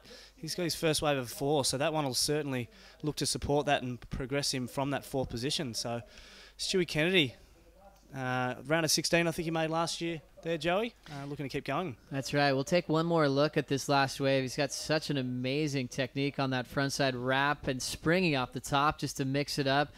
Judges love variety, and we like to see it too. When you see a guy with technique on his carve, his reverse, and also the prowess to link up an inside reform, he surfs with a lot of intensity. We've seen Stu. He's such a nice, calm, comfortable guy on land. He'll get so heated in the lineup. We've seen him so fired up because he wants to win more than anybody. Yeah, I certainly wouldn't want to cross him. He's not overly large in stature, but he's got the passion in his eyes for sure, and obviously got the surfing prowess too. So what I liked about that one, Joey, is that he didn't open up with the big air. He sort of did a functional turn first and didn't race down the line, and that was all he had. It was sort of the second turn was his air, and then he rode it from there on. You don't see that as often, so it'll be interesting to see what the judges think of that one. It's kind of good. We watch now a backside air reverse rotation from Joanne Duru. He'll let go, incomplete, as he's dropped to 3rd ever since Tommy Whitaker got his backup score in. We can see one of your favorite things in the whole world, Scott, the jet ski just kind of resting in conditions like this. Yeah, the boys from the Dolphin Coast Water Patrol. That must be my ski, so hopefully someone's out there looking after the surface. So taking a nice little break. Those skis have changed the whole game in pro surfing. We see them at all the crazy venues around the world, but also taking some of the big wave giants out of some hairy situations and pushing the big wave limits to places that we never dreamed would be possible, because those guys have probably escaped death and drowning more every time they go out to surf these days. Yeah, and you look at the skis now, they can actually outrun the waves. If you look back to the sort of big Wednesday days with Tony Ray and Ross Clark-Jones with their little 500cc, they got mowed down by those 30-footers at Jaws. So you know, I'm quite happy that they've got the power behind them and we can sort of get in and get out pretty quick. But yeah, the guys, especially the Tahitians and the Water Patrol, they're so professional, and the Hawaiians, Abe Lerner and Terry Ahui and those guys who've been doing it forever. They've been pioneering it. Those guys are just incredible, and I love watching them at work. And you know, it is a big part of our sport, and does make the guys safer. I was thinking earlier, we don't see too many injuries in surfing, so we don't actually get put to work that much. But you know, perhaps we're there just to prevent a lot of those injuries happening and get the guys out of situations that we found in 2010 here, where the guys were basically ended up on the rocks, which are probably about 2 monitor screens. Depends if you've got high def. Maybe it's a 1.5 monitor screen down to your left of the beach where we're looking at now. And the guys were really stuck in the pocket there, and without the skis, they wouldn't have been able to get back out. Yeah, what an incredible feature that came here to the Mr. Price Pro and got the best surfers in the world into more good waves more often than not. 15:45 remaining in Heat 7. One more heat to go before we call it a day. Our heat leader is still Jadson Andre, and he's going to glide into this one. Setup work as he's highlining. Now mid-face bottom turn and a misstep off the top. He'll go down, but not too much of an error as he still is sitting in first place, Scott. Bit of a slower heat, this one, Joey. Yeah, he's got his 7.33 under his belt and that 5, so it looks like he's just going to try and improve on that 5 by doing something big, which he's quite capable of. He's sitting sort of comfortably in first there, so a little bit slower, as we said, than the first in the couple of previous heats. Maybe that's that tide's pushing. We did have a low tide about 3.5 hours ago, so it's still got a little way to come in. So Hopefully the surfers in the next heat, our last heat, Adam Melling, who's actually been called a bit of a lookalike to Stewie Kennedy from time to time. Hopefully the Adam Melling, Marlon Lipke, Granger Larson and Kai Otten will be taking note of that slowing surf conditions. Yeah, it's interesting. Stu and Adam, they have a lot of similarities in their style as well, with that classic frontside carve they both have off the top. They both get compared to Mick Fanning. They both sort of can look like Mick Fanning, same color hair, same kind of body physique. But, Stu and Adam come from the same wave at Lennox Head, so there's so many great similarities there. Stu right now with a 7.13, as we see the locals having a meeting about that last ride. And it's fun with pro surfing because there's so many people that like to take part in the judging, and you always try to invite people to do that around the world, to kind of score from home, put in what you think the score should be. And sometimes if you're a point off, sometimes you get the result the same, and you can kind of follow along with pro surfing. The surfing IQ here in this area of South Africa is really high. There's so much competitive surfing here in South Africa. They grow up with it, and so they really understand what the judges are looking for these days. Yeah, spot on, Joey. And I mean, that comes with the history of this event. This goes back to the Gunston 500, which is before your and my time here. And there's still a couple of the old ladies around who are wearing their Mr Price Pro Ballito shirts or the Gunston 500 shirts from 10 years ago, and they live for this. I heard them saying this is one of the biggest events on the whole of the sport calendar here in South Africa, and why wouldn't it be? Look, we've got, I know they bring a lot of the homeless South African kids as a program, and the name of it escapes me. Escapes me right now, but a lot of those guys are coming down here, and they get them involved in surfing and run a football tournament with them, which we can see down the beach there at the front of Bathers. Oh, that's right. It's a pretty incredible program we've been learning about this week. Jordi Smith's been involved in the past, and he brought a surfer from the streets all the way out and surfed with him at Margaret River this year.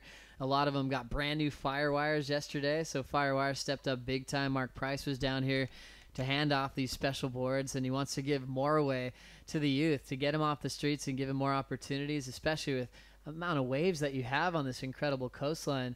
You can really create some great opportunities for the next generation to come out of this climate. And with Firewires, that technology, if you get one board that works as a magic board, those things last forever. You could have a magic board for a long time. Yeah, spot on, Joey. So we just hit a bit of a lull here in the surf. You can see the locals down here, a bit like cats, just gravitating to where the sun is and getting out of the shade. It is winter here in the KwaZulu-Natal coast, just down in Durban, but a fantastic part of the country, I guess. I've been coming here for a few years. I know you have, and we love it every year and certainly look forward to it. It's a big moment here. You talk to a lot of the locals here in South Africa. It has 2 major events, and now J-Bay's back on as a CT. This is a prime, so they have 2 of the most prestigious rated events on the ASP World Tour, and you've seen how effective the Mr. Price has been into putting guys on the CT the following season. Right into Jadson Andre with a couple of wrapping cutbacks, trying to create some space. Setting up the lip now, it's an end section hack. Jadson maintains composure, always really active in his style and approach. That's his 6th wave so far, still sticking to his backhand, and we'll see if he improves on his lead just a bit further. 11 minutes and 35 seconds to go. For you, Scott, watching Jadson come on the tour and sort of re-qualify, what are the things that you look for when you watch Jadson surf? Oh, for mine, as we just see that first turn, the replay, he just pivots off that bottom hand, the inside hand there, and really sets up. And he's really rail to rail, as you were saying earlier on, just driving off that back foot beautifully, just complementing that air game, and he just goes vertical and commits to absolutely everything. And we're talking earlier on, some of the surfers who look really relaxed, I guess he's a complete opposite. He's just got so much intensity and fire in every turn that he does, and we love that about him. So there's something about that real active style, like Mitch Cruz has it, where every time he stands up, it looks like he's about to do something major. It doesn't matter if he's on a 1-foot wave, he always looks like he has the intent to throw down something huge. Taj Burrow has that same kind of hunting approach where he wants to put down a highlight reel every time he stands up. Jadson has this crazy electric intensity where he's moving everything that he can to get the momentum to do the biggest air of his life every time he competes. And he thrives off that passion coming from Natal City, way up north in Brazil. His family doesn't speak a word of English. They have no idea. They wanted him to play soccer, and when he started kind of catering towards surfing, they were a little bit nervous on this career path that he's been taking, and we're happy that he stuck with it. Here goes Stu, Scott. just missed that first turn, but really jammed that tail at the end there, letting the fins free and just punctuating that last turn really nicely. So Stewie's got a low score of 4, which he's looking to replace. He's currently in 3rd position and hoping to sort of advance up there. So it'll be interesting to see how that wave pans out. He's waited quite some time, and that was his 3rd wave. So let's just see. This is Stu just kind of hunting down some momentum. There was that little drift to slide. And he was able to punch out the fins one more time. You can see how much control he has on that board. Even on a challenging section, anyone else would have seen that wave in real life and probably wouldn't have mind surfed it like Stu did. He was able to make that a reality, bettering a 4.0. Needed a 4.61 there to take Tommy's spot in 2nd. Yeah, and it'll be interesting to see whether he gets that. No doubt the judges will have adjusted their scale, noticing that high tide coming in. They'll know that those big, high-scoring, giant airs perhaps aren't on his offer as much as before. So they will have brought their scale down. So we might look at that, and, in the past heat they might have been a 3, but this one it might be a sort of a 6. So Stewie back to work again, a nice little tail waft hooked. He goes for that air that I just said weren't around, and unfortunately doesn't stick it. Next wave to Tommy Whitaker. Carves back to the source, still driving. Wave's going pretty gutless, but he'll throw up a final turn on the inside corner, and he gets out of there. Tom had a 5.67, a 6.07, and now another number coming in. He needs a 6.70 to take Jadson's spot in the lead, but numbers are now starting to drift in for Stu Kennedy.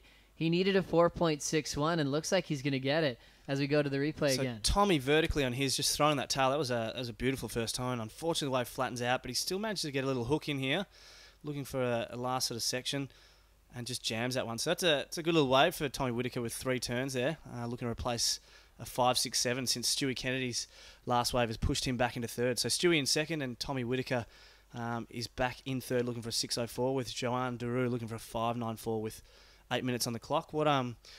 If you were a coach, Joe, what would you be saying to Joanne? Joanne Daru just would like to see him catch some more waves. At this point, at the 8-minute mark, he started off with a 6.17. He's been fairly selective. The good part about Joanne's being selective, he'll have first priority, but it's also adds up with the risk where he won't be able to afford a mistake when he finally does make a move. I like the rhythm of Jadson Andre keeping his total up in 1st and taking a lot of chances. Here goes Stu, blasting it off the lip. End section approaches. He'll sit on a final turn. He'll let go. It's only good for 1 maneuver. The wave before did come in at a 4.97, so Whitaker in a bit of trouble, Scott. Yeah, we're still waiting for that last score of T-Wits to drop. But yeah, Stewie for the moment up into 2nd place. Still plenty of time on the clock, though. I'm not sure that's going to replace Stewie's 4.97 on that. Kind of getting exploded off at the end there. As we'll take another look here on the replay from Tommy Whitaker to see what happened on wave number 3. Nice controlled tail side to start. Yeah, we kind of lose it in that first tail in the whitewater, but I really think he brought that right around, and that last little section there just punctuates it right at the end there. So 3 turns for Tommy. Judges still considering the scores on that one, taking their time to lock it in. They'll be looking at the replay. They've got the liberty of doing that. Again, another advancement in our sport, which is fantastic, is they can look back at that and call from that from a few different angles if they like. Oh, it's great to see. It was a huge feature to be brought to surfing a few years back. Here's Jadson Andre. What's he going to do? Getting the speed. Backside air reverse. Nice and high off the liftoff and sinks on the landing. He really wanted that one. He's pretty fired up. He got a lot of height, and it's fun to see him mix it up. Just highline it, got the speed, a big whip off the top, and he'll end up with a 1-ranger. The guys are finding the same challenge they found yesterday, Joe, with, they're racing down the line and having that 1-turn maneuver, but they're hitting deep water, so they're landing and they don't have that ability to propel out and clearly show the judges they're riding out of the waves. So that's a real challenge for guys like Jadson who are going to go for it with these ones. As we see Joanne Daru up and riding what looks like a set, unfortunately comes unstuck on that one.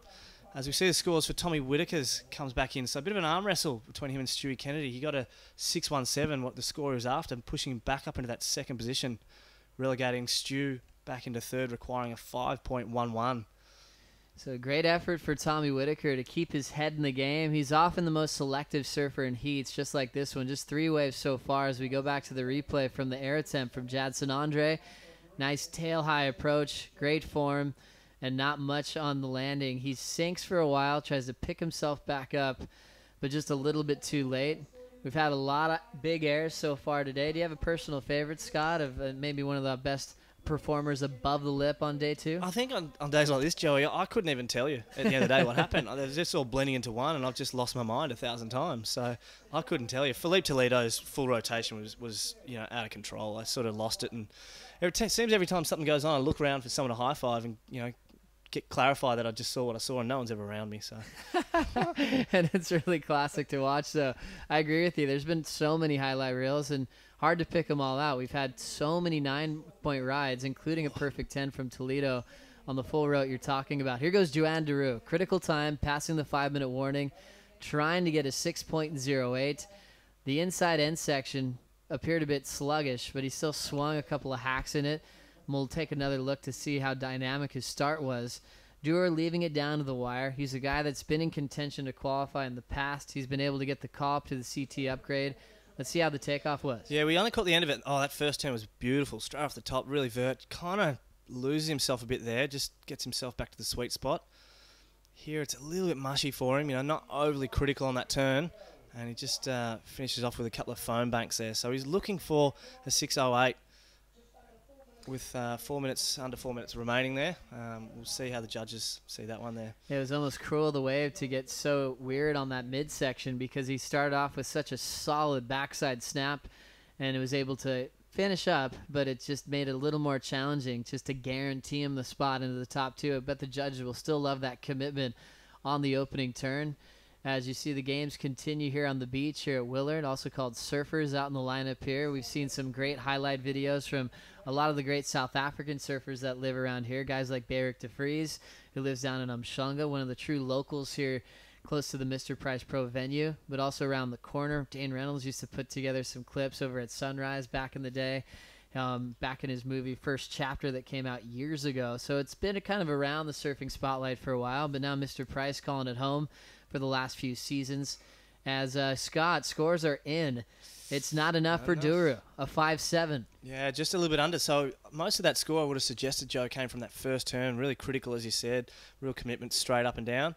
But not quite enough. So still looking for that 6.07. Unfortunately, all the South Africans, I believe, are out. Unfortunately, we lost Travi today. Davy Van Seal lost in the dying minutes there. As you've seen, Jadson up and riding. Jadson will square up and get a carve back into the pocket. He's over it as he kicks out. He's asking for situation now quickly, and he realizes what the scores are. Joanne Dewar needs a 6.07. Stu Kennedy needs a 5.11. Tom Whitaker needs a 6.6 to take the lead off Jadson. Looks like Jadson was concerned with what Tommy needed to overtake his lead. Yeah, he was making those signals before he paddled into that wave, so some great multi-skilling there by Jadson. But yeah, the guys, it's it's all about strategy. They're amazing surfers, but do I go and paddle and sit on my competitor if I've got priority, and do I sort of sit around him and paddle him around and make him commit to a wave that he otherwise wouldn't commit for? So by knowing that, and we can see the priority disc there with Tommy Whitaker in second, he's got that first priority. Stewie Kennedy, who's in third position, looking for that 5.11, he's got second priority, and Joanne Duru now with the third priority there. So Tommy will probably sit there and sort of wait for the best wave, and I imagine Stewie would be hoping there's a second one behind it or looking to get away from him as we see Jadson up and riding, keep him busy, Joe.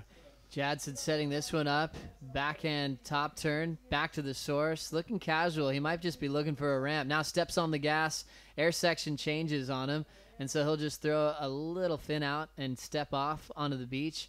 His keeper score still a 7.33 that he got a while back as we approach the final minute of heat number 7. It's pretty tight when you look at the numbers. Jadson's leading with a 12-point total. Tommy in second with a 12-point total. Stu Kennedy also with a 12.10 total. And Joanne Duru just out of that 12 points, 11.87. The range of the scores from the panel are pretty similar, keeping this heat really tight at this stage. Yeah, which, as a surfer, you've really got to go that little bit extra and just punctuate it and just sell it to the judges and do that little bit extra in your turns, given that they're all getting similar waves. We see Stewie Kennedy in third, looking for a 5.11, a little wrap around there, Joe. Nice section here, nice and smooth, just slides that tail. And nice and vertical, squeeze that in. Unfortunately, comes unstuck there for Stu. And that was a turn that he really wanted to make. He only needed a 5.11. We'll catch up to Joanne Duru. He needs a 6.07 here. He'll finish on his board. It was a smaller section to finish off on as the scores will be coming in. That could have been Stu and Joanne's last chance to try to make the round of 24. 20 seconds on the clock, Scott. This is going to be close. So Stewie Kennedy comes up beautifully, nice, and just a wraparound to open up there. This one nice and smooth, mixes it up, just jams the tail of the slide a bit more, and hits this end vertical section, but unfortunately comes unstuck. So, yeah, I'd love to see the scores had he have stuck that last one. You know, he's looking to replace a 4.97. And the scores are dropping in. Stu Kennedy needs a 5.11. It's going to be a 3.8. Not enough. Last score will be coming in for Duran Duru in just a moment. Heat number 8 is still on hold. Duru did get a chance to turn it right at the end.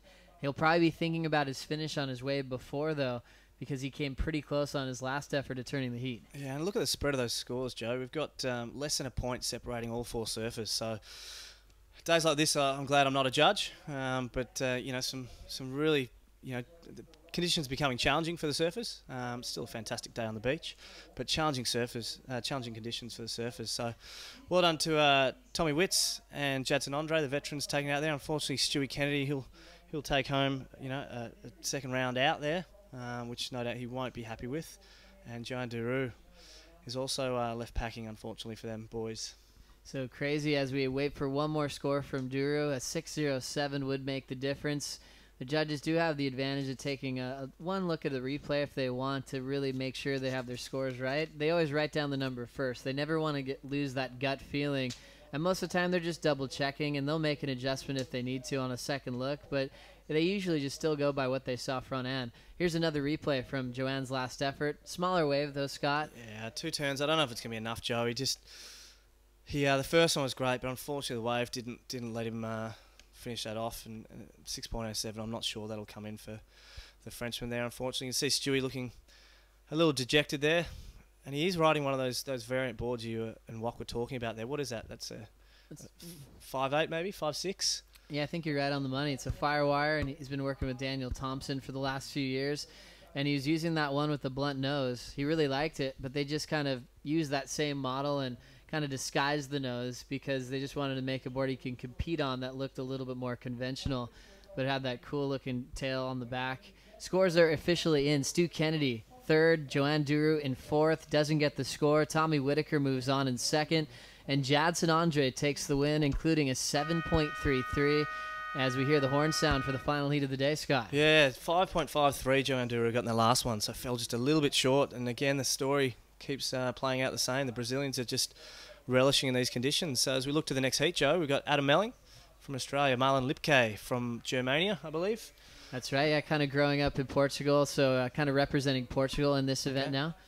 Granger Larson from the island of Maui, and Kai Otten representing Australia. So a couple of Australians, Europe, and Hawaii represented. A great international field. You know, a lot of these areas around the globe you get really accustomed to. There's some rising nations that you want to see more of. You know, we've always seen Indonesia as a surf destination. Yeah. We always see some great talent coming out of there. And, you know, we've got to see Oni Anwar get the call up at Bells Beach and as a wild card. And he's actually, you know, one of the guys that left Indonesia early to go to school in Australia to really promote his professional career. It'll be fun to see some new rising nations in the next couple of years here at the Mr. Price. Yeah, you're totally right there, Joe. Those the Indonesians are incredible surfers. They've just got this, I guess, like the Brazilians. They've got really flexible, and they just deal with you know, all sorts of conditions well. And as we see up and riding, Granger Larson, the Hawaiian, just looking for some lobsters down the bottom there. You know, he goes down and it checks out that first wave. Granger trying to get an early start. You always expect the dominance from Australia. You've got the board riders clubs down there where kids are just born into this competitive atmosphere at a very young age. And the tradition is one of, I think, everyone's favorite parts when they go down and they get to live the history of the board riders series. You know, back at Bells Beach, you get to see how the trials are all set up. All the locals get behind each other to try to provide someone who can create upsets, kind of like the Adam Robertson story when he made it all the way to the final against Joel Parkinson. Yeah, spot on, Joey. That structure just there for the guys to succeed in, which is fantastic, you know, from the board riders all the way to the point we've got this amazing high performance centre where you can go in and pick any size board, and it's got, you know, every fin from FCS and you know, future fins, and you can just pick any combination. You sit there and get your surfing filmed, and they split screen it and look at your turn versus Mick Fanning's, and you can critique it. You know, you've got Kingy doing the analysis out there, and it's just, you know, the kids are so excited at the state level to make it through to that sort of national level now, and the support structure's there, and, you know, we see it in the results. Whereas, you know, I can't imagine Brazil's got that same structure. It's just that natural affinity with the waves and their natural ability. Just back to Onianwa really quickly, what he said when he got in the trials at Bells, he was over the moon, and maybe it's the one thing that's stopping the Indonesians is the cold water. And Oni just didn't know how to surf in a wetsuit. He was just all restricted, and especially those long paddles out to the Rincon, he wasn't sure how to do it. So maybe that's the thing stopping them. Otherwise, you know, making this at the world stage and the success. Yeah, it's a good point. It's a crazy venture to travel around the world hunting down points, as we'll keep you up to date with this last heat of the day, and we'll send it down to the beach. Jadson Andre standing by with Andy Van Zyl. Hey guys, I'm with your heat winner, Jadson Andre. Jadson, you're a CT surfer. How does it feel to be here surfing this prime in South Africa? That's awesome. I really like this place. I think that's my 5th year over here, and I always do some good result. And last year I got 5th, and was one of my best results from a year that make me back on tour. So I really love this place. I really love to compete, and it's a prime event, and I'm just stoked to be here. Thanks for all the guys who's doing this contest. For the Mr. Price Pro is an awesome contest. Thanks, guys. Awesome, thanks Jadson. And how did you strategically prepare for your heat today? Yesterday I had like a really bad heat, but I was just really lucky enough to have two waves in the end of the heat, and I make through like 5 minutes to go. My best score was 2 points, so I was like, no, please God, I really want to make that hit. I really like this place. I want to make a few more hits in this contest. So today I did like 10 times better than yesterday. Like I got a 7.3, and like I suffered way better today. So I'm just stoked to improve myself in the contest and also to make another hit. Well done, Jadson. Great surfing out there. And is there anything you want to say to your family back home? Em português? Yeah, in Portuguese. Abraço pra galera que tá torcendo aí. Valeu toda a turma que ficou orando, torcendo, os meus patrocinadores. E um alô especial lá pra galera da Vila Storm, que agora tá torcendo lá, vibrando pra galera. E Henrique da FC Fizz, tô esperando meu áudio. Valeu. Thank you, guys. Thank you so much, Jadson. Well done. Thanks, Andy. Thanks, Jadson. Jadson's always a fun one to catch up to behind the scenes. He kind of quickly became the class clown on the WCT. Gets along with everyone from Mick Fanning to everyone on tour. As we go right back to this one with a wrapping cutback from Adam Melling. Yeah, first wrapping hook there. In the section, he just jams it. So opening up his account there, getting his feet in the wax. Won't blow the judges' minds, that one, but a good starter for him. I love Jadson's motivation for making heats. It's not about the points. It's not about the money. He just wants to come back because he loves this place, which is great. Really comfortable here in South Africa, that's for sure. As we also had a wave ridden from Kai Otten. He got a snap off the top, another little fading cutback, set up the lip to hit in the pocket, stabs it vertically, and then attacking the end section where he finally goes down. It'll be good score for a warm-up as he's getting his rhythm underway. Just needed a 2.89 to move into the top 2. One more score to lock in. It's a 3.83, the best wave so far, as he takes the heat lead. Kai Otten's always has this underdog role. He kind of turned in his best year last year on tour. He's had big results on point breaks and rights that usually challenge goofy footers. He's solid at Bells. He's also got a semifinal in history at J-Bay. Here's Granger, Scott. Hook off the turn, the first one. Again, another nice one. Will it keep going for him? Little foam climb and just a little one at the end. Doesn't quite ride that one out. So it looks like the guys are sort of resigned to maybe 2 turns and hopefully that third little end section if they can ride out of it. So a real challenge for the judges and I guess the surfers to really show that variety. As we've seen behind the peak here, comes around the section, nice and vertical, just jams that section. Again, a little hook there, just displacing buckets of water and just doesn't quite, have the projection to ride out of that last section. But nonetheless, a good opener for Granger. He had a couple of tiny scores to start off with, a couple of ones. So hopefully that'll no doubt go into his top 2 scores. So right now, Granger just building. 1.83, 1.43. His best wave so far was on the last as he's starting to build. Representing the island of Maui in such a great way. Always a super nice guy behind the scenes. And he had a great amateur career. Was always a hopeful from competing back at Lower Trestles for his nationals to go all the way to the WCT. Let's go back to Melling's last wave, Scott. Yeah, as always, really fast. A lovely little hook in the pocket there. Fortunately, the wave flattens out, but he still does a nice little wrap around. looking for the end section, but nothing doing. So just 2 wraps there for Adam Melling. You know, he's really smooth on that wraparound. He's got that down pat. Unfortunately, the wave wasn't offering anything for him to do anything really critical. So the boys are going to be looking, you know, at the last heat where, you know, 12 was going to get you the win. So they'll be looking for some, you know, high 6s to 7s. So I can't imagine that one going to Adam's top 2. But good to see the boys getting busy early, knowing that that tide's filling in a little bit more on our last heat of the day. Yeah, pretty impressive to see what Adam Melling can do in smaller waves. And sometimes when waves look really messy, I think that's when really Melling can stand out because his technique is incredible. He has a really aggressive wind-up when he sets it up off the bottom. He torques his whole body around. He's got a lot of movement here off the top right now. Setting it up off the bottom, rips one right in the pocket. Anytime you airdrop with a big impact like that, the judges love it. Just needed a 1.21 to move into the top 2 as we see Kai Otten into the screen now. Yeah, big hook for the first on the first one for Kai. A nice little hit in that end section. Looking for some finish, but doesn't quite finish it off. Yeah, look, Adam Melling, that last one, as you said, Joe, great little hit and just airdropping. So we might just have a look back and have a look at Granger's last wave behind the section there. Nice speed, hits it beautifully. Doesn't quite get the tail release. That one there, a nice little hook under the lip. Looking down the line. So judges looking to lock that one in. That'll be a mid-range score for Granger. So classic Granger Larson technique as he was just packing that lip down the line. Needed a 2.05 to move into the top 2. First few scores are in. They all look similar. And the judges will make a decision. It's a 5.33 for Larson.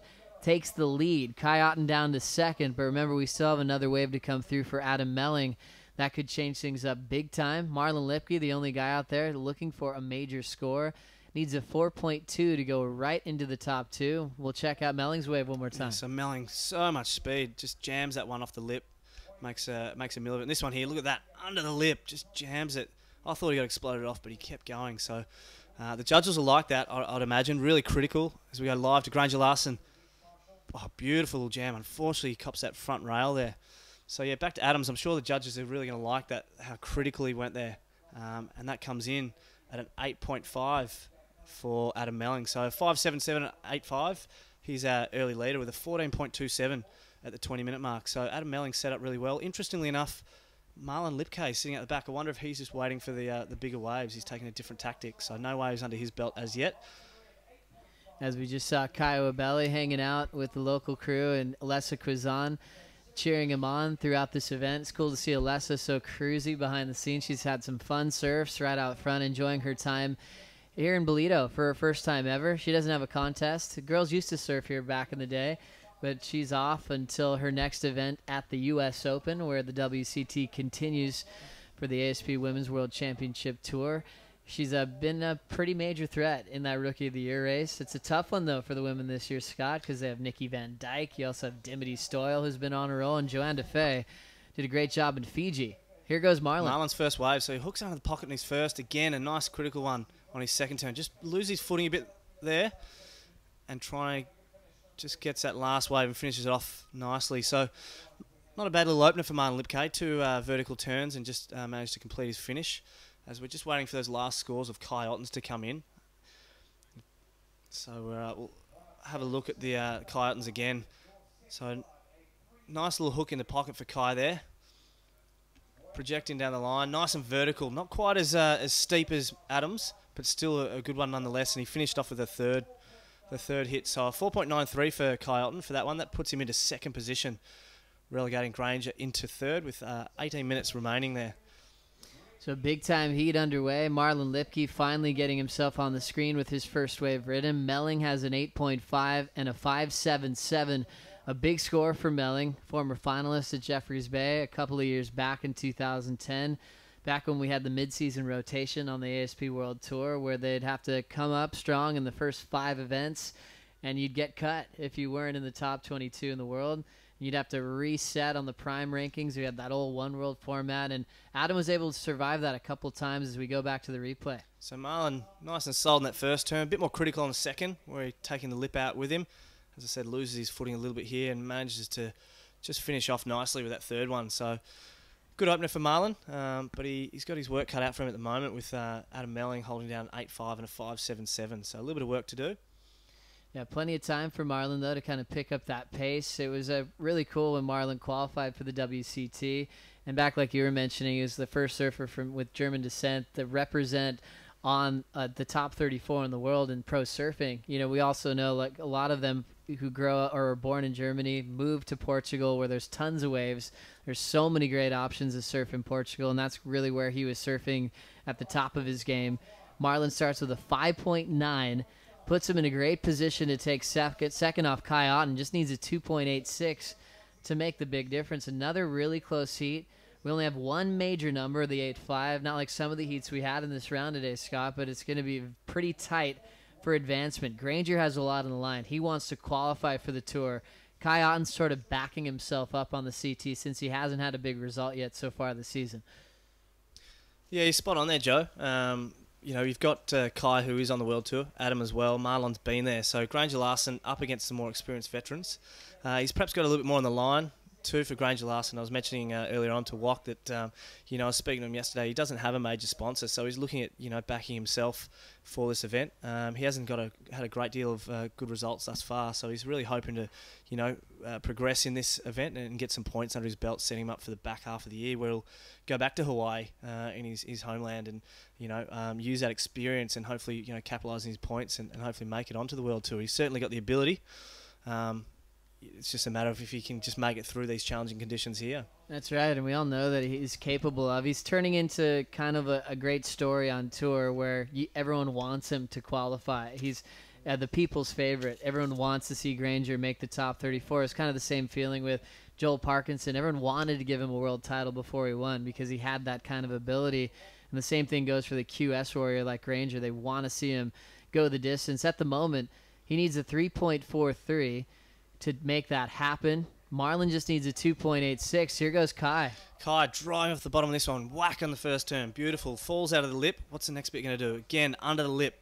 Nice critical section. And to finish it off, can he ride out? So, yeah, that's a challenge at last section, Joe. The judges are looking for, you know, to complete that ride. And as you can see there, you've got that deep channel gutter where the wave dies off. It's quite a challenge for the surfers, and they really need to make that last section. But two nice sections to start with Kai. He's got 3.83. He's dropping. I'd imagine it would go better than that. You can see. Call us for this one, Joe. A little replay from Kai. First connection looks solid. Got around the corner and hit it. Really cool drifting turn off the top and then sits on the final section. He wasn't able to pull off the finish. Two-turn combos have been effective today. The second one looked nice and crisp, and he had a little bit more control. A 9.34 is a lot for the win, but Kai will probably improve on a 3.83, putting more pressure on Marlon and Granger at this stage as he's starting to build on his total. Here goes Marlon. So 5.9 to start off with. What can he do here? Just a little bank turn on the first. This one bit's more critical. Oh, unfortunately, bogs his nose there and gets caught up. So that'll add to his top two because he's only had one wave beforehand, but certainly he'll be wanting better than that as we see Granger Larson. Snap. Huge tail slide. Total control. Larson right back up to the top and drills it. Another great two-turn combo, two completely different turns, taking a lot of risk on the opening section. And that, you're right, Joe. That first turn he tried a couple of waves ago. I think it was his 1.43, and unfortunately bogged the front rail. So, you know, still knows he's got that ability, backing himself, and says, I'm going to have another go at it, and pulls it off on that one. So, not a bad effort by Granger Larson. They're looking for a 3.43 to push him up into that second place. So now time ticking away, halfway through. One more score to come in for Kai. It's going to be his best wave so far. Let's take another look at Granger's ride, Scott. Really just waits for it to set up and just hits that lip and just releases that beautifully. You know, that innovation there. Nothing overly critical on the second one, but still functional enough to finish that one off. So it'll be interesting to see what the judges think. He's been pushed down momentarily into last, but he's come back up into third there with that one coming at a 5.43 there, Joey. Yeah, solid score for Granger, his best so far, but Kai just got his best so far, a 6.6 for his two-turn combination. Kai second, Melling still first. Granger in third now needs a 6.11, and Marlon Lipke now needs a 5.64. So an interesting blow with Kai improving on each and every score. Started with 3s, then a 4, then a 6.6. It's a common theme for some of these guys. They start building throughout their scores, getting better and better rides, and sometimes they save their best for the last. And right now, Kai's kind of fitting to that theme. Yeah, spot on, Joe. He's just building that house, if we're going to use a commentator's cliche. But Kiron's classic. He's a very intense character. He's been sitting up out of his window, just heckling everyone that goes by. And, you know, certainly when he's out in the water, he's one of the most vocal surfers, both for himself and talking to everyone else around him. So Kai's, you mentioned that he was a bit of an underdog and always seen as such, as we see Granger Larson up and riding here. Setting this up on his first section, clean carve down to the bottom, going for the air, double grab punt. He'll land it just to change it up, set up off the top of the wave, went gutless. Granger's low score was a 5.33 before that. He was hoping for a 6.11, and we'll take another look. Creative throwing the air on that second turn. Yeah, I think it's the first air we've seen in this heat, which is, you know, stark contrast to the previous ones. He does a nice little redirection turn, a little wrap here, and gets a nice projection, nice height. Nearly bogged the nose as he came down there, but you know the judges are going to like that. It's the first air we've seen. He mixed it up on that one. I like when the guys mix it up from wave to wave. They don't do the same thing that they did in the last wave too. You know, shows that real innovation, and I think the judges appreciate that too. So Granger hoping to improve on his low score of a 5.33, looking for a 6.11 from that two-turn wave. We've kind of noticed too throughout the the last couple of days, we've seen some crazy rotations, but it seems like the straight stock air is back. Just a clean frontside air without a major rotation. Maybe with the lean grab, we saw Tory Meister going for that before. Granger going for that similar grab as well, and it's kind of refreshing when you see guys just really dedicated to changing up in their own surfing. They want to try things that are refreshing to them, and you kind of see shifts in patterns. There's certain airs that become really popular at certain stages. A couple of years back is the slob reverse. Everyone had one or tried to have one in their game, and now you're starting to see a little bit of difference. It just seems to be just event by event what becomes popular. You might not see the slob reverse for a while. Yeah, and you wonder what drives those decisions. Are there some guys who are innovating, as we see Granger with the quick in and out? Are there certain guys they're looking up to, like your Josh Kerrs? Or is it, the wave dictating? I don't know personally how they do it. They see the section. I'm not sure how they decide.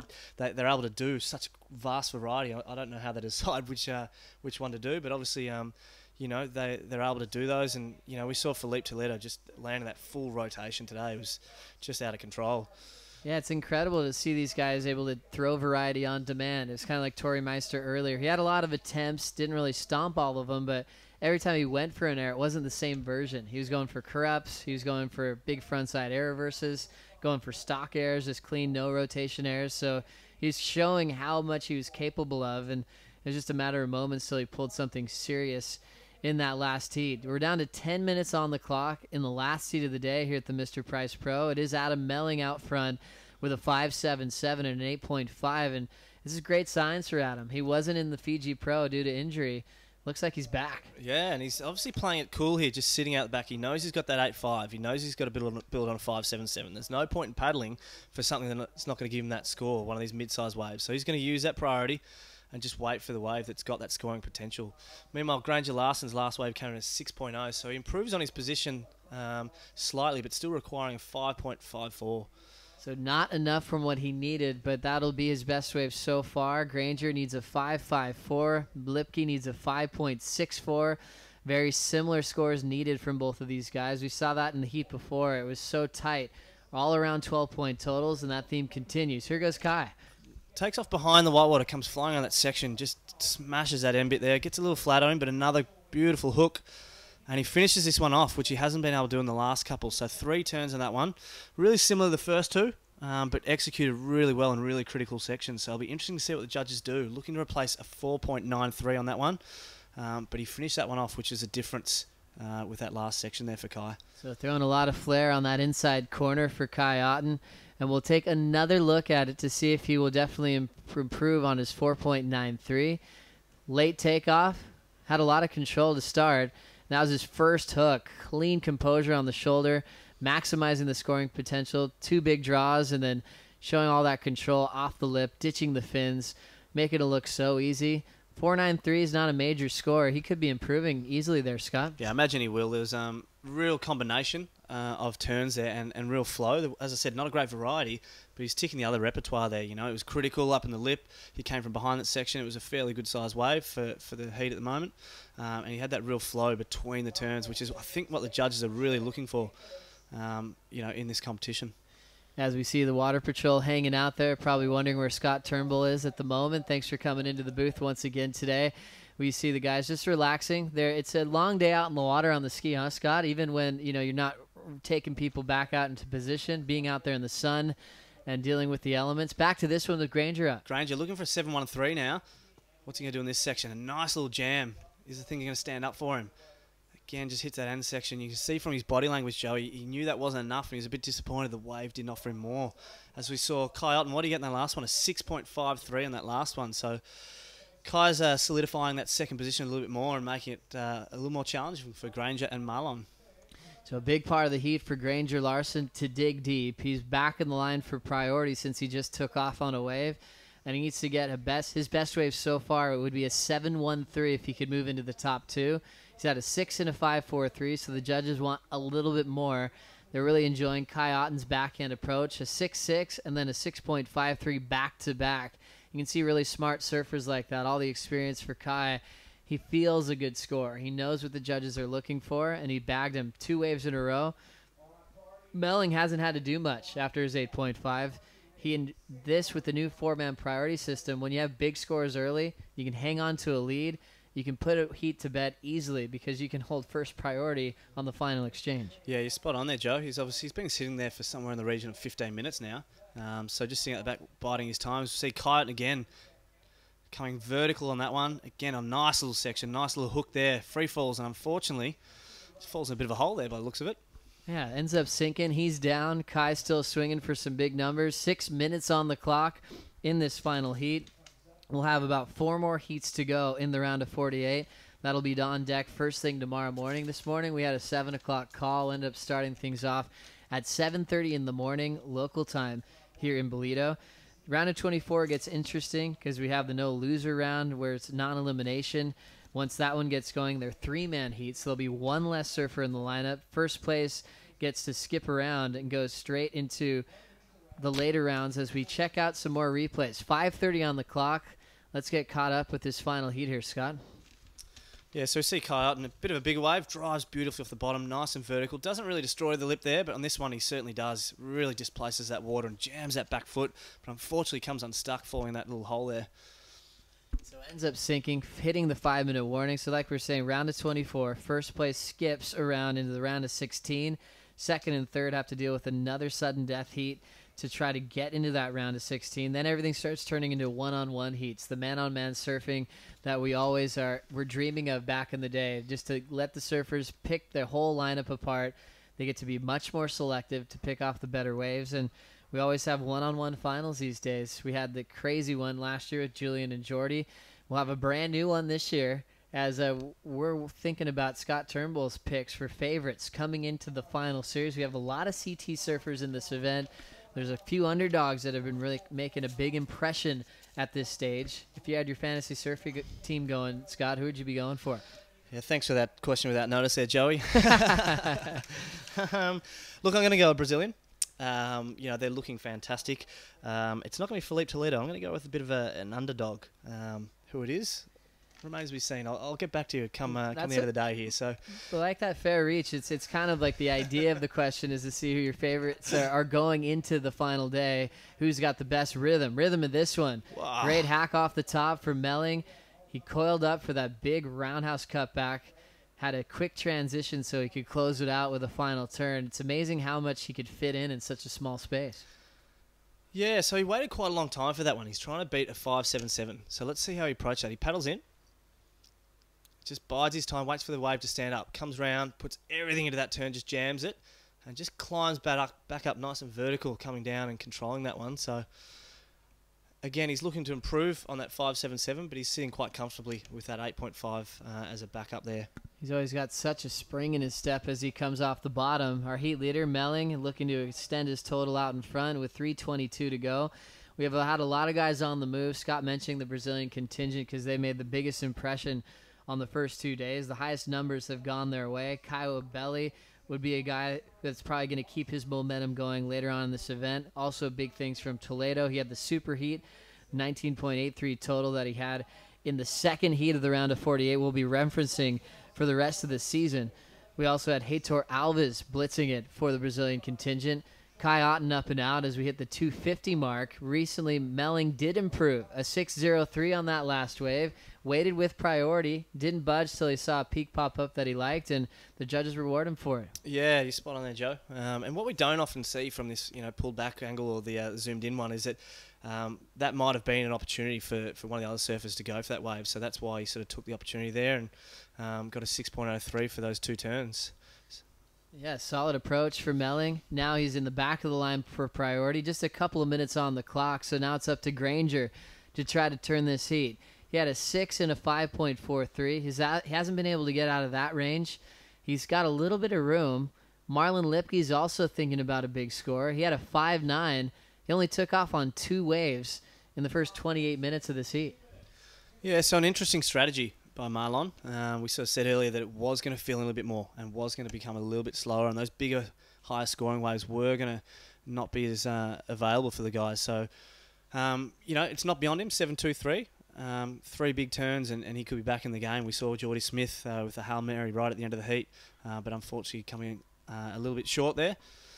So just down to 1.5 minutes for the guys there. Yeah, massive day, including what you just mentioned, Scott. That was huge news. Jordi Smith, a former champ, out of the contest. We lost all of our former champions throughout this day of competition, some seasoned vets. We had a good talk with Nathan Hedge in the booth for a while, and talking about the roller coaster of emotions that comes with pro surfing when you feel like your surfing's there, everything's going your way, and if you lose by half a point... 0.3, wasn't it, I think? Yeah. It can be pretty cruel, and he's just learning about the mental space of regrouping and channeling all that energy coming into the U.S. Open. It can be a long road on tour, and that's why it's so incredible when we do crown our champions, because it's such an amazing feat at this level. We're into 50 seconds left. Granger needs a 7.13. Marlon needs a 7.23. Here goes Marlon. Looking for 7.23. Comes off the bottom, a nice size wave. Nice hook in the pocket there, nice and critical. It's standing up beautifully. Nice, another hook. What's he going to do here? Again, another one up in the lip. Can he finish it off with something else? Just hit that closeout. He likes it. He's looking for a 7.23. It was a good size wave. He's going to come in on that one and hope that the scores fall his way. So the judges will take their time here, having a look at this one. Really critical part of the heat. He waited a long time, as you said, Joe. He's waited the whole heat. That's his 3rd wave. So really interesting. He'll be sitting and hoping, as will the whole of the landlocked country of Germany. That's right. As we look at the replay one more time, same angle. You see the casual glide in for Marlon. Was able to throw a nice fan off the top. The lip showed up, and he hammered the second section. Called up for a 3rd blast. Nice transitions. Even wrapped it up one more time. He claimed it because he felt solid. Definitely his best wave of the heat so far. Is it a 7.23 to upset Kai Otten? That was the only wave that the judges have to review. All eyes off the water now, since that's the last heat of the day, and they're about to make their decision, Scott. A tough place to be for Marlon. He waited a long time, but it was a fair gamble. The lip showed up, especially on that second turn. He hit it with a lot of power. Yeah, it's days like these that I'm happy I do my other roles and not their judging roles. So, yeah, they've got the work cut out for them. Unfortunately, we say goodbye to Granger Larson here, who wasn't able to get the job done. A nervous wait for Kai Otten, who is in 2nd place. So just waiting to see how those scores come in. Joe, what do you think? Well, scores are starting to drift in for Marlon Lipke. One judge says it is enough. The next judge says it's not enough. So a split decision from the panel. They're remembering what Kai Otten did on his 6.53 and his 6.6. Both judges agree it's better than what Kai did on his back end, but is it enough to turn the heat? 2 judges throw in their scores, and we're waiting for the rest of the panel. All eyes on the score line there. Marlon Lipke's holding his breath. Kai Otten knew it was close. The beach commentary upstairs are actively updating the score line. Second score in. It's above. It's a 7.5 for the second one. So obviously they take the first wave, the high score, the low score, drop them out. Averages out a 7.33. He gets a 7.30. He gets the score he needs. So Kai Otten relegating to 3rd position, and Marlon Lipke taking 2nd there. So congratulations to the Dutchman. What an amazing performance with only 3 waves ridden in that heat. Finally picked one off at the buzzer to turn it. We had 2.75 saying that he got the score. And we actually had 3 judges saying it was not enough. A 7.0, a 7.2, and also a 7.2. But he ends up just getting it with those highs, that 7.5, averaging in barely turning the heat. Doesn't get any closer than that. When you look at the numbers, it's a 13.2 total for Lipke. Adam Melling taking the big win to move on to the round of 24. Yeah, I mean, that's painful for poor Kai Elton there. I guess the only thing more painful was that kid on screen who just axed himself trying to surf down the sand dune there. But yeah, Kai Elton unfortunately coming unstuck there. So really interesting, Joe, how the guys surfed those heats. You had Stewie Kennedy who came out of the box. Let's go down and have an interview with our Stewie Kennedy, our last winner of that heat.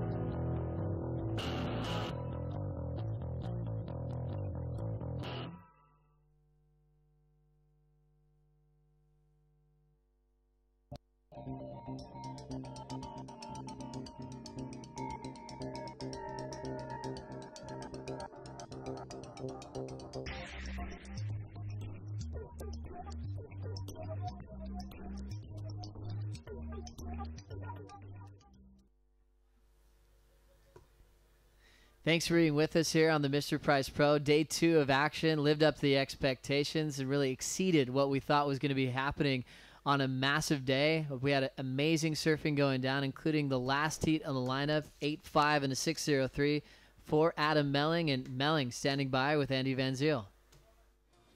Hey guys, final heats of the day at the Mr. Price Pro, and taking the win is Adam Melling. Adam, you're on the CT. How important is it for you to surf these prime events?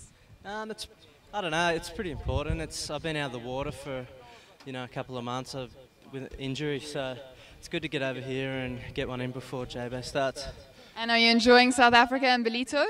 Yeah, it's always good to come back. The sun's out and there's some swell. We didn't think it was going to be here today, but it's here and hopefully it sticks around. And talk us through your heat today. Yeah, I got busy pretty quick and got some pretty bad ones, and then luckily Otto didn't get onto that one and I got an 8 out of it. So yeah, I was really happy to get that score and then back it up with another 6. Well, you were surfing really well and it was the perfect end to this good day at the Mr. Price Pro. Thank you, Adam. Well, guys, that's a wrap from the second day at the Mr. Price Pro here in Ballito. We'll see you same place, same time tomorrow.